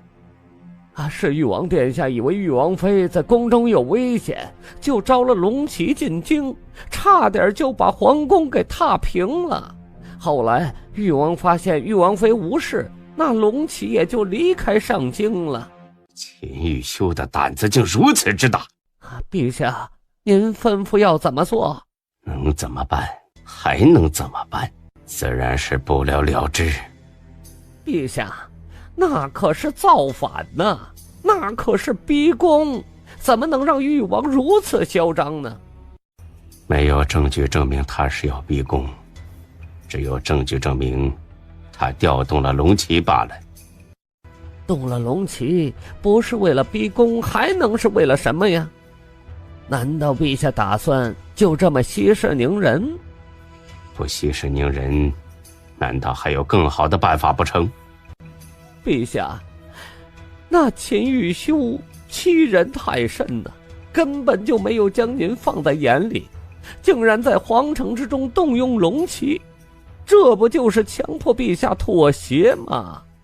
哎呦，陛下，您可不能再心慈手软了，玉王必须要除，若是不除的话，以后会更加的胆战心惊。你还有脸说？如果不是你非要与南洛清作对，会有这样的事情？钱玉修摆明了通过这个办法告诉朕，南洛清是他要护着的人，谁都不能动。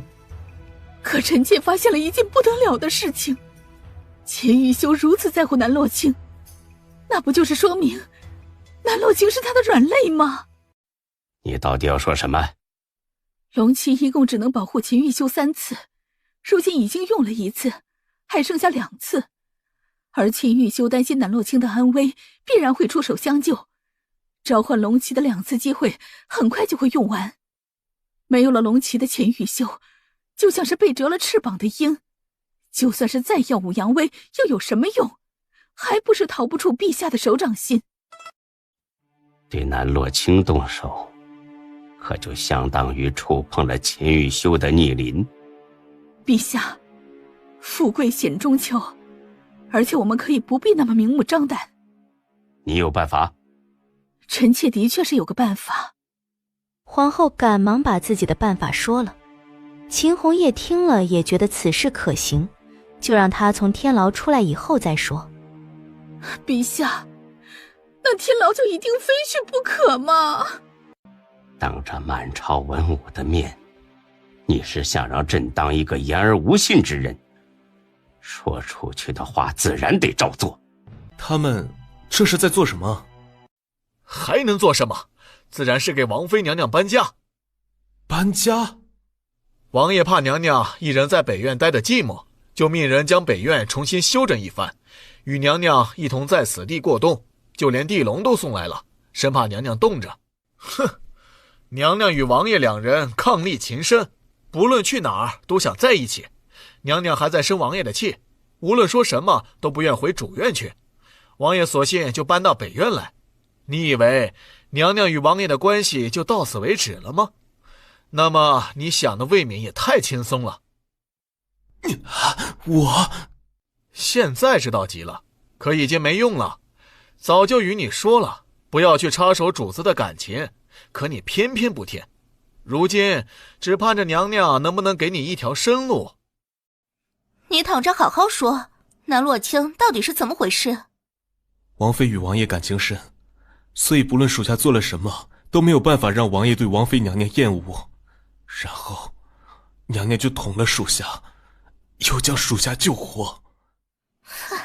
你怎么这么废物呀？让你办一件事都没有办法办好。还请郡主再给我一点时间。给你时间？哼，之前给你的时间还不够多吗？你还想要多少时间？让本郡主在慈云寺一直等着，等到人老珠黄你才满意？郡主，这一次没有成功还有下一次，而且我还受了伤，短时间之内没有办法。没有办法？你以为本郡主要听的是这一句话吗？这一切都怪你！你当初不是说所有事情都能够处理好吗？为什么南洛清还活得好好的？你的武功不是很强吗？你就不能为我冒一次险，直接杀了那个女人吗？郡主，你怎么能说这种话？属下对王爷忠心耿耿，是绝对不会对主子动手。你要是自己废物的话，你就直说就行。为什么要说对表哥忠心耿耿呢？你若是真的为表哥好，就应该尽早除掉南洛清这个祸害。只要有他在，王府就不会有一刻的安宁。其实王妃也没有你想象之中的那么坏。什么？难道我离开王府的这一段时间，你已经被那个女人给收买了？王妃没有收买我，这件事是我自己一个人想通的。如果郡主也能够静下心来，发现王妃身上的优点的话，也就不会如此痛苦了。我看你就是怕了。哼，我没有怕。你肯定是怕了，所以不敢对付南洛清。行，既然你没有办法做这件事，那我也不需要你了。可是我对郡主的感情是一点都没有掺假。我就与你明说了吧，你对我有感情又怎么样？我从来不会对你有什么感情的。可是郡主，你之前面对我的时候并不是这样说的。怎么说的那么重要吗？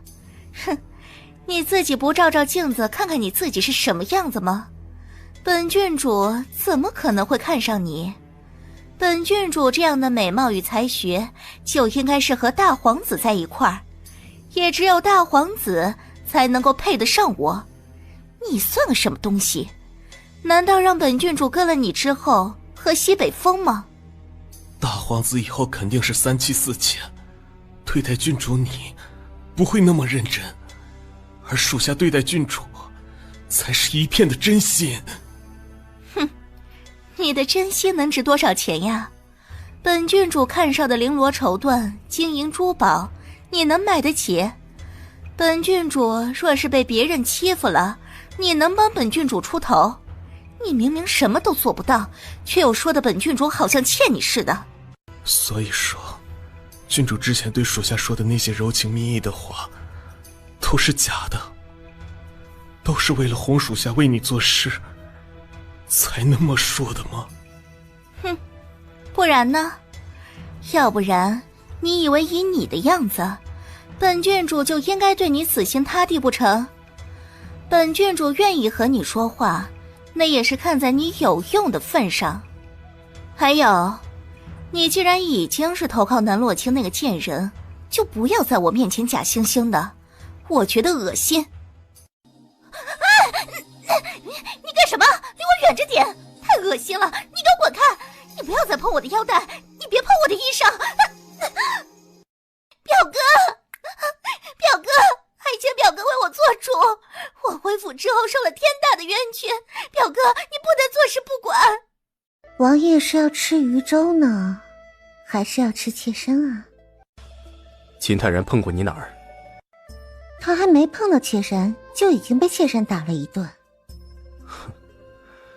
谅他也没这个胆子。要不是唐月被他抓了，妾身也不愿和他见面。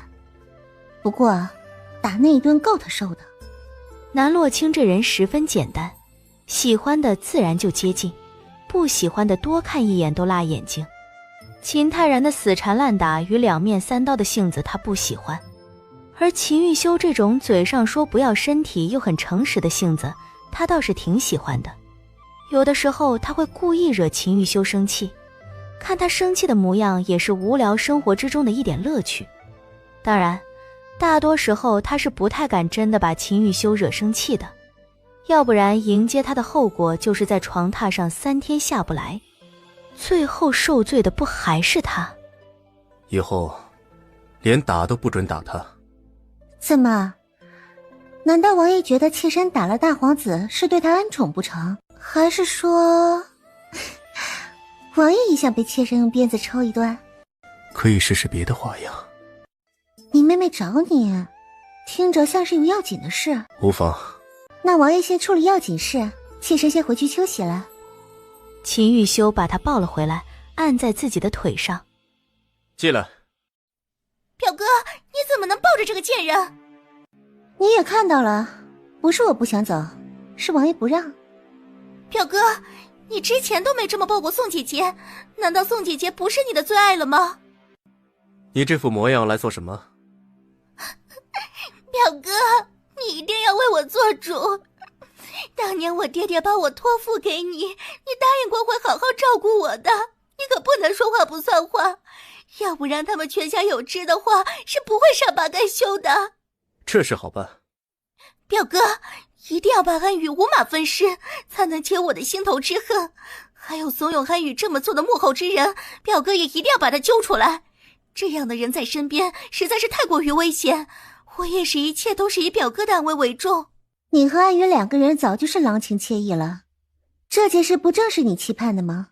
怎么可能？谁会和他一个下人郎情妾意？本郡主身份高贵，又怎么可能和他勾三搭四？南洛清，你别血口喷人。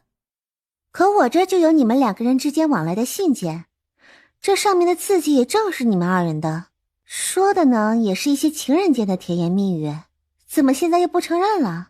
那些东西，既然你们2个互相有意，睡在一起也是极为正常的，怎么能下了床就不认呢？这些都是安宇哄骗我写的，表哥，你一定是要相信我呀，我没有这么坏，都是安宇他。既然你们2人互相对对方有意，那本王也不想棒打鸳鸯。不如你们直接成婚好了。不要，表哥，我不可能会嫁给安宇那个下人。表哥，我可是你的妹妹，你怎么能眼睁睁的把我嫁给一个下人呢？轮不到你拒绝。你既与安宇私相授受，又是这般模样被人瞧见，你觉得你还能有一个好的婚事？本王曾经答应过你父亲会好好的照顾你，对待你更是未曾有过缺衣少食的，而如今这结果都是你自找的。给你2条路，一条与安宇成婚，你与人勾三搭四的事就不会再有人提。另外一条则是去慈云寺，以后都不要再回来。这样一来，也不会有人说你行为不检。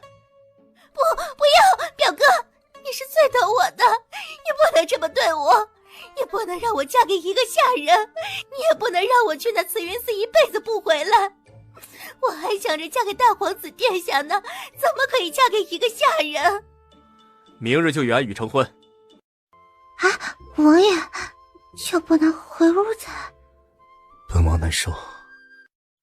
你梦寐以求的事情很快就会达成，怎么见你不太开心的样子？多谢王爷还能记得属下，要不然昨夜属下就已经死了。安宇昨夜上头的要了楚轩儿，后来想想脑子就一片空白。后来就得知消息，王爷直接将2人赐婚，他以后可以与楚轩儿白头偕老，而且这一切还是王妃促成的。他后知后觉自己之前错的有多么的离谱。行了，你别想那么多，以后王爷身边有我在。哼，你以为你是谁呀？你有什么资格娶本郡主？如果不是你的话，本郡主就可以当太子妃了。你就是贱，之前还以为你多么冰清玉洁，多么高不可攀，没想到你就是贱。安宇昨夜就知晓他已经不是处子之身，那他前一个男人是谁？是不是不论碰上什么样的男人，都用身子去勾搭？你滚开！本郡主和谁在一起，也轮不到你来管。楚轩儿被打得浑身是伤，疼得鬼哭狼嚎，而安宇对他根本就没有半分的情意。玩完之后就让府中的仆从进屋内。一开始那些仆从都不敢，可楚轩儿这么年轻貌美，他们也是男人，很难不心动。安宇面无表情地在一旁看着，楚轩儿吓得惊叫连连，可男人们早就红了眼。楚轩儿被折磨了半月之久，很快就疯了，在院子里经常不穿衣裳，疯疯癫癫地笑着。这是有客人？不速之客，赶走就是了。秦玉兄，你不想站起来了吗？他又能带给你什么？为什么你选他不选我？你该不会以为这天底下只有你一个人会艺术吧？难不成你也会？你如果说你会一点三脚猫的皮毛，我倒是信。你若是说能治好誉王殿下的腿疾，那我是万万不信的。你是什么货色？本王妃的实力又为何一五一十的告诉你呢？你像个猴子一样上蹿下跳的，并不代表别人也是如此啊。难道你们想与西凉交恶？西凉又算什么东西？你别仗着本姑娘喜欢你，你就这般目空一切。华西还有一肚子的话没有说，就被无情地丢了出去。你家王爷知不知道得罪药神谷的弟子是什么罪过？你就不怕以后被药神谷所除名？除名以后就不怕有病无处医吗？你家王爷到底知不知道得罪我会付出什么样的代价？王爷做事不需要无关紧要的人来教。再说，全天下的医者并不是只有你们药神谷，得罪了你们又如何？行，你家誉王有能耐，来日可千万不要哭着与我求饶。等到那个时候，可不是道歉就有用的。本小姐记下了今日之仇。刚才那个女子心悦于你，与本王何干？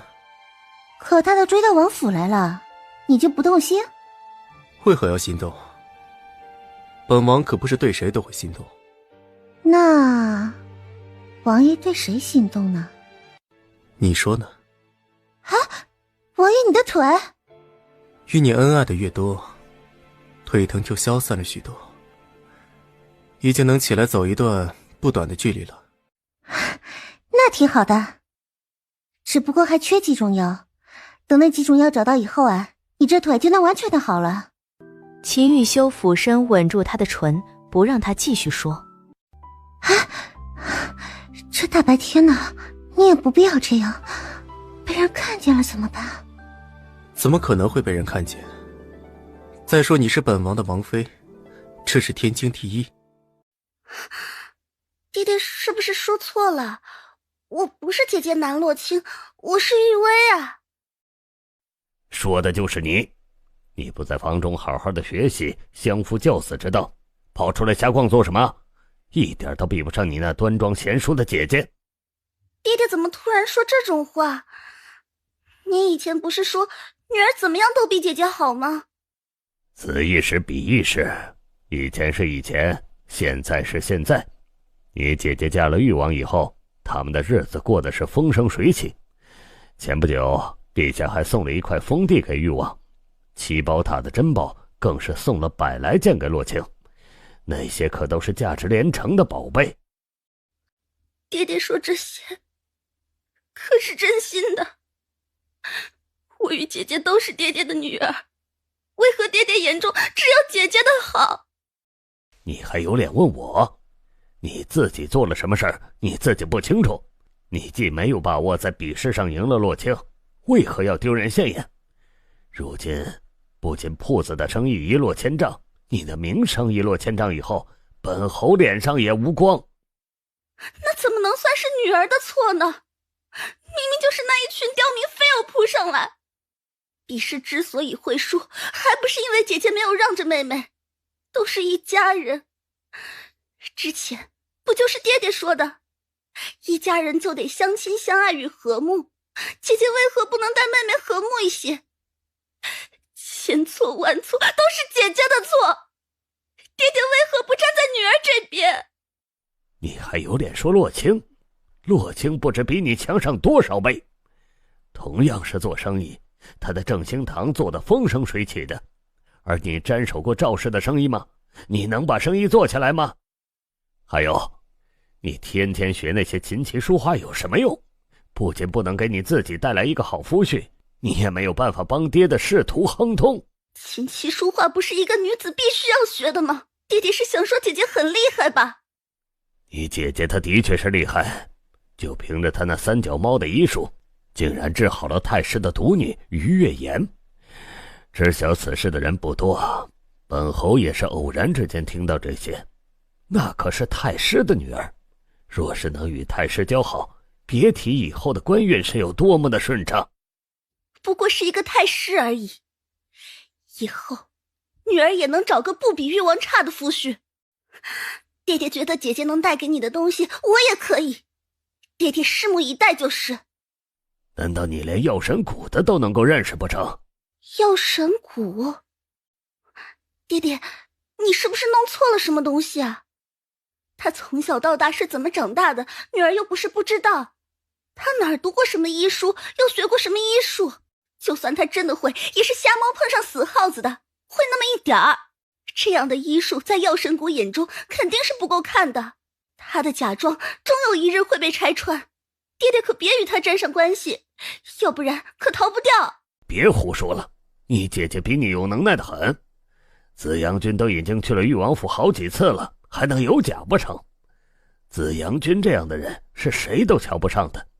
他既然能去见南洛清，定然是赞赏洛清的医术。你既然不懂，又在揣测什么？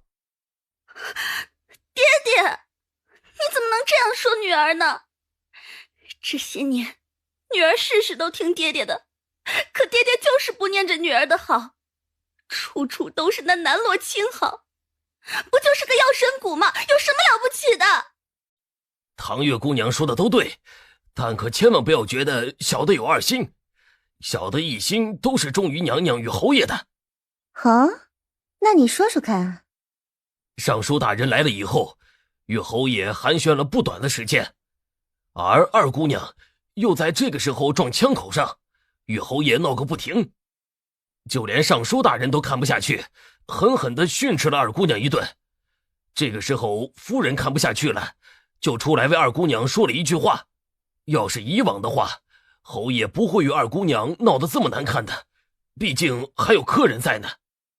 但偏偏夫人偏要在这个时候让二姑娘与娘娘一较高下，侯爷就怒了，打了夫人与二姑娘，还让他们两个闭门思过。可见侯爷对娘娘是真的好，就算是在尚书大人面前，侯爷也是维护娘娘您的。看来还真是为难他了。尚书大人具体提了什么要求？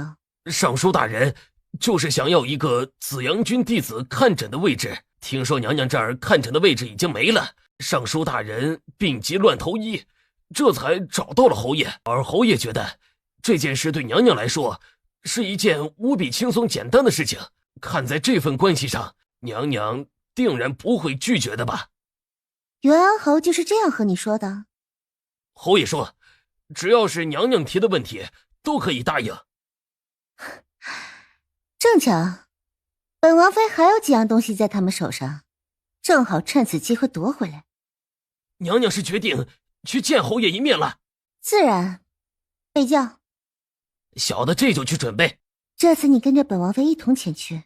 可以娘娘的医术就已经能治天底下的所有疑难杂症，为何还要再下去？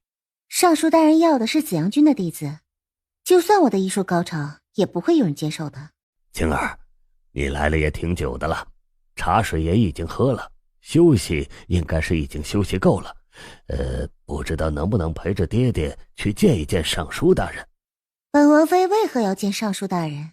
那么，晴儿，你大老远来这么一趟是为了什么？总不能是为了来喝这一杯茶吧？侯爷不是说过侯府永远都是本王妃的家吗？那么来喝一杯茶怎么了？这儿自然是你家呀，你想喝多少就喝多少，爹爹请你喝。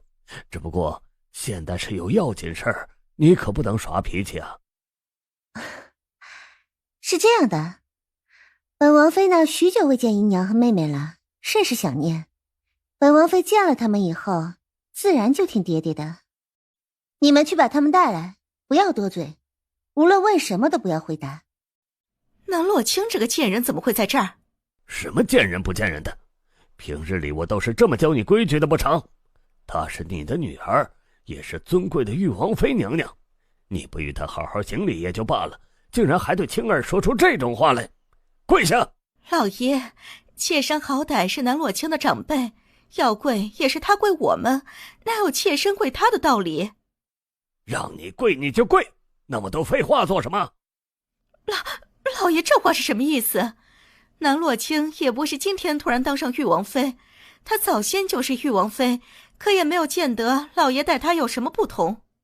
话再说回来，南洛清就算是玉王妃又怎么样？老爷不还是她的爹吗？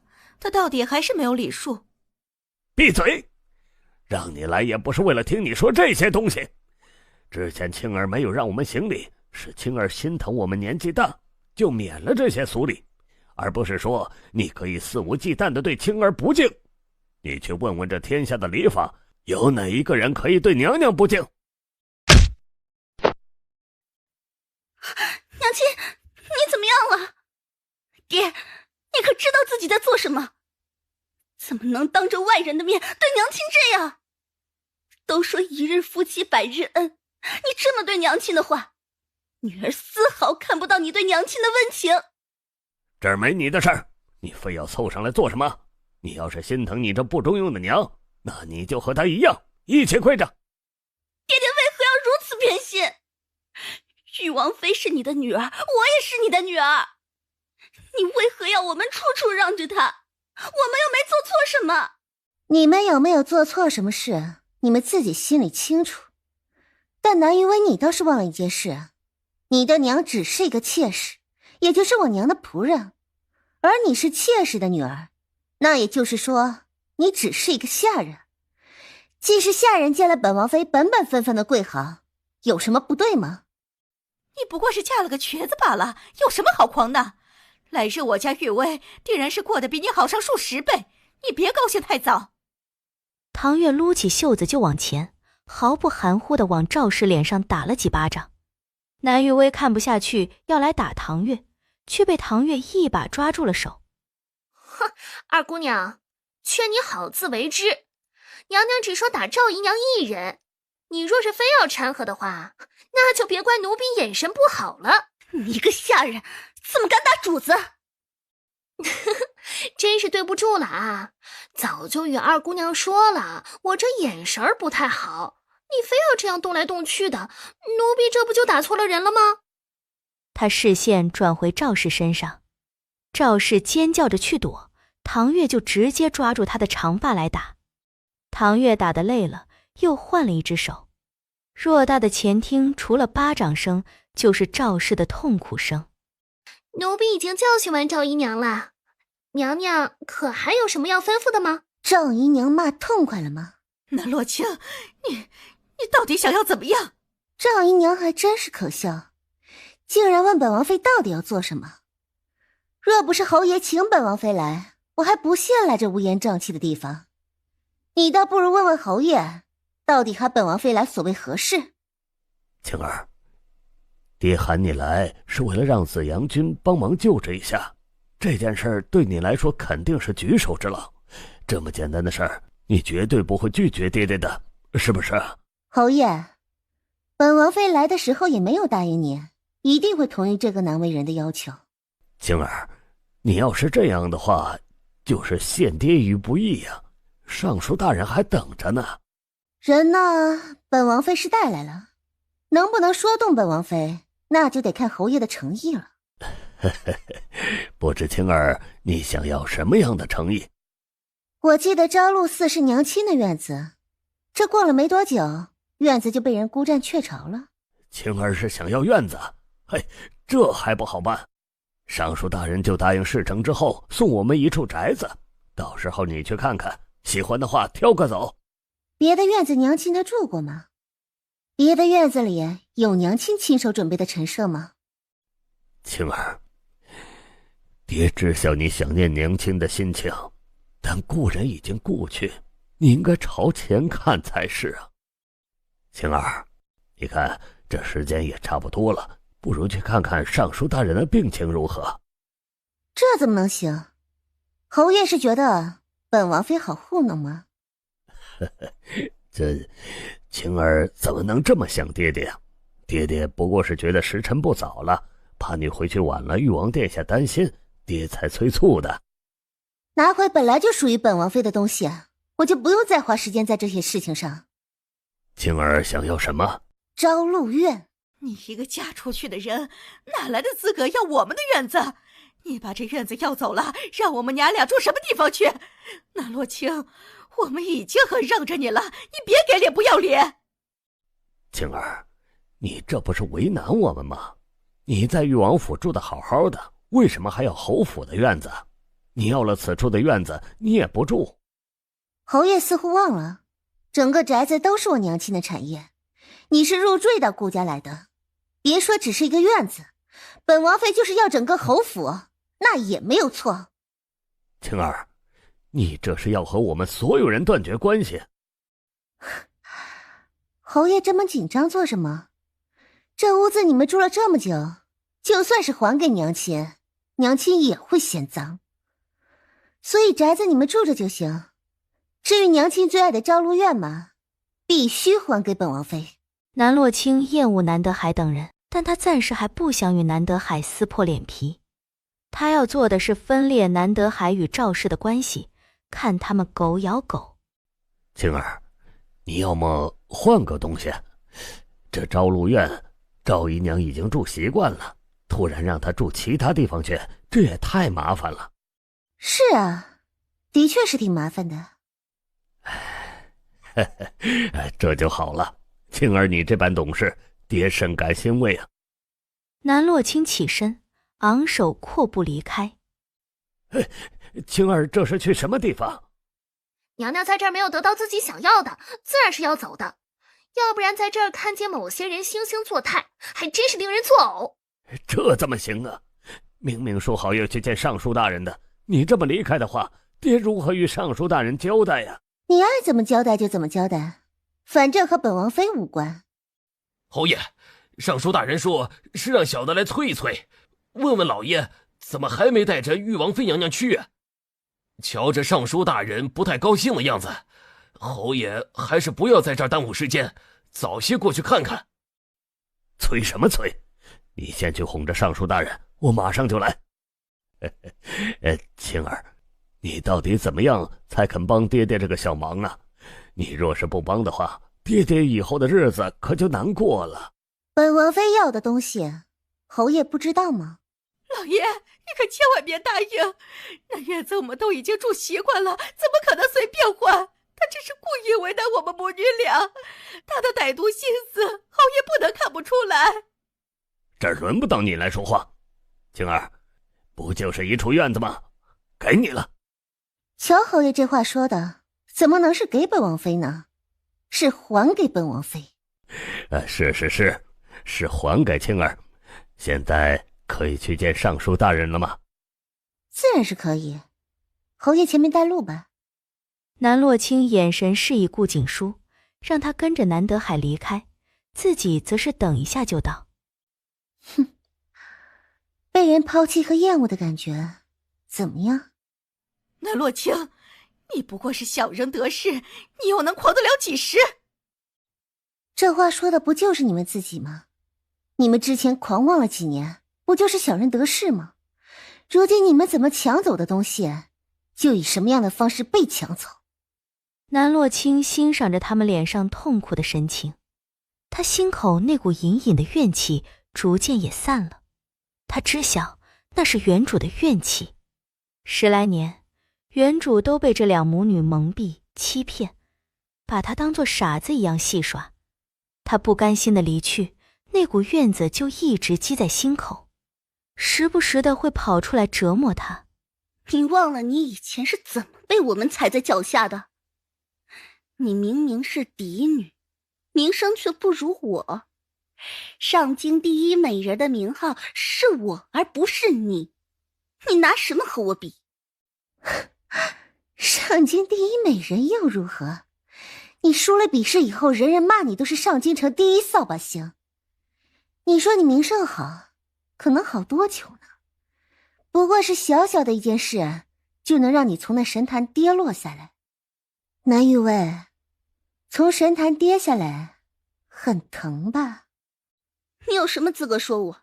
你凭什么说我？你以为你是人人爱的玉王妃吗？不如让我告诉你真相吧。听说前不久你被人追杀，追杀你的人还没有眉目，那人藏得有些深，恐怕你没办法一下就查到。巧的是，我知道是谁。你不会以为大皇子殿下十分的喜欢你吧？其实追杀你的人就是大皇子殿下派去的。你有证据？有啊，我自然有证据，可我不会给你。本王妃向来是睚眦必报，大皇子惹的事，她自然是要付出代价。你不痛苦？大皇子嘴上说着喜欢你，其实背地里恨不得杀了你。你不痛苦吗？你不难受吗？我为什么要难受？我为什么要因为一个无关紧要的人难过呢？他怎么做我管不着，但是我一定会让他付出代价。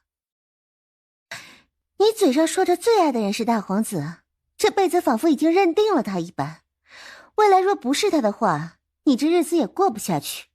可转眼你就把大皇子出卖给了本王妃，你这个深情还当真是不值得一提啊。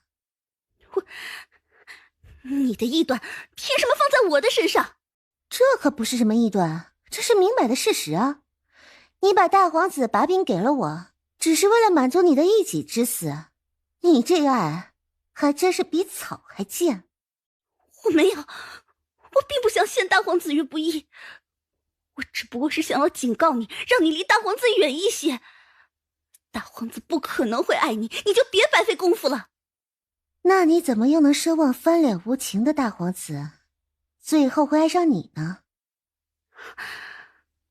我杀了你，你死了也就没那么多事儿了。还好你们来得及时，要不然那簪子就真的扎到我的身上了。南玉薇，你的心肠可真是比蛇蝎还要毒。青儿可是你的亲姐姐，你对自己的亲姐姐也能下得去手。若不是顾大夫动手及时，你可是要酿出大祸来，你这条贱命都不够赔的。侯爷，这可是你的女儿，你不能这么对她。你要是真的扎死了她，那就是要了妾身的命啊！哼，就是有你这样糊涂的娘，才会教出这种大逆不道的女儿来。若是真的伤了青儿半分，你们两个赔得起吗？若不是那洛清对玉薇说出那种大逆不道的话，玉薇又怎么会被刺激的动手？本王妃说了什么，赵姨娘可还记得？不如你全部说出来，让在场的各位大人评评理。你又是在污蔑青儿是吗？本侯怎么就娶了你这么一个毒妇回来，又闹得家宅不宁啊？之前我还念着我们之间的亲缘之情，可哪想妹妹竟是一点情都不顾。这侯爷刚走，玉婉妹妹竟然想要本王妃的命，岂有此理！竟然连亲人的性命都不在乎。刺杀王妃可是大罪，少说也得去大理寺走一趟。顾大夫先别急，这总归只是家事，我教训一下他们就好了。动刀还只是家事的话，还要大理寺做什么？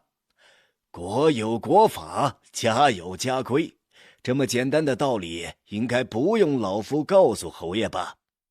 尚书大人放心，本侯定然会秉公办理，不会亏待了青儿。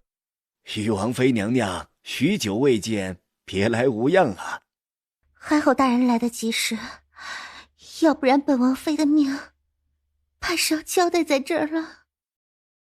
当时南洛清是听见了脚步声才没有躲，就是为了让这几位名震朝野的大人看看南玉薇是什么下作的货色，这样一来也好洗刷他这么长时间以来的污名，也让无知的百姓看看号称冰清玉洁的南玉薇是个什么样的货色。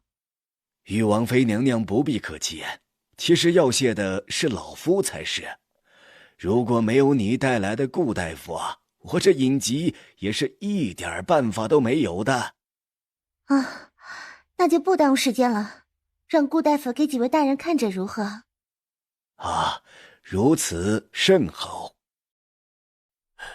青儿，赵氏与玉薇都被我关起来了，爹爹绝对不会让你受委屈。侯爷让本王妃受的委屈还少吗？青儿，那都是过去的事情，不要再提了。我们现在都好好的，不好吗？难道侯爷一句话，我们以后都好好的，娘亲就能回来吗？本王妃就能忘了曾经发生的一切吗？青儿，难道今日爹爹对你还不够好吗？赵氏与玉薇对你那般，都已经被本侯关起来了。你并不是给本王妃交代，你不过是给药王谷还有誉王、尚书大人交代罢了。若是你真的要给本王妃一个交代，为什么之前不给，偏偏要等到这个时候？还不是觉得和我一起有利可图？青儿，你怎么能这么说爹爹？爹爹已经如此低声下气了，你怎么还不能见好就收啊？侯爷，您这副深情款款的模样，还是去和赵氏他们哭吧。你之前不是这样的。我之前什么样？之前是不是什么都听你们的？被你们利用完以后又像抹布一样丢弃，被你们耍得团团转以后还会对你们感恩戴德呢。不管怎么说，本侯也是你爹，你这样当真是一点孝心都没有。我就算是有孝心，你也不配我对你好。你不记得本侯对你的好，就定要过河拆桥？刚才你与玉薇起争执，不得是我护着你？南玉薇刺杀本王妃本就是错，难不成你想指鹿为马？当赵氏与你不对付的时候，我难道不是站在你这边？赵氏是姨娘，我娘亲是正妻，难不成你是想宠妻灭妻吗？不过也对，这种事你已经做过很多年了，现在做起来那也是相当的熟练。那么赵鹿院的事儿，你总不能用这些狡猾的方式来辩解了吧？那赵氏住了昭鹿院10来年，你伸手要我就给你了，这难道不算是对你情深意重？是侯爷没有明白礼这个字怎么写，别说是昭鹿院，就连你整个侯府都在娘亲的名下，本王妃想要随时都能收回来。你与其说是给本王妃，不如说是无可奈何之下还给我。既然你如此想本侯，那院子你也别想要了。那还真不行，你这院子若是不给，本王妃呢会让大表哥大理寺卿来，带赵氏和南玉薇去问话，问问他们是否知晓这辱骂和刺杀王妃那该是个什么罪名。他们毕竟是你的亲人，你怎么可以这样对待他们？你还真是冷血。亲人？他们何曾待我像亲人一般？你会把亲人关在阴暗潮湿的地下室吗？会不给亲人读书习字？会把不要的首饰和衣裳给亲人吗？如果你觉得这是亲人会做的事情，那么本王妃也不过是以其人之道还治其人之身罢了。侯爷这是何必呢？既然之前都已经不管娘娘了，如今这副假惺惺的模样又是做作给谁看？哎呀，娘娘，你可算是回来了。发生了何事？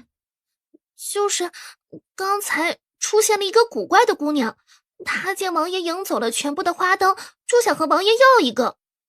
那些花灯可都是王爷为了娘娘赢的，怎么可能给一个陌生女人？奴婢觉得那个女人是在痴心妄想。可奇怪的是，王爷见了那个女人之后就魂不守舍的。虽说最后花灯没有送出去，但是那会儿都已经不知道飘到什么地方去了。哎呀，娘娘，你怎么一副无所谓的模样啊？那个女人都快骑到你的头上来了。现在不是还没骑到我头上吗？等到时候再说吧。哼，娘娘，奴婢敢打包票，那个女人就是不怀好意。王爷与她是陌生男子，他都能直接上来抢娘娘的花灯，这样的人，奴婢可不觉得她是一个好女人。或许吧。娘娘是有打算了吗？娘娘做事素来是谋定而后动，任何事情到了娘娘的手中就没有摆平不了的，所以奴婢觉得这件事情娘娘也一定已经有了计策。这感情的事啊，可没有谋定而后动。那感情的事儿是什么？是愿赌服输。南洛清提灯而行，脸上是清浅的笑，眼眸却如汪洋一般让人看不清。秦玉修似是有所感应的回眸，见他在灯火阑珊处，周遭所有的声音都听不见了，脑中只刻着他一人的画面。不久前盘旋在他脑海之中的各种各样的想法瞬间烟消云散。王爷瞧，臣妾手中的花灯啊，可比王爷手中10来盏都好看。秦玉修定定地凝着他，一眼都没看他手中的灯，一抬手就把他搂在怀中，那力道大的差点把他勒断气。怎么，这短短片刻不见，王爷就想臣妾想得紧了？想回复。计划失败了。还没到最后一刻，怎么能算失败呢？可那人不是拒绝了你吗？我可不信他没有认出你来。若是不想谈，那就下次再谈，不是非要急于这一时。你昨日可是信誓旦旦地说，那人见了你之后定然会魂不守舍的，而且会对你特别好。你怎么回事？那人就这么走了，还带着其他女人走了，这就是你说的有把握？你知道的，人嘛，是个极其复杂的东西，不能够真的是神机妙算。之前是我不在，才会让他得了几天的宠爱，他这辈子最快乐的时光也到头了。我来了以后，他就得安分地给我让位。恐怕没那么容易吧。在他身边那么多年，什么样的莺莺燕燕没见过，最后他的身边不还是只有我一个人？南洛清，听说以前是个疯的，我了解他，他不喜欢疯癫的人。我倒是觉得秦玉修那么疯的性子，应该是会很喜欢疯子。我们不是一条船上的人吗？你处处给我泼冷水，我可真是伤心死了。这么说，对你又有什么好处？你可别拿这套对付我。我不是秦玉修，不吃这套。我这人就是实诚，喜欢实话实说。留给你的时间不多了。心急吃不了热豆腐，感情的事情就是要徐徐图之。楚莹夺过他掌中的茶，把酒水换给他。这是小女子给公子的一片心意，公子可不要拒绝。再说，小女子根本就喝不了酒。这酒被你下了蛊，你以为我傻？仔细看的话，能发现泛黄的酒杯之中有几只小虫子在蠕动。若不是仔细看的话，根本就发现不了。宋玉泉的小把戏被看破，倒也不生气，也没有被戳穿以后的窘迫和尴尬。蛊也是分好的蛊和不好的蛊，我们既是合作的人，我又怎么会给你不好的蛊呢？这就是一些小玩意儿罢了。再说，我这么做也是为了测试你的眼神好不好？你可别冤枉了小女子啊。照你这么说，你对我下蛊其实是为了我好。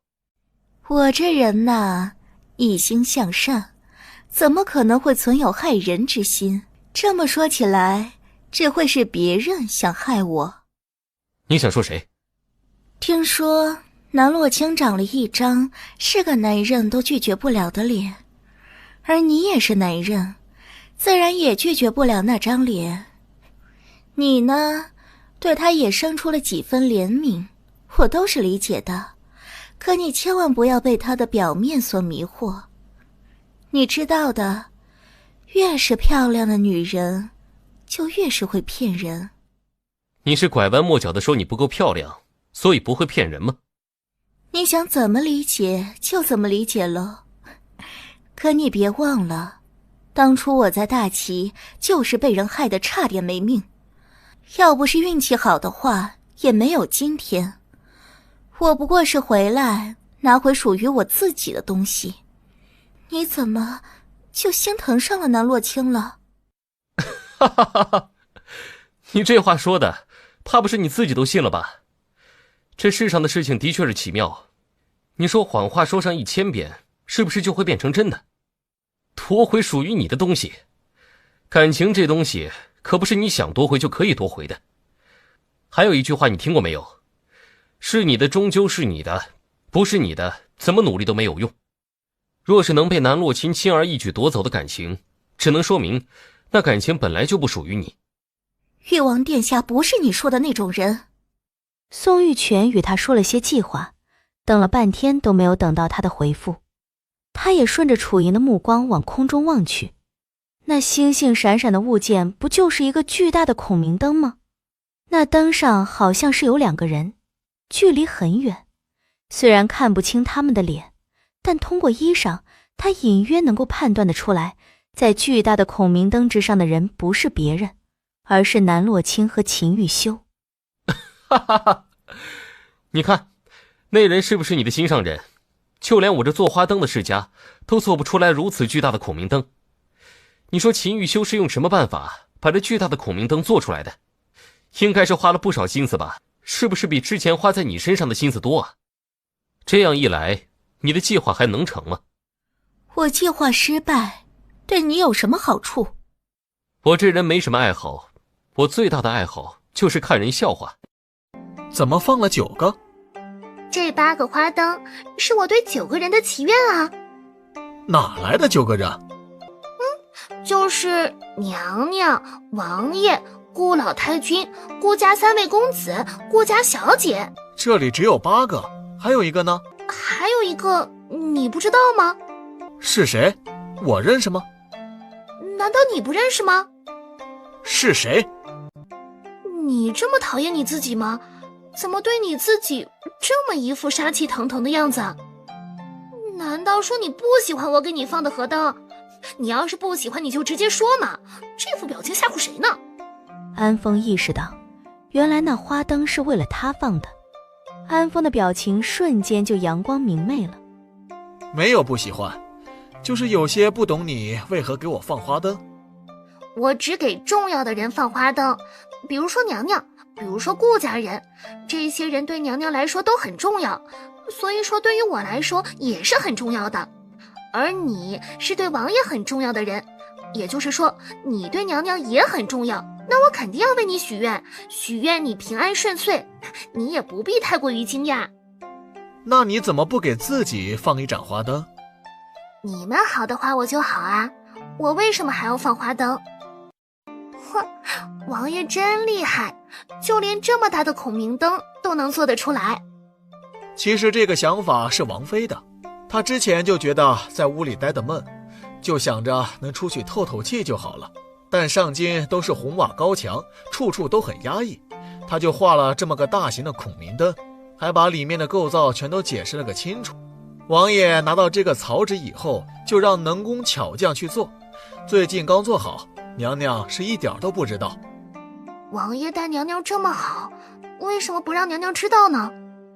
王爷就不是一个喜欢表达的人，王爷更多的是把喜欢自己的心思藏在心底。那什么都藏在心底的话，岂不是旁人不会知晓他的心意？安风陷入长时间的沉默，因为他和王爷比也好不到哪儿去，同样是有想法，喜欢憋在心里不让旁人知晓。今夜的花灯看得可还开心？秦玉修走得不快，他刚刚恢复行走的能力，他想走得久一点，用这双腿来丈量，从一步不能走到现在完全能走是有多远的距离。开心，不知道王爷玩得开心吗？你说呢？秦玉修嘴角微微勾起，虽说他的笑很浅，但他笑起来着实是好看。王爷长得如此好看，就应该多笑笑，实在是养眼。王爷，你今日有心事？何出此言？猜的。那王爷和我说说宋玉犬吧，臣妾不过是不想从别人口中听到关于你们2个人的事情罢了。别问。秦玉修只是经历的感情少，但并不是傻子，与自己的女人提过往的感情，这不就是送死吗？而南洛清却觉得他这是心虚才会如此。既然不愿意说，那就算了。为何非要提宋玉泉？为何不能提宋玉泉？刚才和你见面的人不正是他吗？本王并不知晓他为何还活着。那以后呢？秦玉修垂眸，没有办法给出答案。知道了，不准进。今夜王爷就去找你的白月光一起睡吧。什么白月光？宋玉犬不就是你的白月光吗？这都说小婢上新婚，你们分开这样长的时间，难道一点都不想念？你就这样丢下他，他可是会难过的。他怎么样本王不管，让开。行，你进来睡，我去别的院子睡。别闹了。你说我在闹，可这明明是你给我准备的花灯，却成了你们2个相遇的浪漫美景。不必提他。行，不提就不提。回屋，时间不早了。要回王爷自己回吧。今夜你必须在这儿。臣妾在这儿睡的话，王爷就去别的院子睡。大夫说，我的心头血可以解世间所有的毒。可是我素来最是怕疼了。算了，我还是救你吧。若是没有你的话，我的日子也了无生趣。背对着南洛清的女子用簪子扎破了心口，救了男子，同时她竟也感觉到胸口有一阵剧烈的疼痛。这人是谁？为何他感受到的疼痛，他也会感同身受？南洛清还非要上前弄个明白，可刚接近，那人就成了一团雾散开了。他还沉浸在这诡异的氛围之中的时候，有一个女人缓缓走来。你是谁？你……他当即意识到，这个女人就是曾经的南洛清。为什么不帮我报仇？为什么不帮我报仇？什么仇？宋玉泉死了，他让我偿命，我偿命了。这宋玉泉怎么配还活着？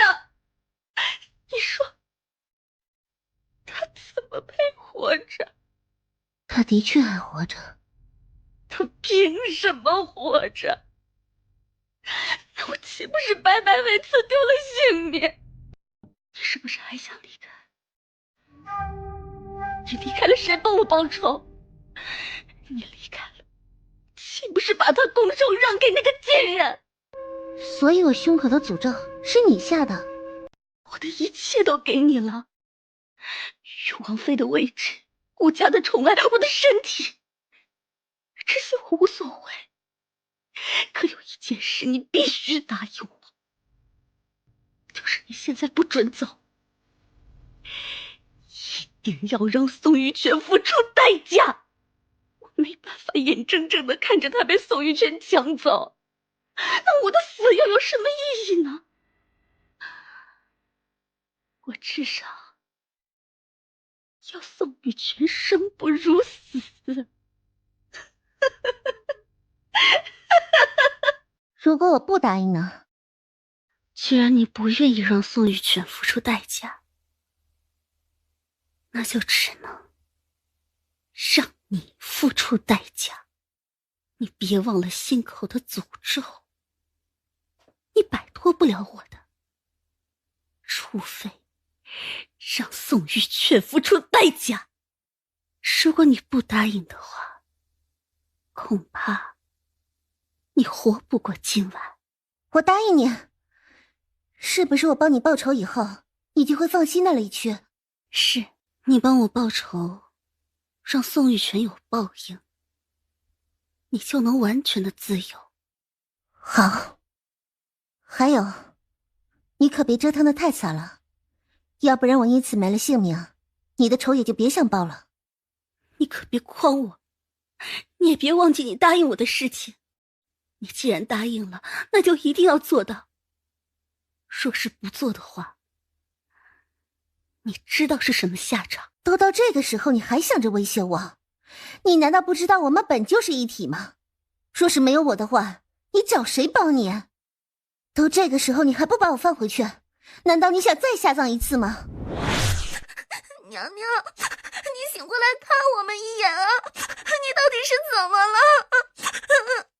唐月就只剩下哭了，除了哭，她也不知道还有什么办法。就在所有人都没有法子的时候，娘娘竟然苏醒了过来。秦玉修同样愣了一会儿，然后抱住南洛清，这是干什么呢？是嫌他苏醒过来吗？南洛清干咳了2声，秦玉修才后知后觉地松开手。醒来就好，让大夫来看看。不用看了，本王妃的身子我自己清楚。王爷觉得这病还看不看？你自己的身子，你不懂得珍惜，知不知道旁人为你有多担心？王爷是想说自己十分的担心吗？不然呢？有问题？没什么问题，娘娘的脉象已经平稳了许多，完全没有刚才那种气弱之症。可刚才并没有用药。的确是如此，所以小的才觉得用什么药都不好使。娘娘的心衰状态来势汹汹，按理说……具体是什么原因？王爷恕罪，原因小的看不出来，或许得请其他大夫来看看才行。你不就是大齐太医院最好的大夫？连你都看不出来，你是想让本王去找谁？王爷恕罪，小的实在是看不出来原因。毕竟这种病症实在太过于奇怪了，突发的时候来势汹汹，仿佛药石无医；结束的也是莫名其妙的，就连药都没有用，竟然就奇迹般的好了。大病刚醒的南洛清本是想好好的休息一番，刚才就已经被唐月吵得脑瓜子嗡嗡的，现在又被秦玉修与赵太医两人吵得耳疼。他索性抱住秦玉修的脖颈，在他的唇角轻轻落下一吻。暴躁不安的秦玉修也因为他的吻而瞬间安静下来。还不赶紧走，留在这儿打搅王爷与娘娘吗？心口不疼了，也没有任何不好的感觉，王爷不必担心。怎么回事？老毛病了。可本王问过，你之前并没有这样的毛病。有吗？臣妾怎么记得是有的呀？有，娘娘就是有心疾，娘娘的心疾已经许多年了，只不过没有与外人说罢了。娘娘自小在元安侯府过的是什么样的日子，王爷也不是不知道。挨几顿饿，受了几顿打以后，这毛病就有了。王爷还有什么要说的吗？没有的话，臣妾睡了。本王睡吧。王妃可否有心疾？并未听说有心疾。宋玉泉是什么情况？你知道了？你知道多少关于宋玉泉的消息？全部说出来。我知道消息的时间并不比你早多少，也就比你早了1天。是我的手下发现梨园戏班子里有个人长得像宋玉泉，若是像旁人也就算了，既然长得像宋玉泉，那我肯定要去看看的。一开始我只是怀疑手下撒谎，去见了以后才发现，这人长得简直跟宋玉泉一模一样。戏班子里的人说这姑娘叫做苏慈，倒是不叫宋玉泉。我又观察了一段时间，发现她不仅是长得像，性子动作也像极了。可人死不能复生，这世上怎么会有如此诡异的事情？不过当时我们并没有找到她的尸体，所以说她根本没死也是有可能的。这件事我也是打算观察一段时间再和你说的。你是怎么知道宋玉泉还活着的？今日花灯节上见了一面。可有发生什么事儿？王妃突然发了心疾，本王怀疑与宋玉泉有关。宋玉泉竟有这样的能耐？据我所知，王妃的医术极好，就连药神谷都拿她没有办法。一个柔柔弱弱的宋玉泉就有这样的能耐吗？那就只能去问她了。你可得想清楚啊，这一步走错的话，你与南洛清就回不去了。宋玉泉的事儿还得再查查。你既心里已经有了王妃，既别再见她了。闭嘴！本王何时说要去找宋玉泉谈情说爱？那是什么？本王要他滚出大齐。你不会是说错了吧？不管这事是不是宋玉泉所做，但总归是和他有些关系。本王素来是宁可错杀1千，也不会放过一个。你是说把他赶走？哼，你确定？而不是在说反话？那人可是宋玉泉，你曾经心心念念的姑娘，也是你放在心尖上宠的人，就这么赶走？他若是动了洛清，没让他赔命都是算好的了。你确定？怎么赶走？你去说一声，给他点他想要的东西就行。今夜我就让他离开，不会打搅到你们两人甜蜜。看来你笃定的事情也没有那么笃定。你说7天之内就让那女人离开，可否要加时间？加什么时间？或许7天都不需要。哼，你刚才是没有瞧见南洛清与秦玉秋之间的恩爱。那巨大的孔明灯可不是随随便便就能做出来的，至少以我们楚家的能耐来看，还是做不出来。你们楚家可得好好学学了，怎么连一个花灯都做不出来呢？因为这花灯复杂的很，若是不用心去做的话，怎么可能飞得那么高呢？又怎么可能承载2个人的重量？你是想说他对南洛清不同？这可是你说的。曾经他对我也是极其不同的，一个花灯罢了，以后还让他做10个来送我。那我拭目以待，看看他会不会送10来个巨大的孔明灯给你。你楚家做花灯就是出了名的，怎么做不出来这样的花灯呢？看来你们天下第一的花灯技术也是空有其名。人外有人，天外有天。我们楚家的花灯只敢认天下第2，可不敢随便认天下第1。哼哼，就按照计划走就是了。时间不早了，我先回去休息了。听雨剑，你还是有几分眼力劲儿的，竟然连听雨剑都认识，那你认不认得小爷我呀？阁下何人？报上名来。我是谁并不重要，但我知晓你是谁。你是江南楚家少东家楚莹，而你来到上京并不是游山玩水的，而是想找大夫医治你家中人的顽疾。你怎么知道？这世上就没有本小爷不知道的事儿。不过楚少主不必担心，我今夜不是来找你的，你把宋玉泉交出来，也就没你什么事儿了。你还想不想救你祖母的命？你要是想的话，就帮我把这个大麻烦给解决了。你以为你能威胁得了我？我们是一条船上的人，如果我出了事儿，你也讨不到什么好处。聪明人应该知道要怎么选。哼，你真以为这地儿是随便选的？四处都有机关，他若是真的敢对你做什么，本公子立马就可以把他射成筛子。这位公子好生眼熟，就是不知是谁派公子来的。小女子一生良善，从未与人为恶，就是不知道哪儿招惹了公子。哼，你不是认得听雨剑吗？难道不知道小爷我是谁的人吗？你是王爷的人。的确是王爷让小爷来的。王爷可有说什么？还是说王爷让你带什么话来？王爷的确是带了一句话来。若是王爷想让小女子回王府，小女子是没办法接受的。毕竟小女子也听说王爷已经另娶，与那王妃关系甚好。小女子与王爷的感情之事已是过去，那就让事情过去好了，以后就不必再提了。你能这么想就好了，我还以为我得费一些唇舌才可以说动你。既然你都这么说了，那小爷我也没什么好说的了。王爷让你明日之前滚出上京，看在你这么善解人意的份上，要么你连夜离开吧。千里马小爷我准备了2匹，要是你的护花使者也愿意陪着你的话，正巧可以一起走。不过王爷看在之前你对他有恩的份上，给了你1000两银子作为报酬，还有一个，你以后若是有事相助，可以请王爷帮忙的条件。这些条件算是极好的，你别不知好歹，最好见好就收。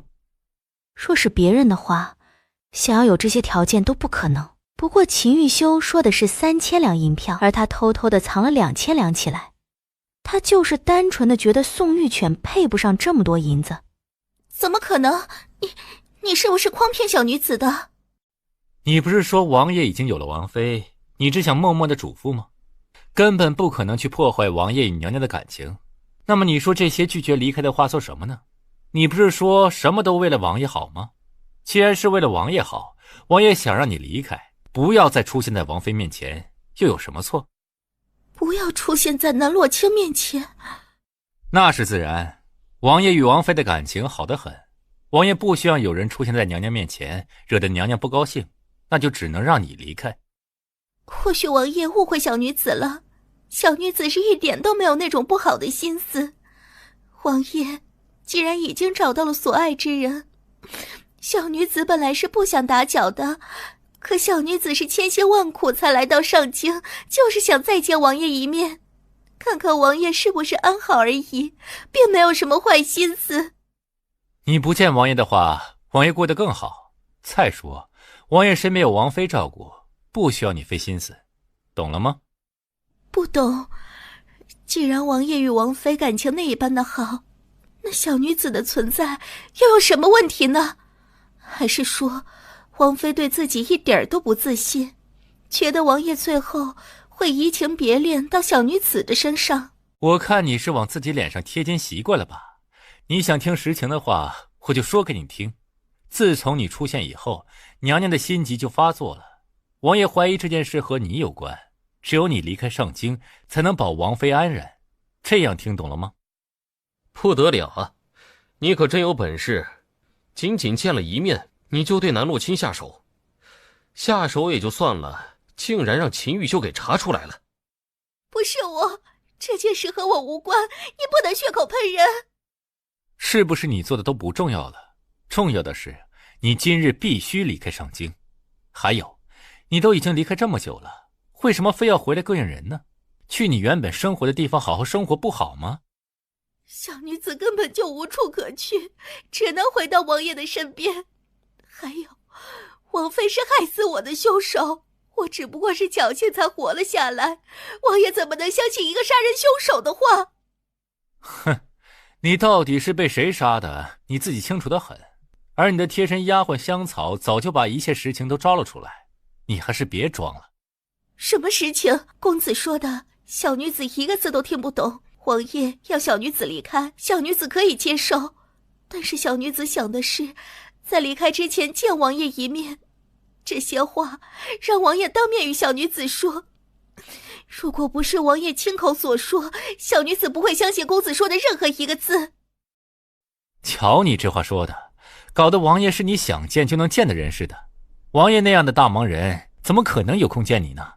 他能让我来传一句话就已经很不错了，你就别挑了，赶紧的。除了王爷的话，其他人的话我谁都不信。公子请回吧。那就可不能由你说了算了。你要是能走你就走，你要是不愿走，那我就只能送你走了。这件事和你没有关系，我劝你最好不要插手，要不然我可是不会客气的。楚莹爽朗一笑，连连往后退了几步。这件事和他没有关系，他吃饱了撑着去插手。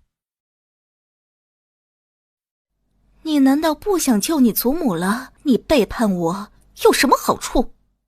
别拿我祖母说事儿。那你就帮我，要不然你别想好过。这个女人怎么和狗皮膏药一样，哪都有她。娘娘都说了不见她了，她怎么还死缠着不放？难道她曾经也是这么缠着王爷的？不去。南洛卿可没工夫与那宋玉犬周旋。这时他的心口突然一阵疼，脸色瞬间就一阵煞白。啊，娘娘，你怎么了？你的脸色怎么这么难看？要么奴婢去请大夫来。不要像上次那样惊动了别人，不是什么大事。你先出去，我休息一会儿。那怎么能行啊？娘娘，你的脸色很难看。唐渊，听我的，你找我有事？你不是答应我报仇的吗？怎么这么久了还是没有动静？那宋玉泉次次都约你，你怎么不去？我若是和你一样沉不住气，那定然也不是宋玉泉的对手。你以前次次都对付不了他，那是你自己的原因。信不信我杀了你？杀了我？那谁来帮你报仇？快点把我放回去，时间长了对我们谁都不好。3日之内你必须去见宋玉泉。娘娘，你好些了吗？娘娘，你感觉怎么样？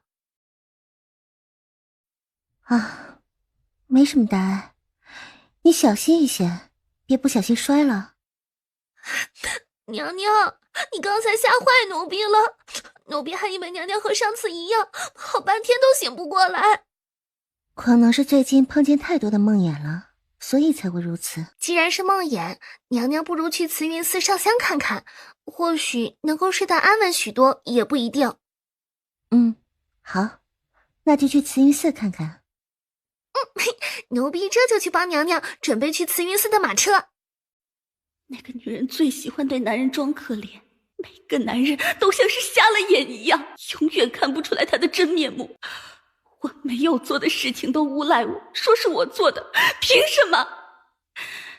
就因为宋玉泉长了一张人畜无害的脸吗？也不全是这个原因。你知道的，你以前没做多少人事儿，他们没有必要维护你。或者有人能够看出来宋玉泉是个贱人，可他们知道你也不是一个值得拥护之人，这2个人之间也就只能选择他，不过是自然而然的事罢了。你说我不如宋玉泉，你不要用我这张脸说这句话。那你又能怎么样？你斗不过宋玉泉，你只能求救于我。你要是能够斗得过他，还会在这无能的发怒吗？你信不信我杀了你？杀我？好啊，来呀！你要是不敢的话，那你就是孬种。你真以为我不敢吗？你知道我以前做过什么事儿吗？惹了我的人都不得好死，你以为我不敢吗？你若觉得一切都是我害的，那你大可以动手。为什么所有人都觉得我不好？我不过是想要有人喜欢而已，我不过是想要让那些害我的人付出代价，怎么就那么难呢？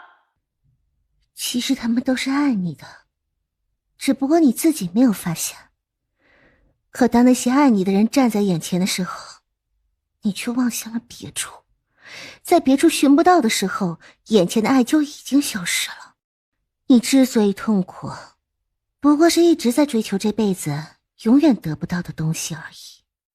你对唐月很好，唐月很爱你，他无时无刻都在想着保护你，因为你曾经对他的爱，他一直记在心里。这一次我去慈云寺，就是想好好的送你离开。你现在这样，太痛苦了。唐月，他陪了我很久很久，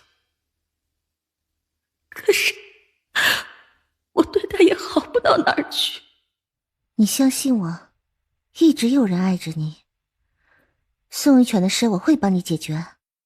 我问过了，你要是再在人间逗留的话，以后就永远无法入轮回，那你永远都是孤魂野鬼。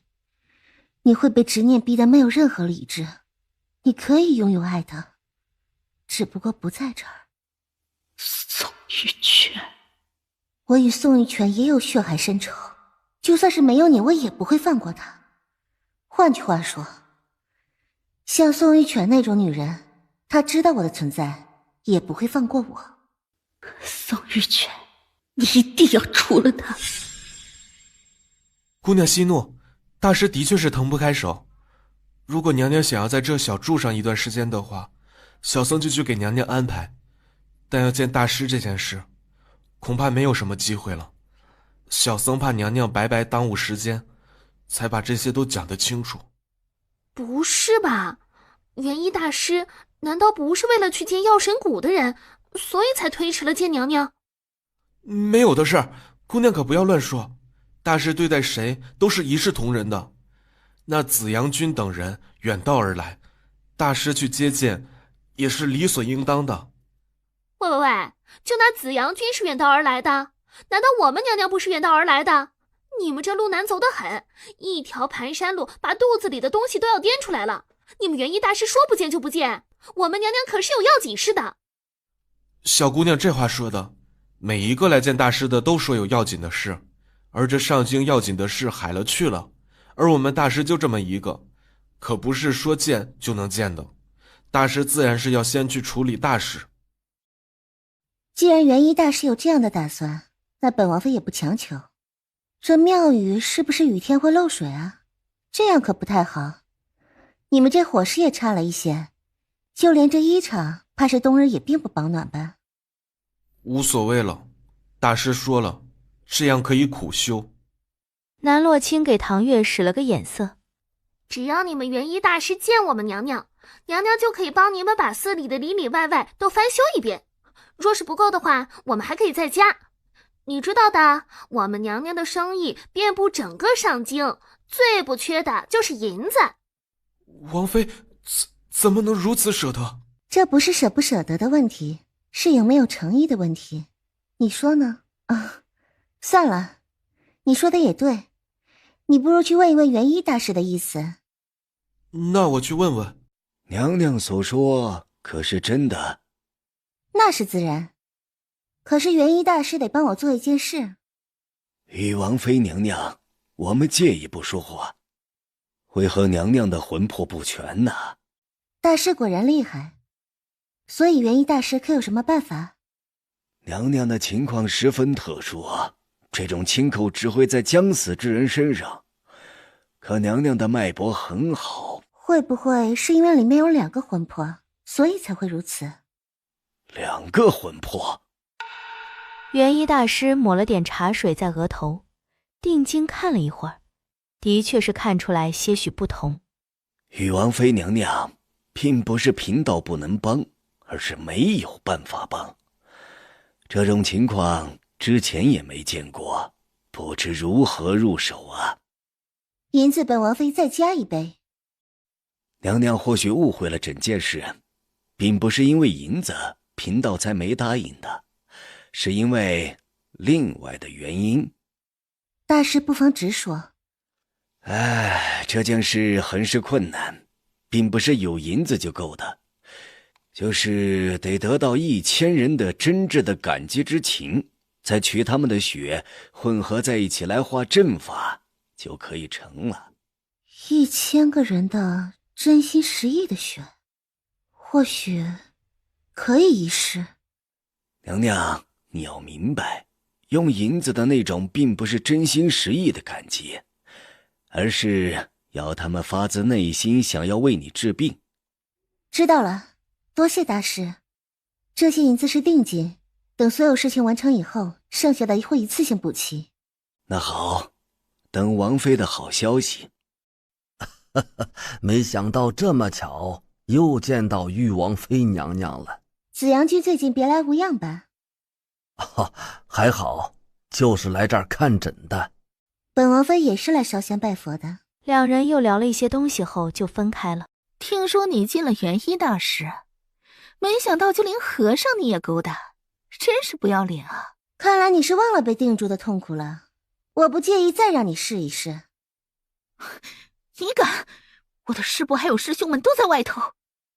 你不如猜猜看，到底是我的手比较快，还是你们师兄们来得快？你到底想怎么样？你知道你接下来要做什么吗？什么？那就试试看。本王妃和你可不是一样的人，我一向说到做到。花谢，你会为你刚才的那句话付出代价。你到底想要做什么？你知不知道你这么做可是得罪了药神谷和西凉？你有那本事吗？你就不怕他们找你报复？那我还真是无比的期待呢，正好给无聊的生活加点乐子。娘娘可有听见什么声音？听见了，你不用担心，明日啊，等着看好戏就是了。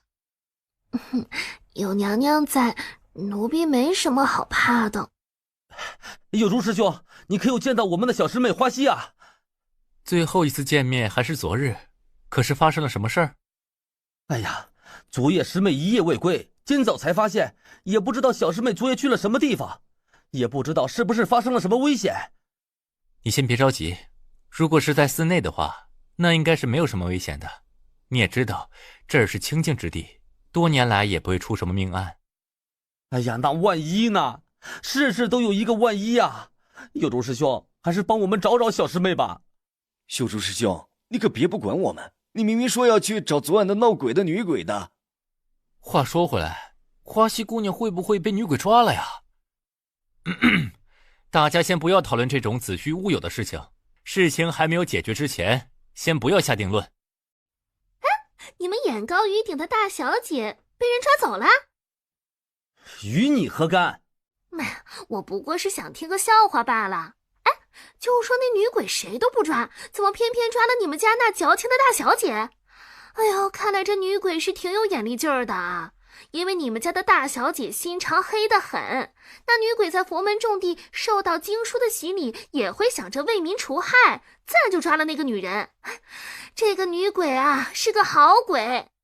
你们药王谷找不到人，就去其他的地方找，来找本王妃的丫鬟出什么气？玉王妃真是调教了一个好丫鬟呐，竟然一点礼数都没有。唐月这丫头向来机灵，对什么人说什么样的话。若是面对畜生呢，那态度自然好不到哪儿去。玉王妃，你虽然身份高贵，但是也不能如此的目中无人。目中无人哪里比得过你们药神谷？不过是来慈云寺上香罢了，竟如此大的排场。这若是论身份嘛，本王妃不知比你高了多少。无论我如何对待你们，你们都得受着。所以到底是谁目中无人？你平日里与师伯好声好气的说话，到了我们面前就露出真面目来。哼，你的心机可真够深的呀。你是狗也不能乱咬人呢。这时紫阳君带着一些人走来，南洛清扬起一个恰到好处的笑，朝着紫阳君屈膝。师伯，这个女人有两副面孔，刚才还在这儿侮辱我们药神谷，现在又在你面前装出一副好说话的模样。师伯，你可千万不要被她的面容所蒙骗。哦，欺骗？什么事儿？不知。你如今说话是张口就来，一句话都做不得真。你是从哪儿学来的这些呀？是不是华西教你的？你作为他的师兄，怎么没有担起一个榜样的职责呀？你们耳朵都聋了不成？刚才玉王妃说的那些，你们一个字儿都没听见吗？我们都在担心小师妹的安危，哪有闲情逸致去听旁人在说什么？再说了，如今小师妹下落不明，我们哪敢懈怠？这都什么时候了，你心里没有记挂着花溪也就算了，竟还做出如此可笑的事情来。人家玉王妃娘娘与人为善，为何要说一些药神谷不好的话？你撒谎不知道换个理由。师伯，我没有撒谎。那你的意思是玉王妃娘娘撒谎，还是说这么多的弟子在撒谎啊？你觉得可能吗？怎么不可能啊？退下去，要不然你就继续面壁思过。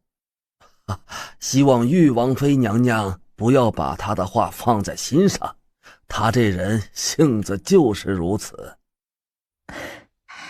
有紫阳君的面子在，我又怎会抓着小事不放呢？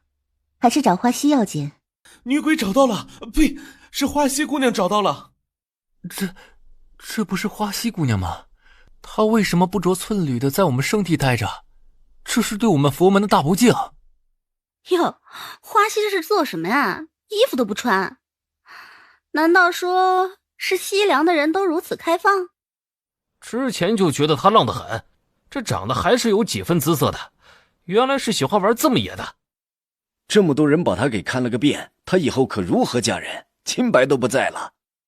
在哪儿不着寸缕都还好，怎么在慈云寺的圣地呀？这不是打元一大师的脸吗？师伯，师兄，救命啊！花溪，你当真是大逆不道！你知不知道自己在做什么？你知不知道这么做是给我们药神谷抹黑？都已经这个时候了，师伯怎么还在骂我？快想个办法把我从这个鬼地方弄下去！好端端的怎么去那么高的地方啊？还有，你怎么会弄成这副样子啊？南洛清，是南洛清带我到那个地方的，我要杀了南洛清！南洛清他哪有这么大的能耐啊？就连你也不信我？师伯，你可一定要为我做主啊！我之所以成了现在这样，都是拜南洛清所赐。你自己做了什么事你自己清楚，不要随便的把脏水泼到本王妃的身上。泼脏水？昨晚我经过的最后一个人就是你，你还威胁我要把我偷光了。然后呢？然后我怎么知道发生了什么事情啊？我再醒过来，就在这高塔之上，叫天天不应，叫地地不灵，这一切都是你害的。你在撒谎，你掩藏了为什么去高塔的事儿，是因为男人吧？这件衣裳就是在他附近找到的，是一件男人的衣裳，而且花溪不着寸缕，到底发生了何事，我想大家应该都心知肚明了。什么男人？哪来的男人？我怎么可能会私会什么情郎？昨晚明明就是南洛清把我给骗去高塔的。那高塔并没有梯子，我怎么可能带着你上20层呢？你自己都没有办法从高塔上下来，如果本王妃真的带你上去了，那我又是如何下来的？如果不是南洛清带我上去的，也是南洛清身边的侍卫带我上去的。师伯，你一定要信我的话，我绝对是被人陷害的。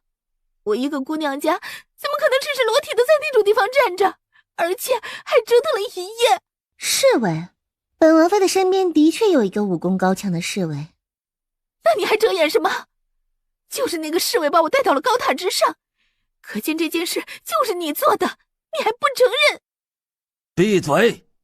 玉王妃娘娘的侍卫昨日在我那儿，我有一批药物需要她来保护，她一整个晚上都在我的院子里。你说她怎么带你上的高塔？怎么会？肯定是其中出了什么问题。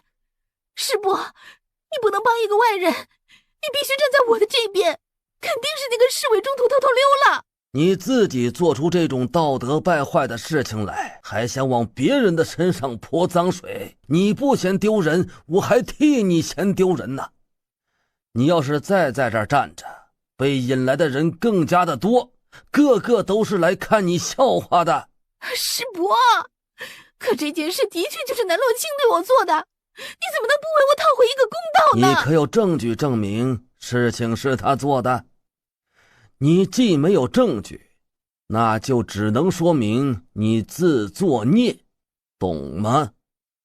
师伯，你难道不愿意为我讨回公道吗？这件事情如此的蹊跷，你不可能看不出来。昨日也就只有南洛清来了，这世上哪有那么多的事那么巧的呀？如果不是南洛清，还能是谁？你得罪的人那么多，谁知道是哪一个呢？南洛清，你在这儿贼喊捉贼是不是？这些事不就是你做的吗？你赔我清白，或者是你把衣裳脱干净来补偿我。你自己做出来有辱师门的事情，竟然半分不愧疚，还妄想别人与你一样。人家玉王妃娘娘都已经证明了自己的清白，你又拿不出证据来，就只剩这么一张嘴，说得头头是道。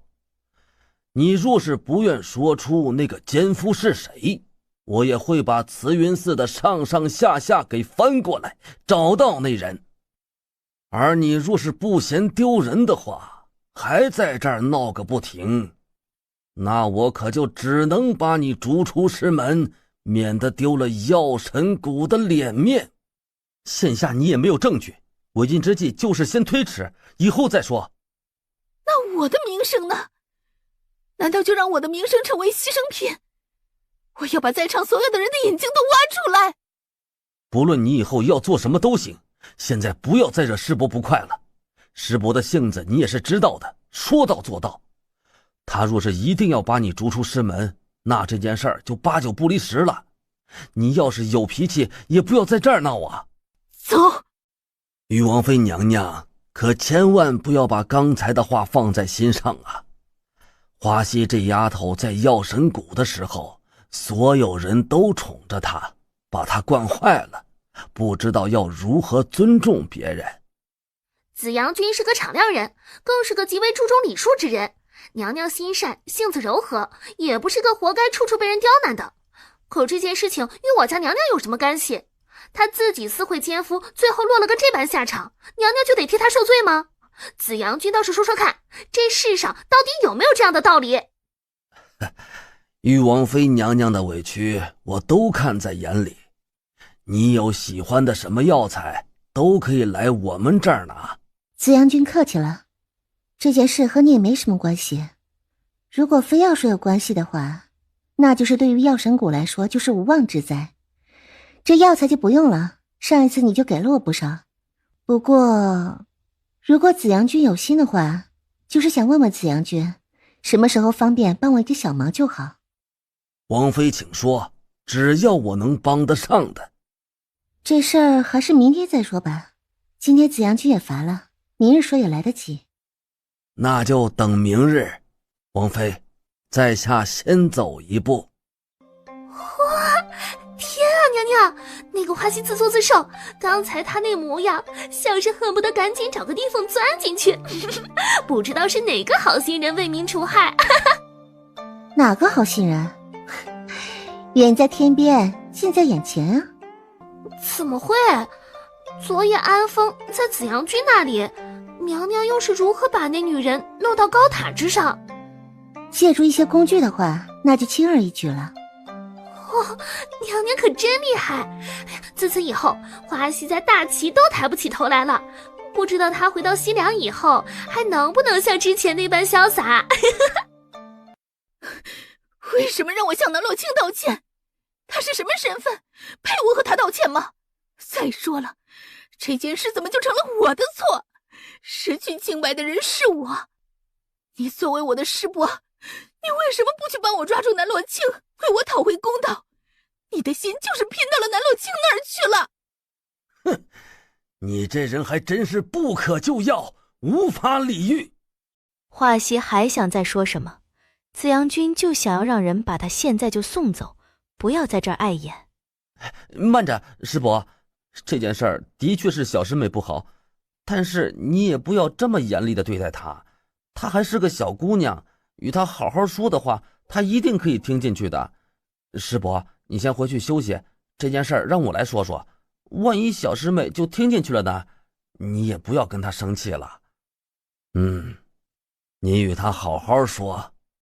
哼，你是怕了我们花家了是吧？你现在又在这儿装什么好人？你都已经是南洛卿的人了，你还在我的面前表忠心做什么？你滚出去！小师妹，我知道你现在什么话都听不进去，我就算和你把嘴皮子磨破了，你也不会信我的。但是师伯的态度你也看到了，除了我与你是一起的，还有谁是站在你这边的？你以为谁都和你一样怂得要命吗？我爹是西凉的摄政王，说句不好听的，整个西凉都得听我们花家的。本小姐何必和一个老东西卑躬屈膝？哎呦，小祖宗，你就不能少说两句？你忘了今日你这般，不就是这张嘴所害的吗？你还是怪我的意思吗？你要是觉得我不好，那你就滚开！老娘并不稀罕你假惺惺的可怜。我与你是一条船上的人，既然是一家人，怎么能说两家话呢？我对你怎么样，这么多年你自己不了解吗？我知道你心里有气，这件事儿也的确是存在着许多蹊跷，伤害你的人8、9不离10就是南洛卿，可我们手里没有证据啊，没有证据又如何报复他呢？不如现在先卧薪尝胆，其他事等以后再说。花城对他的性子了如指掌，见他露出这副阴冷的表情，就知道是已经有了不错的办法，而且势在必得。有了什么办法？说来听听。我带了我们药神谷的圣药，这东西稀罕得很，不论是谁用了都会失去理智。我知道你对南洛卿也有那么点意思，你帮我把这件事情给做了，我也让你好好的尝尝南洛卿是什么滋味，你看如何？圣药？那东西不是药神谷的禁药吗？你就这么拿出来，若是被查到的话，恐怕是不止被赶出药神谷这么简单。药神谷还得靠着我爹呢，你不会真的以为药神谷能把我怎么着吧？就是因为圣药知道的人比较少，这样用了才不会有人查到我们药神谷的头上。你也别和我说那么多的废话，我就问你，你到底想不想尝一尝南洛卿的滋味？你若是想的话，就照做。小师妹，你也知道我最是宠你，你既有这样的想法，那我自然是支持你的。南洛卿毁了你的清白，我又怎么会坐视不管呢？当然是也毁了他的清白，才能解你的心头之恨。哼，你这人还真是虚伪，明明是你自己也喜欢南洛卿那副皮囊，还做出一副所有的事情都是为了我好的姿态。你自己扪心自问一下，你是不是单单为了我？小师妹，你怎么又绕到这些事情里出不来了？只要结果是好的，不就是好的吗？只要我们所求的事情能够完成，能够帮你把这仇给报了，你非得了解那么多，岂不是累了自己？你这人还真是一如既往的虚伪。无所谓，只要能让南洛清付出应有的代价，我是不会在乎你对他做了什么。元一大师，你要求的亲人的感激之情，如今已经有了。有史以来，从没人能够完成，你是第一个。那什么时候可以给那人超度呢？他在这儿待了好几日，可不能真的日日夜夜的待下去。元一大师收了南洛清一大笔银子，早就把需要的东西准备好了。他布下一个阵法，又准备了一堆东西，然后让南洛清坐在阵法的中心。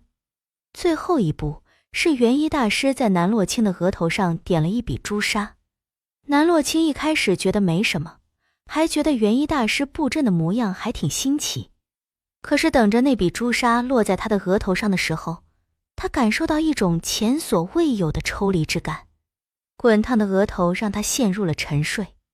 又是那个混沌之境，从浓雾之中渐渐地走出来一个人。不得不说，这段时间多亏了你，让我也看清了那么多不同的风景。原来教训别人可以用脑子，而不是只用蛮力。原来得到别人由衷的感激是这种幸福的感觉。谢谢你，不过我要走了。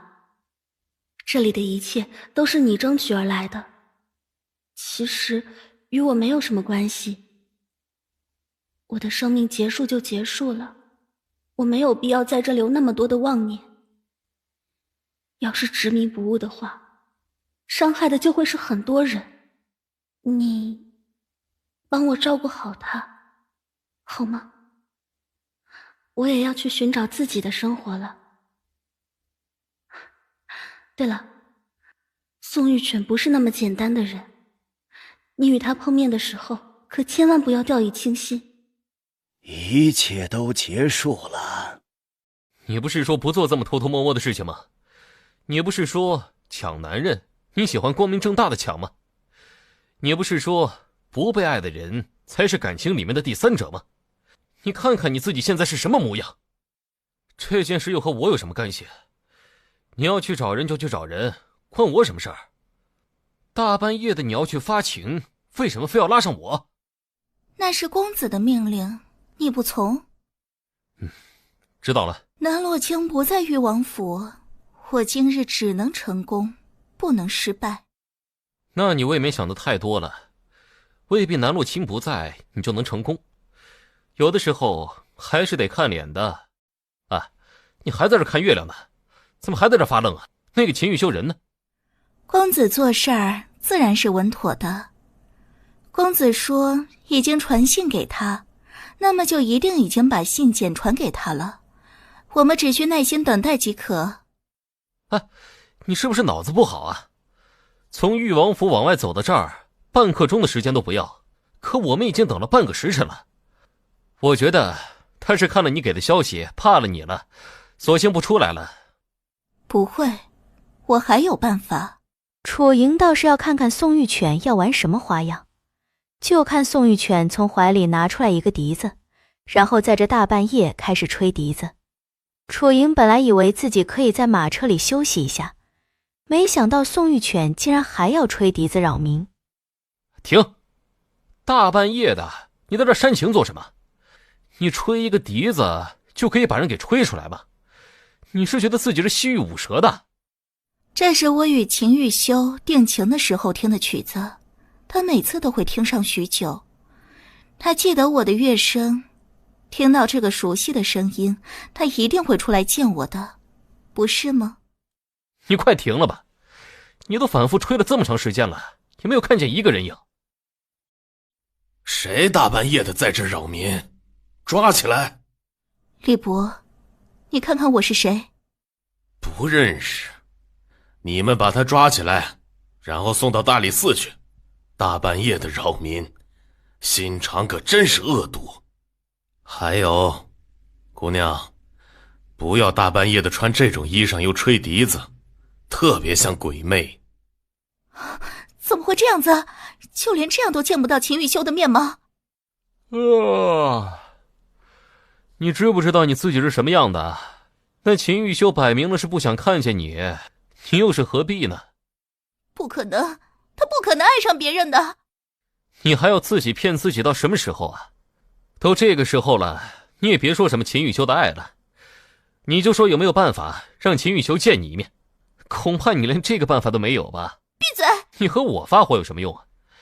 你有本事就当着秦玉修的面去发火，是他不见你，而不是我让他不要见你。你这么看着我做什么？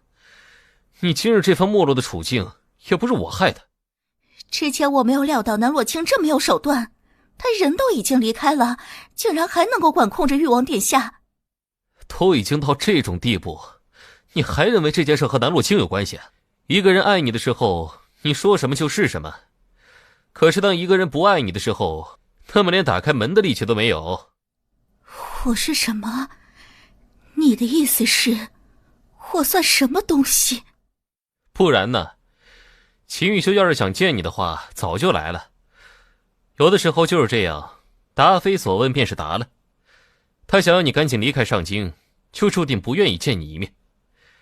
别说是约了3、5次，就算是约了上百次，他也不会见你。你想让我放弃？我让你怎么做，你就会听我的吗？你自己想怎么做，不还是要怎么做吗？回吧。南洛清一睁开眼，就看见元一大师在打坐念经。已经结束了？结束了，他已经去了往生之地，开启了他的新人生了。南洛清又给他留了一叠银票当做香油钱。你都已经给了那么多了，在下要是再收的话，岂不是不合适啊？没有什么不合适的，本王妃的东西元一大师收着就是了。娘娘什么时候回上京啊？这儿的事情处理完了就回去。其实娘娘可以在这多留些时日，这样啊也有助于安神。尽量。也不知道娘娘在里面怎么样了，那个元一大师到底靠不靠谱啊？元一大师是大齐乃至全天下最厉害的大师，上知天文下知地理，没有元一大师不会的。此次娘娘找元一大师帮忙，应该是十分棘手的问题。不过元一大师既然已经应承下来，那么这件事应该是可以解决的，你不必太过于担心。娘娘梦魇已经许久了，我提议让娘娘吃药，但是娘娘却不愿意这么做。娘娘是大夫，娘娘的看法应该是最对的。既然梦魇不是吃药，那就是有脏东西了。希望元一大师的道行能高上许多，这样也好让娘娘好好的睡上一觉。你就不要操心娘娘的了，不如操心一下自己的事儿。我有什么好操心的？今天的事儿发生的猝不及防，很多话我不是那么想与你说，但是到了那个份上，我就把心里话给说了，希望不会吓到你。你说的那句话是心里话？都是心里话。其实已经喜欢你很长时间了，但是不知道要怎么开口与你说，生怕你会不喜欢我。其实我也挺喜欢你的，也不知道从什么时候开始，我的目光总是时不时的落在你的身上。你若是不在的话，我就会想着去找你，若是找不到，我倒会没来由的失落与焦虑。安风身子一僵，没想到他不仅不排斥，而且还喜欢他的很。他激动的语无伦次起来。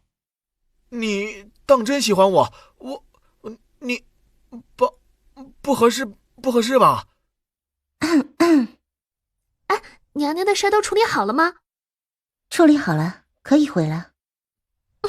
奴婢与娘娘一同回去。不用了，你在这待着就好，我一个人回去。娘娘是不要奴婢了吗？怎么会？你和安风的事儿啊，只要是有眼睛就可以看得出来。你们两个不是话还没有说完吗？你继续与他说就是了，我一个人先回去。娘娘可不要误会，奴婢不是那种重色轻友的人。那个安风，奴婢是挺喜欢的，但是仅限于挺喜欢。奴婢最喜欢的还是娘娘，娘娘永远在安风前面。你这丫头，心里想什么都写在脸上了，我又怎么会不知道呢？这是我的命令，你总不能不听吧？那好吧。怎么见了本王就要跑？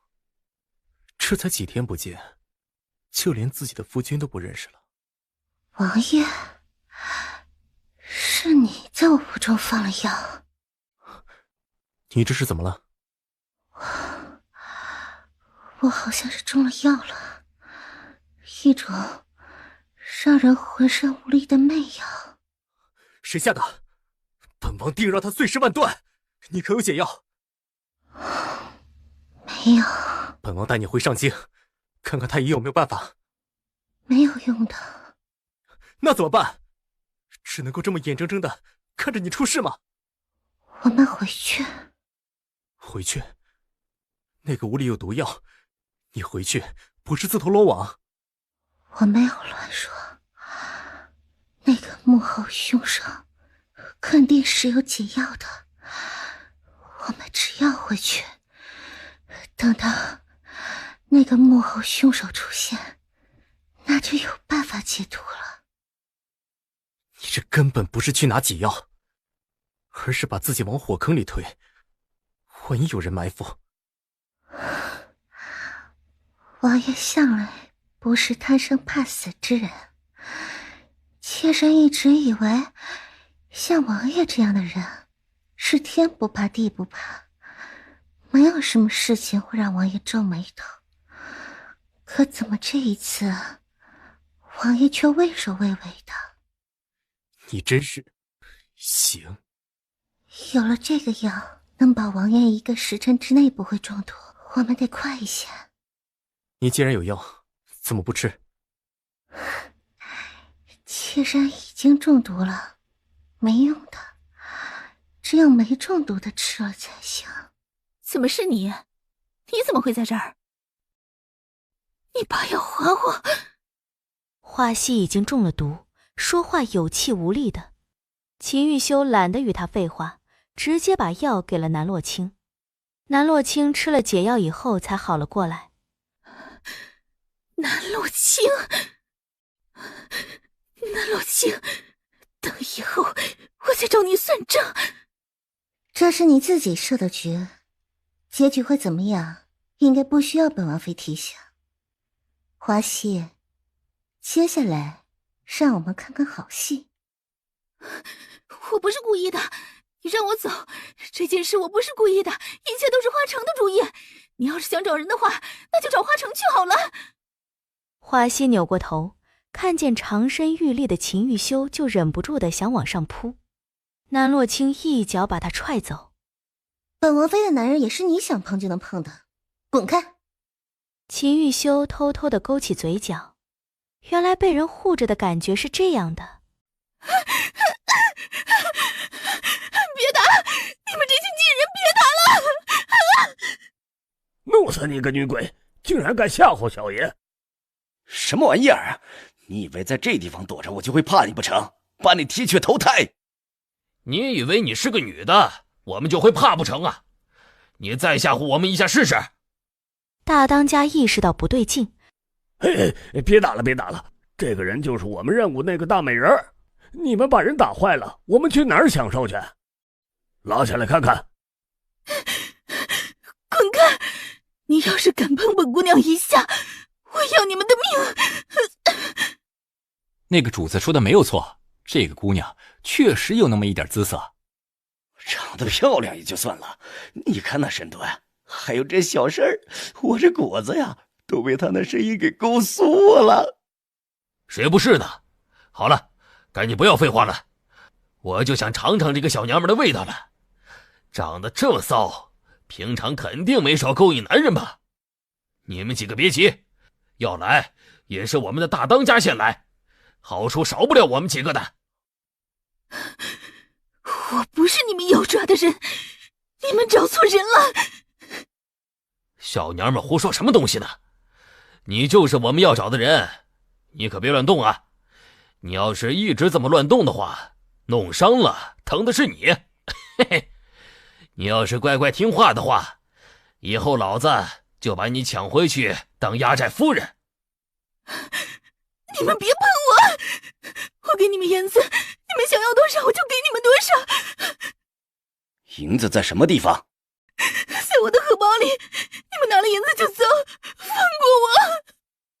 真看不出来，你还是个有钱的娘们儿。既然这么有钱，为什么还在这种地方待着？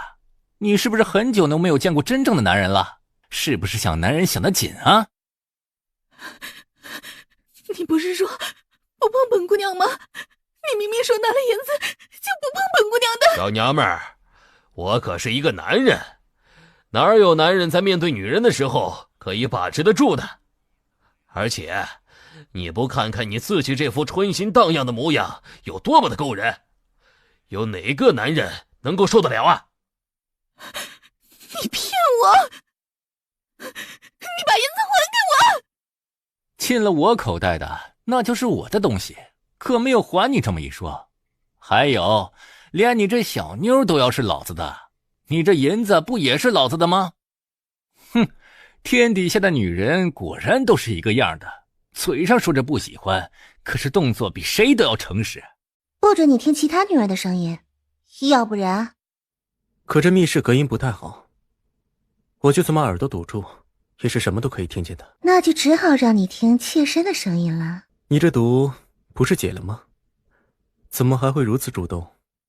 反正你是妾身的夫君，妾身想要对你做什么，那就能对你做什么，哪还需要理由？这种事情向来都是男人主动的，而且本王可不是那么容易被喂饱的。那就试试看。外面的花溪已经被折腾得像是一个破布娃娃，他的眼睛一动不动地望着前方，只盼着等他有了力气就一定会把这几个人给杀了。当他这么想的时候，然后那几个还在折腾的几个人都应声倒地。花溪动了动眼睛，就发现又有一个人扑了上来，只不过这人还是他说熟悉的人花城。他已经没有力气开口说话，只感受到花城在享受。南洛清，没有想到你最后还是落在了我的手上。你之前对我爱答不理的时候，可有想过今日啊？让我好好的享受一下你的滋味儿。你不是清高的很吗？这个时候你怎么不反抗了？次次你都有解决的办法，怎么这一次没有了？是谁？这玉王妃娘娘来这儿是为了私会情郎来，还让这么多人来看，她胆子可是真的大呀！滚！你的眼睛能不能睁大点儿？那个人根本就不是娘娘。华熙，你不能自己找个地方去偷情吗？为什么来娘娘的房间偷情？原来是花溪和花城啊！你眼睛瞎了，连自己睡的是谁都不知道，满脑子里想的都是与娘娘做那猥琐的事儿。你们两个是早就已经好上了是吧？那怎么不在自己的房里，还在人家玉王妃娘娘的房里做什么？我是被小师妹勾引的，师父明鉴，事情绝对不是你看到的那样。紫阳君给花溪喂了一颗能解一半药效的解药。师伯，你别听他乱说，我绝对是无辜的。你看看我还被骗得吃下了药神谷的禁药，普通人怎么会用那种东西呢？绝对是花城他偷了药喂给我的，然后让我被这么多人侵犯，他又占有了我。平日里我们是这么教你的不成？你也知道花溪是郡主，你这么对他，来日摄政王那儿你自己去解释。还有，药神谷要永远把你除名，不准你再踏入药神谷半步。这一切都是你逼我的，谁让你对本姑娘做这种事？你在我的眼里，你就是西凉的一条狗，你只是一条狗，怎么可以碰本姑娘？本姑娘要你付出伯，你可能不知道，如果这件事是我做的，我为什么要选择在誉王府的房间里啊？岂不是更加的容易暴露吗？还有，地上躺着这么多人，难不成都是我喊来的？我既然喜欢小师妹，为什么要喊这么多男人来？这件事你解释得通吗？你们说，到底是怎么一回事？是不是花城非要这么做的？我觉得啊，这2个人都不简单，这么早下结论，未免为时过早。还有，那个花城不是还在说吗？或许还有不少的内幕呢。你要是敢继续说下去，你是不想活了吗？我想不想活还有用吗？你觉得今日之后，那些人还会让我活吗？花城，你现在所获得的一切，都是我们给你的，你已经忘了我们对你的恩吗？你在狗叫什么？花城，你知不知道你在和谁说话？我最后再给你一次机会，这件事就按照我说的，你要是不答应这种做法的话，你有的受。不答应，以后也不会答应。我看你是疯了。师伯，你不是一直想要知道真相是什么吗？我告诉你，那圣药是花溪从药神谷里偷的，他偷了圣药以后，就打算用这个药来制服南洛清，而这些男人是送来对付南洛清的，他要毁了南洛清。可惜不知道怎么一回事，那药没有下在南洛清的身上，而是下在了他的身上，然后就有了那淫乱的一幕。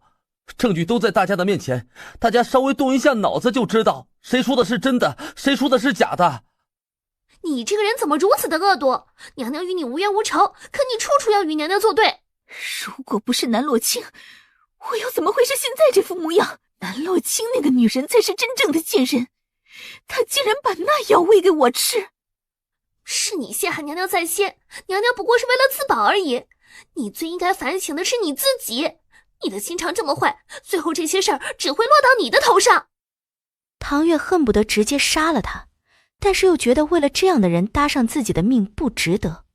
紫阳君是完全被他们的言论所震惊了，花溪比他想象中的还有阴险1000万倍。你们2个都永远的被逐出师门，以后药神谷的事儿与你们一点关系都没有。还有这儿的烂摊子，你们自己去收拾吧。西凉与药神谷的脸面都被你丢光了，明日天一亮就把你送回西凉。别想忤逆我的意思，你要是乖乖的听话，你回去的路上就可以少受一些罪。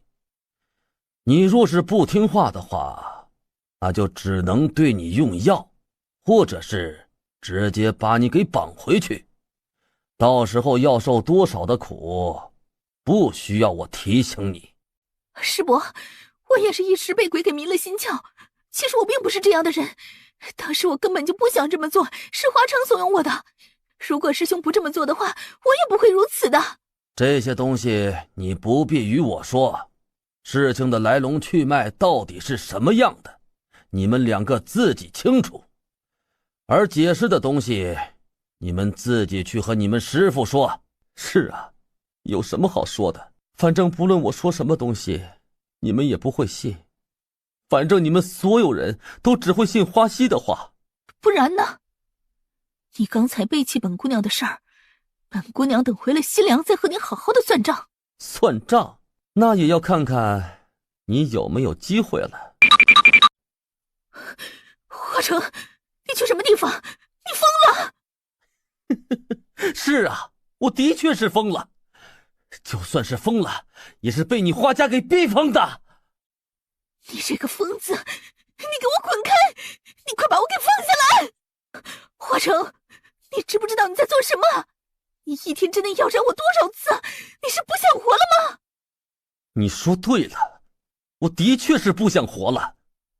你自己想死和我有什么关系？你快放了我，要不然你的家人也别想好过了。那又怎么样呢？你想怎么做就怎么做，我不想让你做的事情你就会停止吗？那最后不还是顺着你的心意？这么多年以来，你不都是这样的吗？怎么突然就矫情起来了？你觉得我们两个这副模样，在这给人当猴看，就是什么好事吗？哦，我们相处了这么长的时间，我想做什么你会不知道？你猜猜看。我猜什么猜啊？你做了那么多丧尽天良的事儿，你就等着回西凉以后受罚吧你！师伯，救我！你还不赶紧过来！师伯，你们都来了，来齐了就好。花溪到死都不会明白花城心里想的是什么。娘娘，你去什么地方了？这个房间不是有个密室吗？花溪他们那些人找来的时候，我们就躲进了密室里。娘娘没事就好。娘娘，你怎么这么短的时间还换了一身衣服啊？啊，就是刚才衣上沾了些毒药，所以我就把衣裳丢了。南洛清说这话的时候，看着的是秦玉修，两人在密室之中没羞没臊的行为，那衣裳自然是不能要了。王爷什么时候来的？怎么没有知会属下？属下也好去接王爷。不必。外面闹得很，在吵什么？娘娘，那个花城带着花溪跳崖了，悬崖高得很，应该是尸骨无存了。跳崖？那个花城不像是一个想去送命的人啊。娘娘明察秋毫，那个花城之所以回去跳崖，肯定是因为花溪的威胁恐吓。花城觉得自己回西凉应该是没有什么好日子过，那么就这样好了，带着花溪一起。那这就只能说明花溪做了太多伤天害理的事了，不然花城也不会这样对他。其实换了一个人，花溪也不可能完全没有戒心的。他觉得花城啊什么都听他的，就是他身边的一条狗，他让花城做什么，花城就会做什么。这样的人，花溪自然对他没有防备。所以后来花城对他做出这种事，他根本就反应不过来。娘娘说的是，花溪这样的人就是罪有应得。本王倒是想要狠狠地教训他们一顿，可惜没什么机会了。的确，不过这样也好，免得王爷出手了。不过本王倒是可以好好的教训教训你。啊，王爷还当真是贪得无厌，也不节制一些。面对自己的女人，为什么要节制？难道你这么长时间都不想本王？还是说在外面待的时间久了，心花了，开始想其他的男人了？王爷就这般没自信吗？觉得这世上还有其他人比你更好？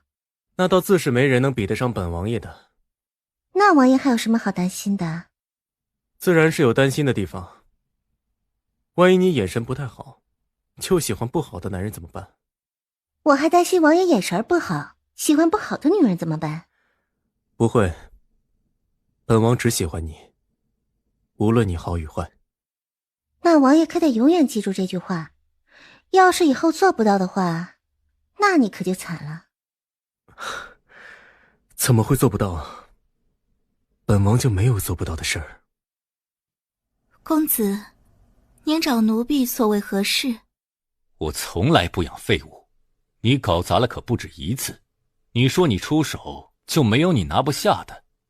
哼，这就是你跟我保证的东西。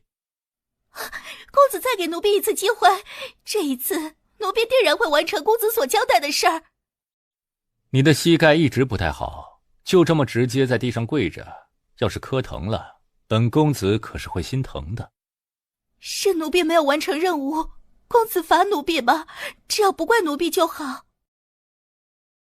说说最近都经历了什么？我们也很长一段时间没有见了。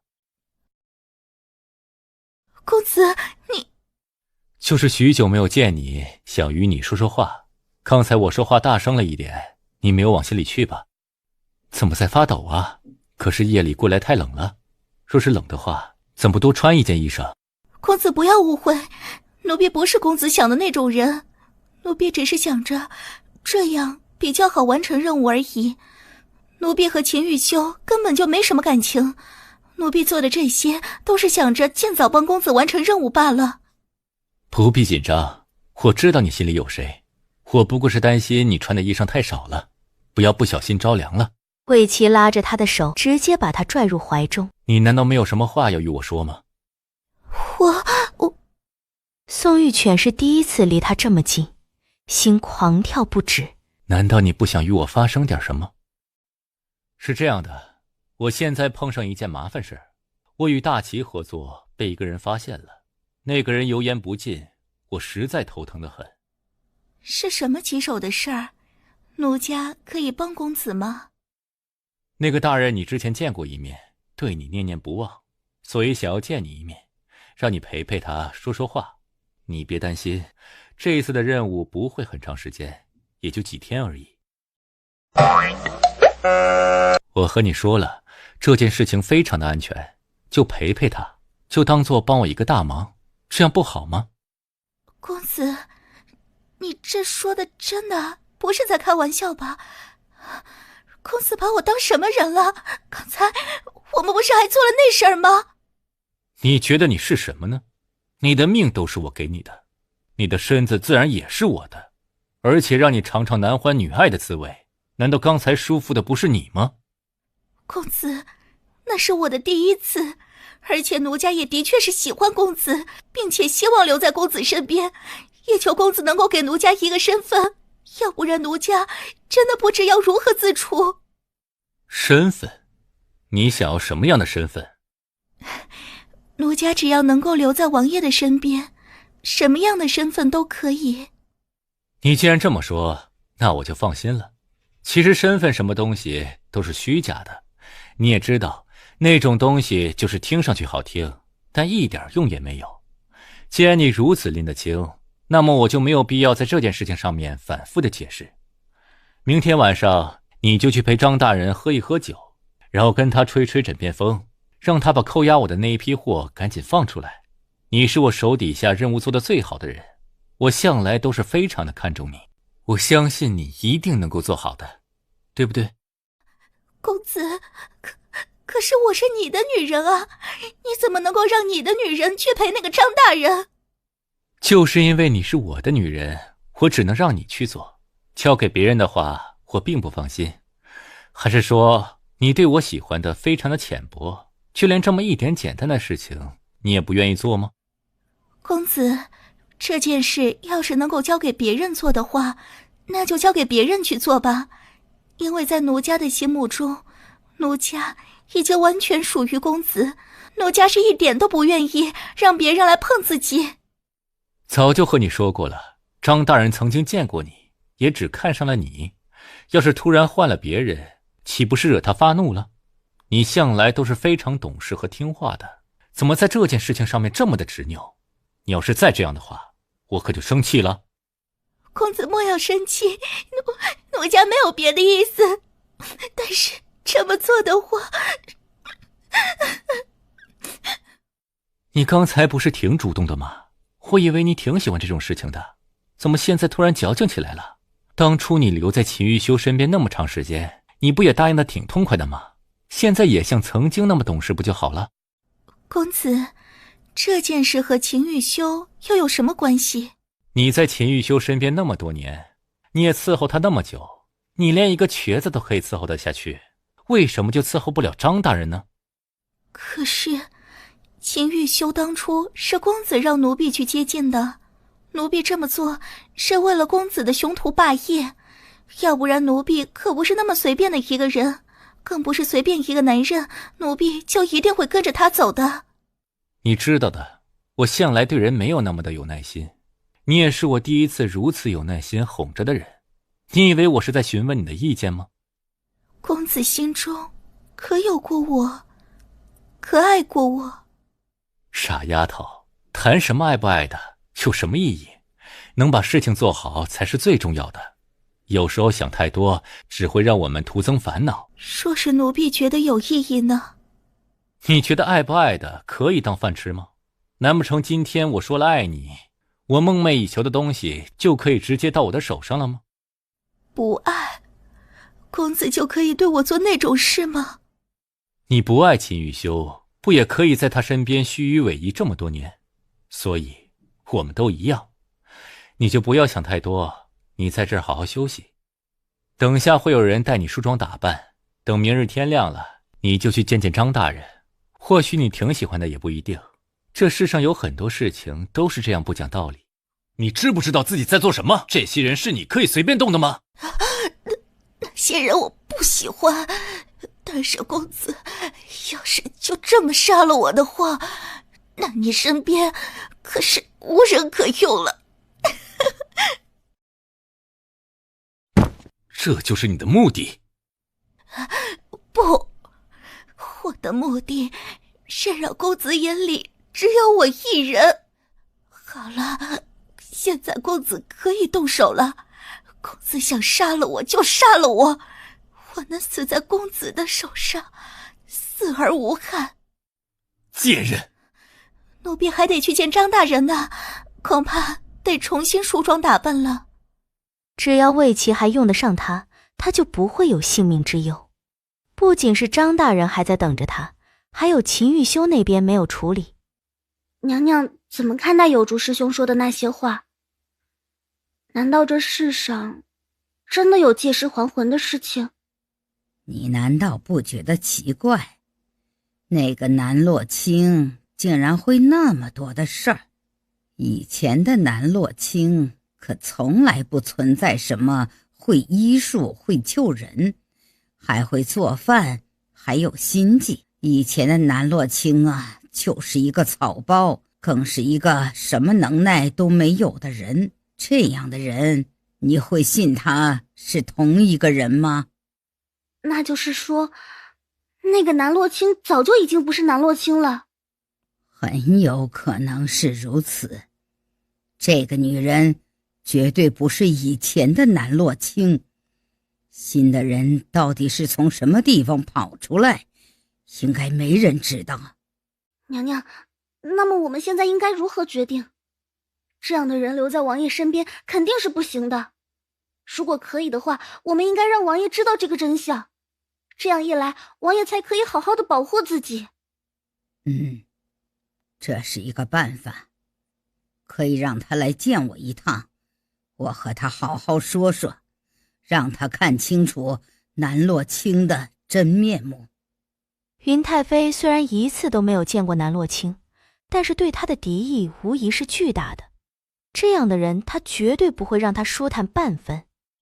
王爷和唐月梳妆的手艺都不成多让，要是可以的话，王爷以后可否日日为臣妾梳妆？有何不可？王爷公务繁忙，哪有时间天天为臣妾梳妆？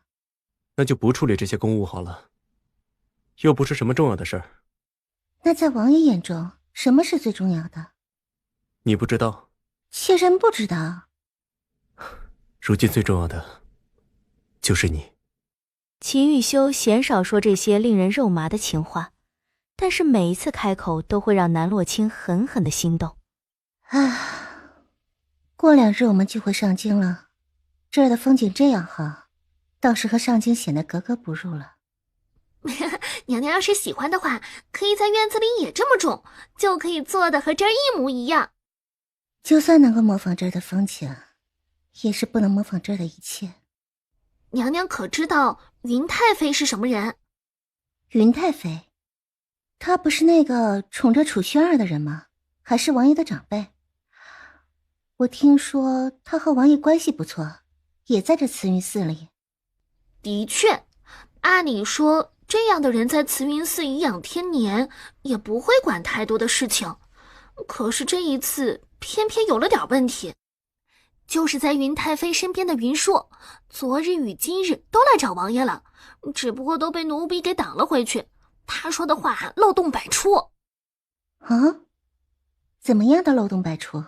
就是云舒说太妃娘娘病重，一定要让王爷单独去见她。但是奴婢去查了，这件事情不是这样的。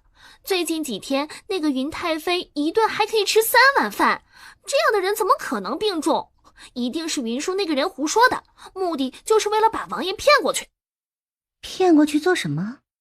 奴婢觉得这件事情可能与娘娘有关系。那个郡主的事儿，太妃应该是知道了，她知道以后就各种与娘娘作对，就是为了给她报仇。你说的对，云太妃就是冲着我来的。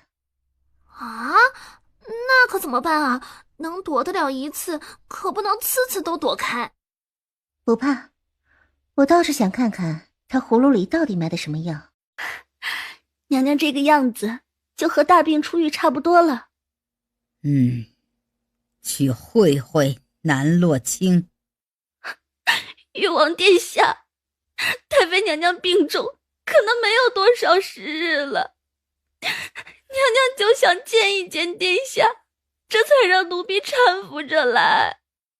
你这丫头还真有意思，你家太妃好端端的站在这儿，你却哭成这副模样，这不知道的还以为你在哭丧呢。你这是见不得你家太妃好吗？娘娘，你不要听她胡说，奴婢恨不得拿自己的命来换娘娘的命。秀儿，我不知道你来了慈云寺。这么多簪子，就算我一天换一个，那都可以戴1年了。这样天天看到的就是不同的你。太妃既然病了，怎么不在床榻上躺着？来这儿吹了风，身子恐怕又不好了。好了，我也不知道我还有多少时日，可我就是盼着能见你一面。若是你在上京的话，我就不打扰你了。但是你在慈云寺，我就觉得这一面总归是要见一下的。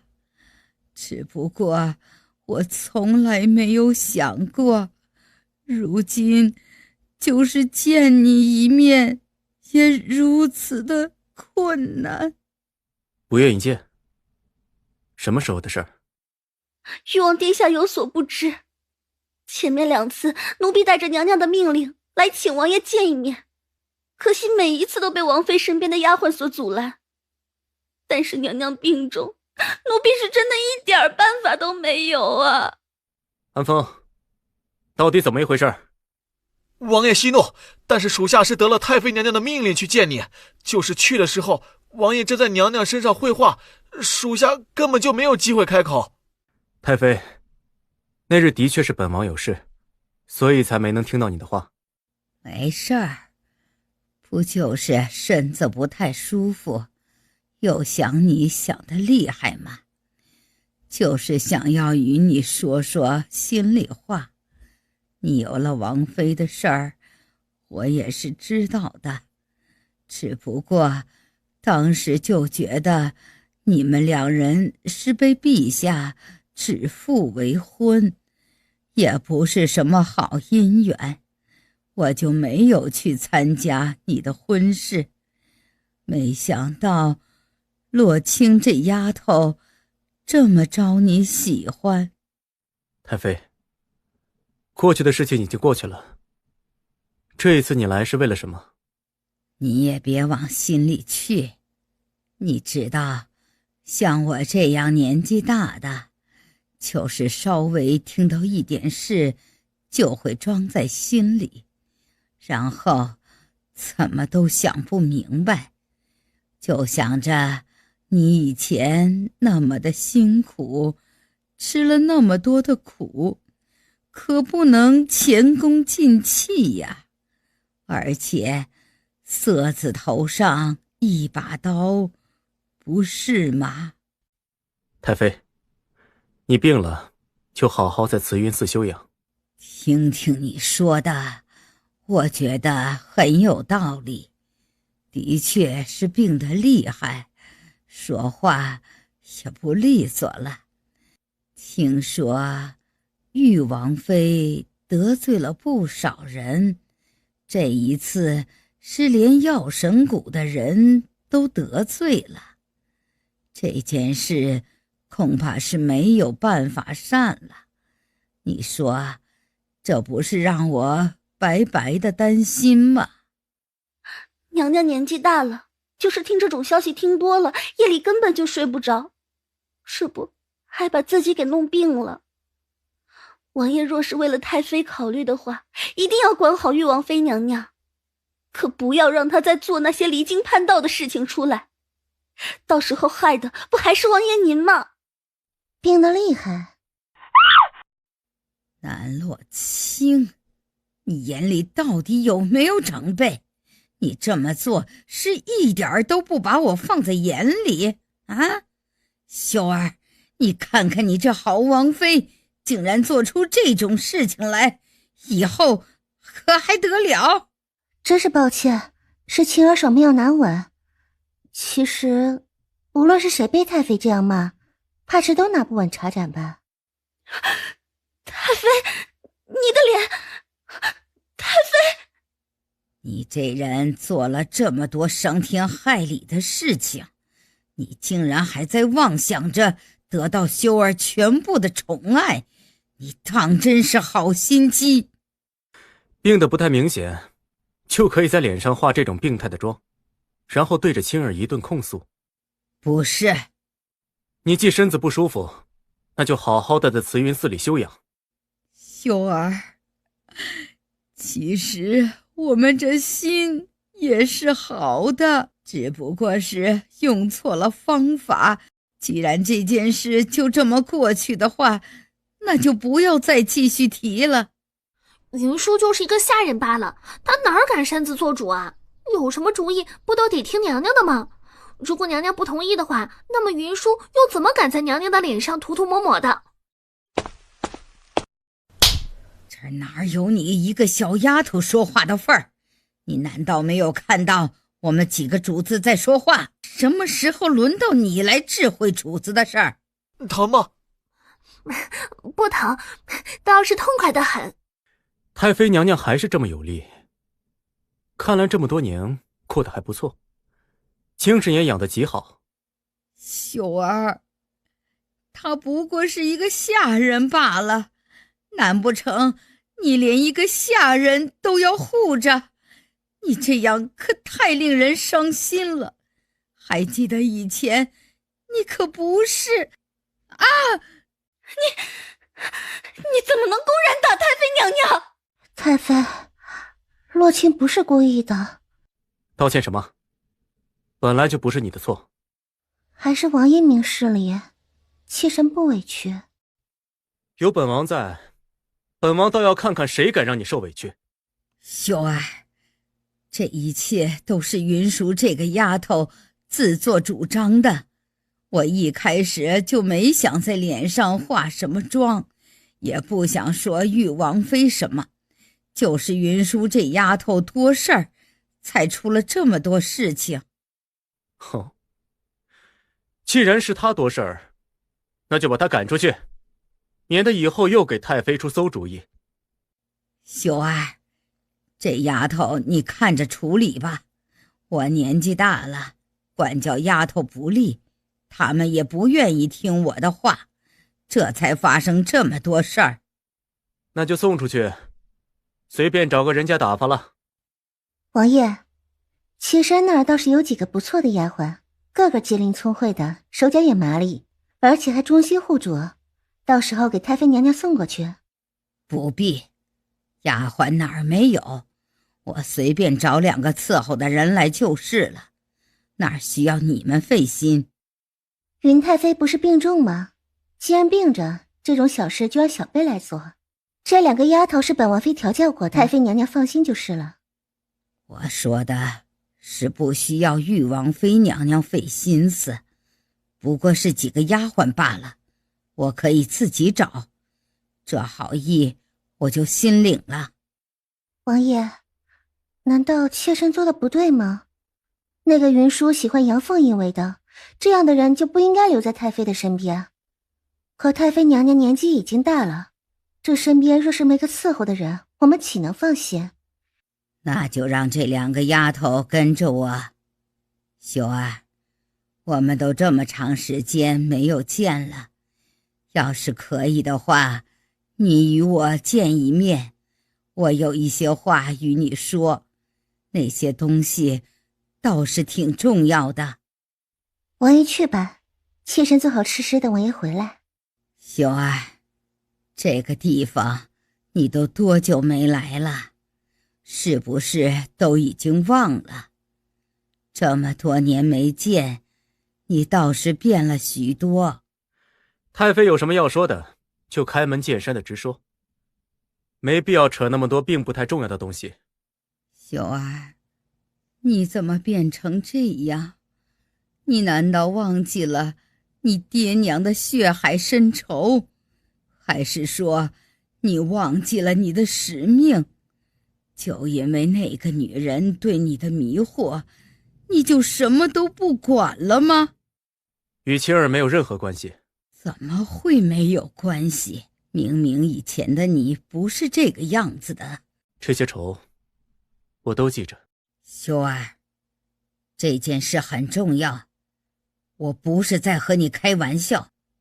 我之所以在慈云寺，就是厌烦了外面的纷争，想要在这儿图一个清静。哼，你既然都可以在这儿图一个清静，为什么青儿不可以来这儿图一个清静？我知道你这么说是因为还相信南洛清那个女人，但是这个女人比你想象之中的还要复杂。她说的话全都是骗你的。你以为她还是以前的那个南洛清吗？难道你不觉得她的所有的言行都非常的古怪？难道你不觉得他与以前大家口中的南洛清判若两人？这么多值得思考的地方，你为什么全都看不见？只是听那南洛清说的三言两语，你这样让我怎么放心？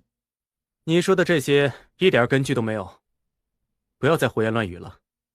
你要是不信的话，你可以去问元一大师。南洛清在这儿住了这么长的时间，还与元一大师有不短时间的接触，其实都在治疗他的魂魄不足的症状。而元一大师这样刚正的人，还是被南洛清这样的人用银子所收买。南洛清在慈云寺花了不少的银子来修缮，你也看到了。如果不是他们之间有什么利益牵扯的话，南洛清舍得花这么多的银子做无关紧要的事儿吗？你到底想要说什么？你难道不觉得这个女人是会妖法的鬼魅吗？这样的人还能怎么处理？自然是要把她烧死，这样才可以烧得干干净净的，不会留祸害。云太妃，你既然不了解她，就不要这么说她。我与你说了这么多，你怎么还是如此的执迷不悟？你怎么就那么笃定南洛清不是秦红叶那样的人？他留在你的身边肯定是有别样的目的。你要是不把他弄死，以后会反噬到你的身上。我既然爱他，我自然是信任他的。不管他是什么身份，不管他是从什么地方来的，我都信他。我与你说了这么多，你为什么还是这般执迷不悟？那南洛清到底有什么好的，让你这么着迷？我看真正需要驱邪的人是你才对。你看看你现在针对洛清时候的丑陋嘴脸，你还说你是吃斋念佛这么多年，哪个心怀慈悲的人会说出这种话？我这哪儿是针对南洛清？他如果不是做了这么多丧尽天良的事儿，我何必针对他？我之所以会针对，不就是因为我是为了你，为了百姓吗？上京的正兴堂是他开的，他养活了上京上百口的工人，让他们有饭可吃，有家可回。前几日在慈云寺又治好了上千个人，而且分文不取，就连药神谷都做不到。慈云寺破败不堪，青儿就自掏腰包来修整。他是丧尽天良的恶毒的？你是从哪儿看出他恶毒的？你呢？你在这儿这么多年，又做了什么事儿？又如何可以和他相提并论？可是，你有没有想过，他这么做不过是障眼法罢了。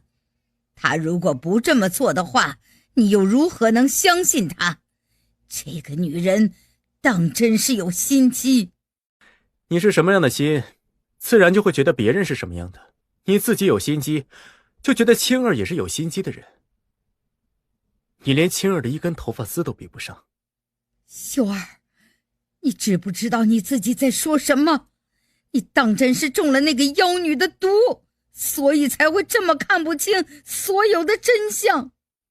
你不必再说了，你以后的日子衣食无忧，绝对没有什么问题。但你现在还是好好的在这个地方住着，不要有太多的其他想法。你们想做什么？你们这是要以下犯上吗？难道不知道我是你们的主子？太妃娘娘，我们是为了你好，你疯了以后的行为总是怪怪的，我们怕你不小心把自己给打伤了，所以才把你的手脚给绑了起来。你有什么需要就直接吩咐奴婢就是了，奴婢会帮你做好的。你们让秀儿来，秀儿看看你们是有多么的荒唐。誉王殿下已经离开了，离开之前让奴婢们好好的伺候娘娘，娘娘还有病在身，就不要瞎折腾了。你不折腾，我们大家也都好过一点。你要是非要折腾，那么受苦的不还是你吗？这么简单的道理，像娘娘这样的人不会想不明白吧？你们这么做就不怕被人知晓？你们眼里到底还有没有我这个主子？云太妃，你怎么能说这种话呢？奴婢两个来就是为了服侍您的，哪儿敢眼中没有您呢？您就是得了疯病，就是这病吧不得了，奴婢不也是担心你的安危，才把你暂时给绑了起来吗？等云太妃你的病情好一些以后，奴婢们就把你给放开了。就凭你们几个贱人，也敢对我做什么？听说太妃娘娘以前也是个极厉害的人，以一个庶女的身份都可以做到王妃的位置上，而且抢的还是自己的都姐夫。这种事情在寻常人家都十分的少见，更何况是帝王之家呢？想来太妃娘娘绝对是一个厉害的人物，当初的宫变死了那么多的人，唯独太妃娘娘活了下来，不由得让奴婢有些困惑呢。你想说什么？哪有什么想说的，不过就是顺着太妃娘娘的话说罢了。我们两个小侍女不过是想要本本分分的过完这一生，主子的吩咐我们自然是要完成的，太妃娘娘也就不要挣扎个不停了。好，一个两个的都被他迷得神魂颠倒，就连那些忠言都听不进去。到底是忠言还是只是太妃娘娘的私心，那就不得而知了。娘娘，奴婢有要事要禀报。可是关于云太妃的事情。云太妃辱骂了娘娘。意料之中的，可有什么稀奇的骂法？他什么身份有资格说这种话？这件事完全都是他自己做出来的，竟然还妄想把所有的脏水都泼到别人的身上，真不理解这种人怎么会是誉王殿下的长辈。奴婢也是这么认为的，他说都是娘娘在誉王殿下身边吹的耳旁风，才会有这么多的事。除了这些还有其他的吗？其他的不过是很奇怪的话，奴婢觉得娘娘如果不爱听的话，那还是不说了。说来听听。就是云太妃竟然说娘娘是个妖媚，说娘娘你不是人，可是奴婢们知道娘娘怎么可能不是人呢？什么？娘娘不是人？我看她才不是人呢，狗嘴里吐不出象牙来。娘娘如果不是人，那么也是这世上最美的仙子。不是人？娘娘说罪，奴婢没有那种意思，奴婢不过是转述了云太妃的话。云太妃这个人大概率是已经疯了，所以才会说出这么多的风言风语。娘娘可千万别放在心上，气坏了身子可不好。不是人那是什么？奴婢听到的不多，就是听到云太妃和玉王殿下说起这件事，说娘娘不是娘娘，而是鬼魅。什么不是人？如果娘娘不是人的话，那么她算什么东西？唐月姑娘也别气，其实就是随便提了一句，对外已经说云太妃疯了，疯子说的话自然没什么可信度，娘娘和姑娘放心好了。就算是没有可信度，也不能让她这么诋毁娘娘。别以为她自己在慈云寺的时间长了一点就可以胡言乱语，她要是真有那么厉害的能耐，怎么不去当元一大师的徒弟？姑娘说的自然是有道理，不过云太妃在我们的手上，奴婢觉得应该没什么大碍。做得不错，你们先下去吧。娘娘似乎很在意那句话，其实完全没有必要在意，不过是一个疯子的风言风语罢了。没什么，你先下去，有些事情我要自己才可以想清楚。等等，你们先下山，把我们的资产清算一下。为什么在这个时候清算资产？你去办就是了。倒是被无关紧要的人耽误了这么长的时间。这秋县还有一点就要竣工了，你且再等等。王爷刚从云太妃那儿回来，可是有什么话要与妾身说的？有什么可说的？云太妃都已经疯了，以后见她的次数也不会多了。可云太妃说妾身不是人，难道王爷一点也不在意吗？那我怎么样？王爷真的不介意吗？这没什么好介意的，本王喜欢的人是你，与那些细枝末节的事情一点关系都没有。我的确不是以前的南洛清，我是来自一个遥远的时代。那你会和突然来到这儿一样，突然消失吗？妾身还以为王爷会在意呢。这种事情有什么好在意的？又不是你的错，你自己也不知道为什么会来到这个地方。你在这陌生的国度里，面对陌生的人，这一切更不能直接怪在你头上。你若不弃，我便不理。贱人，你还敢来？听说你手上有对付王爷的东西，本王飞来看看。休想！你以为你是谁？你以为你想要知道关于秀儿的秘密，我就一定要告诉你不成？你手上到底有什么东西？这东西，我就算是死，也不会告诉你。你与秦玉秀就慢慢的找去吧。娘娘，接下来我们要怎么办？这个女人看样子是真的疯了。既然已经疯了，那么说的应该是胡话。既然是胡话，我们没有必要在她的身上浪费时间。看样子应该不是胡话，而是真的。你以为你这样说就可以拦得住本王妃吗？既然你藏着那么多秘密，本王妃现在也有的是时间，那就陪你玩一玩。我不想说的话，你又能拿我怎么办？我就是要让你们后悔你们一辈子都在找寻的东西，让你们一辈子都找不到。你不是说你非常的看重王爷吗？既然是王爷想要的东西，你为什么不直接拿出来？这种话也就只有你能信了。其实王爷他非常的傻，之前不论我说什么他都信什么，可是他又不是我生的，我怎么可能对他掏心掏肺呢？他不过是我想要往上爬的一个工具而已。可王爷对你一直都不错。什么不错？他自己在上京吃香的喝辣的，把我留在这个穷乡僻壤里，这算哪门子的不错？如果没有王爷在的话，你连活命的机会都没有。活下来的所有机会都是我自己争取的，和他们一点关系都没有。当时秦玉修那么小，如果不是我把他从宫里带出来，你以为你会有今天？哼！可本王妃记得，当初把你们带出来的是龙骑，而龙骑只认王爷当主子。如果不是你死皮赖脸的跟着王爷，怕是你现在坟头草都有一人高了。王爷给你的东西已经足够多了，是你自己贪得无厌。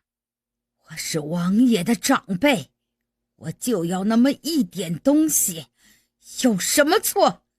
我不过是想要过得安稳一些，又有什么错？那王爷又做错了什么呢？曾经的帝后又做错了什么呢？你只是一个庶女，按照你的身份你也当不成王妃。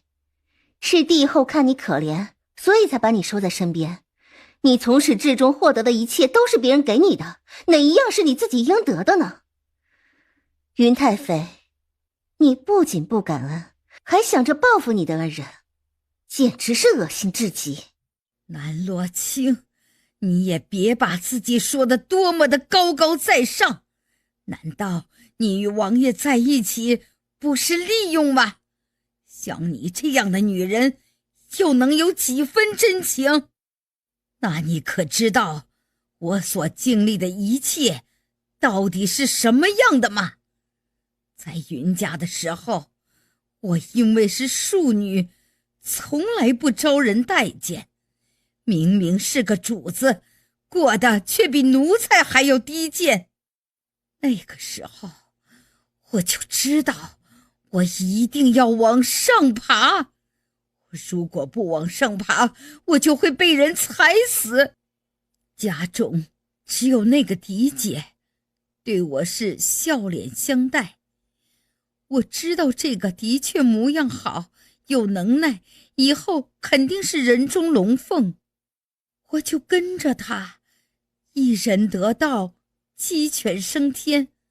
但是你以为我喜欢这样吗？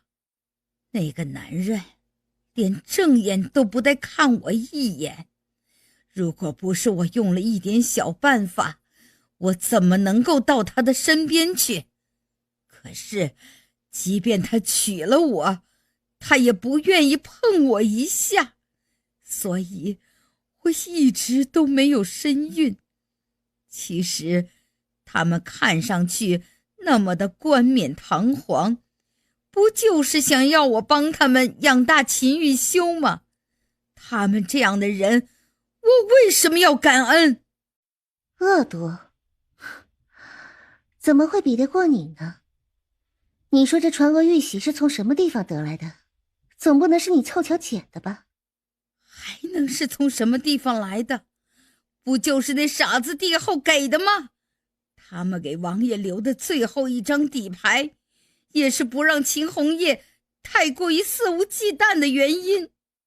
你明知道这东西对王爷来说很重要，可你还是为自己的一己之私，将玉玺给藏了起来。我真是心疼王爷当初对你的一片真心。真心有什么用？难道有了真心，就可以让我一辈子荣华富贵、高枕无忧吗？我不过是为了谋取我应有的东西罢了。所有王爷需要的，本王妃都会帮他得到。你以为你能好到哪儿去？听说宋玉卷回来了，你觉得你能够得到他的几时宠爱？你难道不知道帝王的爱非常的廉价吗？他今日喜欢你，来日就未必会喜欢你。南洛清给他喂了一颗药。你给我吃的什么东西？你给我吃的什么？我和王爷之间的事情轮不到你来操心。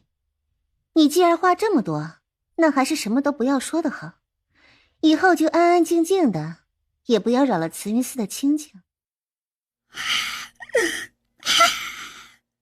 你这样的人死了反而是一种解脱。你让王爷吃了这么多年的苦，那也得让你以后日日夜夜也不好过。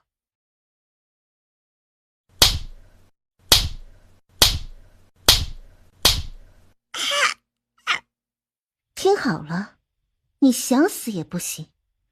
在传国玉玺找回来之前，你这条命是本王妃的。你怎么在这里？我看是你为什么在这里才是。你疯了吗？你在大马路上跑什么？你还不怕死是不是？我真是没有见过你这副模样，你到底干什么去了？楚莹不喜欢他是直接写在脸上，如果可以的话，他是更加愿意与南洛清那样聪明睿智的姑娘相处，但是没有办法，他不能完全不管他祖母的病。我干什么去了？不是魏琪让你来的吗？我到底发生了什么事？他难道没有和你说清楚？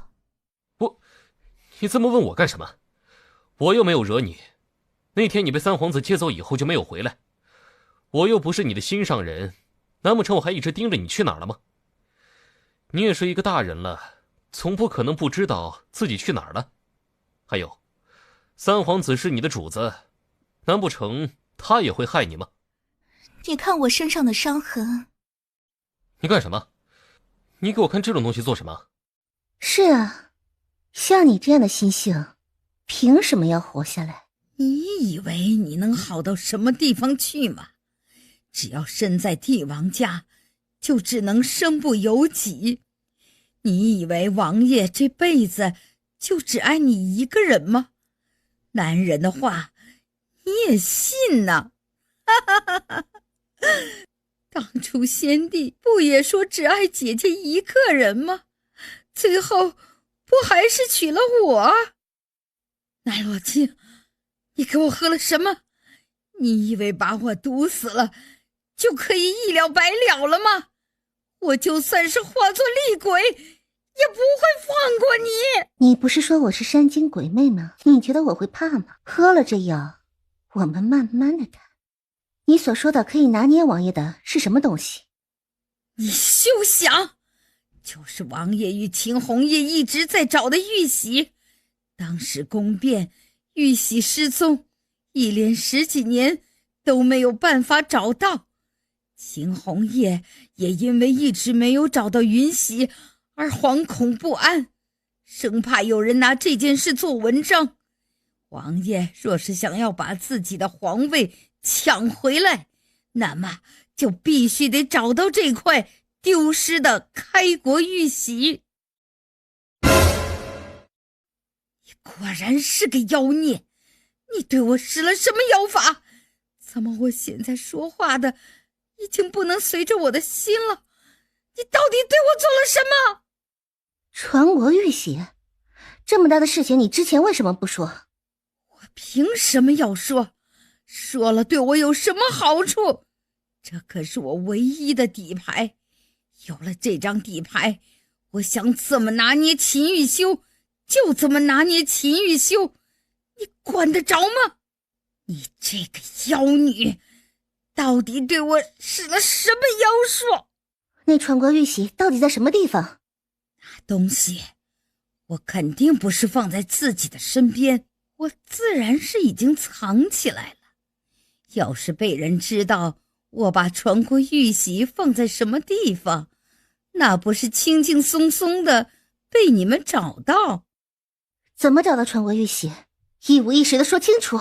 就在云太妃脸上挂着惊恐，然后就把自己藏了10几年的传国玉玺的位置给说了出来。南洛清就派叔叔去找一趟，不过这一趟要去上3个月的时间，毕竟路途遥远。南洛清，你竟然用妖法从我这儿把所有知道的消息全都骗走了，你可真恶毒！你看看你现在像什么样子，就像是一个随便的青楼女。行，你不看是吧？那我和你说发生了什么事。三皇子把我带到了住处去，我还以为他责怪我任务做得不好。其实这么长时间没把秦玉修拿下，是我没想到的。三皇子怪罪也是在情理之中，但是三皇子不仅没有怪罪我，还要了我，他还说对我是真心的。然后你就变成了这个样子了，可是这也不太正常啊。你是不是知道他的身边有不少的女人？你是不是知道他身边养了非常多的环肥燕瘦？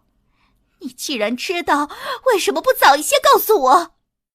你想要杀我做什么？难不成我招你惹你了？你如果真的是被三皇子给针对了，那你就去找他，找我做什么？他身边那么多的女人，倒是说只爱我一个，真是可笑。你说是不是很可笑？但是我还是不信他对我一点感情都没有。当我看到那些女人时，我就在想，三皇子是不是有苦衷才会这样子？后来我才知道，我自己才是那个最大的笑话。他们所有人都知道三皇子不喜欢我，他只是把我当做一个去达成目的的工具。不管是陪在秦玉秀的身边，还是去陪在什么老男人的身边，他对我都没有丝毫的感情。行了，别哭了。不就是魏琪不喜欢你吗？他不喜欢你，你不能换个人喜欢。你就这么贱，一定要喜欢他？那你知道我经历了什么吗？我被三皇子送到其他男人的床上，可见他所说的那些爱我，通通都是假的，没有一个字是真的，没有。然后呢？以你的性格，不会什么都不做吧？还能是做什么？自然是把那些嚼舌根的女人都给杀了。具体杀了多少人，我已经记不得了。魏琪那样的人会同意你这么做吗？我做事为什么需要他同意？错了就是错了。然后呢？魏琪碰见这种事情，怎么可能不生气？你是怎么把他给哄好的？哪需要什么哄不哄的？在这种紧要的关头，你觉得三皇子会要我的命吗？如果他要了我的命，谁去帮他做那么多事儿？谁又帮他拿下秦玉修？那你以为不能当街追人？你追上秦玉修之后，你想说什么？而且南洛清还在，你想与他正面的争执？你这么说，是觉得誉王心里已经没有我了？那怎么可能？这么多年的感情，怎么可能说放下就放下？我又不是秦玉修，你这么问我，我去问谁啊？你要是可以的话，那你就去问秦玉修，反正与我是没有任何的干系。我会让他心里重新爱上我的。你说你一定要得到秦玉修的心，但是你喜欢的不是三皇子吗？你别问我太多的事儿。等等，你这样到底是什么意思？喜欢还是不喜欢？我看你倒是挺喜欢的，毕竟你愿意去追秦玉修的嘛，却不见得你要去追三皇子的嘛。这里面的感情，难道你还看不清楚吗？你别胡言乱语。你还不承认了？那好，我这样问你，你看着秦玉修与南洛清在一起的甜蜜模样，心里更加不舒服，还是看着三皇子与那些院子里养鱼的莺莺燕燕在一起更加的不舒服？好像是誉王殿下。这就对了吧？你喜欢的其实是秦玉修，因为当初你与秦玉修朝夕相处的时候，你就已经情根深重了，只不过你自己不知道而已。对，我是想他，我想与他在一起。我需要你帮我做一件事。什么？帮我杀个人。什么？我是一个商人，我可不是什么杀手。你要是缺人动手的话，你去让三皇子帮你。说我做不到。三皇子的势力不在大齐，这件事要是暴露的话，对三皇子不好。那为什么这件事让我来做？我看上去就是可以随便被牵连的。你难道不想要你祖母的药了？有了那药，你就可以离开这个地方，回你的江南去。以后所有的事都与你没有干系。那药的确是药，但你让我杀人，我根本做不到。只要南洛清死了，那么这个任务我肯定可以完成。你就不用再浪费那么多的时间在上京，你以后想去哪就去哪儿。但是如果你不做的话，那么到时候你的祖母能不能活下来都两说。杀南洛清？你还在发疯呢？南洛清身边是可以随便有人接近的吗？我对南洛清那个女人最多就是欣赏，没有其他的什么想法。但是我与她也没有什么仇怨，我为何要杀她？行，你不愿意动手，那我就让别人去。你这么做又是什么意思？你把我困在这个地方，我也不会答应你的条件。未必。宋玉犬拿出一根银针，扎在了他的额头。楚莹就疼得倒吸了一口凉气，以后神情也变得涣散起来。他在毒针上涂抹了一种叫做提线木偶的蛊毒，中了这个蛊毒的人1个月以内都会听他的差遣。他一共也就只有这么一个，还都用在了楚莹的身上。我让你去接近南洛清，成为他最好的朋友，不论是用什么办法，都一定要成。好的，主人。王爷刚才可是看见了什么？妾身刚才看见了宋玉犬。看来是傅毅处理的事情没有处理干净，让他还在这上镜。王爷还真是不懂得怜香惜玉，妾身余光可是瞧见他追着马车跑了一段不短的距离呢。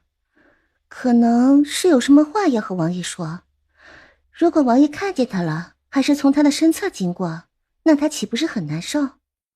他宋玉泉的事情和本王有什么干系？王妃又为什么要浪费时间在他身上？可王爷以前不是喜欢他的吗？妾身也不是那样小气之人。以前是还没有遇见你，如今再见他也没有任何其他的感觉了，也不会有任何的波澜。王爷能这样想，妾身自然是开心的。难道不怕我对宋玉泉死灰复燃？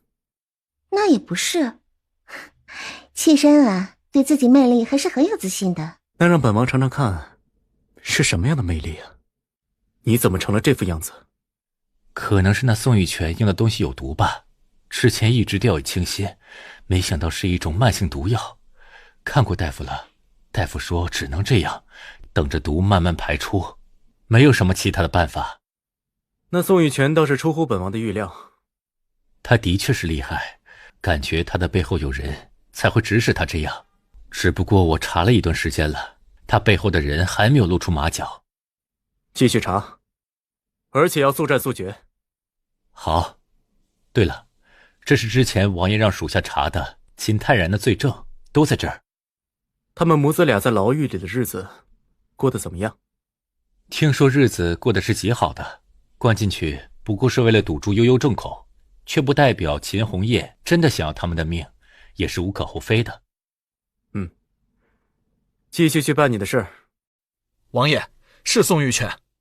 玉秋，我来见你是有事相见，你能不能下来与我说话？我与你之间早就没什么好说的了，我们早就不同路，还有什么可说的？你为什么不愿意见我？如果我不是通过这种方式来阻拦你的话，我就连与你说话的机会都没有。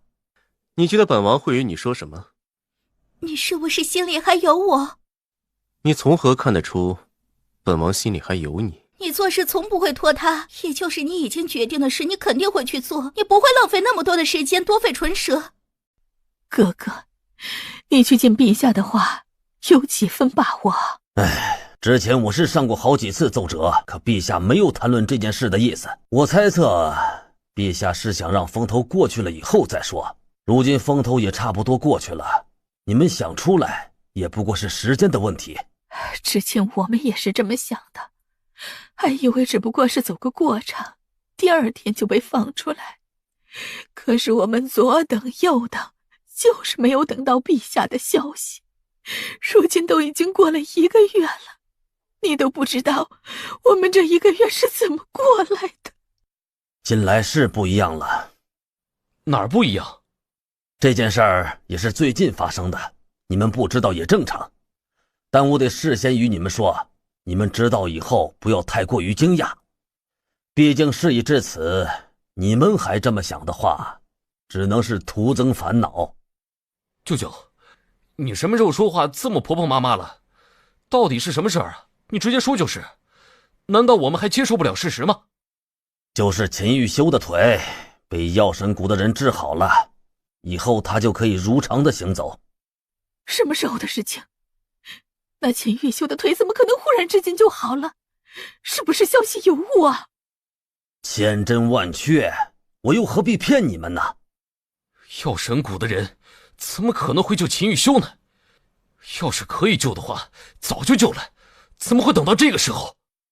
好像是因为南洛清与那药神谷的紫阳君关系匪浅，紫阳君看在南洛清的面子上救治的。怎么哪儿都有这个贱人，就凭他也配与紫阳君走得近？世事难料，没有一个人会觉得南洛清能与那紫阳君走得近，可事实的确是如此。我们就算是想改，也未必能改得了。反正事已至此，当务之急是把你们先从这个鬼地方救出来。秦玉修腿好了，只不过是暂时的，等我们出去，就把他的腿继续弄废，那么也就不怕他来抢皇位了。现在说这些东西还是为时尚早，等你们出去以后再说。那就劳烦舅舅多打点了。母后，怎么办？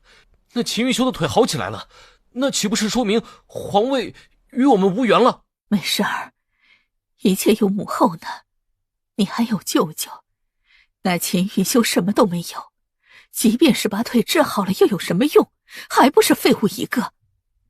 江山已经在你父皇的手里多年，哪是秦玉修这贼人想抢就能抢走的？你放心，等我们出去以后，一定要让秦玉修好看。苏将军，苏将军，烦请苏将军看看小女子。你们是谁？苏将军，我是南玉薇，就是元安侯的女儿，你应该对我有印象的，毕竟我是上京第一美人，其他女子可比不上我。上京第一美人南玉薇，原来是你。你怎么是现在这副样子？小女子受到迫害，所以才……南洛清不是你的姐姐吗？怎么你也被她弄到地牢里了？南洛清那人眼里不仅没有任何的感情，也没有什么亲情。以前小女子与娘亲待她那么好，她却一点都顾不得。稍微有点什么惹她不高兴了，她就把我们给弄到天牢里头来。那你喊住本将军又有什么用？将军，求求你发发慈悲，救救我们母女吧！若是将军可以救我们母女，让我们做什么都行。等以后玉薇从这儿出去了，必然想办法报答将军。那好，我倒是可以试一试，不过最后能不能出来，还是得看你自己的能耐。多谢苏将军，若是苏将军能够把我带出去的话，小女子不胜感激。以后将军就是小女子的再生父亲。你这小女子嘴巴倒是挺甜的，本将军听得很是喜欢。那本将军可以为你试试，到时候能不能成，可就看天意了。都凭将军做主。那你在这儿等消息就是了。怎么说，苏将军愿意帮我们了？那是自然。听说最近苏家也艰难得很，也期盼能有几分破局的机会。他现在正是缺人的时候，有我们的助力，他的路倒是能好走几分。还是女儿你有办法，要不然我还真不知道要怎么办了。你倒是嫁了一个好男人，那男人一点用都没有。是啊，娘是找了一个没用的男人，但玉薇，你是娘的宝贝，你可比娘厉害得多，所以要怎么做你学会了吗？你一定要好好抓住所有的机会，努力往上爬，成为那人上人。那是自然，我以后必然是要和大皇子殿下在一起的。你能这么想就好，以后娘可就得靠你了。苏将军，你看看这天气，你在这儿跪着，老奴心里很不是滋味儿。你还是早些回去吧，要不然你的身子骨跪出了什么问题的话，陛下一定饶不了老奴的。我的确是有要紧事见陛下一面，还请朱公公通融通融。朱公公，你就行行好。这一次，皇后娘娘惹得陛下生气了许久，身子也变得差了许多。这不，陛下还在生气呢，气也还没有消。老奴要是这个时候还把你放进去的话，岂不是故意触陛下的眉头吗？朱公公，我的确是想与陛下求情，但不单单是求情，还请公公能够高抬贵手。咱家高抬贵手，那到时候陛下怪罪下来，谁又可以为咱家高抬贵手呢？在皇中之中，谁不知道朱公公是陛下跟前的大红人啊？陛下与什么人生气，也不会与公公生气。我不过是想要见陛下一面，还请公公与陛下多说两句好话。公公有什么想要的东西，那都好说。哎呦，我能要什么东西呢？咱家也就想着能长久的伺候在陛下左右，陛下能够安康就好。不知道朱公公身边缺不缺一个谢雨花呀？苏将军，你这话是什么意思？是嘲笑咱家不是个男人？朱公公，你误会了。我的意思是，有一个姑娘想要找一个门路，而且对朱公公你呢仰慕已久，就是不知道公公你是不是对她也有几分好感。若是公公你对她是有那么几分好感的话，那么我就可以为了公公牵线搭桥。苏将军，瞧你这话说的，什么姑娘呢？如果是随随便便的姑娘来糊弄咱家的话，咱家可真的是瞧不上啊！朱公公，是这样的，那个女子呢，你可能也见过，就是元安侯府的姑娘南玉薇。苏将军，你可别开玩笑啊！就算是咱家同意，人家元安侯也不舍得把自己的宝贝女儿给咱家呀。那南玉薇可是上京第一美人，这样的姑娘配皇子都是使得的，哪能给咱家呀？哎呀，朱公公，这就是你不懂了。那玉薇姑娘的确是仰慕公公许久，但是一直都没有什么机会。如今那姑娘又犯了难，还在那地牢里关着，就连我这么一个外人看了都心疼啊。如果公公愿意帮她一把，那你们两人不就是水到渠成吗？元安侯府的姑娘怎么会在那种地方啊？呀，公公肯定也听说了，最近那玉王妃娘娘嚣张跋扈的很，只要是得罪了她的人，没有一个好下场啊。她们两姐妹在上京关系不好，也是人尽皆知的。这不，那玉王妃娘娘就用了个办法，把人给关到天牢里面去了。她当真这么说？千真万确呀！到时候我把她带来给公公，公公就知道真假了。那好，就明日吧。公公，不知道我与陛下相见的事儿。哎呦，苏将军这么说不就是见外了吗？我们两人是什么关系呀？咱家自然得去陛下面前为你说几句话。苏将军，你且等等，今日陛下心情不佳，你就算是去和陛下说话，陛下也不见得会说好话，还不如再等等，等后日如何？苏勇抿着唇，心道这个老狐狸是怕南玉薇不从，这从把时间改到了后日。若是明日不成，这后日也就打水漂了。既然朱公公有想法，那就都听朱公公的。娘，你可有什么金钗之类的东西？怎么，我身上可就只剩下最后一根金钗了？过2日我们就出去了，你要这东西做什么呢？既然过2日都要出去了，娘亲，你要这金钗也没什么用了，不如就把这金钗交给女儿，女儿还可以做点事儿。做什么事儿？听说大皇子殿下也在这地牢，所以女儿想借着金钗与大皇子殿下说说话。殿下近来可好？我们被关在这同一个地方，也算是有缘。你找我有事儿？我就是担心殿下的身子，所以想着来看看大皇子。听说誉王殿下的腿已经好了，不知道大皇子殿下是如何打算的。小女子愿意帮大皇子殿下一臂之力。哼，你一个姑娘家又能帮什么？大皇子不试试，又怎么知道我没有办法呢？多一个人，多一份力，不是吗？我知道大皇子这一次入狱是被南洛卿所害，我愿意帮大皇子把南洛卿除掉。你做这么多，到底想要什么？其实，小女子想要的，大皇子殿下又怎么可能不知道呢？小女子想要的，不过是一个庇佑的地方罢了。天底下那么多男人，还有谁能够比得上大皇子殿下英勇无敌呢？你倒是识相，可为什么你的姐姐就那么的不识相呢？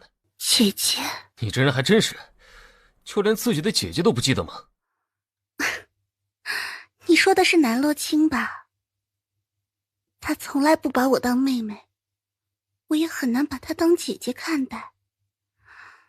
大皇子殿下突然这么问，小女子一下子还没有反应过来。如今姐姐应该是与誉王殿下两人比翼双飞吧？大皇子殿下若是再不放下这段感情的话，对你没有什么好处。你说什么？你来见本皇子就是为了说这句话？大皇子息怒，小女子不是这个意思。小女子不过是提醒大皇子不要被某些人的外表给蒙骗了。那你呢？你又想骗本皇子什么？大皇子息怒，小女子不是那个意思，小女子没有要骗大皇子什么，小女子也从来不敢欺骗大皇子。哦，说吧，你要如何帮本皇子？小女子可以竭尽所能的帮。你想要什么？小女子要的很简单，就是可以陪在大皇子身边，有一个名分就好了。那行，就照着你说的做。如果你有办法帮我处理了秦玉修，那么我的心里也会给你留下一席之地。等离开这个地方，小女子一定能完成大皇子的嘱托。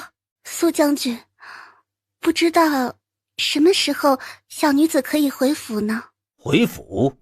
哼，不急不急，现在还不是回府的时间。你得跟着我入宫一趟，见一见贵人。宫里的贵人？哦，对了，这件事儿我还没来得及与你说，你应该不会在意吧？就是宫里一个贵人听说你的琴技不错，就想让你去他面前呢，好好的弹一曲的交尾琴。若是能得到贵人喜欢的话，以后你想要什么，不还是唾手可得吗？小女子倒是好奇，不知道宫里的哪一位贵人要见小女子呢？这你就不必多问了，等你到了那儿以后，你就知道要见的人是谁了。宫里的贵人能有几个？即便我不和你说，你猜一番，应该也是猜得8、9不离10了。跟了这贵人，可比跟着我有前途的多啊。苏将军说的，小女子都明白。那可不能让贵人等太长的时间了，可否是现在去啊？是，现在就去，走吧。南玉薇许久没有弹奏琵琶，弹奏起来已经很是生疏。他心里有些没底，悄悄地抬眸看了看珠帘后的人的模样，可惜只能够隐隐绰绰地看到一点的身姿。既然看不清模样，那就当作陛下来对待。不小心把琴弦给弹断了，他吓了一跳，立马跪下。小女子知错，还请爷不要怪罪。那人终于从帘子后走了出来。也不要怪罪小女子，小女子可以重新弹一曲，保证爷满意。这么漂亮的一双手，要是被琴弦划伤了，那得多令咱家心疼啊！朱公公检查他指尖伤口的时候，还不忘捏了捏他柔弱无骨的指尖。他环顾一周，愣是没有看见陛下的身影。难道从始至终一直都是朱公公在这人，陛下根本就没有出现过。明明苏将军说过，宫中的贵人在等他，不就是陛下吗？玉儿，在东张西望什么呀？你别担心，这儿就只有我们2个人，其他人我已经让他们退下去，不会有人随便来打搅我们2个。楚公公，你这是做什么？我们2人之间有什么关系吗？怎么，都已经到了这个时候了，还在装什么贞洁烈女？不是你自己说要来见咱家的吗？不是的，周公公，你绝对是误会了。是苏勇将军让小女子来见贵人的，说是贵人可以帮我母女离开地牢，只要把曲儿谈好就行。苏勇没有和你说事情的来龙去脉？苏将军说来了以后就会知晓。小女子人微言轻，也根本不敢多问什么，就来了。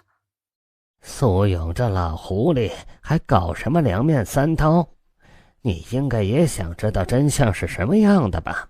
那么咱家就把事情一五一十的和你说清楚，你给咱家听好了。大皇子能不能出来还是一个未知数呢，陛下还在气头上，以后大皇子出来了也未必是储君的人选，你的皇妃的算盘可算是落空了。如今大皇子都已经自顾不暇，如何救你？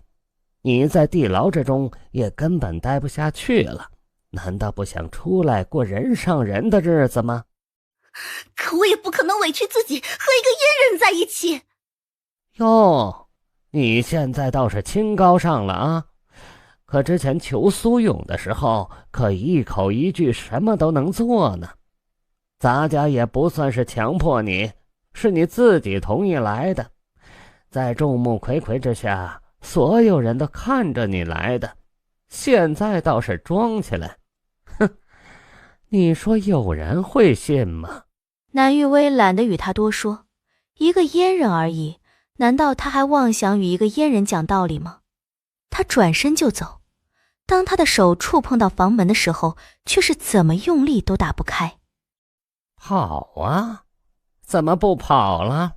要是不跑的话，那就来和咱家好好玩玩，咱家会玩的花样多得数不清。放肆！你不过就是一个太监，一个小小的太监还想要染指我，呸！臭婊子，真把自己当公主了，给你一个上京美人的称号，就以为自己美得不得了了。能被咱家看上是你的运气，要不然你就在地牢里面慢慢的发烂发臭，跟着咱家哪儿不好啊？吃香的喝辣的，免得在后宫争宠。你干什么？你想要对我用刑？你知不知道私下用刑是什么罪？做什么闹那么大事啊？难道玉儿你喜欢被人听到那些刺激的闺房之事吗？你要是喜欢的话，那就与咱家说，咱家下回带你去外头，保证你玩得开心。你到底要对我做什么？你知不知道你这么做是得罪了大皇子与袁安侯？他们知道的话，一定不会放过你的。呀，这个带钩子的鞭子，你喜不喜欢呢？抽在身上的时候，总是不可避免地勾起一层血肉。哎呦，那感觉特别的舒服。滚！不要妄想用那脏东西来碰我！嘘，小点声。不过你大点声也没关系，这儿僻静的很，没有什么人听见。你就算是喊破了喉咙，也不会有人来救你。看看这鞭子的颜色是不是和你的皮肤特别的配呀？这么抽一下的话，皮开肉绽，就像是夜里绽开的一朵花，美得惊心动魄。你是不是也很喜欢呢？我要回去，你这样会遭报应的。今天公公又带了一个漂亮姑娘来，那姑娘我没瞧着正脸儿，但是远远的看着就像是个天仙似的，比以前带回来的姑娘不知道漂亮多少倍。怕是谁家送来的姑娘为了巴结公公的吧？如今朝中局势动荡，谁都不知道以后会怎么样。倒是公公的地位依旧稳得很，许多人都盼着公公能在陛下面前美言几句，这样也好在朝中稳妥一些。唉，那些可怜的姑娘在公公的手底下又能活多少天？3天都算是多的。3天？那3天以后呢？送出宫了吗？能出宫那还是一大幸事儿。你知道为什么院子里这些花草长得这么好吗？那肯定是因为几位哥哥管理的用心。那是因为这树根底下埋着的都是皑白骨。你说那些花花草草能不长得好吗？什么？那些肥料原来都是人呐！哥们儿，这么多条人命，宫里的人肯定会觉得奇怪吧？怎么好像没事人一样？难道他们从来不会查明白吗？查明白？如今朱公公几乎是一手遮天，陛下又十分的信任公公，即便是捅到陛下面前去，陛下也只是睁一只眼睛闭一只眼，不会真拿朱公公怎么样的。那我们还是早点把事办完，早点走吧。屋里那位姑娘还是自求多福吧。出口在什么地方？我要回家。奴才这就带姑娘出去。玉儿，去什么地方啊？跑什么？昨天晚上玩的游戏都还没玩完呢，难道你今天不想看看还有什么样的游戏吗？朱公公，我说过，我只伺候你1次。现在你要兑现你的承诺，并且送我离开。但是怎么办呢？咱家就是喜欢你，只要你乖乖的跟在我的身边，你想要什么我都可以满足你。你不是说想要离开大牢吗？咱家可以帮你。你不是想要在上京拥有身份和地位吗？咱家也可以帮你。哟，怎么这么热闹？你来做什么？你都可以和朱公公在一起，本王妃怎么不能来？好歹我们也是相识一场。听说你昨晚进宫一直没有离开，本王妃担心你遭遇不测，这不一起带了元安侯过来。你这是怎么了，玉薇？玉薇，有什么事和爹爹说。爹爹，这个朱公公折磨了女儿1晚上。朱公公，你这么做是要与我们侯府为敌？侯爷，你这么说可就冤枉咱家了。咱家怎么可能是那种人呢？明明就是你的女儿非要与咱家在一起的。这件事儿你要是不信的话，可以去问苏将军呢。难道你连苏将军的话都不信了吗？侯爷，你可别冤枉了朱公公啊！朱公公不是那种人，这件事知道的人可不少，都是南玉薇自己先同意的。既然都已经这样了，侯爷，你为什么不顺水推舟做一个人情呢？直接让他们在一起不就得了？不可能。哎呦，侯爷呀，你别这么着急拒绝啊！事情都已经是这样了，你不接受也不行啊。你说，你的女儿和我在一起挺好的，如果在一起的话，以后还会有哪个男人会要她呢？难道侯爷你要一辈子都养着她？明明就是你胁迫我的女儿，我的女儿又怎么会和一个太监在一起？爹爹，你要帮我报仇，要让他付出代价。这南玉薇可能是以前做坏事的时候，没想过会有今天。他怎么会什么都没想过？他什么都知道，不过是权衡利弊罢了。常在河边走，哪有不湿鞋的？他是想着以自己的身段卖一个好价位罢了。所以说，南玉薇一开始就是想和苏勇做交易，不过他做的交易是以小博大。可苏勇也是一只老狐狸，与他做生意几乎都是与虎谋皮。南玉薇还以为自己是获利的那一方，所以他几乎没有任何的戒心，进了宫。这进宫以后才意识到，自己原来是被苏勇和朱公公联合在一起给骗了。画本子都不敢写得如此精彩，再看看南玉薇那样，哼，昨晚朱公公肯定没少折腾他，现在看上去连个人样都没了。袁安侯，你也是个聪明人，事已至此，你也明白要怎么做吧？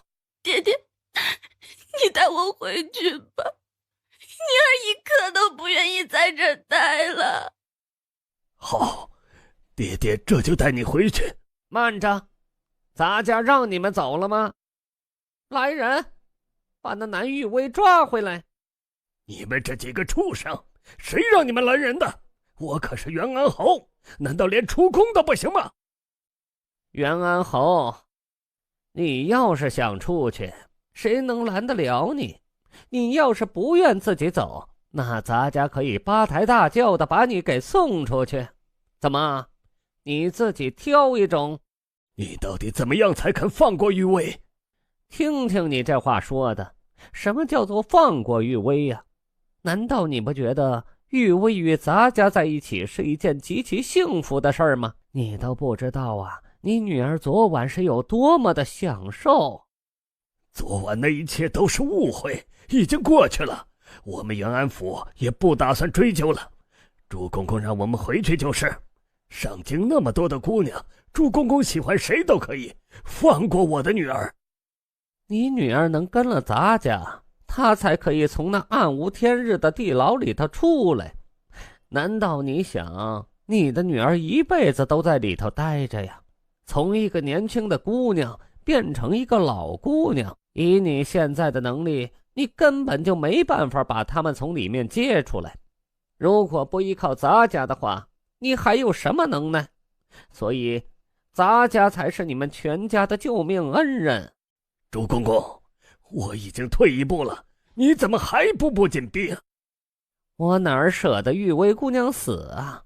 玉薇姑娘可是咱家心尖上的人。哼，你还蹬鼻子上脸了不成？贱人，你要是没有咱家的帮助，你现在还在地牢里等死呢。你们两个记清楚了，惹了咱家就是这种下场。还有，袁安侯，你以为你可以在咱家面前叫嚣吗？你自己暗地里做的那些勾当，你以为你就可以做得神不知鬼不觉吗？你想说什么？本侯做什么见不得人的勾当了？贩卖私盐可是砍头的重罪。哼，袁安侯可以尽情地把自己的女儿带回去，不过咱家可事先说好了，到时候这件事要是真的捅到陛下面前去，你们袁安侯府的没有一个人能活得了。朱公公，我们也算是相识一场，你何必如此呢？如果真的把我关进去，对你也没有什么好处嘛。你我非亲非故，咱家是为了陛下做事儿。你们袁安侯府做了如此大逆不道的事情，咱家又怎么可能视而不见呢？为了陛下的利益，咱家只能把这件事儿一五一十的全部告诉陛下。朱公公，你看怎么样才能让这件事就这么算了？其实也不是什么大事儿，既然朱公公都已经知道了，那不如利润分公公一点儿。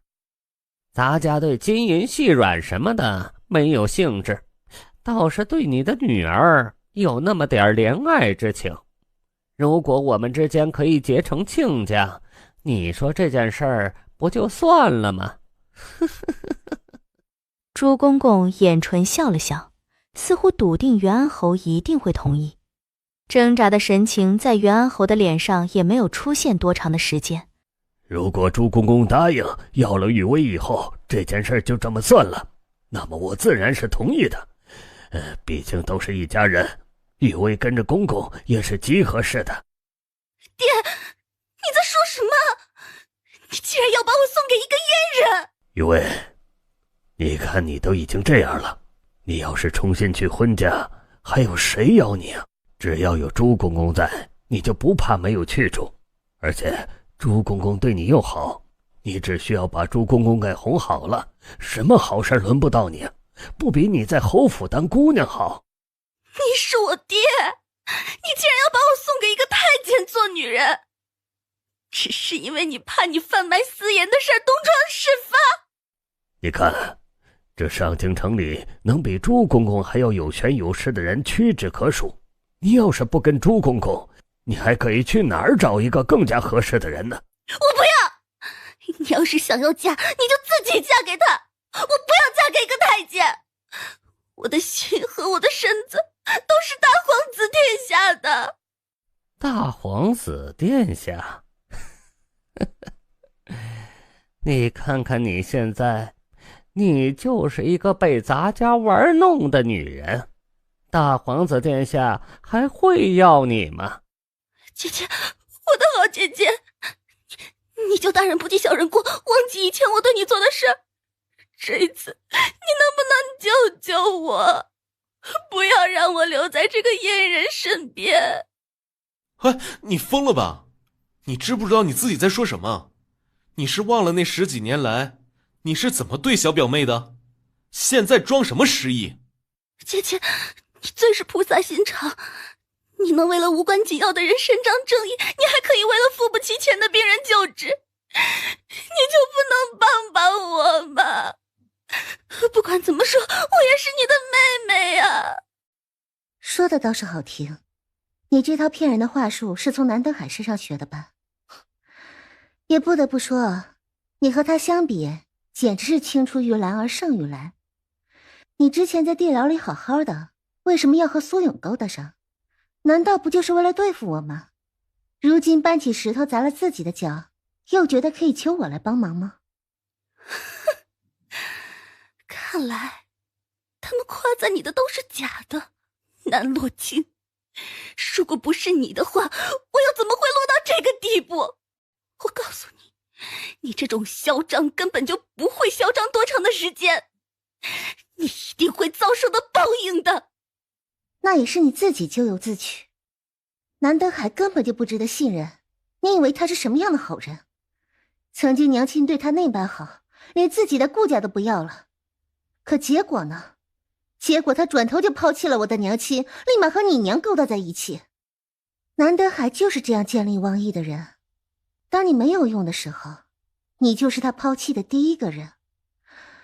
不过你和朱公公倒是挺般配的，一样的蛇蝎心肠。南洛清，你一定会有报应的。南登海，你放弃我，你也一定会有报应的。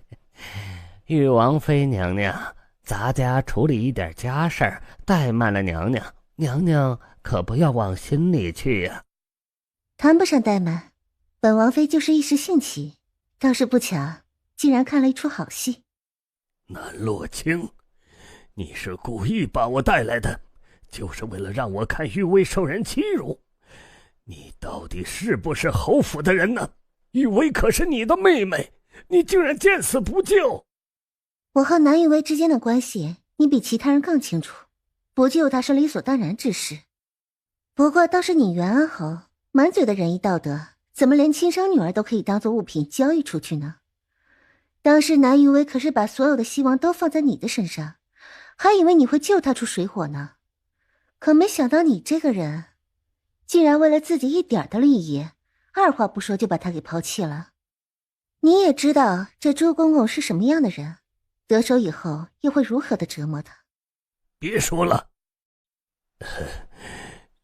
洛清，其实爹爹不是那个意思，就是突然这么一件事，有点接受不了。雨薇的事儿既然已经发生了，这都是命，不由人的。好了，你就不要再与侯府闹别扭了，好好的与家里人相处，大家都很想你。洛青啊，你看你不喜欢的雨薇已经被留在宫里，你是不是时不时的要回家看看呢？本王妃的家是裕王府和顾府，和元安侯府没有关系。元安侯，你这是做什么？难道没有看见小表妹已经极其厌恶你了吗？顾公子，此言差矣。不管怎么说，本侯也是洛青的爹爹，一家人有的时候磕磕绊绊的也是正常。你让我上去，有些话我和洛青好好的说一说，我们之间只有把误会给说开了，那就好了。误会？是什么误会可以误会20年？你当我们所有人都是傻子是不是？这不嘛，以前洛青根本就没有给我机会解释。你看，现在我们好不容易相遇了，然后我又知道洛青是对我有误会的，那我不得好好的把这些误会给说开呀？闭嘴吧！你要是再说2句，我可是要把隔夜的饭菜都给吐出来了。你听听你自己说的话恶心不？我的姑姑难道不是你害死的？我姑姑出事的时候，你还在小妾的房里寻欢作乐呢。有吗？本侯怎么不记得了？他隐隐约约的是记得一点儿，但多的是一点都记不住。关于顾玉瑶的很多事情是他刻意忘记的，毕竟他以前在顾玉瑶的手下讨生活也不容易，可谓是完全抛弃了自己男性的自尊。这样脸上无光的事情，他自然是不愿意回想起来，以至于顾玉瑶故去的记忆，他同样一点都记不起来。顾三公子，这件事儿好歹已经过去10来年了，为什么非要拿之前的事情出来反复的说呀？对我们互相之间都没什么好处。家和万事兴，你看我们一家子和和美美的在一起，有什么不好啊？你还真是不论什么时候都有那么一套歪理，当年你就是靠着这一张嘴哄得姑姑的吧？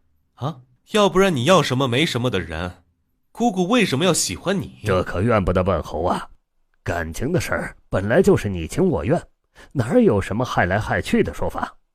你姑姑看本侯是人中龙凤，愿意跟着本侯，那也是理所应当的，怎么到你的嘴里成了本侯哄骗呢？哼，你现在倒是把自己摘得干净。以前你是怎么对待姑姑和小表妹的，你自己心里没有数？你以前那般对待他们，你觉得小表妹有什么理由一定要搭理你？我可是洛青的亲爹，我找洛青说说话有什么错呀？我劝你不要从中作梗，你要是真的为了你的姑姑好，你就不要挑拨离间我们父女之间的关系。我哪儿挑拨了？难道我说的那些不是事实吗？君子动口不动手，我们有话就好好的说，别动手。上来吧，三表哥，你就不要担心了，我心里有数。哼，看到了吗？女儿终究是女儿，是你一个表哥比不过的，我们才是真正的血缘至亲，是最好的一家人。侯爷可不要后悔上了本王妃的马车。不后悔，不后悔，是自家的女儿，后悔什么呀？罗青啊，你这孩子终于想通了，我们终究才是一家人。那顾锦柏是顾家的人，哪能事事为你考虑啊？以后你就常回家来，有什么事儿都与爹爹说，爹爹为你做主。哎呀，爹爹怎么会骗自己的女儿呢？而且你是爹爹最有出息的女儿，爹爹正以你为荣啊。可爹爹以前分明对赵姨娘还有玉薇更好，眼里从来都没有我。刚才我顾家三表哥还在提醒，说爹爹就是喜欢骗人。女儿这是要听爹爹的话呢，还是要听三表哥的话？你是爹的女儿，自然要听爹的话。那顾锦柏只是你的表哥而已，你何必什么事都听他的呀？再说顾锦柏从小到大一直都是纨绔子弟，这样的人你可不要听信他的，没有什么好下场的。当真如此？千真万确。爹爹在朝堂沉浮多年，又怎么可能什么事儿都不懂啊？这种事儿见多了。爹爹与你说了，你也可以少走一点的弯路啊。既然爹爹这样说，那爹爹应该最在乎的就是我和娘亲吧？那么爹爹真的对赵姨娘还有玉薇没有感情啊？陆青，爹爹对你和你娘的感情是情真意切的，要不然当年你娘也不会跟着我离开。只不过后来被那个赵氏所欺骗，所以才会出了那么多不可挽回的事情来。其实我一直想要弥补你们母女，可你们根本就不给我机会呀。现在好了，现在爹爹一定好好的补偿你。是啊，从小到大姨娘就经常欺负我，不让我读书习字，也不让我学礼仪，就连属于我的嫁妆也被姨娘给拿走了。既然爹爹真的对赵姨娘没有感情的话，那也好办，爹爹不如直接把她给休了吧。休了？难道爹爹刚才说的都是哄我的？其实你舍不得赵姨娘是吧？所以我和娘亲在你的心里一点地位也没有。唐月，奴婢在。既然袁安侯无话可说，那还是早早的把袁安侯送回去吧。奴婢听令。慢着，洛青啊，我不过是在思考罢了，哪是不愿意听你的呀？你觉得赵姨娘不好，她苛待了你这么多年，而我是一点都不知情啊。我要是知情的话，也不会造成今天这一番结果，也不会真的让你与我们侯府如此疏离。您还是不要说这些有的没的了，就一句话，让不让赵姨娘回来？洛青，你不想让赵姨娘回来？是，我不喜欢她，我也不想看见她，我就是想让她离开侯府。可是我再不想又有什么用呢？还不是得看侯爷的意思。爹爹可不要因为一个妾室影响了我们父女之间的感情，不过是个妾室而已，休了就好了。爹爹再去找合适的就是了。哎，自然舍得。我现在唯一舍不得的只有你一个罢了。择日不如撞日，不如现在就去吧。这事儿其实没有那么着急，要么再缓缓。你说呢？侯爷这是反悔了？那的确没有什么好说的了。本王妃这就请侯爷离开。洛青啊，你可不能不要爹爹呀！你说过，爹爹是你最重要的人。可在爹爹的心里，这赵氏才是最重要的人。本王妃哪敢在侯爷心里有那么一席之地呀？谁说的？你在爹爹心里那是最重要的。那什么赵氏根本算不上什么值得挂念的人。我这就把赵氏休了。唐月，这就去侯府。侯夫人，您之所以可以出来，那还是多亏了您的女儿玉薇姑娘。玉薇姑娘长得水灵，被朱公公给看上了，以后玉薇姑娘就长长久久地陪在朱公公身边，你就不要挂念了。大人，你听到的消息没错，玉薇当真是跟了朱公公。的确是跟了朱公公，这件事错不了。可那是个阉人。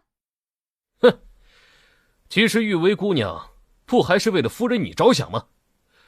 玉薇姑娘想要把您从地牢里面救出去，可哪有那么多的好机会呢？自然是有什么机会就用什么机会。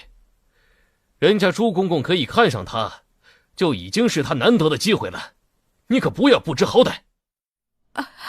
那就多谢朱公公了，以后我们就是一家人，还请朱公公以后多照顾一下玉薇。玉薇这孩子娇生惯养习惯了，脾气不太好，朱公公可得多多担待。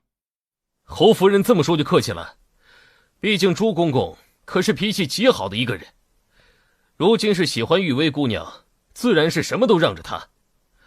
侯夫人，你就把心放回肚子里去吧，以后侯夫人可得多和朱公公走动走动了。见了王妃娘娘，怎么不跪下？罢了，今日是一个好日子，就不要整那些虚礼。洛青说的是，你这次来就是为了正事的。管家把笔墨纸砚拿来。侯爷，你这是做什么呀？这么多天没见，侯爷也不想妾身吗？怎么也不准备一个宴席来为妾身接风洗尘？没有必要了，拿着。从今以后，赵氏与元安侯府没有半分关系。侯爷，你这是做什么？怎么写这种东西？这是休书，你无才无德，从今以后，本侯把你休出门去，不准再进元安侯府半步。侯爷，怎么突然要休妻啊？我们已经在一起20来年了，这之间的情谊不是你一封休书就可以抹去的。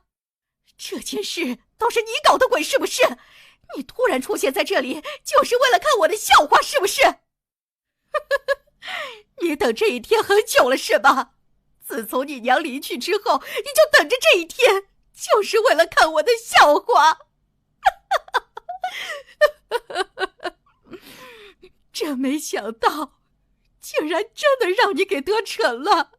一会儿笑，一会儿哭，整个人看上去疯疯癫癫的。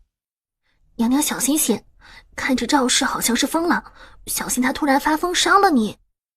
南洛清本就是本着一颗看戏的心来的，看见南德海为了自己的前程，能够把自己同床共枕几十年的女人休了，他心里不仅是有大仇得报的爽快，还有夫妻本是同林鸟，大难临头各自飞的悲凉。碰上南德海这样的人，当真是全天下女人的不幸。大胆！你一个妇人，怎么能对于王妃娘娘不敬？你以为你还是侯府夫人不成？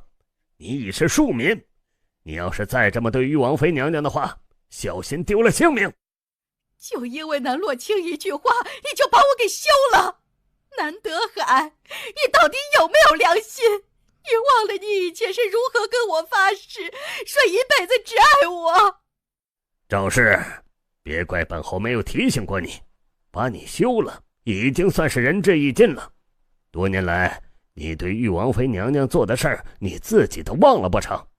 就因为洛清身边没有亲人照顾，你对她百般刁难，你心肠实在是太过于恶毒。把你休了，已经算是好的了。南德海，你说的这些我的确是做过，但那又怎么样？我做这些事时，你是不知道吗？是你睁一只眼闭一只眼，你也没想过帮当时还只是孩子的南洛清。你自己做了这种丧尽天良的事情出来，还好意思怪本侯？后院的事情都是你这样的妇人管的，哪儿是本侯有时间管的？你现在倒是撇得干净。好，南洛清的事你说与你无关，那顾玉瑶的事你不知道吗？放肆！闭嘴！现在让我闭嘴，是不是有些太晚了？你都可以做得出来不顾多年恩情把我赶出侯府的事儿，那我又为什么不能当着南洛清的面告诉他，当初你是怎么对顾玉瑶的？想来南洛清应该也很想听那些事吧？有什么好说的？那些事儿都已经过去那么久了，你旧事重提有什么意义？洛清，你可不要听啊！为什么不让本王妃听？是有什么见不得人的秘密吗？哎呀，哪儿有什么秘密啊？就是怕你听到过去的事情会难过，这才不让你听的。哎，管家，你别愣着了，把这个疯女人给丢出去。本王妃倒是想听听是什么样的事儿，能让赵姨娘绞尽脑汁的要说。当年南德海早就与我勾搭在一块儿，他一边哄骗着你娘，一边与我苟且。他说他不喜欢你娘那一般清高的模样，最后不还是得给他睡？有什么好清高的？你娘又是个心气高的，向来是忍不了这种事儿。他倒是去找南德海理论，可南德海就是这么一副死猪不怕开水烫的模样，顾玉瑶拿他没办法。最后怎么样？只能把自己给气病了。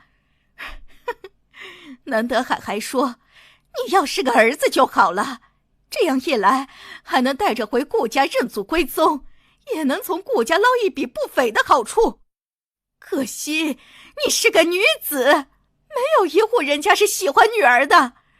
南德海对你娘是越来越冷淡，顾玉瑶这才意识到自己是被人给骗了，一世世的后悔当初的决定，早早的就撒手人寰了。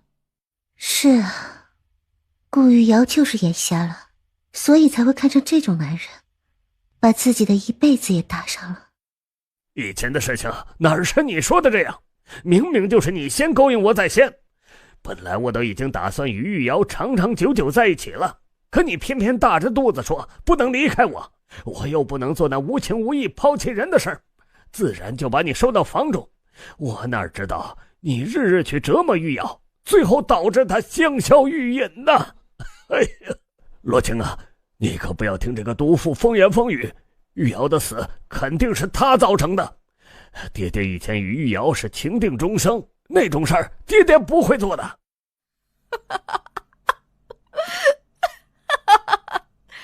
南洛清，不得不承认，你非常聪明，要不然跟着南德海有什么出息？他也就是一个只会靠女人的废物。南德海，玉薇是不是也是被你这么送进去的？你到底有没有心？他那么骄傲的一个人，你把他送给一个阉人，你是怎么当爹的？你去问问天底下，哪个当爹的把自己的女儿往火坑里推啊？南洛清，事已至此，你总不能还没看清南德海是个什么样的人。你娘被他骗了一次，难道你也要步你娘的后尘，继续被他骗一辈子吗？南德海，我就算是做鬼，也不可能放过你。夫人，事已至此，你就算不答应也没有用了。老爷都已经发话了，你也不要让小的难做。以后夫人想去什么就做什么，也不会被侯府的规矩给束缚住，不是吗？自由？哼，没权没势，有什么自由可言？这元安侯府是我一手建起来的，没有我，也就没有南德海你的今天。你想把我赶出去，做梦！直接冲到水井旁，一跃而下。众人只听到激烈的水声，等反应过来，赵氏已经没气了。老爷，夫人她已经没气了。啊，原来这就是他说的做鬼也不放过本侯啊。南洛清依旧心有感慨，为了不离开元安侯府，就连性命都可以不要。赵氏这一生果然都是为了名利而活，最后又死在了名利之下。哼，当年他逼死了夫人，他就应该要想到有朝一日会如此。奴婢倒是觉得让他多活了这么多的时日，倒是他赚到了。洛清，你这是去什么地方啊？去要回属于娘亲的东西。什么东西啊？娘亲有好几件铺子在赵氏的手上，一直没有要回来。既然赵氏已经被休了，那些家产也是时候该拿回来。侯爷觉得如何？那就这么做，本侯陪你一起去。这儿摆放的红木桌椅不好看，换成琉璃的，这样的话才能和饰品交相呼应。再加上姑娘们都喜欢闪闪发光的东西，到时候再拿鱼骨灯一照，才是真正的奢华，铺子生意也会越来越好。奴婢都记下了。这些柜子也没必要放在这儿，难看得很，也不知道赵氏什么品味，拿如此丑陋的东西当摆件。娘娘说的是。你们两个主仆要做什么？对着我这铺子指指点点的干嘛？要是怎么装潢，那也是小爷我的事儿，和你们有什么关系？看来赵公子知道自己品味差，难怪铺子生意差到这个程度。还有，你要管铺子的大大小小，那是以前，现在这铺子已经是本王妃的了，我想怎么样就怎么样，你又能如何？嘿嘿，怎么这铺子就成了你的？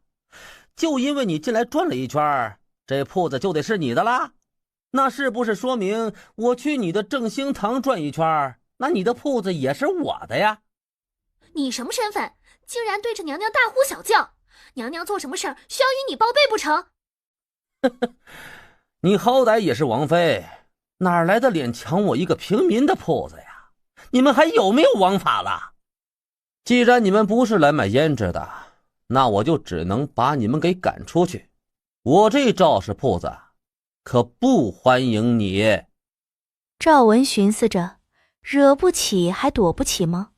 就连姑姑赵氏都不敢和南洛清硬碰硬，赵文就更不敢了。你这话可就说错了，这不是你的铺子，而是本王妃娘亲顾玉瑶的嫁妆。既是顾家的东西，那和你就没什么关系。什么嫁妆不嫁妆的？我只知道这铺子是姑姑给我的，反正是在姑姑的名下，那就一定是姑姑的东西。可你知不知道这间铺子以前姓顾？以前姓顾？哼，你不觉得可笑吗？啊？以前那可是10来年前的事儿了。那顾玉瑶嫁给袁安侯以后，这嫁妆不就入了袁安侯的资产了吗？这铺子不是你的，你能拿本王妃怎么办？就算你是王妃娘娘，可不是说什么就是什么。你不如问问这些伙计和街坊，去问问这铺子到底是不是我的。你姑姑？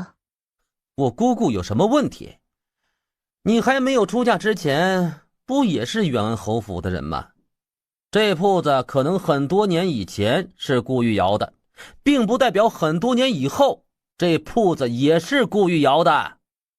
你自己也承认了，这铺子10几年以前就是顾家的。那你说说看，从什么时候开始，这铺子成了你们赵家的了？顾玉瑶把这嫁妆带到袁安侯府，那东西就是袁安侯府的。后来我姑姑成了侯府夫人，那自然而然就接过来打理了，那不就是赵氏的？啊？那你说这铺子是赵氏的，袁安侯同意了吗？侯爷怎么可能不同意呀？玉王妃娘娘不会就是来故意挑事儿的吧？你都已经嫁出去了，为什么还要过问那么多属于侯府的事情啊？侯府的事情与你有什么关系？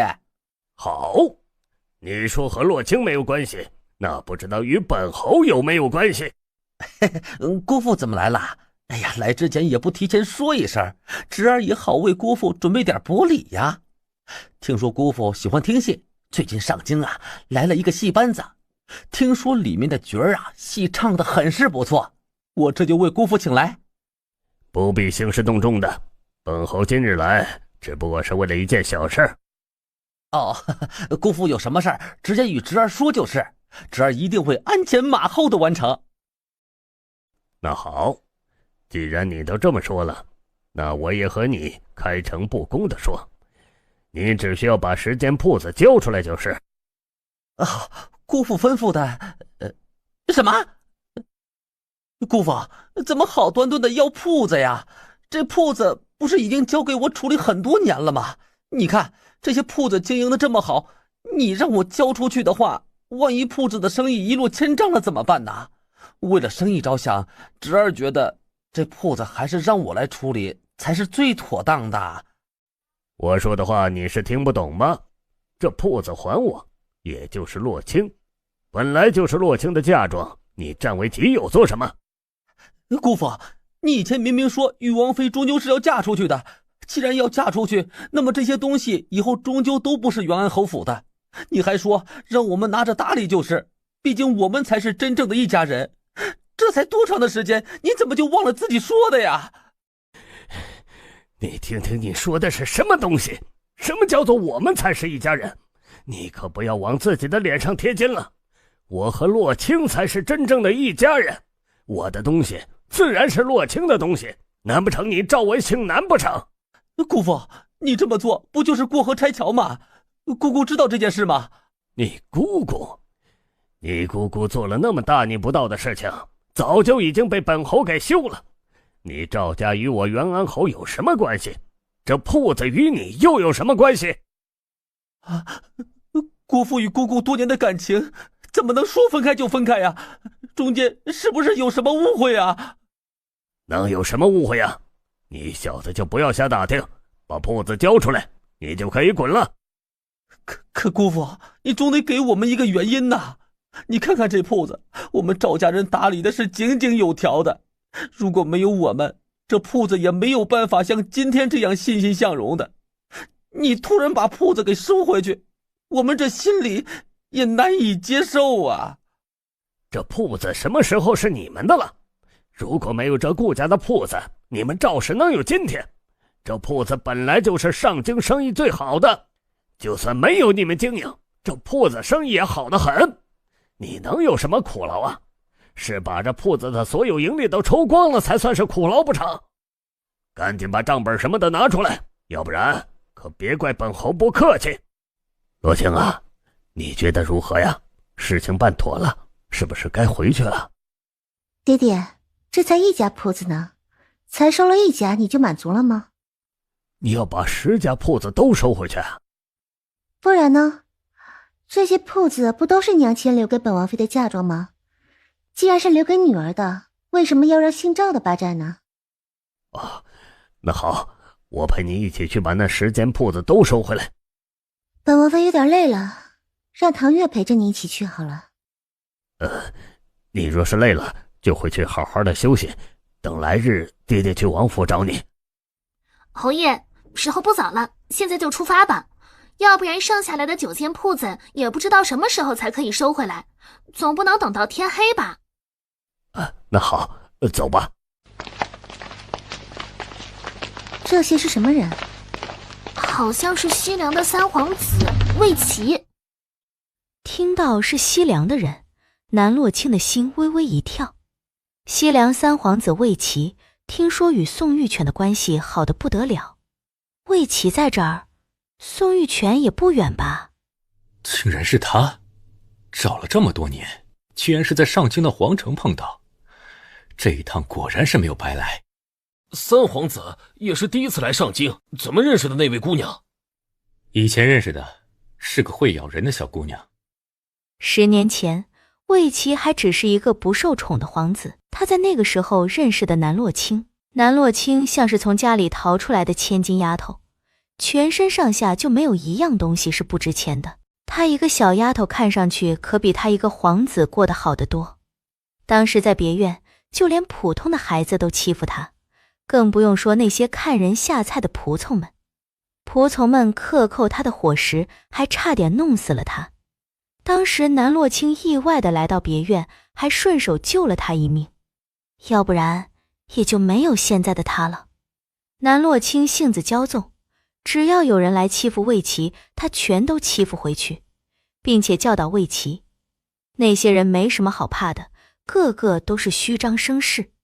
若是一直这么唯唯诺诺的，那才是一辈子都被人看不起和欺负。那些话对于魏齐来说就是救命的良方。他在幼年时的南洛卿那儿学到了，只有对别人狠，别人才会敬重你。这不，他一步步地走到今天这位置来。可站在高处时，他已经见不到曾经与他同行的少女。他突然的出现又突然的消失，就像是一场梦一样梦幻。没想到10年了，他又见到了她。只不过10年的时间，他都没有记住她的名字。你知道她是谁？她是大齐的玉王妃娘娘，上京可没有人不认识她的。我倒是没想到，她竟然就是大名鼎鼎的南洛卿。是啊，听说以前是个不学无术的草包，没想到嫁给玉王殿下以后，就像是变了个人似的。她在朝堂之上翻手为云，覆手为雨的，倒是令许多男子汗颜。就连玉王殿下的腿伤能治好，都与她脱不了干系。她其实一直很厉害的。他们所有人都认为玉王妃娘娘是运气好才成为玉王妃的，后来也不知道是怎么了，不仅会医术，还会经商，反正就是把手里的东西都弄得风生水起的。他的医术，就连药神谷的紫阳君都觉得好，属下还真不知道是好成什么样的程度，竟然连紫阳君都啧啧称奇。再说他经营的那几家铺子，就是正兴堂的季家，里面卖的东西五花八门，旁人是连见都没有见过的。他一直都很好，而不是就现在好。是秦玉修根本就配不上他。三皇子来了，快落座。这一路舟车劳顿，累了吧？其实什么时候入宫都可以，也不必如此着急。陛下说笑了，其实本皇子早就应该来的。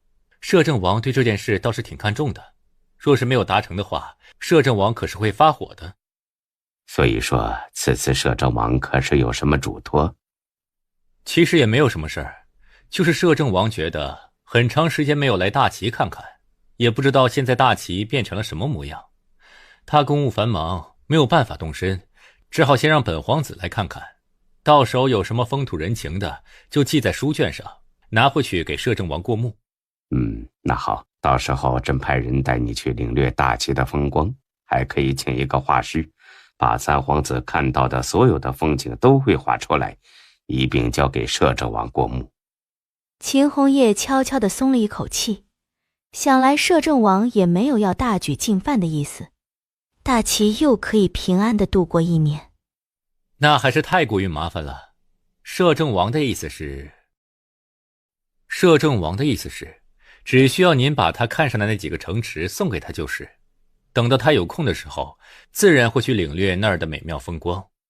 这摄政王这么做，恐怕是不妥。为什么？陛下难道不知道吗？在当初和平的文书上，陛下曾许诺每一年都给西凉上贡。一开始的时候还好，每一年都记得上贡，可这2年要么拖拖拉拉的，要么就索性忘了。摄政王很是生气，就想着陛下若是把这3座城池给我们西凉，那么摄政王的怒火也就降下去了。陛下觉得如何呀？说起这事儿，秦红叶还是有几分心虚的。曾经那条约是他在秦玉修昏迷的时间里签下的，等秦玉修醒来，一切都已经木已成舟。往年摄政王要的不过就是一些金银珠宝或者奇珍异宝的，怎么这一次就直接要城池了？可是合约上也没有说不能要城池，听陛下这意思，难道是要毁约？哼，陛下可知道，若是毁约的话，到时候摄政王会怎么做吗？摄政王会无情地让西凉铁骑踏破大齐的国土，等到那个时候，陛下这个皇位坐得也不安稳。你在威胁朕？你觉得你这么说可以活着离开皇宫？两国开战不斩来使，如此简单的道理，应该不需要本皇子来教陛下。陛下如此紧张做什么？摄政王这么说，也就是打个比方罢了，事情还没有到那一步，不是吗？陛下，您先坐下，如果觉得身子不适的话，那就先不说，等陛下什么时候身子舒服了，再和三皇子讨论这件事儿。陛下身子不太舒服？听说大齐的医术已经比药神谷都要厉害几分了，怎么简简单单的头疼都治不好啊？是不是有什么内情啊？哎，其实越像是陛下这样的身子，就越不应该把事情拖得太长。三皇子到底给不给是我们大齐的事儿，你就不要把手伸得太长。反正还有时间，在半月之内，朕会给你答案。那好，本皇子就在这儿休息半月的时间再回去。其实陛下，你要想明白，你现在的位置岌岌可危，不如好好的哄好摄政王，还能让你在这个位置上坐得更加久一点。你这话什么意思？是想让朕把大齐卖给你不成？陛下，你这样说话可就难听了。摄政王要的东西也很简单，不过是3座城池罢了，而且都是不起眼的3个地方，给了也就给了，倒是不要因为这么小的事情反而伤了双方的和气。这几天三皇子就住在别院里，可本皇子一个人住的实在是无聊得很啊。那么朕给你送几个国色天香的美人？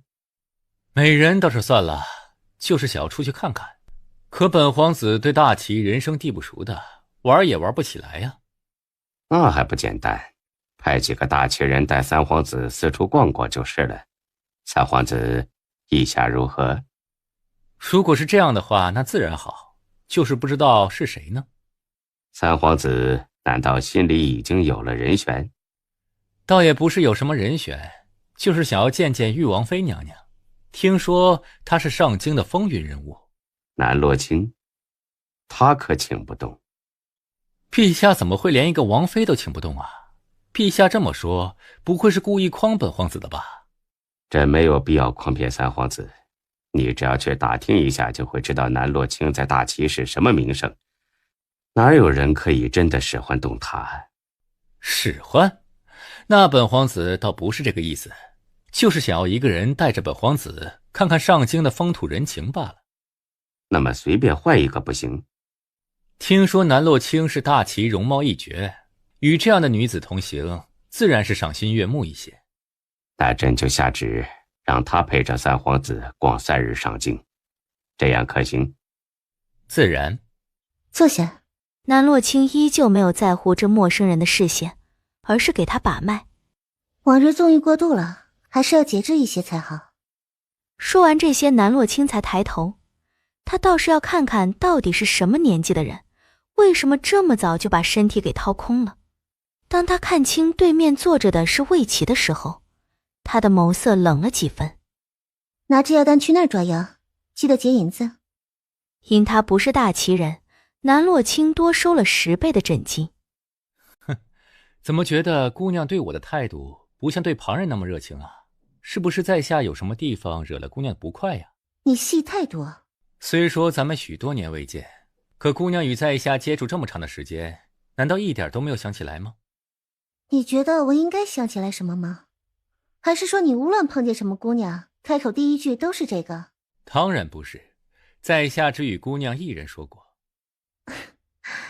那公子的肾虚是从何而来？不是和女人，难道是和男人？那也是逢场作戏罢了，在下对他们没有什么感情。啊？和我有什么关系？你是不是付不起银子，所以才会在这儿拉关系？我怎么可能付不起钱？你知道我是谁吗？以后我们还会见面的，你会改变你的态度。没有人能够让我改变态度，你也不行。三皇子，这玉王妃实在是太过于桀骜不驯，小标亮出身份，让她吃瘪。她向来都是这个性子，而且她这样也很好，我期待下一次与她的见面。你怎么来的？不能来吗？昨天侯爷说的可并不是这样的，说这里就是本王妃的家，我想回就回，怎么这样快就变了？哎呀，你这说的是哪里的话？青儿，是不是想爹了？你看看有什么喜欢吃的、喜欢喝的，和爹爹说说啊，爹给你弄一些来。侯爷这不是玩得很好吗？哎呀，青儿，你不懂，爹爹就是觉得这儿啊实在是安静的很，但这般的安静待久了实在是不舒服啊。这不嘛，找了几个姑娘来唱唱曲儿，排解一下寂寞。你说是吧？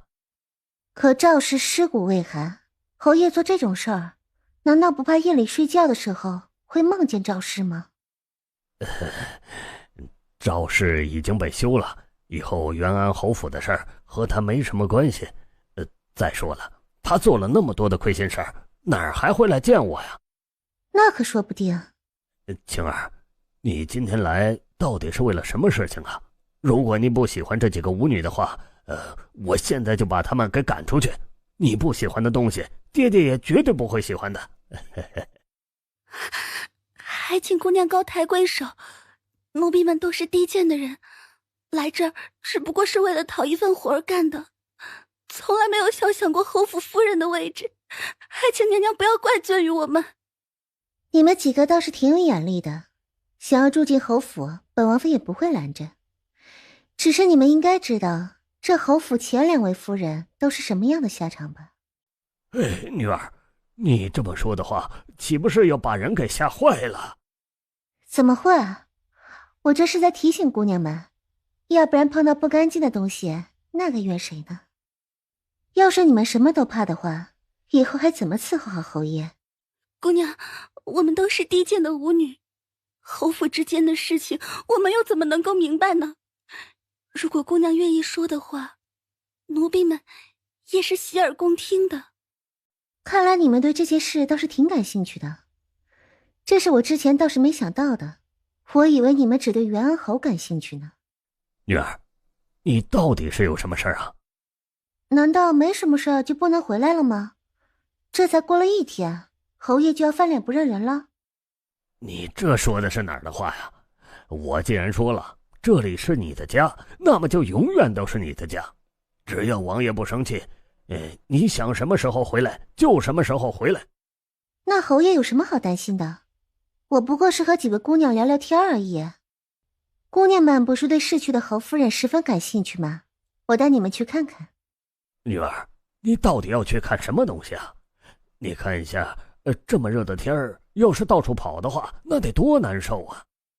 不会啊，你看这水井不是非常的冰凉吗？那是因为你们不知道，这赵姨娘啊，就是从这跳下去的。这事儿大概过了也没多久，昨天刚发生。你们来的时候没觉得凉飕飕的吗？怎么会？女儿，你这么说的话，岂不是要把人给吓坏了？怎么会？我这是在提醒姑娘们，要不然碰到不干净的东西，那个怨谁呢？要是你们什么都怕的话，以后还怎么伺候好侯爷？罗青啊，这个地方已经很长时间没有住人了，你这时候来这儿是为了什么呀？岂不是自找不快活呀？没有住人也可以看一看啊。这是你家，你想要去什么地方就可以去什么地方，但这个地方实在是没有什么意思啊！你来这儿是为了什么呀？在自己家里逛一逛，还需要什么理由？这站着倒是挺热的，姑娘，要么带我们进去看看如何？你们觉得这个柴房怎么样？姑娘，这院子里有那么多美的不像话的地方，为什么把我们带到这个柴房里来啊？柴房有什么好看的？是啊，柴房的确没什么好看的。那你们觉得这柴房住起来会怎么样呢？住起来？那肯定是没办法住人的呀。这么大这么漂亮的院子，那么多房间，哪儿不能住人？为什么要住在柴房里面？是啊，有那么多漂亮的房间，为什么一定要让人住在柴房里才可以呢？姑娘这么说是什么意思啊？我们几个愚笨，实在是一点都听不懂。你们若是真的喜欢当元安侯府的夫人，不能接受住柴房可不行。毕竟这个地方，以前的侯府夫人住过。罗青啊，你好好的说这件事做什么呀？这件事都已经过去那么久了，提起来没有什么意义啊。没有什么意义。看来侯爷过的都是好日子，应该无法想象住在柴房里是什么样的感受吧。本王妃今天就是要和他们好好的说一说。以前的事情总是这样，以后不会了。侯爷难道不觉得自己应该要和我娘亲道歉吗？道歉？不然呢？当初娘亲不是枉死吗？罗青，你怎么？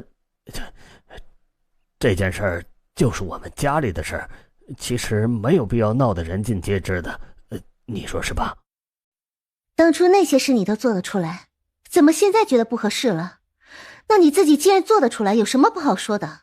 你们几个觉得呢？如果说当初的侯夫人是因为侯爷导致的，那么不论这件事过去多久，侯爷都得和侯府夫人道歉。是啊，毕竟是自己的夫人，侯爷要是不道歉的话，那么这件事根本就说不过去，不是吗？我们人微言轻，说出来的话侯爷未必会放在心上，但是侯爷可不能不讲道理，毕竟是以前的夫人，不是你说不认就可以的。你们几个人是什么身份啊？竟然敢对着本侯爷的事情指指点点！你们一个个的真以为自己厉害的很呢？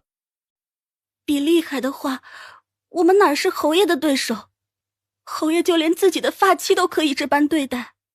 你们几个不要在这儿胡言乱语，赶紧滚出去！南洛清倒是大方，在他们离开的时候让唐月给他们送上不少的银两，不能让他们白跑一趟。下一回姑娘要是有时间的话，可以来我们的怡红楼逛逛。啊？怎么让娘娘去你们怡红院逛逛？你们怡红院不是都招待男客的吗？这就是姑娘不懂了，在我们花楼并不是只接待男客的，还是会接待女客的。只要姑娘愿意，什么时候来都行。我们一定用楼里最好的酒水来招待姑娘，而且我们请客。洛清啊，你这么做可不太行啊！你毕竟是堂堂的玉王妃娘娘，你可不能和这些下贱的人混在一起啊！下贱？他们怎么下贱了？他们可是青楼女，身子不干净。可是侯爷把他们请来玩的时候，怎么一点也没有考虑这一点呢？怎么？难道你不知道他们身子不干净吗？那不还不是因为一时昏了头，所以才会如此啊！要是有理智的时候，根本就不可能出现这种情况。侯爷还是少说两句吧，怕是你自己也不会信。他们身子虽然不干净，但是心比某些人干净。你不会觉得爹爹是那种人吧？爹爹可不是那种心思不干净的人啊。爹爹之所以会走到今天这一步，还不是因为被那个赵氏哄骗，就连你娘的事儿也是被哄骗以后的结果。要不然吧，本侯肯定不会做那种事儿的。好，既然侯爷都这样说了，那不如出去看看吧。你这是要去什么地方啊？侯爷去了不就知道了。这个爹爹身子不太舒服，不想去。这人是什么东西？你们几个都不要愣着了，赶紧把他拉到官府去啊！老爷，真的要送去官府吗？你难道不知道有一句话叫做“人吓人吓死人”吗？万一一不小心把本侯爷吓出个什么好胆来，那还了得！哎呀，难道你要等到所有的事情都发生以后才把他绳之以法吗？姑父，你怎么可以这么对我？难道你认不出来我了吗？我是赵文呐，我是你的侄子。我管你是什么赵文还是什么文，你这个东西来吓本侯爷，本侯爷就让你好看。侯爷，你怕不是忘了赵文？什么赵文？赵文就是那个赵氏的侄子，之前一直帮你管着铺子的那个赵文。你怎么变成这副样子？就是我和姑父道别之后，就碰见了很多恶人，他们不由分说的打了我一顿，还把我打成这副样子，还请姑父救命啊！好小子，原来你在这儿呢！都已经打成这样子了，你还有力气爬呢？看我们今天不把你给打死！行了，这大街上的你们就这么打，万一打出了人命该怎么办？你们别打了。侯爷是吧？听说侯爷是这小子的姑父，可这件事儿不是侯爷你想管就能管的。你们之间到底发生了什么事儿啊？你们要是不说清楚的话，本侯爷没办法决定要不要管呢。我妹子是个良家子，她在铺子里买胭脂，她上去就对着我家妹子动手动脚，然后还把我家妹子给拐回家里去。我们去救，发现她院子里住了20-30个她拐回来的姑娘。姑父，你怎么可以眼睁睁的看着这些人打我？你要是再不救我的话，我可是要被打死了。你现在难道还看不清楚局势吗？你的姑姑早已经被休了，你以为你还可以当侯爷的侄子吗？再说，你就算是侯爷的侄子，你能够做出如此丧尽天良的事情，就算是陛下来了，他也保不住你。姑父，我们好歹相识一场，你总不能眼睁睁的看着我被打死吧？侯爷，你到底想要说什么东西啊？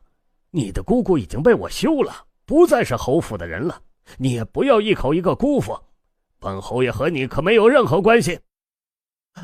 虽然你已经把姑姑给休了，但是这么多年我为你做了那么多事情，你总不能过河拆桥，见死不救吧？这么多年我就算是没有功劳，也是有苦劳的呀。你自己也不看看你自己做了什么事情，你如果没有对那些清白的女子做那么坏的事情，你会被人打吧？你现在反倒是把自己撇干净了，还妄想让本侯爷帮你擦屁股，本侯爷可不做这种伤天害理的事情。侯爷，你既然能够说出这种话来，那么我也就不讲那些仁义了。其实我的姑姑就是被你逼死的，别以为你现在已经把所有的事情都已经处理干净了，就觉得这件事情没有人会知道。大家可不要看他这一副道貌岸然的模样，其实他就是杀死他夫人的凶手。住口！你有什么证据就敢血口喷人呢？饭可以乱吃，但是话不可以乱说。侯爷，你那点小心思糊弄谁呢？你不就是为了讨好玉王妃才对我姑姑下手的吗？你放屁！你姑姑是自裁的，与本侯爷有什么干系？姑姑的确是自裁，可姑姑完全就是被你给逼迫的。如果不是你非要把她给休了，姑姑又怎么会控制不住的自裁？好歹姑姑是跟了你多年的发妻，可见你袁安侯就是一个无情无义之人。这赵文做了那么多伤天害理的事情，你们随便拿，只要给他留一条命下来就是。侯爷这是要去什么地方？罗青啊，你看看爹爹受了不小的惊吓，所以说有什么事儿就过几天再说吧。爹爹我现在必须得休息去才行啊。这么点小事侯爷就受惊了？怎么记得以前侯爷什么事儿都不怕呢？这是上了年纪了吗？还是说侯爷是不愿意看见我？罗青，你怎么能说这种话呀？我今天的确是身子不太舒服，你要么先回去。啊，原来侯爷是这样想的，那本王妃了解了，以后就不打扰侯爷了。以后就算是侯爷想让本王妃来，本王妃也不会来。罗青，我们都是一家人，这说的是什么话呀？你知道的，爹爹最宠的就是你了，只要是你想去的地方，爹爹都陪你去。侯爷可要说话算话，无论本王妃要去什么地方，爹爹都愿意陪着一起去。自然，洛青要去什么地方玩，爹爹现在就陪你去。洛青，你带本侯爷来这个地方做什么呀？这是怪瘆人的。瘆人？那你们当初合力把他害死的时候，你们那时候怎么不觉得瘆人呢？难道不是他觉得你们可怕吗？一个睡在他枕边的人，总是想着要他的命和他手里的嫁妆。洛青，你说这话可就不好听了。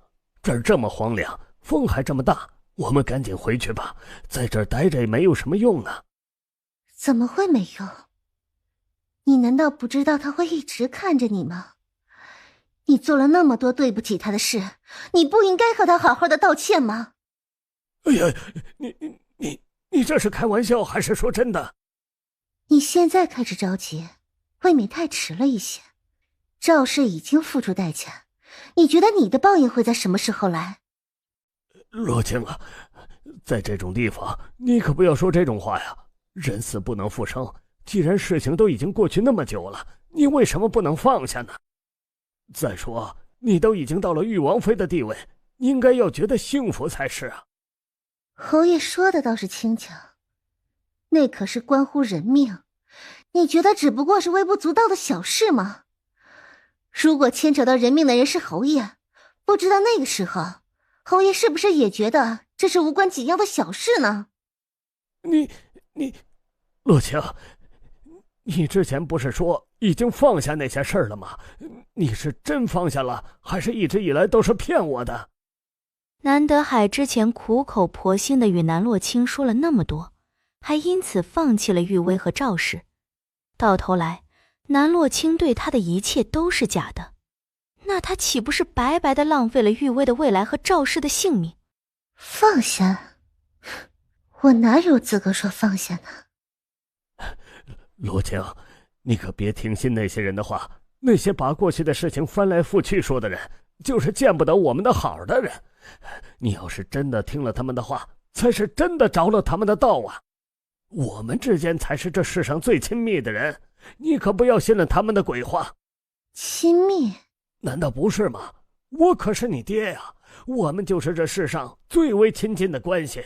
我们有这一层的关系的话，你可不能就这么不管爹爹呀！你是本王妃的爹爹？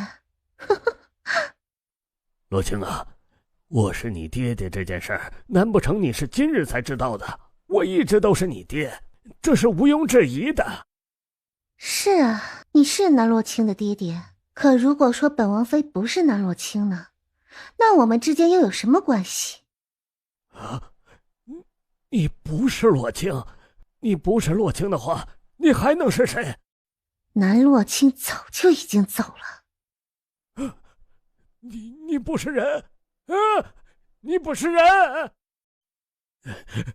你就放过我吧，就算你不是洛清，求求你放过我吧！以前是我年少无知，你就放过我吧！给他道歉，你对不起的是他一家人。南德海照做。顾玉瑶或许是这辈子最爱你的人，可你这辈子都没有机会得到他的爱。南德海，这一切都是你活该。玉瑶，我对不起你。从始至终只有你对我好，可我总是看不到你的好。你还是不要在夫人面前哭了，免得脏了她的轮回路。洛青，现在走行了吧？你把我送回去。走吧。洛青，你带我来这个地方做什么？送侯爷回家。洛青，不对，你是不是弄错了？我家可是在元安侯府，不是在这地方。你以为你有的选？能不下去吗？我想回侯府。滚下来！别在上面磨磨唧唧的，被人看着了不是更丢脸？玉王妃娘娘下什么命令，你们就乖乖照做就是。小表妹，你这东西是从什么地方来的？自然是想办法弄到的。这可是南德海贩卖私盐的证据，这个东西要是交到陛下面前，他恐怕是连命都没了。那是自然。你确定要把这东西交上去？赵氏和南雨薇都已经受到了惩罚，从今以后，南德海只会愈发的依赖你，他也是你的靠山之一，你就这么把他给交出去了，那对于你来说可是一个损失。大哥，你也说了，赵氏和南雨薇受到了应有的惩罚，那么作为这件事的主要人物，南德海又凭什么可以逍遥法外呢？他的下场至少要比赵氏还要惨烈，这样才算是给娘亲一个交代。说的也是，之前是我想的太过于简单了，那你是要怎么做？人就在外面，我直接把他送来了，也免得你去抓人。那行，我这就送他进去。不用，我们一起去，我想看着他自己走进地牢。那行。弟弟莫要紧张，就是进去看看赵文过得怎么样，你难道不想看吗？那好，我们去看看赵文，看完以后我们就回去，你觉得如何啊？行。大人，您怎么来了？见一个早上抓进来的人，叫做赵文。这里面关着的就是那个叫做赵文的，他的行为已经上报，他倒是被打得半死，只剩下了一口气了。不知道大人见他做什么？你们还没有打够，还得追到这个地方来打我啊！那也是你活该，谁让你跟本侯泼脏水啊？你这个忘恩负义的老东西！如果不是我姑姑，你能吃香的喝辣的？你现在觉得玉王妃娘娘好了，那你以前去什么地方了？你可不要让我碰到，要不然我要了你的命！你在这个地方关着，你怎么弄我？你有本事从这个地方出去再说。洛青啊，你看，人也已经看过了，我们走吧。把门打开。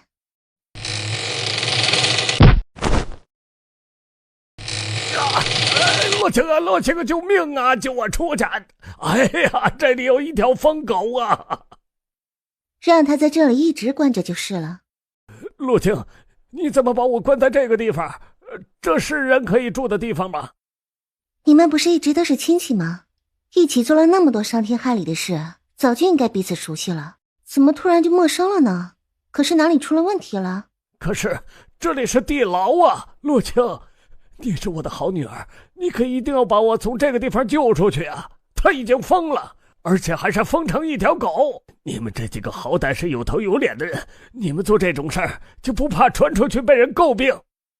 怎么，你自己做了什么事，你自己不知道吗？南洛清看了眼顾景天，顾景天拿出证据来，一字一句地念着：你们怎么会有这个东西？这种事你既然已经做得出来，又怕别人知道做什么？洛青，你看在我是你爹的份上，你放过我吧。不管怎么说，我也是你爹呀。你这么做，那不是让你自己不好过吗？你不是我的女儿，你把我的女儿弄到什么地方去了？你把我的女儿还给我！这好好的一个人，怎么就疯了？无论是谁，自己做的错事被人发现，心里受不住，自然就疯了，哪需要那么多理由？姑娘说的对，是这么个道理。这袁安侯贩卖私盐，那可是不得了的重罪，能不能有小命都难说呢。他受不了这压力，直接疯了，也是人之常情。我没疯，你们知不知道，你们身边站的这个南洛清不是什么人，他其实是一个妖怪。你们和他在一起，迟早会赔了性命。哪一个疯子会真的说自己是疯子？袁安侯，你自己不觉得你说的话十分的荒唐吗？可这南洛清真的不是我的女儿，他自己都说不是我的女儿，我真正的女儿肯定是被他给藏起来了。求求你们，你们帮我找找女儿好不好？她是我这世上唯一的亲人了。如果你们能找到她的话，我愿意支付给你们高额的报酬。你哪儿来的高额的报酬？你也不看看你现在是什么样子？你做出贩卖私盐这种大逆不道的事儿来，小命都难保了。还有，你想要娘娘当你女儿都没有门。我骗你们做什么？这些话也是他自己承认的。不信你就问他，问他到底是不是南洛清？是，本王妃不是你的女儿，怎么了？洛清，你能这么想，哥哥很自豪。南德海这样的人根本就不配当你的父亲，你有我们顾家就好了。哎，你们一个两个的到底有没有听我说呀？我的女儿被他给害死了，为什么你们不愿意相信我的话呀？他不是南洛清。哼，你还是先顾好你自己。娘娘根本就没有想过认你做爹，你就不要在自己的脸上贴金了。南洛清，你到底是个什么东西？你把我的女儿弄到什么地方去了？在地牢里，大哥也听了不少话，就是不知大哥听了那些话以后有没有什么感想？小表妹指的是哪一个方面？是你大义灭亲的那一部分吗？难得还说我不是他的女儿，如果我不是的话，那我就不是大哥的妹妹。这件事大哥没有什么想问的吗？难不成我不相信你的话，去相信一个外人的话？那南德海本来就不是一个好东西，他到底在说什么东西重要吗？我为什么要听？可如果我真的不是呢？这件事不重要吗？怎么会？我从来都只有你一个妹妹。如果说我不是你的……南洛清总觉得是因为自己说的不够完整，所以才让大哥误会了。那么他更应该仔细的说清楚才是。你不要多想，我说了你是我的妹妹，那么你永远都是我的妹妹。你不要因为旁人说了几句话，你就不是我的妹妹。其实你和以前的性子的确是差了很多，不过我更喜欢你现在的心思，因为现在的你啊，才是把顾家当作自己人。这一句话说得非常的晦涩，但是南洛清还是听懂了。顾家为了保护他，对他的方方面面都了如指掌，不管是性格脾气，还是吃饭穿衣的习惯，他们都非常的了解。从南洛清第一次出现的时候，他们就已经意识到南洛清好像不是一个人。可是他们对以前的妹妹没有什么感情，毕竟以前的那个妹妹的存在只会让他们觉得无比的头疼，即便是有血缘关系在身上，那也是他们非常不喜欢的。后来的这个妹妹不仅帮了顾家非常的多，而且是真心的把他们当作家人。既然是把他们当作家人，那么顾家人也同样会把她当作家人。眼前这个妹妹到底是不是以前的性格，或者是说眼前这个妹妹到底是不是以前的妹妹，对于他们来说都一点都不重要了。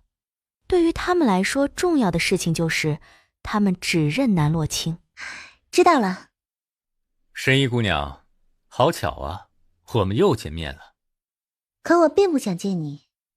神医姑娘一直以来都如此直接吗？那要分人，面对你嘛，自然是直接就可以了。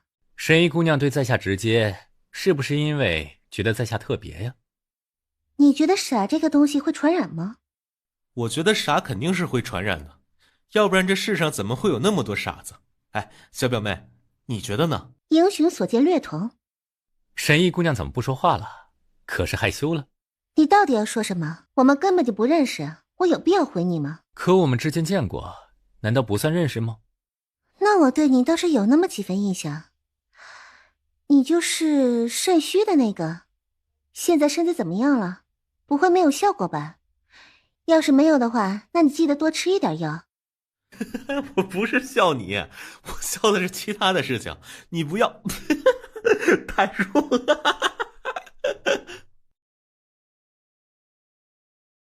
到底能不能重振雄风？你不试试看，又怎么会知道？南洛清倒是想反手在他的脸上甩一巴掌，可又觉得魏琪这人故意这么说，是不是就是为了激怒他？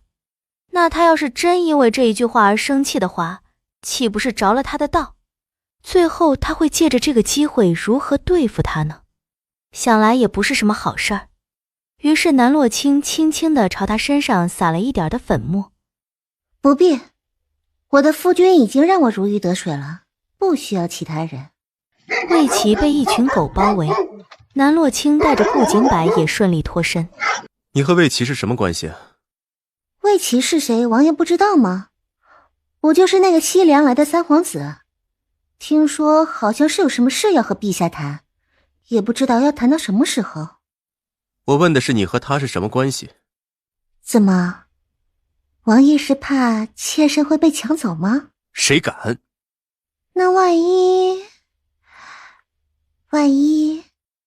没有什么万一，你必须是本王的。美人儿，我回来了。公公，这个女人疯了，她看见谁就捅谁，我们根本就控制不了她。你看地上这些人全都是被她捅的，怎么办啊，公公？哭！你们一个个就懂得哭。她就算是再厉害，那也只是一个女人而已呀。难道你们连一个女人都对付不了的不成？你别仗着我宠你，你就可以为所欲为了。你以为你还是以前那个高高在上的千金大小姐吗？你爹已经把你送给我了，在我这里你什么都不是。你要是再狂的话，我就把你的皮给剥喽。你到底喜欢我什么东西？我喜欢你什么东西？难道你自己不知道吗？我就是喜欢你这张脸，整个天底下长得比你好看的女子没有多少个。巧的是，你的良心只是一个姨娘。你和南洛清可是完全不一样的，他的背后是顾家，我可不能随随便便的得罪顾家。但是想要动你，轻而易举。又是南洛清。为什么所有人都拿我跟他比？他从小到大什么都比不过我，而且他一直都是一个草包。为什么你们一个两个都那么害怕他？你不是说你喜欢我的脸吗？难道你不觉得他的脸比我的脸更好看吗？你既然这么喜欢这个东西，为什么不去找他，反而反复的折磨我？我看你是真的疯了，她是玉王妃，可不是我一个太监就能够随便动得了的。就因为我的地位没有他高，所以你们就可以随随便便的折磨我？那我又做错了什么？我做事什么时候需要和你解释啊？你不是喜欢我这张脸吗？我现在就当着你的面把你喜欢的东西给毁了。朱公公，这位姑娘也是伤得挺重的，要不要帮她处理一下伤口？你恐怕还不知道，咱家这手上的伤就是他整出来的吧？你还说给他医治，咱家没有要他的命都算是好的了。啊，那这生肌养颜的药膏朱公公可拿好了，伤口有点深，大概坚持用1个月的时间才会好转。咱家还想和太医要一个药方。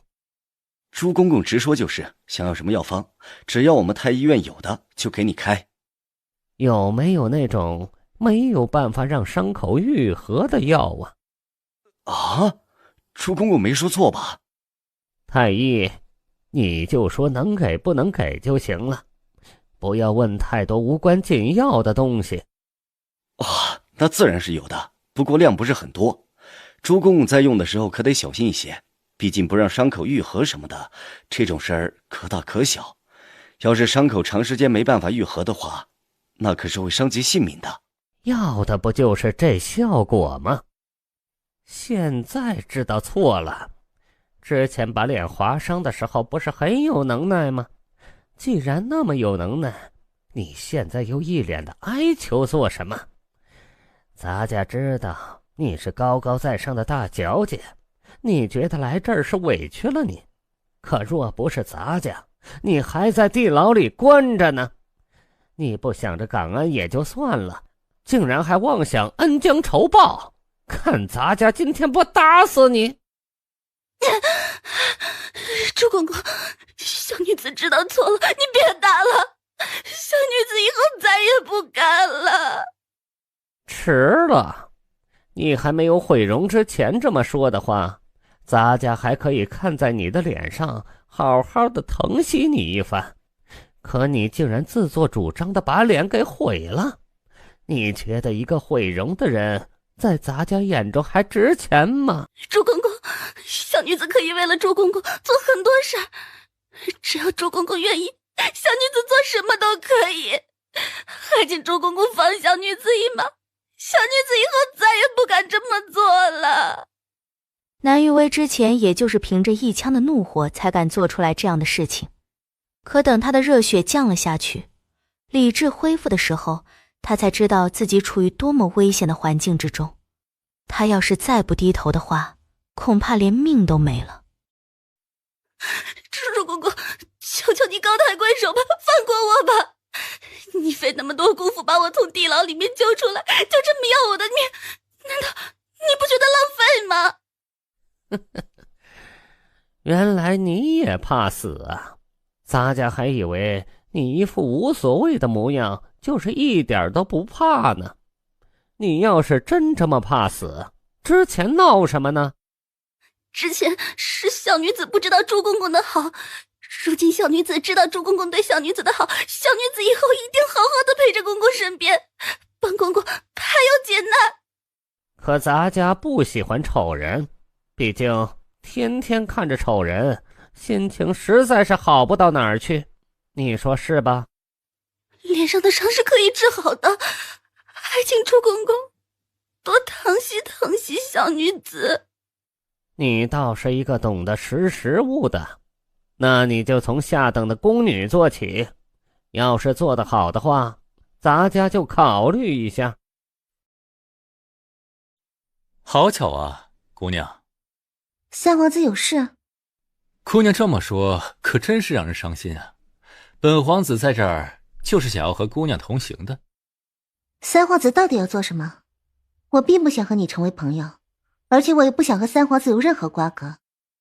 南洛清不知道自己到底是什么特点吸引了他，他改还不行吗？可是普通人都入不了本皇子的眼，本皇子从始至终只想跟你一个人相处。娘娘都已经说了，不想跟你同行，你就不要再多费口舌了。你要是不让开的话，那么我们就只能换一条路了。姑娘应该是要去太师府吧？和你有什么关系？姑娘好像对我天生的就带着一点敌意，是我什么地方做的不好，才让姑娘对我有这么深的误会吗？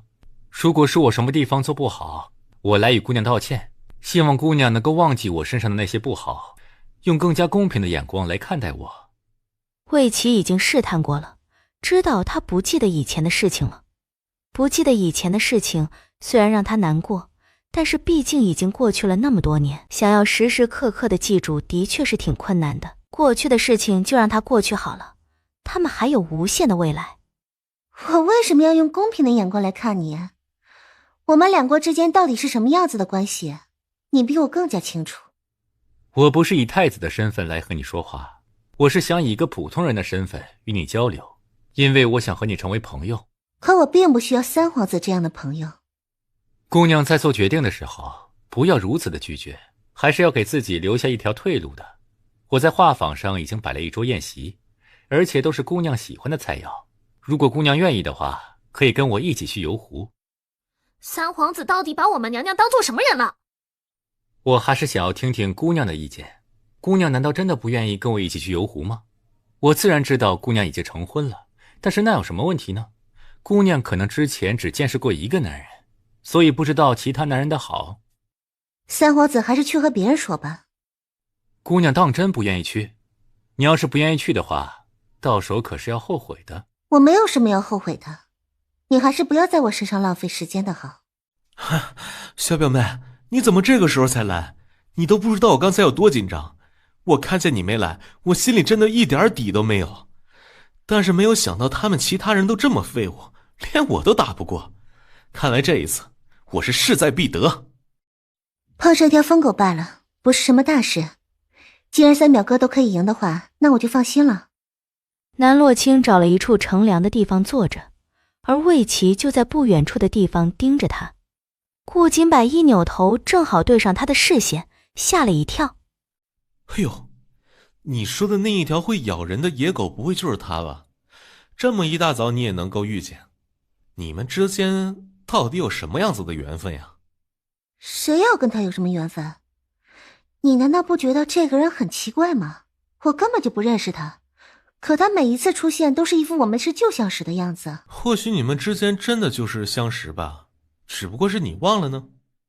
那就是你想太多了，我绝对没有见过他。娘娘，难道你不觉得奇怪吗？他为什么非要跟到太师府来呢？或许是凑热闹吧。不得不说，顾三公子还真是厉害。听说以前他是一个一无是处的草包，没想到短短的一段时间，不仅能够得到陛下的赏识，还能够如此的有才能。那些其他公子根本就不是他的对手。奴婢认为，像姑娘这样的花容月貌，就一定要和顾公子这样的人在一起。什么时候你竟然说话如此？姑娘马上就要出嫁了，怎么还是动不动就脸红了呀？如果还是这样的话，以后可怎么伺候夫君啊？那也是以后的事情了。既然是以后的事情，那就以后再说吧。公公怎么来了呀？也是来喝我家女儿的喜酒的。恭喜太师，贺喜太师。是什么样子的喜事儿啊？哎呦，自然是天大的喜事儿啊！你家女儿被西凉的三皇子看上了，三皇子愿意娶你家女儿去当侧妃。你也知道，像三皇子那样的人物配公主倒是绰绰有余的。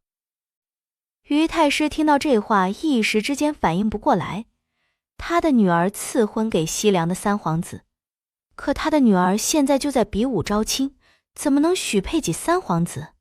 圣旨是真的还是假的呀？怎么这么突然？我们之前都没有听到这个消息啊。那公公都来了，肯定是真的，不是什么假的。你什么时候看到陛下的圣旨会造假的？你这么说也是有道理的。不过，如果一开始于太师的女儿就要嫁到西凉去，那为什么还喊我们来比这么一场？说不是愚弄我们呢？这我们就不知道了。不过，就算没有这个三皇子横刀夺爱的话，那于月言和我们也没有什么关系。你倒没有看到那个顾锦柏，简直是不要命的比。听说他和于月言关系一直很好，可能就是走一个过程，他们两个不需要多长时间就会成婚。那这三皇子是怎么一回事？难道是说三皇子是爱慕于月言这个病美人？哎呀，那是你不知道这三皇子到底是什么样的人。他最近才来的大齐，总共还没几天呢，怎么可能会认识于月言呢？不过这于月言运气还真是好啊，竟然可以嫁到西凉去。谁不知道西凉比我们大齐厉害得多呀？听听你这话说的，这不就是长他人志气灭自己威风吗？我们大齐哪儿比不上西凉了？你怎么能说这种话？朱公公，你也知道我的女儿身子不好，不方便去西凉，你看看是不是有什么误会啊？太师这么说，是怀疑陛下，是觉得陛下这么做是错的。我不是这个意思，陛下怎么可能是错的？实在是我就这么一个女儿，朱公公你也是知道的。但是她身子不好，所以她不能去西凉。这也不是什么能不能去西凉的问题，而是说西凉的三皇子到底是怎么看的问题。今天陛下还在御花园赏花呢，西凉三皇子说来消息说可以减免一座城池，不过是需要你的女儿嫁给他当侧妃。这对于大齐来说，那可是天大的好事儿，陛下肯定同意了。再说了，这也不是什么极其困难的事情，这可是一件好事儿啊！不就是把你的女儿嫁给西凉三皇子吗？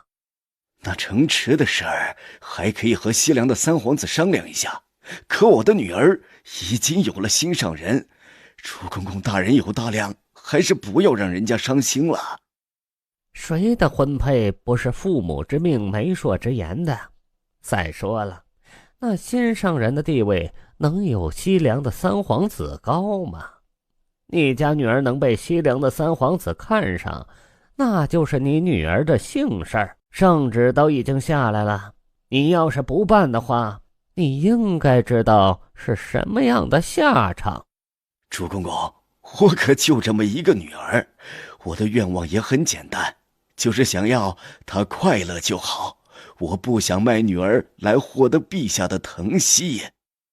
你怎么就如此的执迷不悟呢？陛下的圣旨你也不愿意要，这可是杀头的重罪。那秦红叶竟然想要把月言许配给魏齐，那不就是故意把月言往火坑里推吗？顾锦柏气得恨不得直接把朱公公给杀了，然后带着月言私奔。南洛清也没有料到魏齐做事如此刁钻狠辣，竟然以拿捏顾锦柏来拿捏他。可这件事和你没有关系啊。那月言是我的心上人，更是我喜欢的姑娘，这件事怎么可能与我无关？这件事反而和你们没有关系，我可能会做出一些大逆不道的事情来，我不想把你扯进来。娘娘，这西凉的三皇子是不是故意的？他是不是故意这么对顾三公子？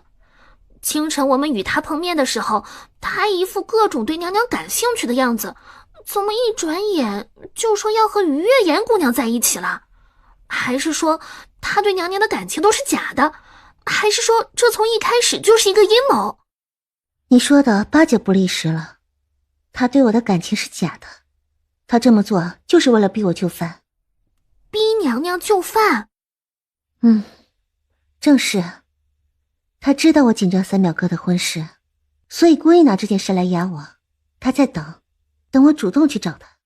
那魏琪对你有兴趣，但你是我妹妹，你不想做的事情，我会永永远远地保护你，不会让你受到旁人的一丝半点伤害。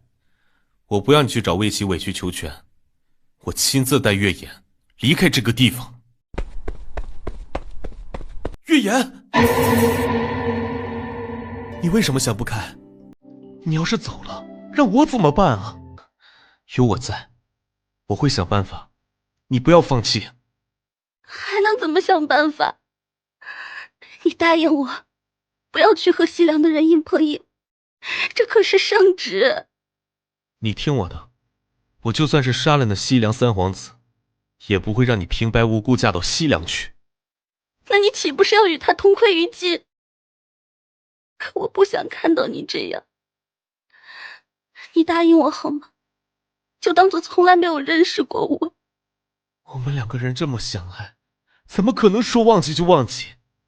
你也看到了，我为了这一次比试做了多少准备，又突然出现了一个什么圣旨。你还是忘记我吧，就当做什么事情都没有发生过。那你呢？你想要怎么办？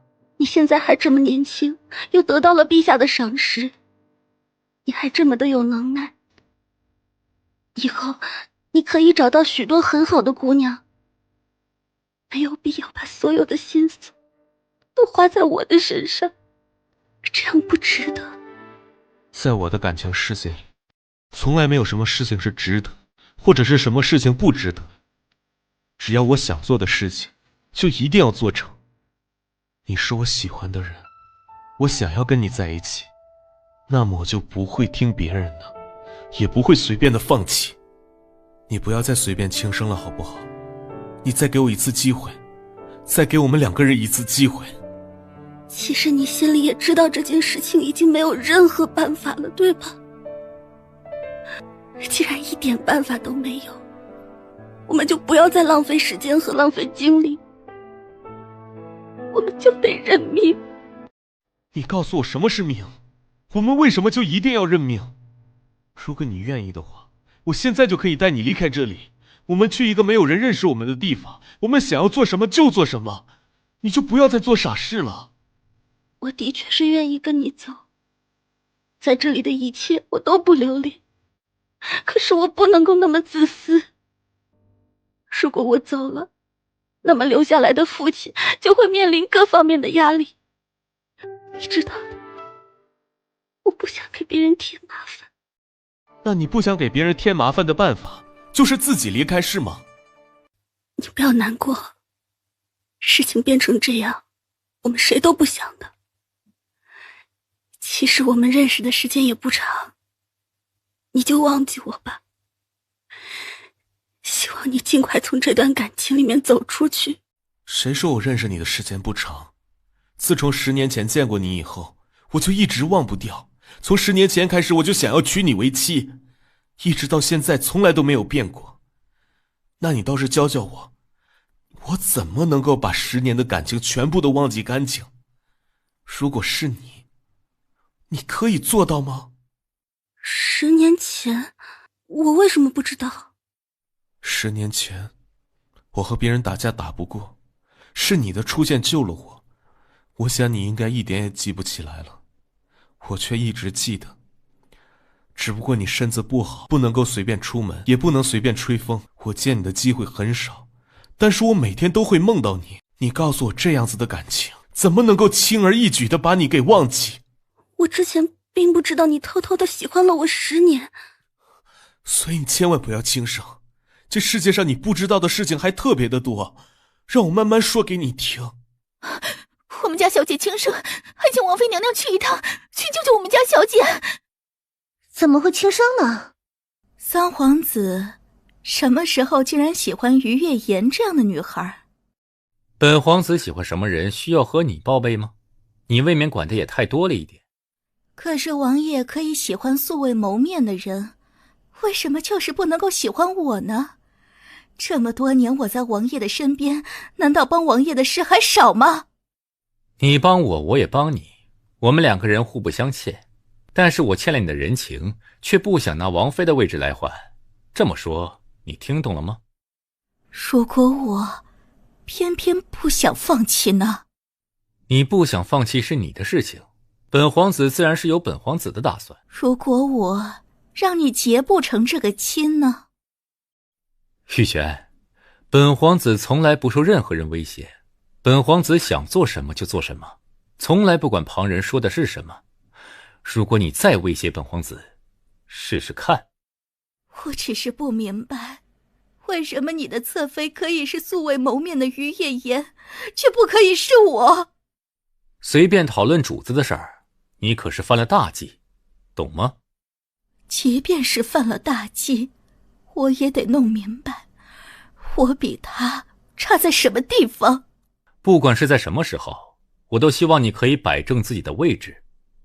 你既然是本皇子安插在秦玉修身边的棋子，你就好好的当一颗棋子，不要肖想那些从来都不属于你的东西。我的婚事你也听说了，也不知道陛下是怎么想的，反正就是让我嫁给西凉的三皇子。这一门亲事我不会同意的，但是又不想拖累旁人。如果我就这么离去，陛下那边也不会怪罪在爹爹身上。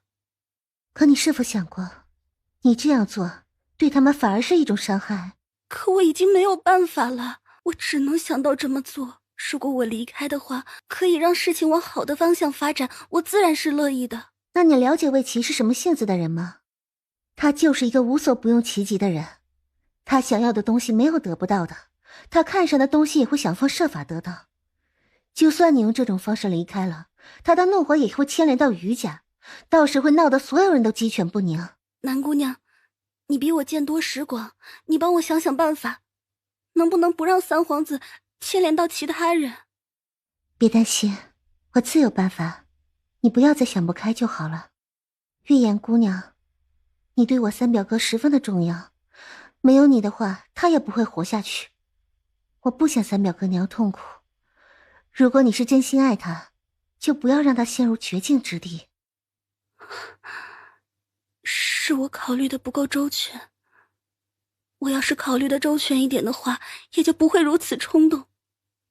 下一次我绝对不会这么做了，你放心好了。我想到一个办法，如果能成的话，那么就可以解决现在的所有问题；如果不能的话，那就……什么办法？就是我想办法把魏琪给杀了。如果说西凉的三皇子都死了，那岂不是这婚事就不用履行了？你确定是你去杀他，而不是让他杀你呀？我还是不是你三哥了？你怎么可以和我说这么绝情的话呢？不就是一个魏琪吗？等我把他杀了，那么也就没有人会阻碍我和月颜了。那你知道，如果魏琪真的在大齐出了事，大齐会承担什么样的风险吗？可是我已经管不了那么多了。你这么做的话，才是真正让大齐陷入危险之中，到时候会让西凉的摄政王怀疑我们大齐有反抗之心，那么铁骑就会踏入我们的上京来。等到那个时候，你知道会有多少人生灵涂炭吗？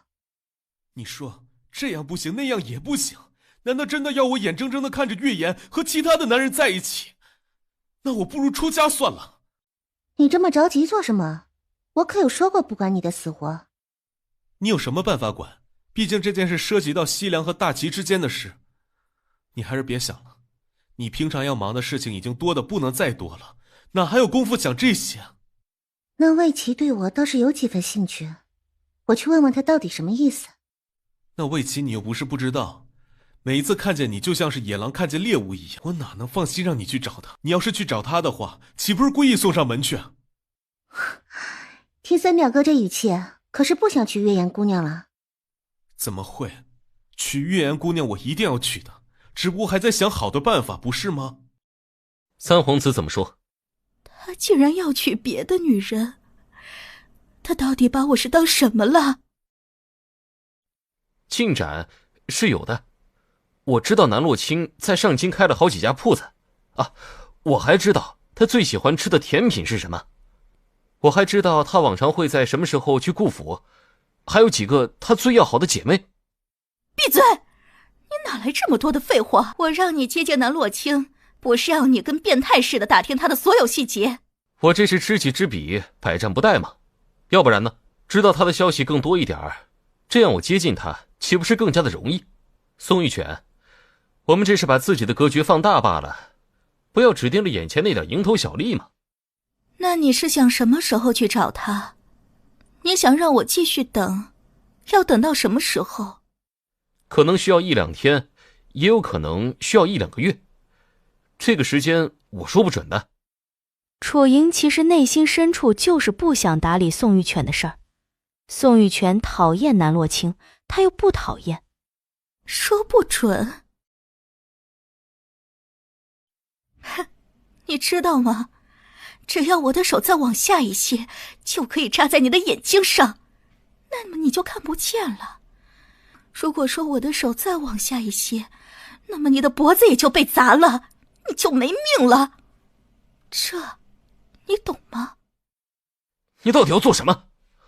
我是你的合作伙伴，你要是真的要了我的命，这对于你来说不是什么好事儿。楚莹现在倒是挺害怕宋玉泉这个女人，看着柔柔弱弱疯起来的时候，可是什么人都抵挡不住。她现在还有求于三皇子，还不能和宋玉泉撕破脸。哼，你也知道我们之间是合作的关系，但是你有那么一丁点合作的意思吗？你不把南洛清给处理了，我如何完成我的任务？我倒是想，可是这世上很多事情不是靠我想就有用的，你得给我时间。给你这么多天，你还是没有进展，我再给你多少天都没有用。很快，楚莹就会意识到事情并没有她想的那么简单，因为当宋玉泉在她的面前催动咒语的时候，她感觉自己的身上就像是有无数的蚂蚁在爬一眼，然后她几乎是控制不住自己的身体，开始在地上打滚，身上不停地抽搐着。你在对着我做什么？你快停下来！你是不是要我的命？我如果死了，你也别想好过。这是你不听命令的代价。你到底对我做了什么？这是你不听命令的惩罚。还有，我现在要求你必须尽快去接近南洛清，把他从秦玉修身边弄走。你要是做不到的话，你就得天天承受这种痛苦。既然你这样闲，不如去帮我看一看玉玺到什么地方了。可是奴婢想守在娘娘的身边。你是担心三皇子在众目睽睽之下会对我做什么？你觉得三皇子是一个傻子吗？而且这是上京城，是我们大齐的地盘，不是他西凉的地方。他一个西凉的皇子在我们的地盘上，难道不应该更加恐惧我们吗？那奴婢知道了，奴婢现在就去看看玉玺是否已经送到。这玉玺关乎大齐的命运，你可千万不要马虎。这件事比任何事情都重要。奴婢明白，这东西关乎大齐。不过娘娘，你把这么重要的事情交给奴婢来做，是不是太看得起奴婢了？唐月，你一直都很好，不是我看得起你，而是你值得。你来了。三皇子这样想见我，到底是为了说什么？也不是要说什么，就是想要见见你。那三皇子可是真的想要娶月颜姑娘？你觉得呢？我又不是三皇子肚子里的蛔虫，怎么会知道三皇子是怎样想的？其实我根本就不是为了娶她，我是为了见你。每一次见你，你都百般拒绝，我没有办法，我只能用这种办法来见你一面。那你知不知道你这样做很恶劣？哼，恶劣？月颜姑娘已经有心上人了，你这是棒打鸳鸯。我知道她喜欢的人不就是你那三哥吗？我还听说你一直都很紧张你那几个哥哥的事儿，我这才选了一个不错的办法出来。如果可以通过于月言和顾锦柏的关系见到你的话，那么一切都值了。你说呢？你是不是疯子？我不是疯子，不过你在面对我的时候，难道真的一点都想不起来那些过往的事了吗？过往？我和你之间哪有什么过往？你是全部都记不起来了吗？一点都记不起来了吗？你仔细的看看我这张脸，难道什么事情都想不起来？我根本就没有见过你，我和你之间哪有什么过往？你想要我想起来什么？不是的，我们之间不是没有过往，而是你把自己全部的过往都忘记。是不是那秦玉修让你忘记的？秦玉修让我忘记什么？和他有什么关系？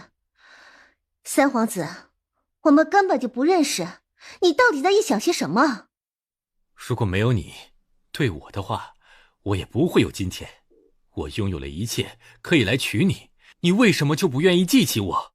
不是不愿意，是我根本就不知道。那我一定要你这么做呢？魏琪受不了了，他受不了自己被南洛清从记忆里面抹去，也没有办法坦然接受他现在属于别人。明明曾经两人那么好，也都约定好了，等他爬到那么至高无上的位置，就来找他。可是这个誓言他记了一辈子，为什么南洛清可以说忘就忘，还嫁给了别人？魏琪低头想要稳住他，这个时候一支箭射了过来，击中了他的手臂。南洛清扭头一看，发现秦玉修用轻功飞到了他的身边，还把他给带到了岸上。妻儿，我愿意带你离开，你愿不愿意跟我走？我带你离开这个地方。秦玉修，你不过是偷走青儿的几年罢了，你以为以前是你的，现在就一定是你的？你做梦！青儿，我是势在必得。哼，杀！三皇子，谁让你出来的？你疯了！你知不知道这样出来会死？奴家不过是想要享受在主子怀里的感受罢了。你难道不知道你自己的任务吗？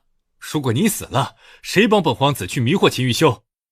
主子，那个男人的心早就不在我这儿了，我现在才明白，原来爱一个人是如此困难。当初我错过了他，他就再也不会属于我了。那是因为你没有努力罢了，要么就是你不够努力，你得到他的心，这样一来，青儿就会回到我的身边。主子，你千辛万苦的让我去拿捏秦玉修，不过是为了得到南洛清。你不是说这么做是为了我们新娘的基业吗？不过具体是为了谁重要吗？你只需要记得，我救了你的命，你就是我的人，我说什么你都要听。主子，你能不能告诉我，你对我是否有那么一点的真心？都已经这个时候了，你觉得问这些事情有什么意义？你觉得你问的再多又有什么用呢？这个答案对我很重要，为什么南洛清可以，而我却不行？我和青儿很小的时候就认识，如果没有她，也就没有现在的我。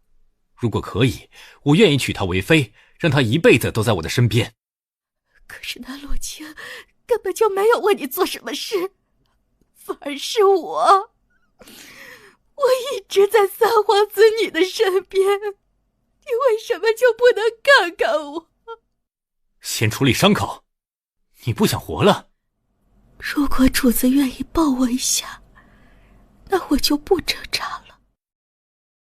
不要忘了，是我救的你，如果没有我的话，你现在在哪儿都不知道。所以，主子，这样我们就可以一起走那黄泉路了。有我陪着主子，主子也就不会孤单了，不是吗？你这个疯子，你知不知道你自己在做什么？你杀我，你自己也不想活了。主子，你就认命吧。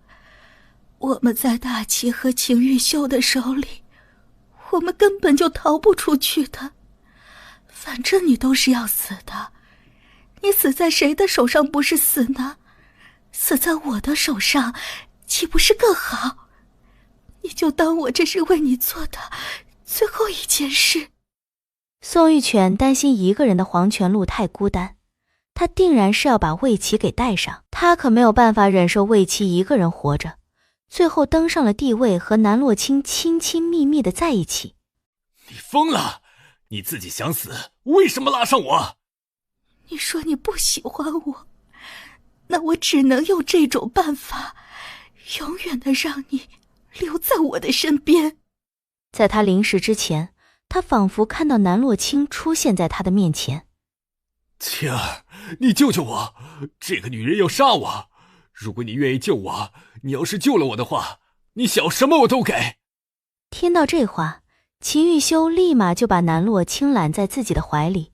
妾身只喜欢王爷一人，王爷可不要再乱吃醋了。你要是敢喜欢别人，本王不会让你在床上下来的。青儿，你为什么这样对我？明明我和你先认识的，你为什么心里眼里只有秦玉修？为什么？我根本就不认识你。南洛清是一点都没有想起来他们之间的过往，而秦玉修看他的目光又像是要吃人。王爷莫要生气，这件事我和他好好的说一说。秦玉修还是不舍得放手，好像是在害怕这么一放手以后，他就属于其他男人了。王爷在担心什么？担心我会跟着他走吗？那你独自来花坊见他是要做什么？他说要娶玉颜姑娘，你也知道玉颜姑娘是三表哥喜欢的人，这就是要了三表哥的命了。你难道不知道这是他要借你的一点小把戏？我就是想着试一试，王爷可别生气了。那行，速去速回。你看清楚了，我不是你认识的那个人。青儿，你是不是故意说这种话来气我？我记得你当时在那别院，你还对我说什么都不重要，你懂吗？因为你认识的那个人不是我，你认错了。不可能，是你忘记我了罢了。你明明当初说过不会忘记我的。我之所以从那别院努力的回到西凉，就是因为你与我说的话，我都还记得。你怎么可以全部都忘得干干净净？因为那个人不是我，真正的南洛清已经死了。魏琪，你来晚了一步，他已经被人害死了。怎么会？那你是谁？我是南洛清，不过不是以前的那个南洛清。你若是要问南洛清是怎么死的，那我可以告诉你，他是被你害死的。不是你设计让宋玉犬假死，好好的成为王爷的白月光吗？可你是否想过，你这样做，谁来背锅？你不是南洛清，真正的南洛清已经被宋玉泉害死了。南洛清就是被你给害死的，所以你没有必要在我面前装得如此深情。不可能，不可能！你就是故意要甩开我，才会这么说的，是不是？像你这样的人，的确不配得到什么真情，因为在你的眼里，所有事都是筹码和工具而已。你看看，你利用所有的人，最后反而伤害了你最爱的人。那对我呢？不也是一个惩罚？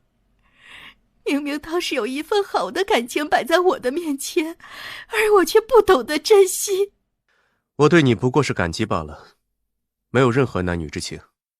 秦玉修，你害死了我的青儿，那你知不知道，当初在战场上救你的并不是宋玉泉，而是青儿呢？这件事是南洛清没有料到的，因为过去的记忆对于他来说是模糊的，只能隐隐记住几件重要的事情，而原主救了秦玉修这件事情是他根本就记不住的。难怪他当初在幻境之中会看到那一幕，就是原主救了一个人。不过那一幕太过于模糊，他才没有把这件事往战场之上救了秦玉修的事情上牵扯。秦玉修，其实你才是这天底下最大的蠢货。你在战场上受伤，并没有伤了你的腿，其实你把伤治好以后就可以行动如常了，可偏偏你被宋玉泉下了毒，你的腿一直动不了，多可笑啊！给你下毒的人你死死的护着，真正救了你的命的人，有恩于你的人，你却要了他的命。玉王殿下，我对你是真心的，不过是受了利用罢了。你能不能好好的怜惜我一番？王爷，你对我一点感情都没有吗？我们朝夕相处3年的时间，难道不比那救命之恩更强吗？你自己的所作所为，就是一个小偷，还冠冕堂皇的很。你自己不觉得你可笑至极吗？你为本王做了什么？你不是一直都是魏齐的细作，埋伏在本王的身边吗？并没有想伤害王爷，那些事儿都是三皇子让我做的。你也知道我一个孤女有多么的可怜，我如果不做的话，那我哪还有什么活路？从始至终，本王想要感激的不过是救了本王一命的人罢了。如果不是你，本王为何要对你一个细作心软？宋玉泉已经来不及发出声音，而魏齐自然也好不到哪儿去。他带着最后的悔恨闭上了眼。他们都知道，魏齐的死亡肯定会在大齐境内引起轩然大波，他们得想办法稳住这局面。是不是妾身去见了魏齐，给王爷惹了大麻烦？并不是，与你无关。你不要多想，这一天迟早要来的。再说，魏齐竟然敢觊觎你，那就是与本王作对。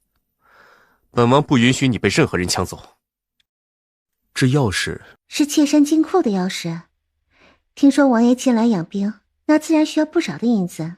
这银子你需要？本王是男子，男子哪能用女子的银子？可妾身不仅是女子，更是王爷的夫人。王爷现在碰见困难，可作为王爷的夫人，自然是能帮就帮的。若是不帮的话，那岂不是说明在妾身的眼里根本就没有王爷？王爷怕是忘了，妾身做生意赚银子，本就是为了以备不时之需。如今王爷需要，妾身赚这些银子才是有意义呀，也没有辜负妾身长时间的经营。不过就是个刺杀的刺客，有什么好看的？看身影倒像是一个熟人，妾身去看看到底什么情况。南洛清下了马车，就看见楚莹痛苦地躺在地上，他的眼里充满了恨意，是视死如归。宋玉泉死了。他体内有宋玉犬下给他的蛊毒，当宋玉犬出事的时候，他其实是有相应的感应，他已经感受到自己应该是命不久矣了。再加上魏齐也出事，那么他的祖母也就没有药可以治疗，这对于他来说无疑是一个巨大的打击。你不想活了？我是要杀你。可你自己也知道，以你三脚猫的功夫，别说是突破誉王府的防线，你连本王妃都打不过。誉王妃娘娘也不是一个喜欢啰嗦的人，既然我刺杀失败，我就认输。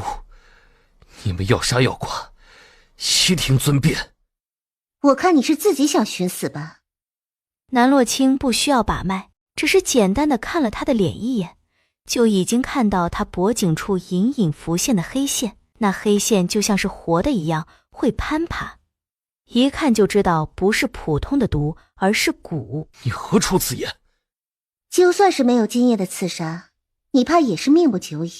那蛊会侵蚀你的五脏六腑，要了你的命。这种事儿可藏不住，你自己应该也了解。无论情况是怎么样，事已至此，我只会认。看着倒不像是你的性格，难道被人下了蛊毒就一定死吗？你自己就没有一点求生的本能？我就算是有求生的本能，又有什么用？宋玉泉已经死了。原来是宋玉犬给你下的蛊啊！让我猜一猜，他这么做是为了什么？是不是为了控制你，让你乖乖的听话，为他所用？是又怎么样？你到底杀不杀我？娘娘别生气，属下把他带走去解决，这样就不会脏了娘娘的眼睛。慢着，娘娘已经看过太多的血腥，还是不要再看了。这种事情交给属下来做。我看你是误会了，本王妃不是这个意思，我并不想要他的性命。娘娘，你可得三思而后行，这个人可能也是细作。没事的，我只是觉得他不应该是那样的人。你为什么不杀我？你不如就直接杀了我，那么一切的一了百了了。本王妃留着你还有用。再说你身上的蛊毒也不是十分的难解，我可以帮你。当真？自然是真的，本王妃何必在这种事情上诓你？我倒是觉得你也不是什么穷凶极恶之人，在面对博弈的时候是你帮他逃的吧？而且我见你也不想真的当魏齐的走狗，你是有苦衷的，何不说来听听？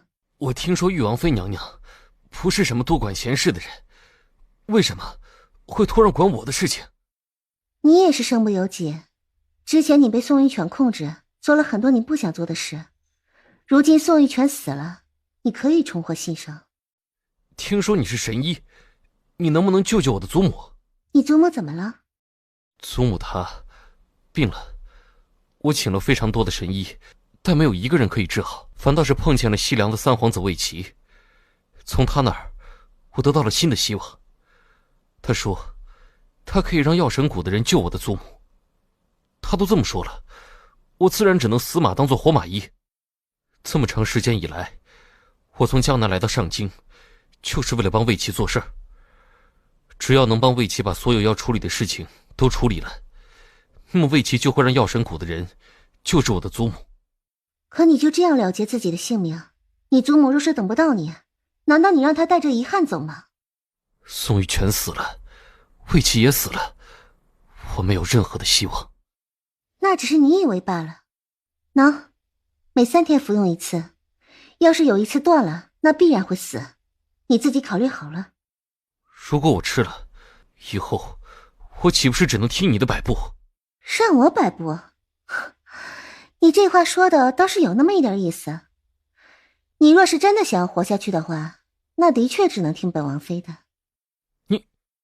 你以为你还有选择的余地吗？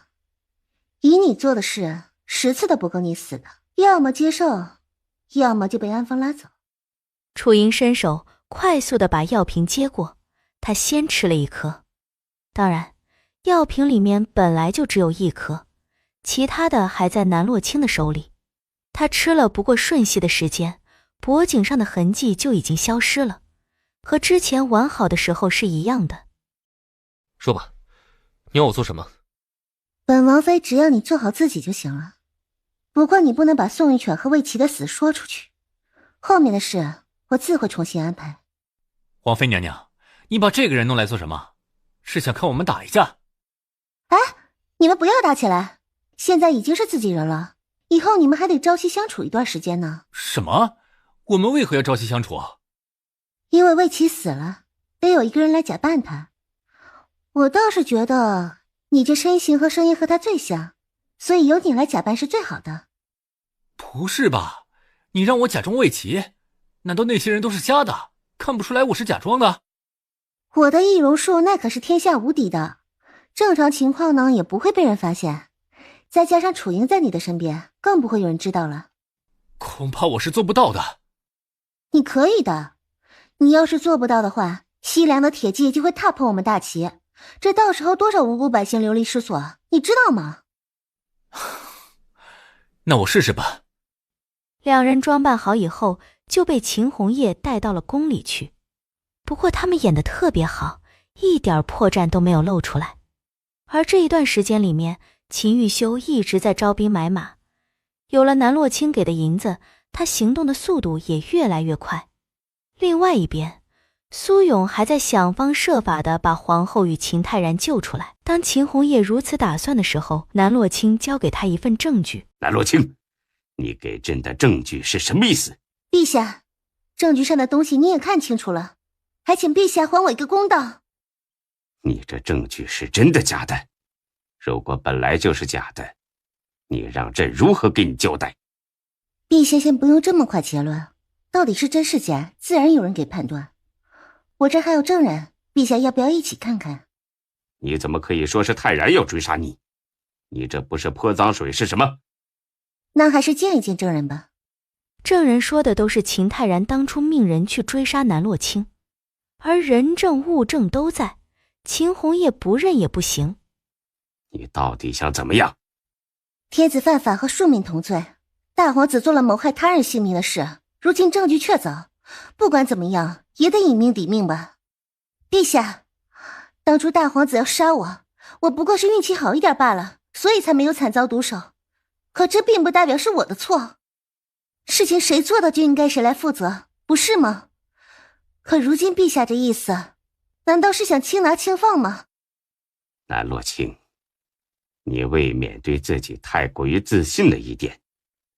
你以为朕会放弃泰然的性命，然后为了给你一个公道？如果一定要2选1的话，那么秦红叶会毅然决然地选择送南洛清去死。他给朱公公使了一个眼色，朱公公识时务地推下去。等秦红叶把手里的瓷杯摔碎了以后，朱公公立马闻风而动，带着一堆大内侍卫就这么直接冲了进来。玉王妃娘娘，这件事儿真怪不了陛下。你要是就这么算了，那么我们就当做什么事儿都没有发生。可你若是非要对着这么一点事儿斤斤计较的话，那么对于我们来说也很难办呢。最后事情会变成什么样，还是得看玉王妃娘娘的决定。朱公公，你这是在恐吓本王妃？哪儿能啊！玉王妃娘娘还是不要开咱家的玩笑了。咱家不过是帮玉王妃娘娘想一个可行的办法罢了。要是玉王妃娘娘不选妥协，那么咱家也不能强迫娘娘这么选，不是吗？刀剑无眼，再加上玉王妃娘娘这张脸长得这般美，要是不小心划到了，那可怎么办呢？本王妃最厌恶的就是旁人的威胁。你可知道我在面对威胁的时候会如何做？玉王妃娘娘，你又何必执迷不悟呢？这么做对你有什么好处啊？玉王妃娘娘还不如就这么高抬贵手，就当做什么事情都没有发生，不好吗？被追杀的人又不是你，你凭什么让本王妃轻轻松松的结过？你这是要和朕在这件事上坚持到底？你知不知道你这么做就是一个笑话？你要是继续坚持的话，今日你恐怕是连这个门都走不出去。来人，把他抓起来！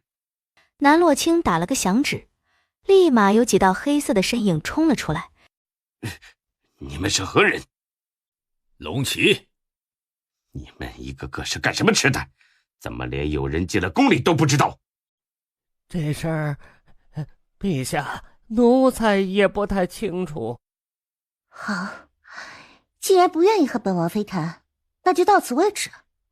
秦泰然所做的所有事情，都会昭告天下。龙骑怎么会在你的身边？那可是专心保护秦玉修的。秦红叶之所以对秦玉修还十分的忌惮，就是看在龙骑的份上。龙骑是先帝专门培养的，几十人的龙骑可以媲美1000人精英骑兵。自然是因为王爷心疼我，所以他们便守着本王妃了。你是要谋权篡位不成？陛下您还真是贵人多忘事，我来是为了什么事儿，你一件也不记得了吗？朕的皇宫什么时候允许带兵进来？可大齐也没有皇子刺杀王妃的先例。那行，你先让这几个龙骑别冲动，朕会给你一个交代。什么时候？恐怕我若是这样离开皇宫的话，以后连陛下的面也见不着了。那倒不至于，这件事朕一定会给你一个公正的答案。择日不如撞日，今日就带着大理寺的人一起去审问，陛下觉得如何？那未免太急了一些，朕头疼得很。那陛下派其他人一起去也是一样的。让别人去处理不好，还是朕自己去。父皇，陛下，陛下，你是来接我们离开的，是不是？你们自己做了什么事不知道吧？陛下，你这么说是什么意思？我们这段时间都在地牢里，不知道陛下指的是什么？你自己做的事情你自己不知道？父皇，你这是莫须有的指责。儿臣这么长时间以来都一直在这地牢之中，又能做什么事儿？那在进入地牢之前，大皇子是在做什么呢？你来这儿做什么？你不如问问陛下，本王妃为何在这儿？陛下，您指的到底是什么东西啊？还不是你教出来的好儿子。你看看他之前是不是刺杀南洛清？你也别不承认，证据都在朕的手上。父皇，这件事肯定有什么误会。如今人证物证都在，你想要说什么误会？既然大皇子没有什么要说的，那这件事就到此为止。至于该如何判决，由陛下来决定。天子犯法与庶民同罪，既然能够做得出来这种事情来，那么就只能贬为庶民。然而，是母后不好。陛下，这件事情你错怪他了。其实这件事情是臣妾做的，是臣妾想要南洛卿的命，还请陛下明察秋毫。既然如此，那就只能把你交给大理寺。看来皇后娘娘所认为的和我得到的消息有所出入啊。那也简单，到时候大理寺审问一遍就知道了。他一句话还没有说完，皇后娘娘扭头就撞在了柱子上。等别人去查看的时候，已经来不及了。她已经咽下了最后一口气。当秦红叶因为所有的事情都结束的时候，宫里发生了宫变，原因无他，就是因为秦红叶的睁眼说瞎话。秦红叶发布圣旨说秦玉修造反，但是秦玉修手里不仅有亲兵，还有玉玺。这一块已经消失几十年的玉玺突然出现，让秦红叶大跌眼镜。秦红叶的所有命令都变得苍白起来，因为他的皇位不仅是偷来的，还没有玉玺。因为南洛卿的原因，朝中许多人都是支持誉王殿下，因为他们觉得南洛卿心中有大爱的人跟着他办事儿，必然不会错。这一场宫变也就持续了3天，秦红叶就节节败退。本来秦泰然与秦红叶还有一线生机，但是不知道从哪儿冒出来的南玉威把两人都杀了，当然其中还包括朱公公。最后南玉威放了一把火，把大殿给烧了。他知道自己的结局也不可能会好，那么为什么不把这些他恨的人一起带走呢？那一场大火烧了7天7夜，仿佛把宫里所有的荒唐都烧得一干二净。在楚莹和伯益的里应外合之下，他们在西凉成功控制住了摄政王，从此他们不敢再犯边半步。等一切尘埃落定以后，秦玉修封皇，赐南洛卿为后，还宣布从今以后再也不会纳妃。大齐也恢复了以往的欣欣向荣。怎么了？可是想要什么玩意儿了？臣妾不过是觉得这宫里闷得慌，如果可以的话，我想像大哥那样出去看一看我们的大好河山。你还怀着身孕，哪里都不适合去。那么妾身不开心的话，对腹中胎儿也不好啊。陛下，你这么早是要做什么呀？不是说想要出去看看大好河山吗？朕陪你去。那你那一些公文呢？不是还有你家哥哥吗？让他们处理就足够了。俩人抛弃掉一切的繁文缛节，去其他地方看看。也只有在这一刻，他们感受到彼此是彻底属于对方。